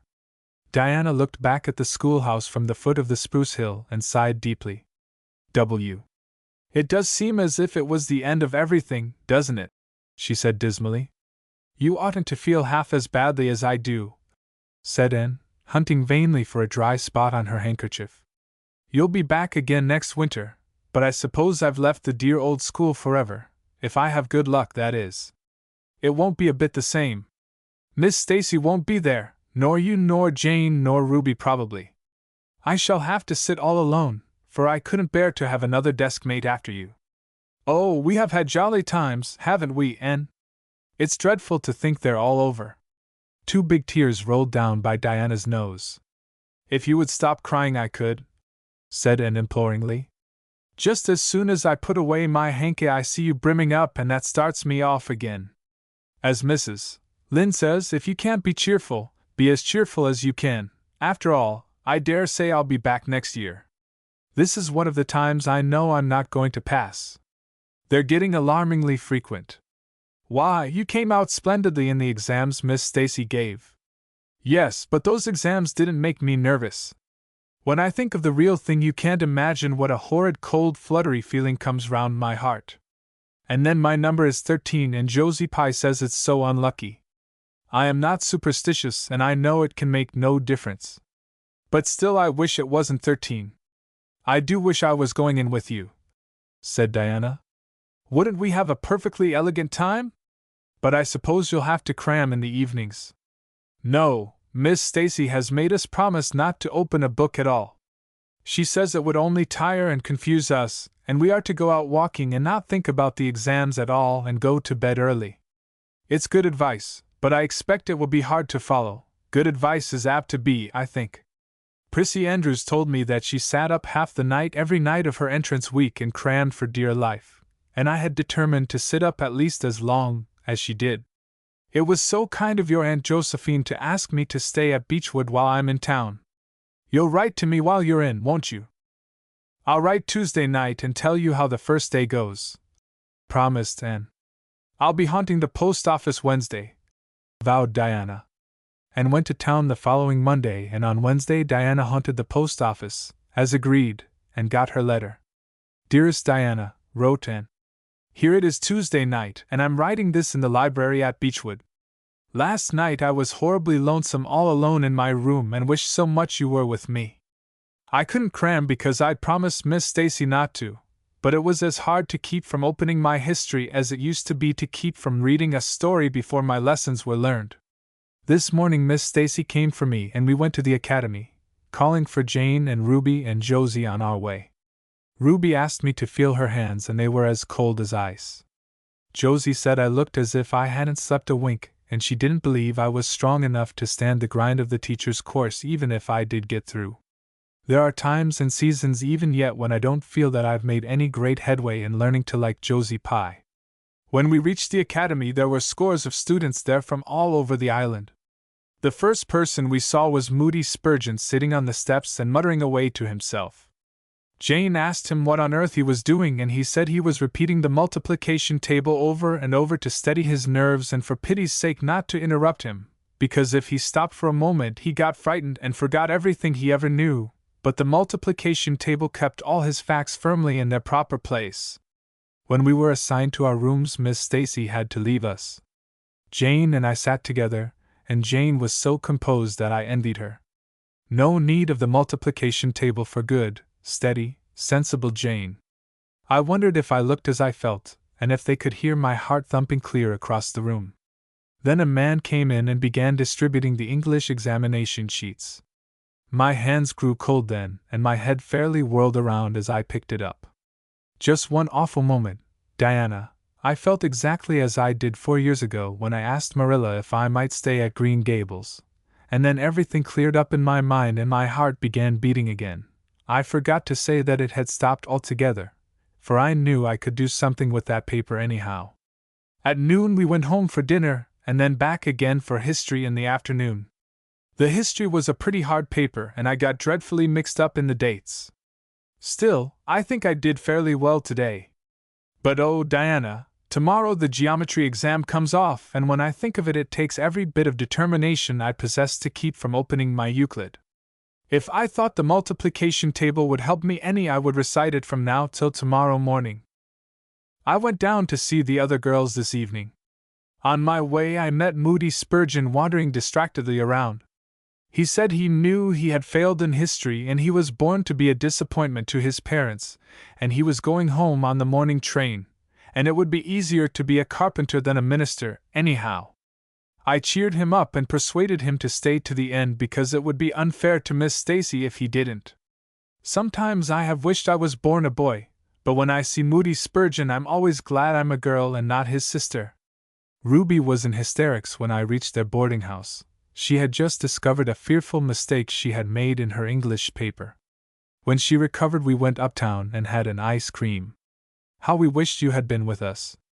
Oh, Diana, if only the geometry examination were over. But there, as Mrs. Lynde would say, the sun will go on rising and setting whether I fail in geometry or not.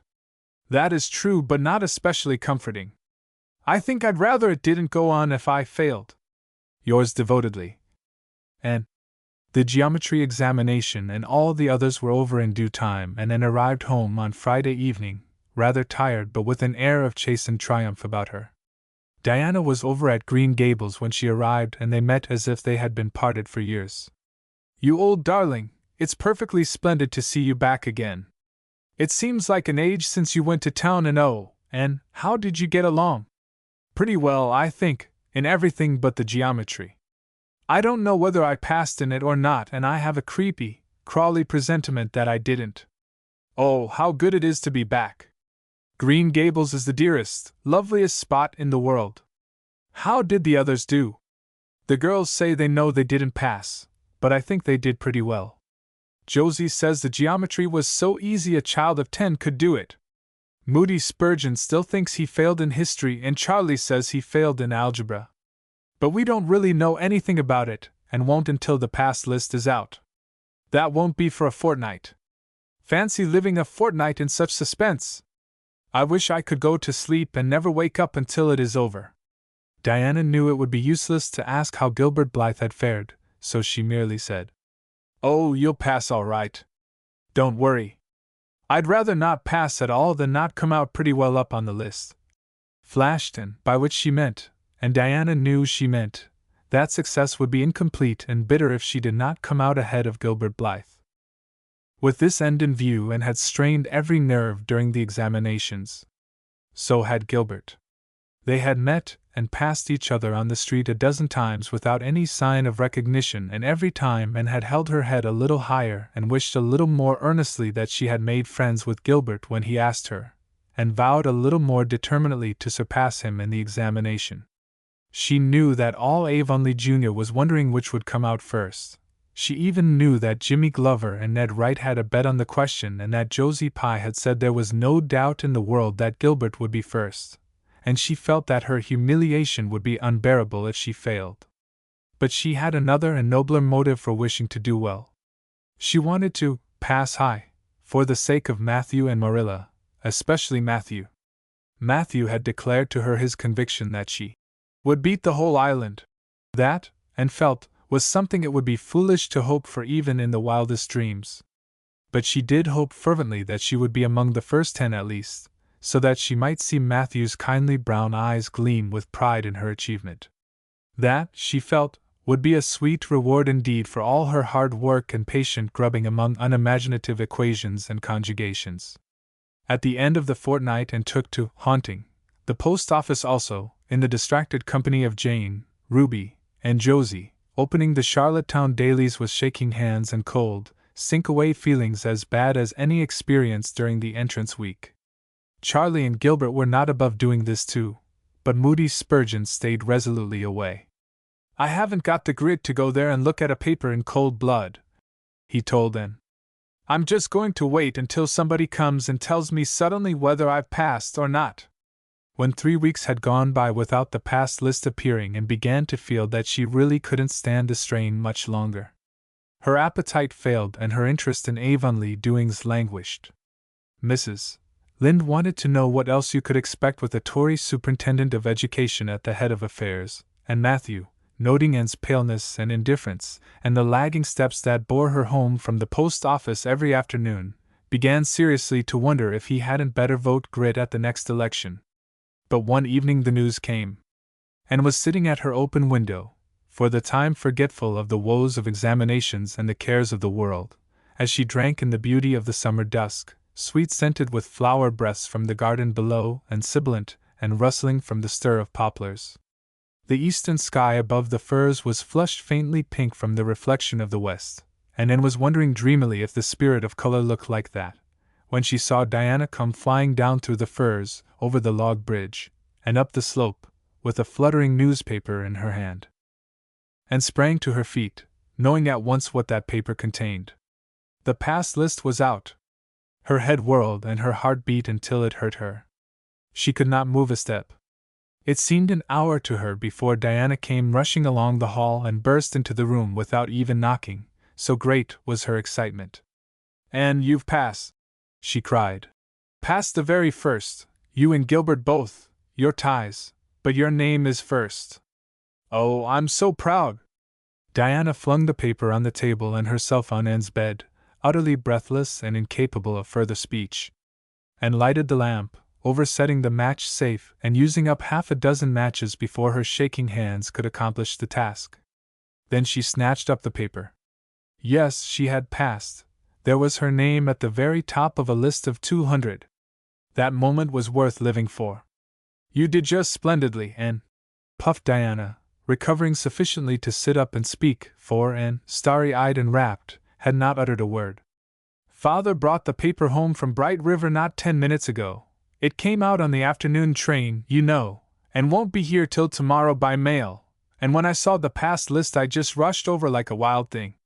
You've all passed, every one of you, Moody Spurgeon and all, although he's conditioned in history. Jane and Ruby did pretty well, they're halfway up, and so did Charlie. Josie just scraped through with 3 marks to spare, but you'll see she'll put on as many airs as if she'd led.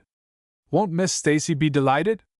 Oh, Anne, what does it feel like to see your name at the head of a pass list like that? If it were me, I know I'd go crazy with joy. I am pretty near crazy as it is, but you're as calm and cool as a spring evening. I'm just dazzled inside, said Anne. I want to say 100 things, and I can't find words to say them in. I never dreamed of this. Yes, I did too, just once. I let myself think once, what if I should come out first? Quakingly, you know, for it seemed so vain and presumptuous to think I could lead the island. Excuse me a minute, Diana.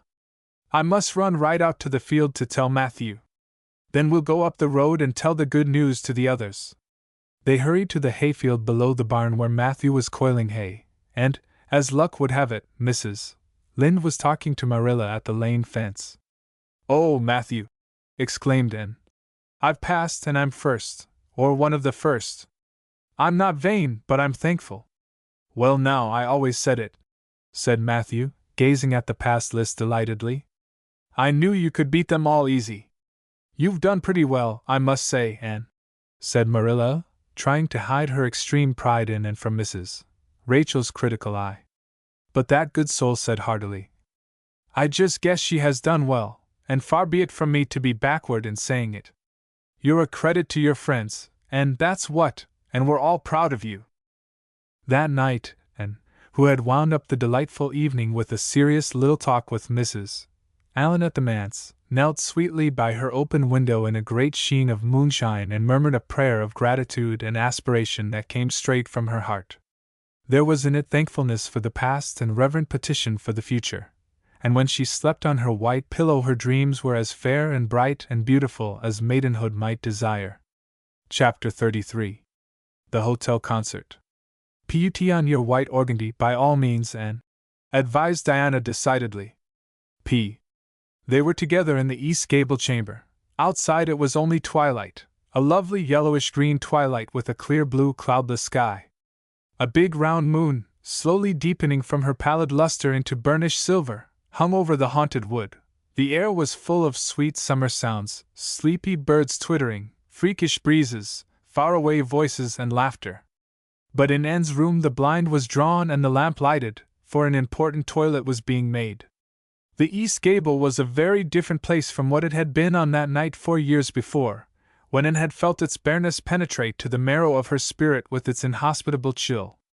Changes had crept in, Marilla conniving at them resignedly, until it was as sweet and dainty a nest as a young girl could desire.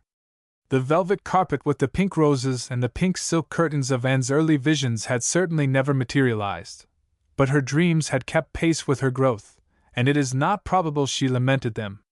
The floor was covered with a pretty matting, and the curtains that softened the high window and fluttered in the vagrant breezes were of pale green art muslin.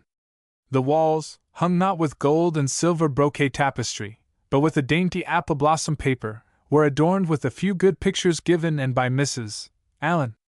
Miss Stacy's photograph occupied the place of honor, and it made a sentimental point of keeping fresh flowers on the bracket under it.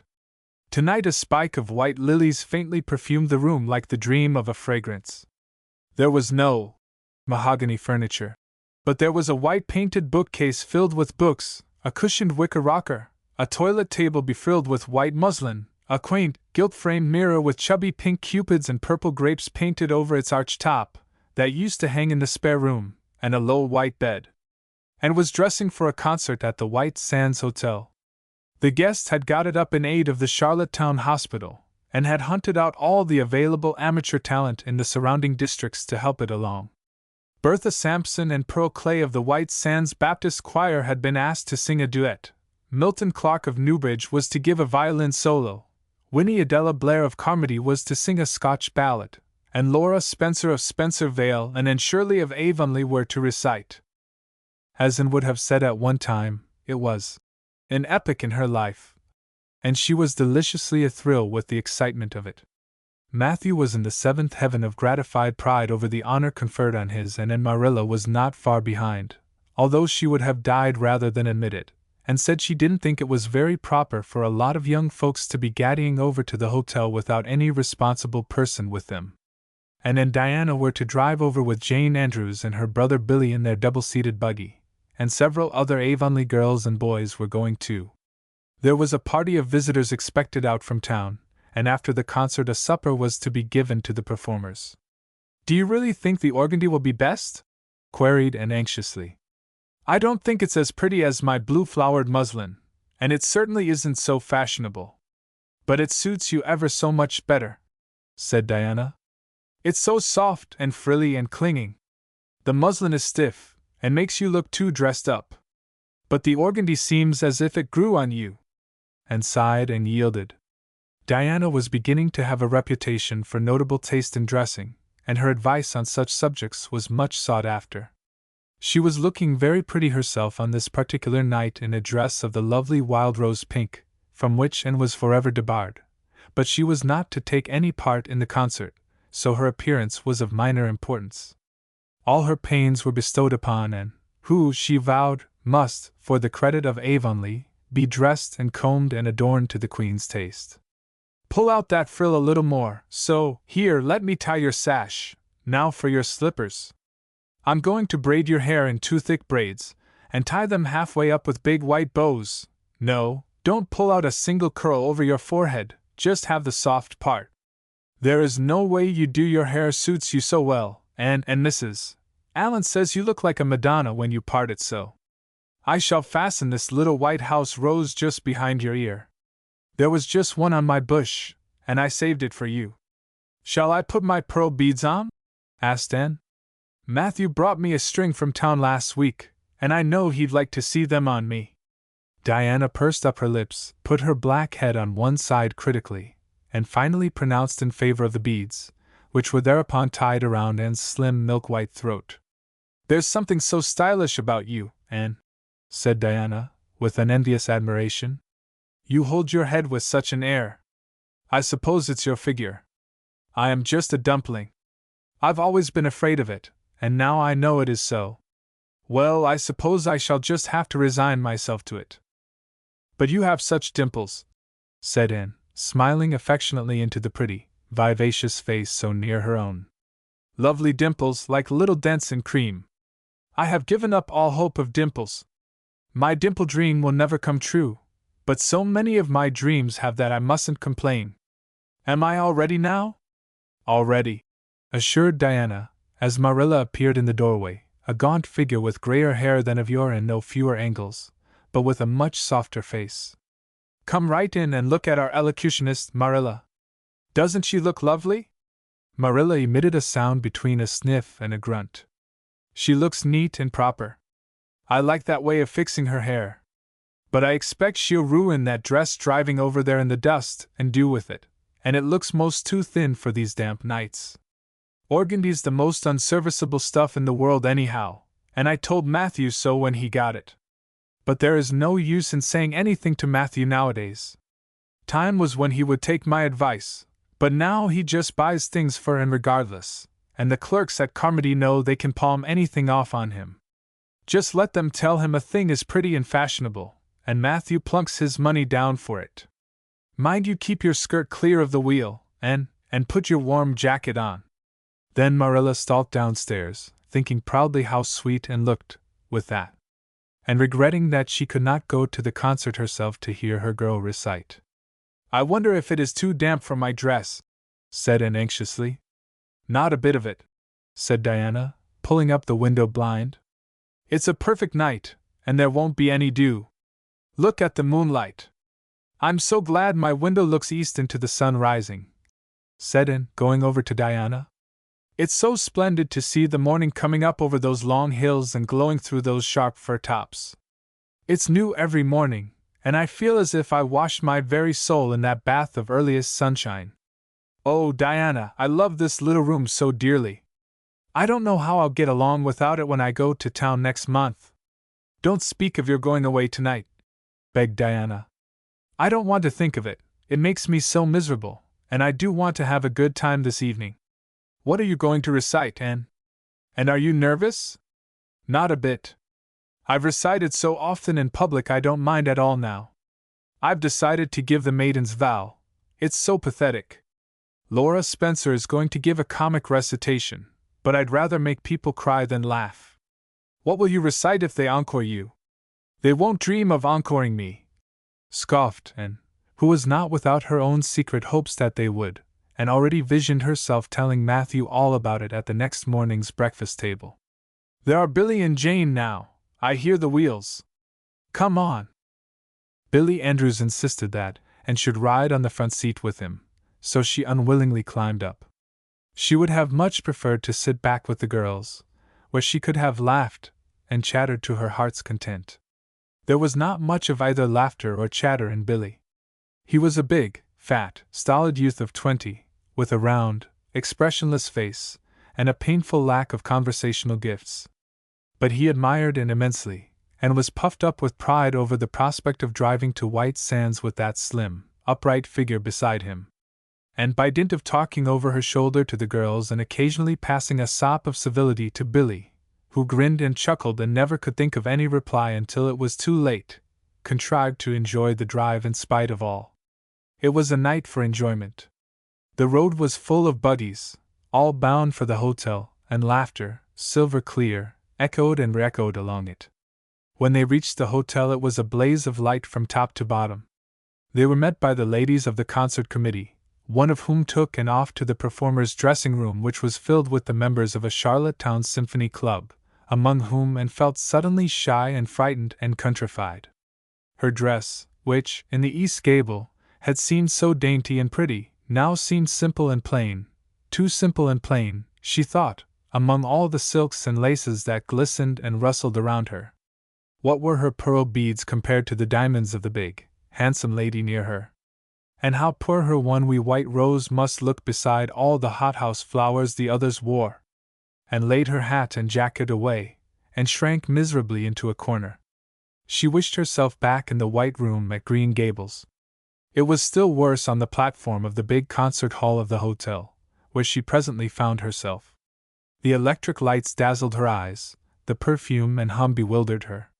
She wished she were sitting down in the audience with Diana and Jane, who seemed to be having a splendid time away at the back. She was wedged in between a stout lady in pink silk and a tall, scornful-looking girl in a white lace dress. The stout lady occasionally turned her head squarely around and surveyed Anne through her eyeglasses until Anne, acutely sensitive of being so scrutinized, felt that she must scream aloud, and the white lace girl kept talking audibly to her next neighbor about the country bumpkins and rustic belles, in the audience, languidly anticipating such fun from the displays of local talent on the program, and believed that she would hate that white lace girl to the end of life. Unfortunately for Anne, a professional elocutionist was staying at the hotel and had consented to recite. She was a lithe, dark-eyed woman in a wonderful gown of shimmering gray stuff like woven moonbeams, with gems on her neck and in her dark hair. She had a marvelously flexible voice and wonderful power of expression. The audience went wild over her selection, and, forgetting all about herself and her troubles for the time, listened with rapt and shining eyes. But when the recitation ended she suddenly put her hands over her face. She could never get up and recite after that, never. Had she ever thought she could recite? Oh, if she were only back at Green Gables! At this unpropitious moment her name was called. Somehow Anne, who did not notice the rather guilty little start of surprise the white lace girl gave, and would not have understood the subtle compliment implied therein if she had got on her feet and moved dizzily out to the front. She was so pale that Diana and Jane, down in the audience, clasped each other's hands in nervous sympathy, and was the victim of an overwhelming attack of stage fright. Often as she had recited in public, she had never before faced such an audience as this, and the sight of it paralyzed her energies completely. Everything was so strange, so brilliant, so bewildering, the rows of ladies in evening dress, the critical faces, the whole atmosphere of wealth and culture about her. Very different this from the plain benches at the debating club, filled with the homely, sympathetic faces of friends and neighbors. These people, she thought, would be merciless critics. Perhaps, like the white lace girl, they anticipated amusement from her rustic efforts. She felt hopelessly, helplessly ashamed and miserable. Her knees trembled, her heart fluttered, a horrible faintness came over her. Not a word could she utter, and the next moment she would have fled from the platform despite the humiliation which, she felt, must ever after be her portion if she did so. But suddenly, as her dilated, frightened eyes gazed out over the audience, she saw Gilbert Blythe away at the back of the room, bending forward with a smile on his face, a smile which seemed to and at once triumphant and taunting. In reality it was nothing of the kind. Gilbert was merely smiling with appreciation of the whole affair in general and of the effect produced by Anne's slender white form and spiritual face against a background of palms in particular. Josie Pye, whom he had driven over, sat beside him, and her face certainly was both triumphant and taunting. But Anne did not see Josie, and would not have cared if she had. She drew a long breath and flung her head up proudly, courage and determination tingling over her like an electric shock. She would not fail before Gilbert Blythe. He should never be able to laugh at her, never, never. Her fright and nervousness vanished, and she began her recitation, her clear, sweet voice reaching to the farthest corner of the room without a tremor or a break. Self-possession was fully restored to her, and in the reaction from that horrible moment of powerlessness she recited as she had never done before. When she finished there were bursts of honest applause. And, stepping back to her seat, blushing with shyness and delight, found her hand vigorously clasped and shaken by the stout lady in pink silk. "My dear, you did splendidly," she puffed. "I've been crying like a baby, actually I have. They're encoring you, they're bound to have you back." "Oh, I can't go," said Anne confusedly. "But yet, I must, or Matthew will be disappointed. He said they would encore me." "Then don't disappoint Matthew," said the pink lady, laughing. Smiling, blushing, limpid-eyed, and tripped back and gave a quaint, funny little selection that captivated her audience still further. The rest of the evening was quite a little triumph for her. When the concert was over, the stout, pink lady, who was the wife of an American millionaire, took her under her wing, and introduced her to everybody, and everybody was very nice to her.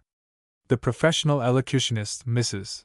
Evans, came and chatted with her, telling her that she had a charming voice and interpreted her selections beautifully. Even the white lace girl paid her a languid little compliment. They had supper in the big, beautifully decorated dining room. Diana and Jane were invited to partake of this, also, since they had come with Anne, but Billy was nowhere to be found, having decamped in mortal fear of some such invitation. He was in waiting for them, with the team, however, when it was all over, and the three girls came merrily out into the calm, white moonshine radiance, and breathed deeply, and looked into the clear sky beyond the dark boughs of the firs. Oh, it was good to be out again in the purity and silence of the night. How great and still and wonderful everything was, with the murmur of the sea sounding through it, and the darkling cliffs beyond like grim giants guarding enchanted coasts. "Hasn't it been a perfectly splendid time?" sighed Jane, as they drove away. "I just wish I was a rich American and could spend my summer at a hotel and wear jewels and low-neck dresses and have ice cream and chicken salad every blessed day. I'm sure it would be ever so much more fun than teaching school. And your recitation was simply great, although I thought at first you were never going to begin. I think it was better than Mrs. Evans's." "Oh, no, don't say things like that, Jane," said Anne quickly, "because it sounds silly. It couldn't be better than Mrs. Evans's, you know, for she is a professional, and I'm only a schoolgirl, with a little knack of reciting. I'm quite satisfied if the people just liked mine pretty well. I've a compliment for you, Anne, said Diana. At least I think it must be a compliment because of the tone he said it in. Part of it was anyhow. There was an American sitting behind Jane and me, such a romantic-looking man, with coal-black hair and eyes. Josie Pye says he is a distinguished artist, and that her mother's cousin in Boston is married to a man that used to go to school with him. Well, we heard him say, didn't we, Jane? Who is that girl on the platform with the splendid Titian hair? She has a face I should like to paint, there now, Anne. But what does Titian hair mean? Being interpreted it means plain red, I guess, laughed Anne. Titian was a very famous artist who liked to paint red-haired women. Did you see all the diamonds those ladies wore? Sighed Jane. They were simply dazzling. Wouldn't you just love to be rich, girls? We are rich, said Anne staunchly.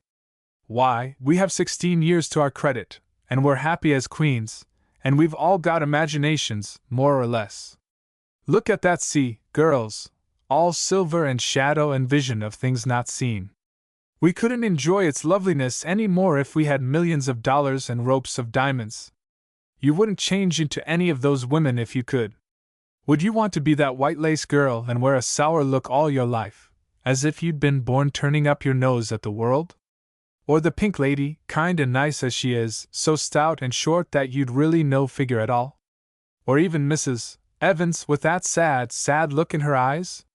She must have been dreadfully unhappy sometime to have such a look. You know you wouldn't, Jane Andrews. I don't know, exactly, said Jane, unconvinced. I think diamonds would comfort a person for a good deal. Well, I don't want to be anyone but myself, even if I go uncomforted by diamonds all my life, declared Anne. I'm quite content to be Anne of Green Gables, with my string of pearl beads. I know Matthew gave me as much love with them as ever went with Madame the Pink Lady's jewels. Chapter 34. A Queen's Girl. The next 3 weeks were busy ones at Green Gables, for Anne was getting ready to go to Queen's, and there was much sewing to be done, and many things to be talked over and arranged. Anne's outfit was ample and pretty, for Matthew saw to that, and Marilla for once made no objections whatever to anything he purchased or suggested. More, one evening she went up to the east gable with her arms full of a delicate pale green material. And here's something for a nice light dress for you. I don't suppose you really need it, you've plenty of pretty waists, but I thought maybe you'd like something real dressy to wear if you were asked out anywhere of an evening in town, to a party or anything like that. I hear that Jane and Ruby and Josie have got evening dresses, as they call them, and I don't mean you shall be behind them. I got Mrs. Allen to help me pick it in town last week, and we'll get Emily Gillis to make it for you. Emily has got taste, and her fits aren't to be equaled. Oh, Marilla, it's just lovely, said Anne. Thank you so much. I don't believe you ought to be so kind to me. It's making it harder every day for me to go away. The green dress was made up with as many tucks and frills and shirrings as Emily's taste permitted, and put it on one evening for Matthew's and Marilla's benefit, and recited the Maiden's Vow for them in the kitchen. As Marilla watched the bright, animated face and graceful motions, her thoughts went back to the evening and had arrived at Green Gables, and memory recalled a vivid picture of the odd, frightened child in her preposterous yellowish-brown wincey dress, the heartbreak looking out of her tearful eyes. Something in the memory brought tears to Marilla's own eyes. I declare, my recitation has made you cry, Marilla, said Anne gaily, stooping over Marilla's chair to drop a butterfly kiss on that lady's cheek. Now, I call that a positive triumph. No, I wasn't crying over your piece, said Marilla, who would have scorned to be betrayed into such weakness by any poetry stuff. I just couldn't help thinking of the little girl you used to be, Anne. And I was wishing you could have stayed a little girl, even with all your queer ways. You've grown up now and you're going away, and you look so tall and stylish and so different altogether in that dress, as if you didn't belong in Avonlea at all, and I just got lonesome thinking it all over. Marilla! And sat down on Marilla's gingham lap, took Marilla's lined face between her hands, and looked gravely and tenderly into Marilla's eyes.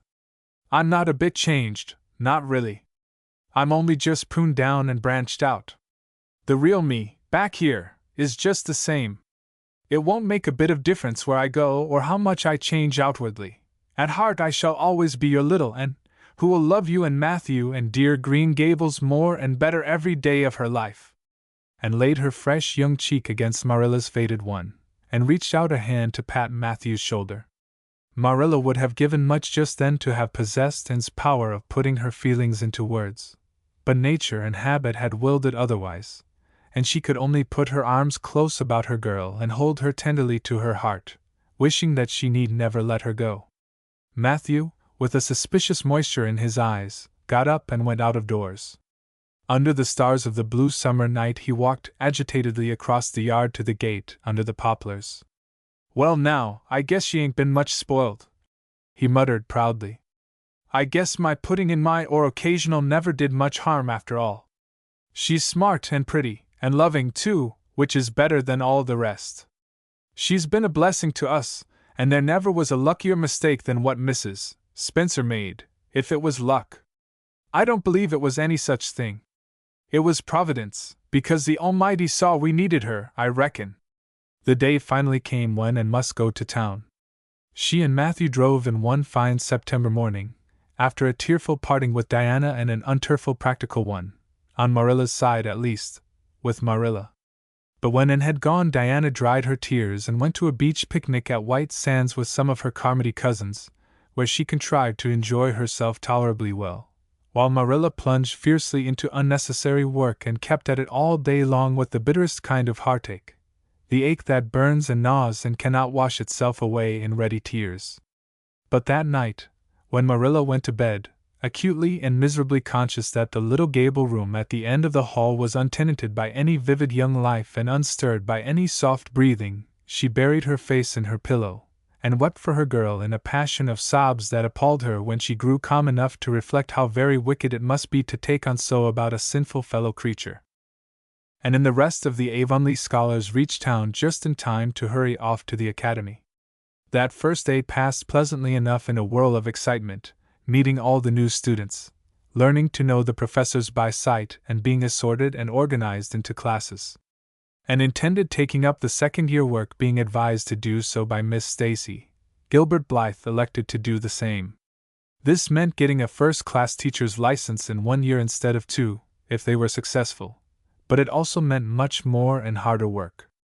Jane, Ruby, Josie, Charlie, and Moody Spurgeon, not being troubled with the stirrings of ambition, were content to take up the second-class work, and was conscious of a pang of loneliness when she found herself in a room with 50 other students, not one of whom she knew, except the tall, brown-haired boy across the room, and knowing him in the fashion she did not help her much, as she reflected pessimistically. Yet she was undeniably glad that they were in the same class.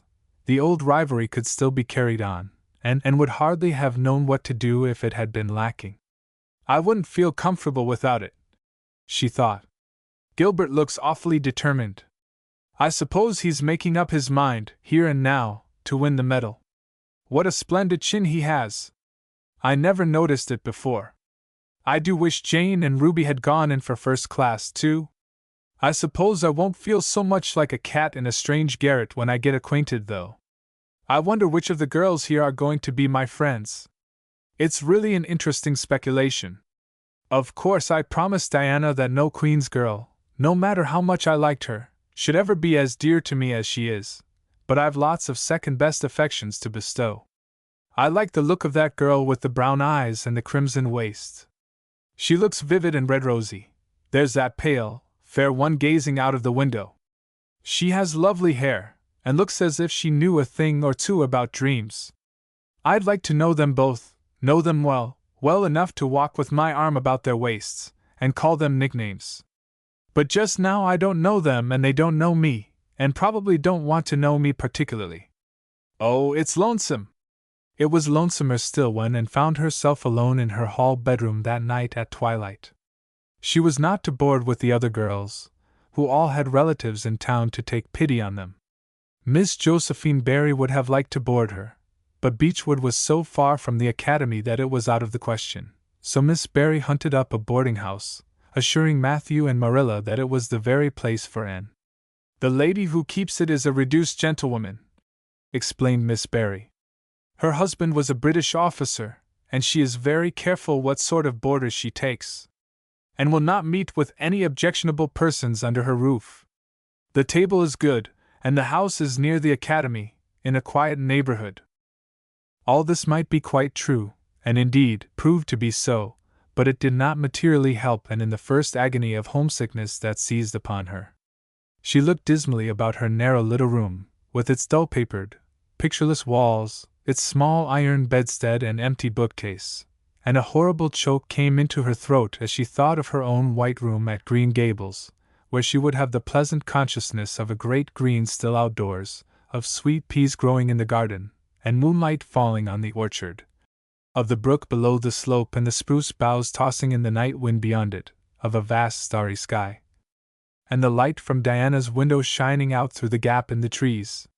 Here there was nothing of this, and knew that outside of her window was a hard street, with a network of telephone wires shutting out the sky, the tramp of alien feet, and 1,000 lights gleaming on stranger faces. She knew that she was going to cry, and fought against it. "I won't cry. It's silly, and weak, there's the third tear splashing down by my nose. There are more coming. I must think of something funny to stop them.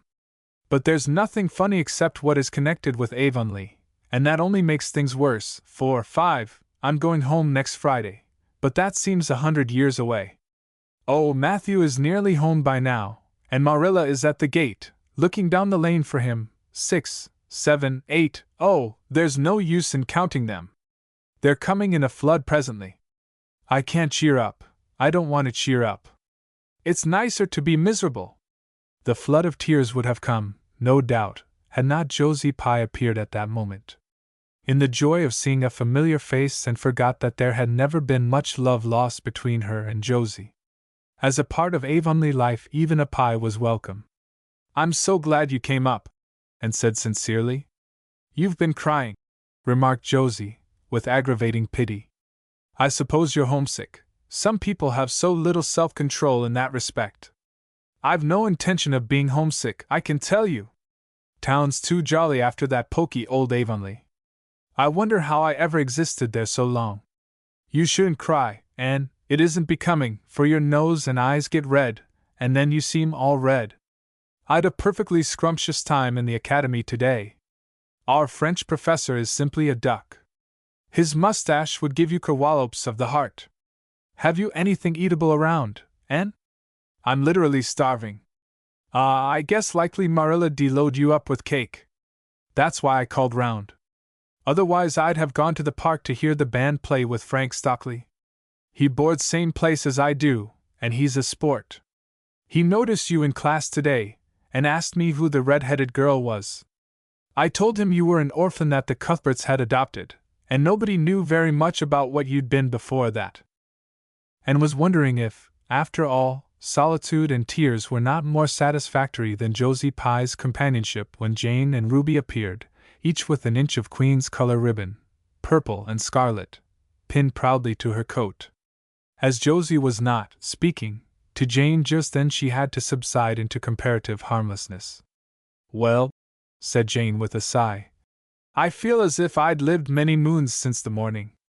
I ought to be home studying my Virgil. That horrid old professor gave us 20 lines to start in on tomorrow. But I simply couldn't settle down to study tonight. And methinks I see the traces of tears. If you've been crying, do own up. It will restore my self-respect, for I was shedding tears freely before Ruby came along. I don't mind being a goose so much if somebody else is goosey, too. Cake? You'll give me a teeny piece, won't you? Thank you. It has the real Avonlea flavor." Ruby, perceiving the Queen's calendar lying on the table, wanted to know if and meant to try for the gold medal, and blushed and admitted she was thinking of it. "Oh, that reminds me," said Josie. "Queen's is to get one of the Avery scholarships after all. The word came today. Frank Stockley told me. His uncle is one of the Board of Governors, you know." It will be announced in the academy tomorrow. An Avery scholarship. And felt her heart beat more quickly, and the horizons of her ambition shifted and broadened as if by magic. Before Josie had told the news, Anne's highest pinnacle of aspiration had been a teacher's provincial license, first class, at the end of the year, and perhaps the medal. But now in one moment Anne saw herself winning the Avery scholarship, taking an arts course at Redmond College, and graduating in a gown and mortar board, before the echo of Josie's words had died away. For the Avery scholarship was in English, and Anne felt that here her foot was on native heath. A wealthy manufacturer of New Brunswick had died and left part of his fortune to endow a large number of scholarships to be distributed among the various high schools and academies of the maritime provinces, according to their respective standings. There had been much doubt whether one would be allotted to Queen's, but the matter was settled at last, and at the end of the year the graduate who made the highest mark in English and English literature would win the scholarship, $250 a year for 4 years at Redmond College. No wonder that Anne went to bed that night with tingling cheeks. "I'll win that scholarship if hard work can do it," she resolved. "Wouldn't Matthew be proud if I got to be a BA? Oh, it's delightful to have ambitions. I'm so glad I have such a lot. And there never seems to be any end to them, that's the best of it. Just as soon as you attain to one ambition you see another one glittering higher up still. It does make life so interesting." Chapter 35. The Winter at Queen's. Anne's homesickness wore off, greatly helped in the wearing by her weekend visits home.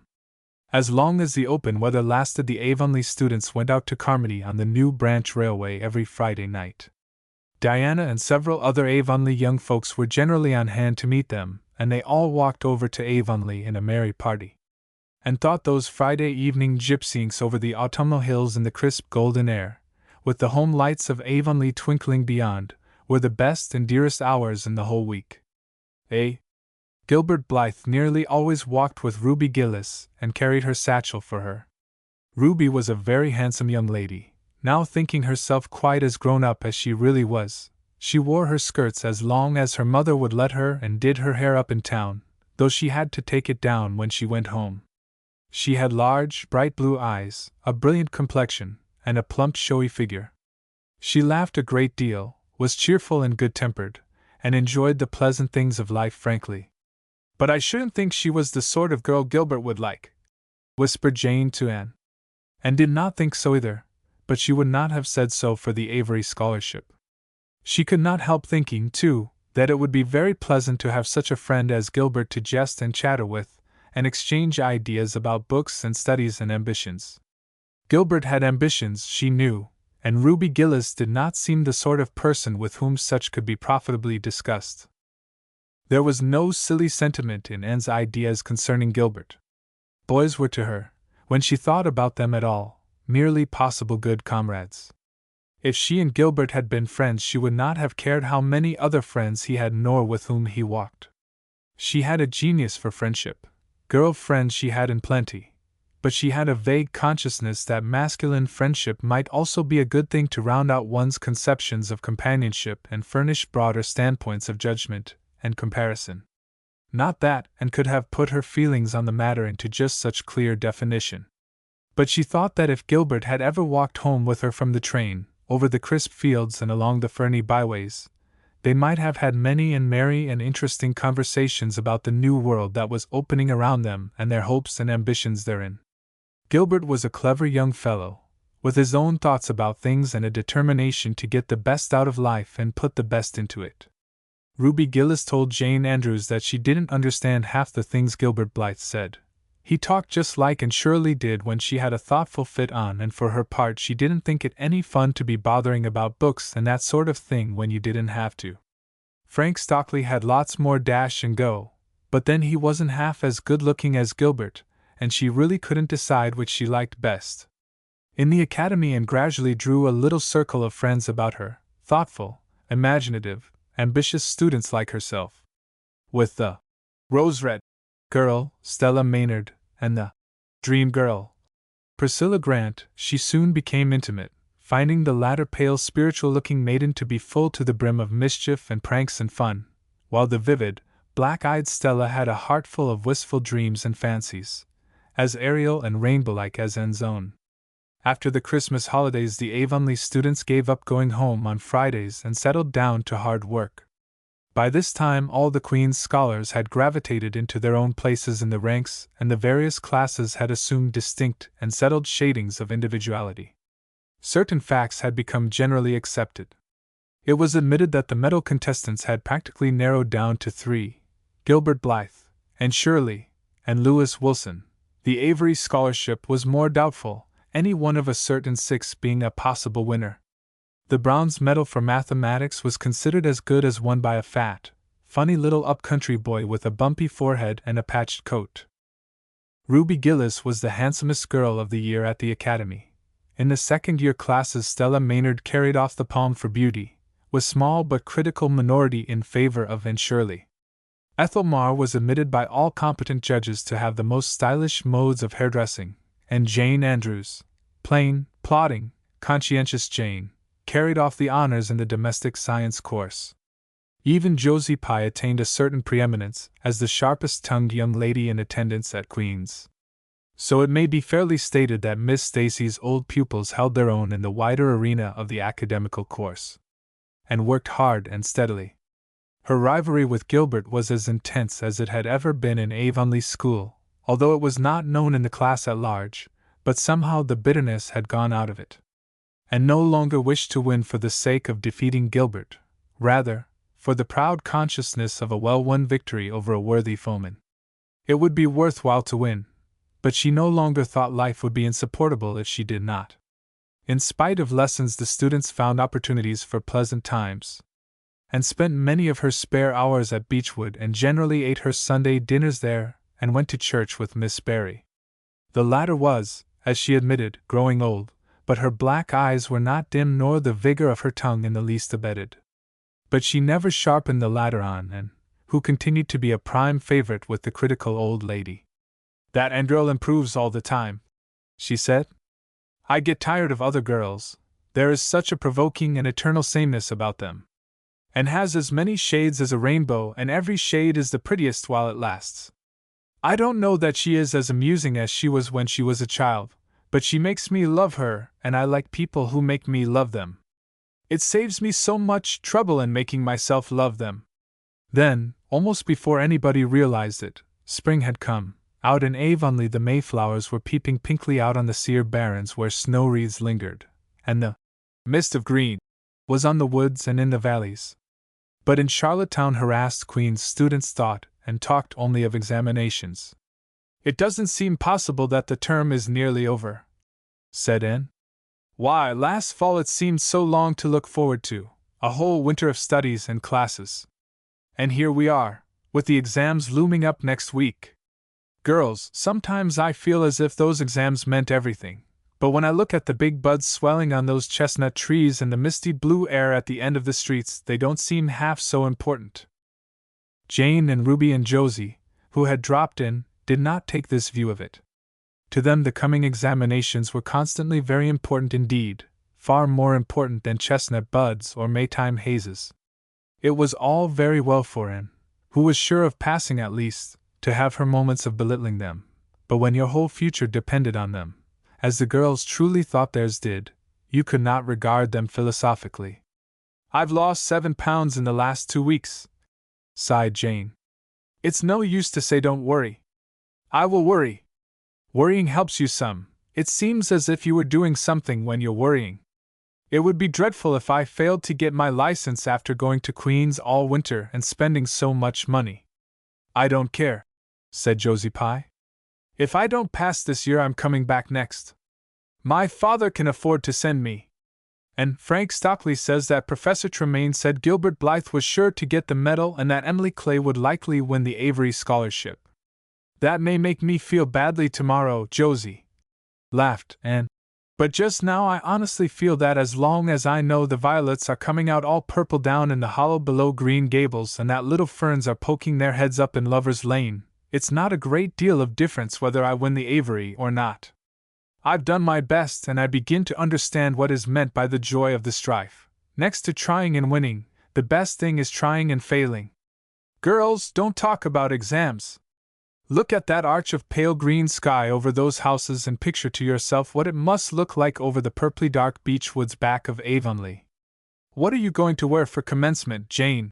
Asked Ruby practically. Jane and Josie both answered at once, and the chatter drifted into a side eddy of fashions. But Anne, with her elbows on the window-sill, her soft cheek laid against her clasped hands, and her eyes filled with visions, looked out unheedingly across city roof and spire to that glorious dome of sunset sky and wove her dreams of a possible future from the golden tissue of youth's own optimism. All the beyond was hers, with its possibilities lurking rosily in the oncoming years, each year a rose of promise to be woven into an immortal chaplet. Chapter 36. The Glory and the Dream. Oh, and the morning when the final results of all the examinations were to be posted on the bulletin board at Queen's, Anne and Jane walked down the street together. Jane was smiling and happy. Examinations were over, and she was comfortably sure she had made a pass at least. Further considerations troubled Jane not at all. She had no soaring ambitions and consequently was not affected with the unrest attendant thereon. For we pay a price for everything we get or take in this world, and although ambitions are well worth having, they are not to be cheaply won, but exact their dues of work and self-denial, anxiety and discouragement. And was pale and quiet. In 10 more minutes she would know who had won the medal and who the Avery. Beyond those 10 minutes there did not seem, just then, to be anything worth being called time.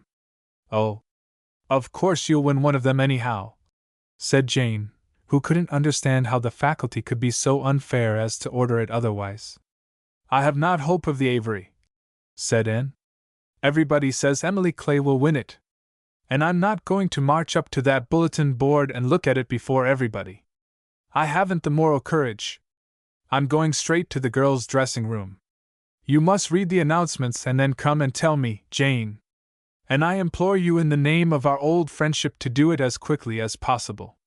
If I have failed, just say so, without trying to break it gently. And whatever you do, don't sympathize with me. Promise me this, Jane. Jane promised solemnly, but, as it happened, there was no necessity for such a promise. When they went up the entrance steps of Queen's, they found the hall full of boys who were carrying Gilbert Blythe around on their shoulders and yelling at the tops of their voices, "Hurrah for Blythe, medalist!" For a moment Anne felt one sickening pang of defeat and disappointment. So she had failed and Gilbert had won. Well, Matthew would be sorry. He had been so sure she would win. And then somebody called out, "3 cheers for Miss Shirley, winner of the Avery!" "Oh, Aunt!" gasped Jane, as they fled to the girls' dressing room amid hearty cheers. "Oh, and I'm so proud! Isn't it splendid?" And then the girls were around them, and Anne was the center of a laughing, congratulating group. Her shoulders were thumped, and her hands shaken vigorously. She was pushed and pulled and hugged, and among it all she managed to whisper to Jane, "Oh, won't Matthew and Marilla be pleased? I must write the news home right away." Commencement was the next important happening. The exercises were held in the big assembly hall of the academy. Addresses were given, essays read, songs sung, the public award of diplomas, prizes, and medals made. Matthew and Marilla were there, with eyes and ears for only one student on the platform, a tall girl in pale green, with faintly flushed cheeks and starry eyes, who read the best essay and was pointed out and whispered about as the Avery winner. "Reckon you're glad we kept her, Marilla?" whispered Matthew, speaking for the first time since he had entered the hall, when Anne had finished her essay. "It's not the first time I've been glad," retorted Marilla. "You do like to rub things in, Matthew Cuthbert." Miss Barry, who was sitting behind them, leaned forward and poked Marilla in the back with her parasol. "Aren't you proud of that, Andrew?" "I am," she said, and went home to Avonlea with Matthew and Marilla that evening. She had not been home since April, and she felt that she could not wait another day. The apple blossoms were out, and the world was fresh and young. Diana was at Green Gables to meet her. In her own white room, where Marilla had set a flowering house rose on the window-sill, and looked about her and drew a long breath of happiness. "Oh, Diana, it's so good to be back again. It's so good to see those pointed firs coming out against the pink sky, and that white orchard and the old Snow Queen. Isn't the breath of the mint delicious? And that tea rose, why, it's a song and a hope and a prayer all in one. And it's good to see you again, Diana. I thought you liked that Stella Maynard better than me, said Diana reproachfully. Josie Pye told me you did. Josie said you were infatuated with her, and laughed and pelted Diana with the faded June lilies of her bouquet. Stella Maynard is the dearest girl in the world except one, and you are that one, Diana, she said. I love you more than ever, and I've so many things to tell you. But just now I feel as if it were joy enough to sit here and look at you. I'm tired, I think, tired of being studious and ambitious. I mean to spend at least 2 hours tomorrow lying out in the orchard grass, thinking of absolutely nothing. You've done splendidly, Anne. I suppose you won't be teaching now that you've won the Avery? No, I'm going to Redmond in September. Doesn't it seem wonderful? I'll have a brand new stock of ambition laid in by that time after 3 glorious, golden months of vacation. Jane and Ruby are going to teach. Isn't it splendid to think we all got through even to Moody Spurgeon and Josie Pye? The Newbridge trustees have offered Jane their school already, said Diana. Gilbert Blythe is going to teach, too. He has to. His father can't afford to send him to college next year, after all, so he means to earn his own way through.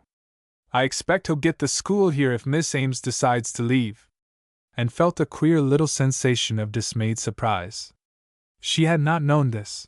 She had expected that Gilbert would be going to Redmond also. What would she do without their inspiring rivalry? Would not work, even at a coeducational college with a real degree in prospect, be rather flat without her friend the enemy? The next morning at breakfast it suddenly struck, and that Matthew was not looking well.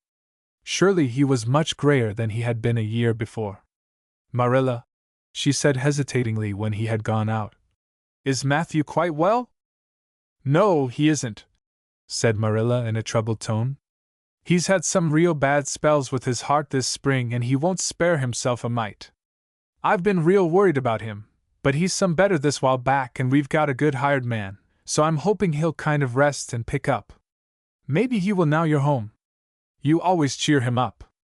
And leaned across the table and took Marilla's face in her hands. You are not looking as well yourself as I'd like to see you, Marilla. You look tired. I'm afraid you've been working too hard. You must take a rest, now that I'm home. I'm just going to take this one day off to visit all the dear old spots and hunt up my old dreams, and then it will be your turn to be lazy while I do the work. Marilla smiled affectionately at her girl. It's not the work, it's my head. I've got a pain so often now, behind my eyes. Dr. Spencer's been fussing with glasses, but they don't do me any good. There is a distinguished oculist coming to the island the last of June, and the doctor says I must see him.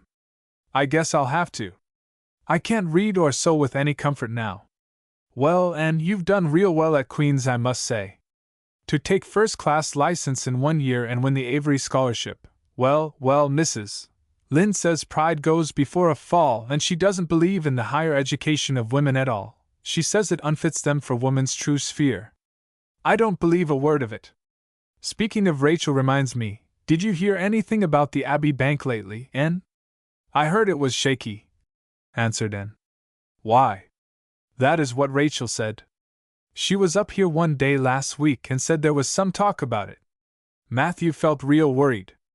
All we have saved is in that bank, every penny. I wanted Matthew to put it in the savings bank in the first place, but old Mr. Abbey was a great friend of Father's and he'd always banked with him. Matthew said any bank with him at the head of it was good enough for anybody. I think he has only been its nominal head for many years, said Anne. He is a very old man. His nephews are really at the head of the institution. Well, when Rachel told us that, I wanted Matthew to draw our money right out, and he said he'd think of it. But Mr. Russell told him yesterday that the bank was all right, and had her good day in the companionship of the outdoor world. She never forgot that day. It was so bright and golden and fair, so free from shadow and so lavish of blossom. And spent some of its rich hours in the orchard.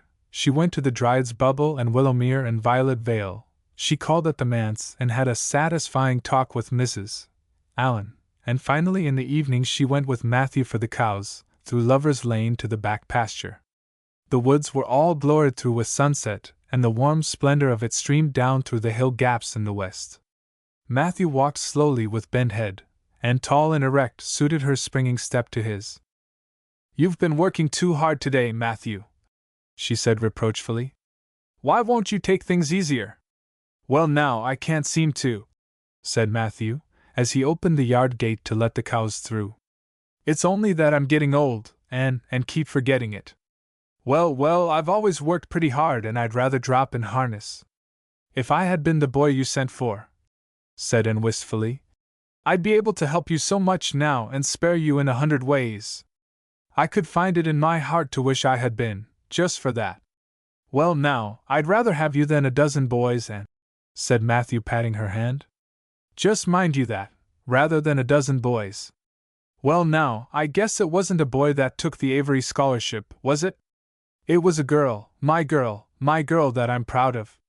He smiled his shy smile at her as he went into the yard, and took the memory of it with her when she went to her room that night and sat for a long while at her open window, thinking of the past and dreaming of the future. Outside, the Snow Queen was mistily white in the moonshine. The frogs were singing in the marsh beyond Orchard Slope. And always remembered the silvery, peaceful beauty and fragrant calm of that night. It was the last night before sorrow touched her life, and no life is ever quite the same again when once that cold, sanctifying touch has been laid upon it. Chapter 37. The Reaper whose name is Death. Matthew, what is the matter? Matthew, are you sick? It was Marilla who spoke, alarm in every jerky word, and came through the hall, her hands full of white narcissus. It was long before Anne could love the sight or odor of white narcissus again, in time to hear her and to see Matthew standing in the porch doorway, a folded paper in his hand, and his face strangely drawn and gray. Anne dropped her flowers and sprang across the kitchen to him at the same moment as Marilla. They were both too late. Before they could reach him, Matthew had fallen across the threshold. "He's fainted," gasped Marilla. "And run for Martin, quick, quick! He's at the barn." Martin, the hired man, who had just driven home from the post office, started at once for the doctor, calling at Orchard Slope on his way to send Mr. and Mrs. Barry over. Mrs. Lynde, who was there on an errand, came too. They found Anne and Marilla distractedly trying to restore Matthew to consciousness. Mrs. Lynde pushed them gently aside, tried his pulse, and then laid her ear over his heart. She looked at their anxious faces sorrowfully, and the tears came into her eyes. "Oh, Marilla," she said gravely, "I don't think we can do anything for him." "Mrs. Lynde, you can't think Matthew is, and could not say the dreadful word. She turned sick and pallid. "Child, yes, I'm afraid of it. Look at his face. When you've seen that look as often as I have, you'll know what it means." And looked at the still face, and there beheld the seal of the Great Presence. When the doctor came, he said that death had been instantaneous and probably painless, caused in all likelihood by some sudden shock. The secret of the shock was discovered to be in the paper Matthew had held and which Martin had brought from the office that morning. It contained an account of the failure of the Abbey Bank. The news spread quickly through Avonlea, and all day friends and neighbors thronged Green Gables and came and went on errands of kindness for the dead and living. For the first time, shy, quiet Matthew Cuthbert was a person of central importance. The white majesty of death had fallen on him and set him apart as one crowned. When the calm night came softly down over Green Gables, the old house was hushed and tranquil. In the parlor lay Matthew Cuthbert in his coffin, his long gray hair framing his placid face, on which there was a little kindly smile as if he but slept, dreaming pleasant dreams. There were flowers about him, sweet old-fashioned flowers which his mother had planted in the homestead garden in her bridal days, and for which Matthew had always had a secret, wordless love, and had gathered them and brought them to him, her anguished, tearless eyes burning in her white face. It was the last thing she could do for him. The Barrys and Mrs. Lynde stayed with them that night. Diana, going to the east gable, where Anne was standing at her window, said gently, "And dear, would you like to have me sleep with you tonight?" "Thank you, Diana," and looked earnestly into her friend's face. "I think you won't misunderstand me when I say I want to be alone. I'm not afraid. I haven't been alone 1 minute since it happened, and I want to be. I want to be quite silent and quiet and try to realize it. I can't realize it. Half the time it seems to me that Matthew can't be dead, and the other half it seems as if he must have been dead for a long time, and I've had this horrible dull ache ever since." Diana did not quite understand. Marilla's impassioned grief, breaking all the bounds of natural reserve and lifelong habit in its stormy rush, she could comprehend better than Anne's tearless agony. But she went away kindly, leaving Anne alone to keep her first vigil with sorrow, and hoped that the tears would come in solitude. It seemed to her a terrible thing that she could not shed a tear for Matthew, whom she had loved so much and who had been so kind to her, Matthew who had walked with her last evening at sunset and was now lying in the dim room below with that awful peace on his brow. But no tears came at first, even when she knelt by her window in the darkness and prayed, looking up to the stars beyond the hills. No tears, only the same horrible dull ache of misery that kept on aching until she fell asleep, worn out with the day's pain and excitement. In the night she awakened, with the stillness and the darkness about her, and the recollection of the day came over her like a wave of sorrow. She could see Matthew's face smiling at her as he had smiled when they parted at the gate that last evening. She could hear his voice saying, my girl that I'm proud of." Then the tears came and Anne wept her heart out. Marilla heard her and crept in to comfort her. There, don't cry so, dearie. It can't bring him back. It isn't right to cry so. I knew that today, but I couldn't help it then. He'd always been such a good, kind brother to me, but God knows best. Oh, just let me cry, Marilla," sobbed Anne. "The tears don't hurt me like that ache did. Stay here for a little while with me and keep your arm round me, so. I couldn't have Diana stay, she's good and kind and sweet, but it's not her sorrow, she's outside of it, and she couldn't come close enough to my heart to help me. It's our sorrow, yours and mine. Oh, Marilla, what will we do without him? We've got each other, Anne. I don't know what I'd do if you weren't here, if you'd never come. Oh, Anne, I know I've been kind of strict and harsh with you maybe, but you mustn't think I didn't love you as well as Matthew did, for all that. I want to tell you now when I can. It's never been easy for me to say things out of my heart, but at times like this it's easier. I love you as dear as if you were my own flesh and blood, and you've been my joy and comfort ever since you came to Green Gables." 2 days afterwards they carried Matthew Cuthbert over his homestead threshold and away from the fields he had tilled and the orchards he had loved and the trees he had planted, and then Avonlea settled back to its usual placidity, and even at Green Gables affairs slipped into their old groove and work was done and duties fulfilled with regularity as before, although always with the aching sense of loss in all familiar things. Anne, new to grief, thought it almost sad that it could be so, that they could go on in the old way without Matthew. She felt something like shame and remorse when she discovered that the sunrises behind the firs and the pale pink buds opening in the garden gave her the old inrush of gladness when she saw them, that Diana's visits were pleasant to her, and that Diana's merry words and ways moved her to laughter and smiles, that, in brief, the beautiful world of blossom and love and friendship had lost none of its power to please her fancy and thrill her heart. That life still called to her with many insistent voices. It seems like disloyalty to Matthew, somehow, to find pleasure in these things now that he has gone, she said wistfully to Mrs. Allen one evening when they were together in the manse garden. I miss him so much, all the time, and yet, Mrs. Allen, the world and life seem very beautiful and interesting to me for all. Today Diana said something funny and I found myself laughing. I thought when it happened I could never laugh again. And it somehow seems as if I oughtn't to. When Matthew was here he liked to hear you laugh and he liked to know that you found pleasure in the pleasant things around you, said Mrs. Allen gently. He is just away now, and he likes to know it just the same. I am sure we should not shut our hearts against the healing influences that nature offers us. But I can understand your feeling. I think we all experience the same thing. We resent the thought that anything can please us when someone we love is no longer here to share the pleasure with us, and we almost feel as if we were unfaithful to our sorrow when we find our interest in life returning to us. I was down to the graveyard to plant a rosebush on Matthew's grave this afternoon, said Anne dreamily. I took a slip of the little white Scotch rosebush his mother brought out from Scotland long ago. Matthew always liked those roses the best. They were so small and sweet on their thorny stems. It made me feel glad that I could plant it by his grave, as if I were doing something that must please him in taking it there to be near him. I hope he has roses like them in heaven. Perhaps the souls of all those little white roses that he has loved so many summers were all there to meet him. I must go home now. Marilla is all alone and she gets lonely at twilight. She will be lonelier still, I fear, when you go away again to college, said Mrs. Allen. And did not reply. She said good night and went slowly back to Green Gables. Marilla was sitting on the front doorsteps and then sat down beside her.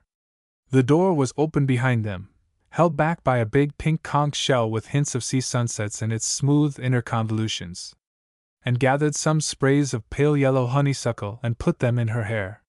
She liked the delicious hint of fragrance, as some aerial benediction, above her every time she moved.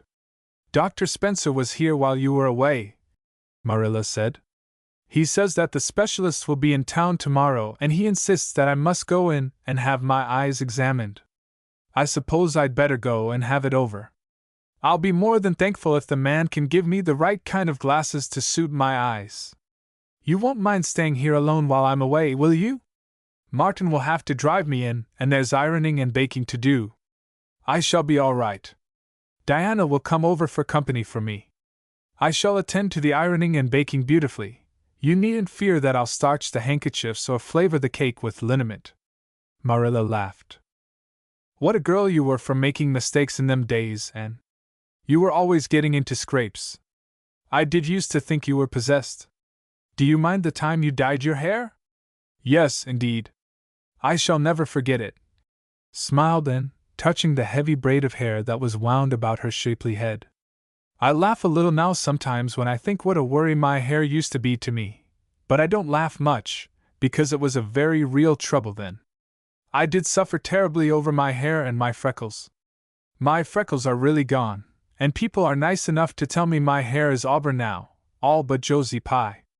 She informed me yesterday that she really thought it was redder than ever, or at least my black dress made it look redder, and she asked me if people who had red hair ever got used to having it. Marilla, I've almost decided to give up trying to like Josie Pye. I've made what I would once have called a heroic effort to like her, but Josie Pye won't be liked. Josie is a pie, said Marilla sharply, so she can't help being disagreeable. I suppose people of that kind serve some useful purpose in society, but I must say I don't know what it is any more than I know the use of thistles. Is Josie going to teach? No, she is going back to Queen's next year. So are Moody Spurgeon and Charlie Sloane. Jane and Ruby are going to teach, and they have both got schools, Jane at Newbridge and Ruby at some place up west. Gilbert Blythe is going to teach too, isn't he? Yes, briefly. What a nice-looking fellow he is, said Marilla absently. I saw him in church last Sunday, and he seemed so tall and manly. He looks a lot like his father did at the same age. John Blythe was a nice boy. We used to be real good friends, he and I. People called him my beau. And looked up with swift interest. Oh, Marilla, and what happened? Why didn't you? We had a quarrel. I wouldn't forgive him when he asked me to. I meant to, after a while, but I was sulky and angry and I wanted to punish him first. He never came back. The Blythes were all mighty independent. But I always felt rather sorry. I've always kind of wished I'd forgiven him when I had the chance. So you've had a bit of romance in your life, too? Said Anne softly. Yes, I suppose you might call it that. You wouldn't think so to look at me, would you? But you never can tell about people from their outsides. Everybody has forgot about me and John. I'd forgotten myself. But it all came back to me when I saw Gilbert last Sunday. Chapter 38. The Bend in the Road. Marilla went to town the next day and returned in the evening, and had gone over to Orchard Slope with Diana and came back to find Marilla in the kitchen, sitting by the table with her head leaning on her hand. Something in her dejected attitude struck a chill to Anne's heart. She had never seen Marilla sit limply inert like that. Are you very tired, Marilla? Yes, no, I don't know, said Marilla wearily, looking up. I suppose I am tired, but I haven't thought about it. It's not that. Did you see the oculist? What did he say? Asked Anne anxiously. Yes, I saw him. He examined my eyes. He says that if I give up all reading and sewing entirely and any kind of work that strains the eyes, and if I'm careful not to cry, and if I wear the glasses he's given me, he thinks my eyes may not get any worse and my headaches will be cured. But if I don't, he says I'll certainly be stone blind in 6 months. Blind! And just think of it! For a minute, and after her first quick exclamation of dismay, was silent. It seemed to her that she could not speak. Then she said bravely, but with a catch in her voice, Marilla, don't think of it. You know he has given you hope. If you are careful, you won't lose your sight altogether, and if his glasses cure your headaches, it will be a great thing.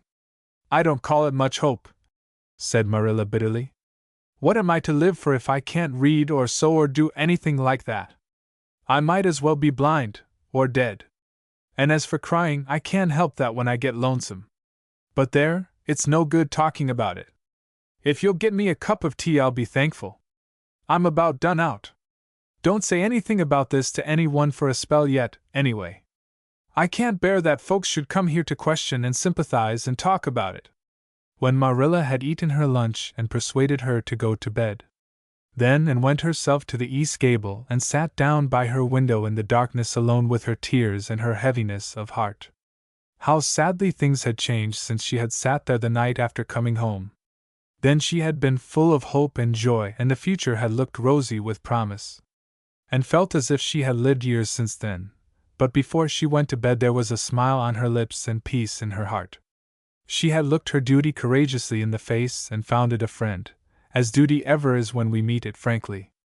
One afternoon a few days later Marilla came slowly in from the front yard where she had been talking to a caller, a man whom Anne knew by sight as Sadler from Carmody, and wondered what he could have been saying to bring that look to Marilla's face. What did Mr. Sadler want, Marilla? Marilla sat down by the window and looked at Anne. There were tears in her eyes in defiance of the oculist's prohibition, and her voice broke as she said, He heard that I was going to sell Green Gables and he wants to buy it. Buy it? Buy Green Gables? And wondered if she had heard aright. Oh, Marilla, you don't mean to sell Green Gables. And I don't know what else is to be done. I've thought it all over.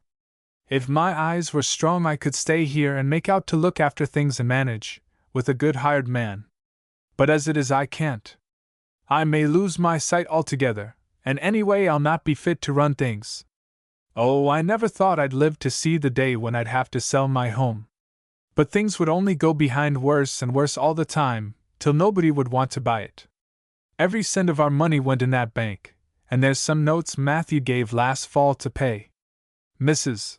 Lynde advises me to sell the farm and board somewhere, with her I suppose. It won't bring much, it's small and the buildings are old. But it'll be enough for me to live on, I reckon. I'm thankful you're provided for with that scholarship, Anne.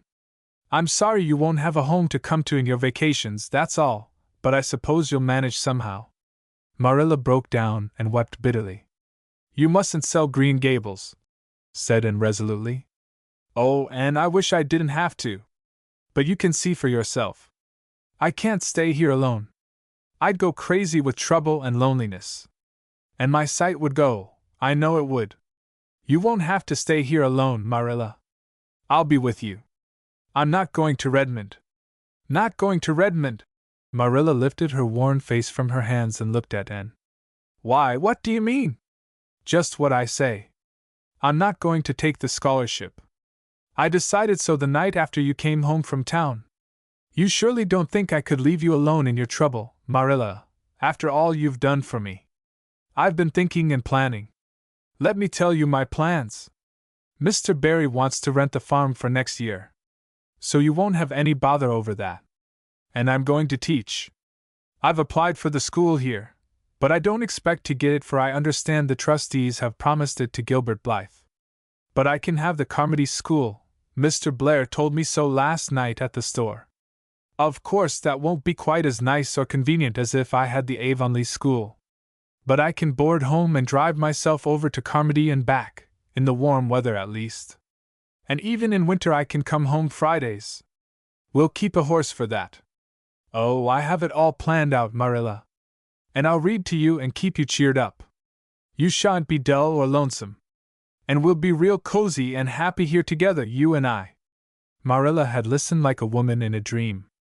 Oh, Anne, I could get on real well if you were here, I know. But I can't let you sacrifice yourself so for me. It would be terrible. Nonsense! And laughed merrily. There is no sacrifice. Nothing could be worse than giving up Green Gables. Nothing could hurt me more. We must keep the dear old place. My mind is quite made up, Marilla. I'm not going to Redmond, and I am going to stay here and teach. Don't you worry about me a bit. But your ambitions, Anne? I'm just as ambitious as ever. Only I've changed the object of my ambitions. I'm going to be a good teacher, and I'm going to save your eyesight. Besides, I mean to study at home here and take a little college course all by myself. Oh, I've dozens of plans, Marilla. I've been thinking them out for a week. I shall give life here my best, and I believe it will give its best to me in return. When I left Queen's, my future seemed to stretch out before me like a straight road. I thought I could see along it for many a milestone. Now there is a bend in it. I don't know what lies around the bend, but I'm going to believe that the best does. It has a fascination of its own, that bend, Marilla. I wonder how the road beyond it goes, what there is of green glory and soft, checkered light and shadows, what new landscapes, what new beauties, what curves and hills and valleys further on. I don't feel as if I ought to let you give it up, said Marilla, referring to the scholarship. But you can't prevent me. I'm 16 and a half, obstinate as a mule, as Mrs. Lynde once told me, laughed Anne. Oh, Marilla, don't you go pitying me. I don't like to be pitied, and there is no need for it. I'm heart glad over the very thought of staying at dear Green Gables. Nobody could love it as you and I do, so we must keep it. You blessed girl, said Marilla, yielding. I feel as if you'd given me new life. I guess I ought to stick out and make you go to college, but I know I can't, so I ain't going to try. I'll make it up to you, though, Anne. When it became noised abroad in Avonlea that Anne Shirley had given up the idea of going to college and intended to stay home and teach, there was a good deal of discussion over it. Most of the good folks, not knowing about Marilla's eyes, thought she was foolish. Mrs. Allen did not. She told and so in approving words that brought tears of pleasure to the girl's eyes. Neither did good Mrs. Lynde. She came up one evening and found Anne and Marilla sitting at the front door in the warm, scented summer dusk. They liked to sit there when the twilight came down and the white moths flew about in the garden and the odor of mint filled the dewy air. Mrs. Rachel deposited her substantial person upon the stone bench by the door, behind which grew a row of tall pink and yellow hollyhocks, with a long breath of mingled weariness and relief. I declare I'm getting glad to sit down. I've been on my feet all day, and 200 pounds is a good bit for 2 feet to carry round. It's a great blessing not to be fat, Marilla. I hope you appreciate it. Well, Anne, I hear you've given up your notion of going to college. I was real glad to hear it. You've got as much education now as a woman can be comfortable with.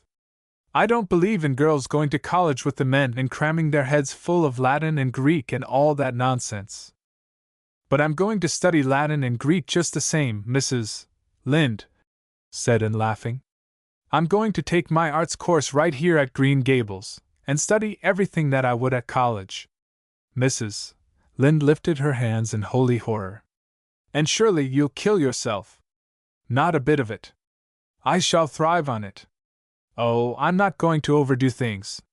As Josiah Allen's wife says, I shall be medium. But I'll have lots of spare time in the long winter evenings, and I've no vocation for fancy work.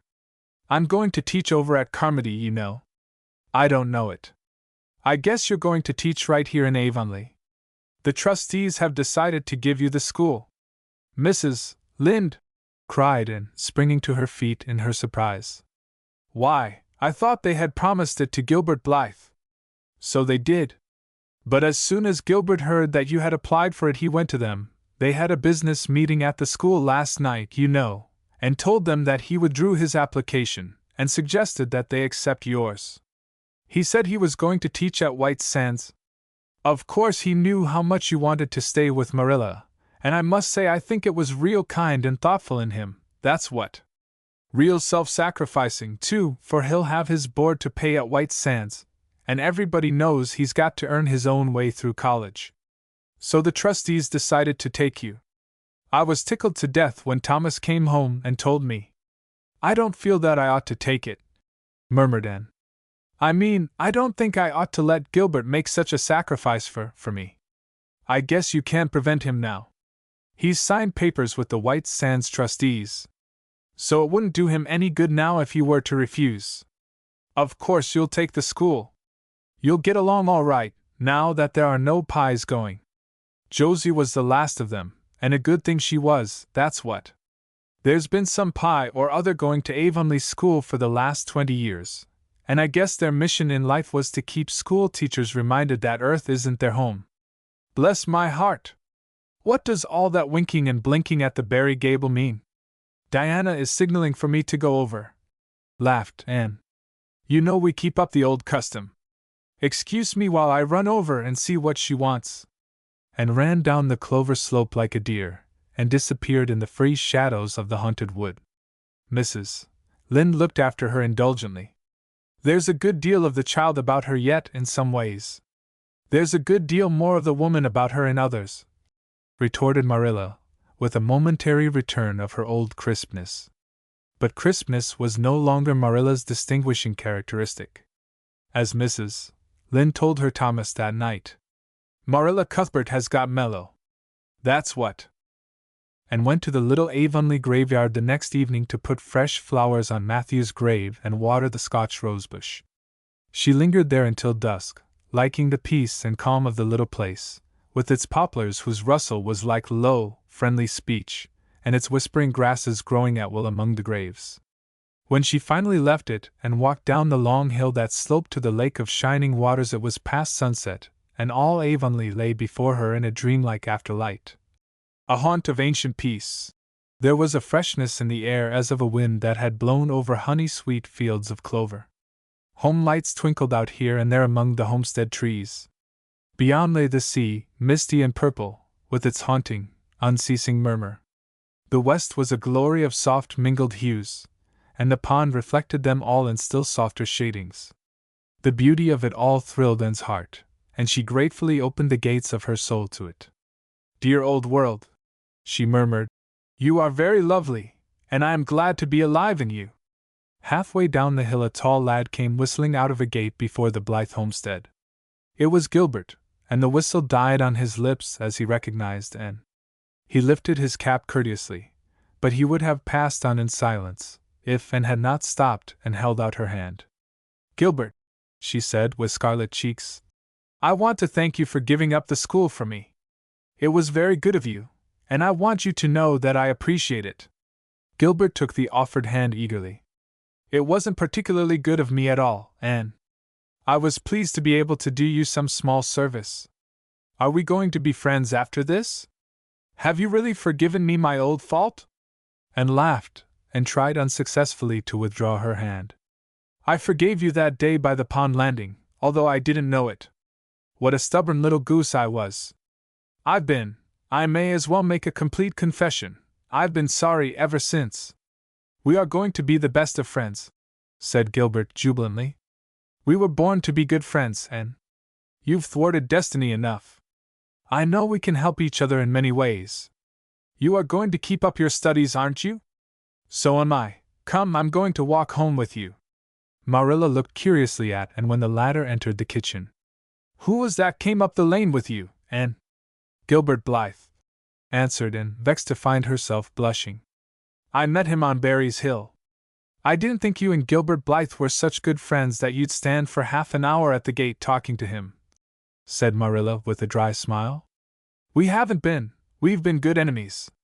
But we have decided that it will be much more sensible to be good friends in the future. Were we really there half an hour? It seemed just a few minutes. But you see, we have 5 years' lost conversations to catch up with, Marilla. And sat long at her window that night, companioned by a glad content. The wind purred softly in the cherry boughs, and the mint breaths came up to her.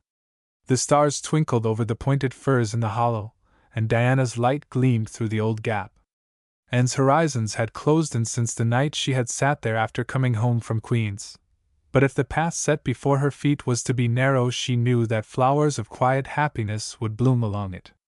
The joy of sincere work and worthy aspiration and congenial friendship were to be hers.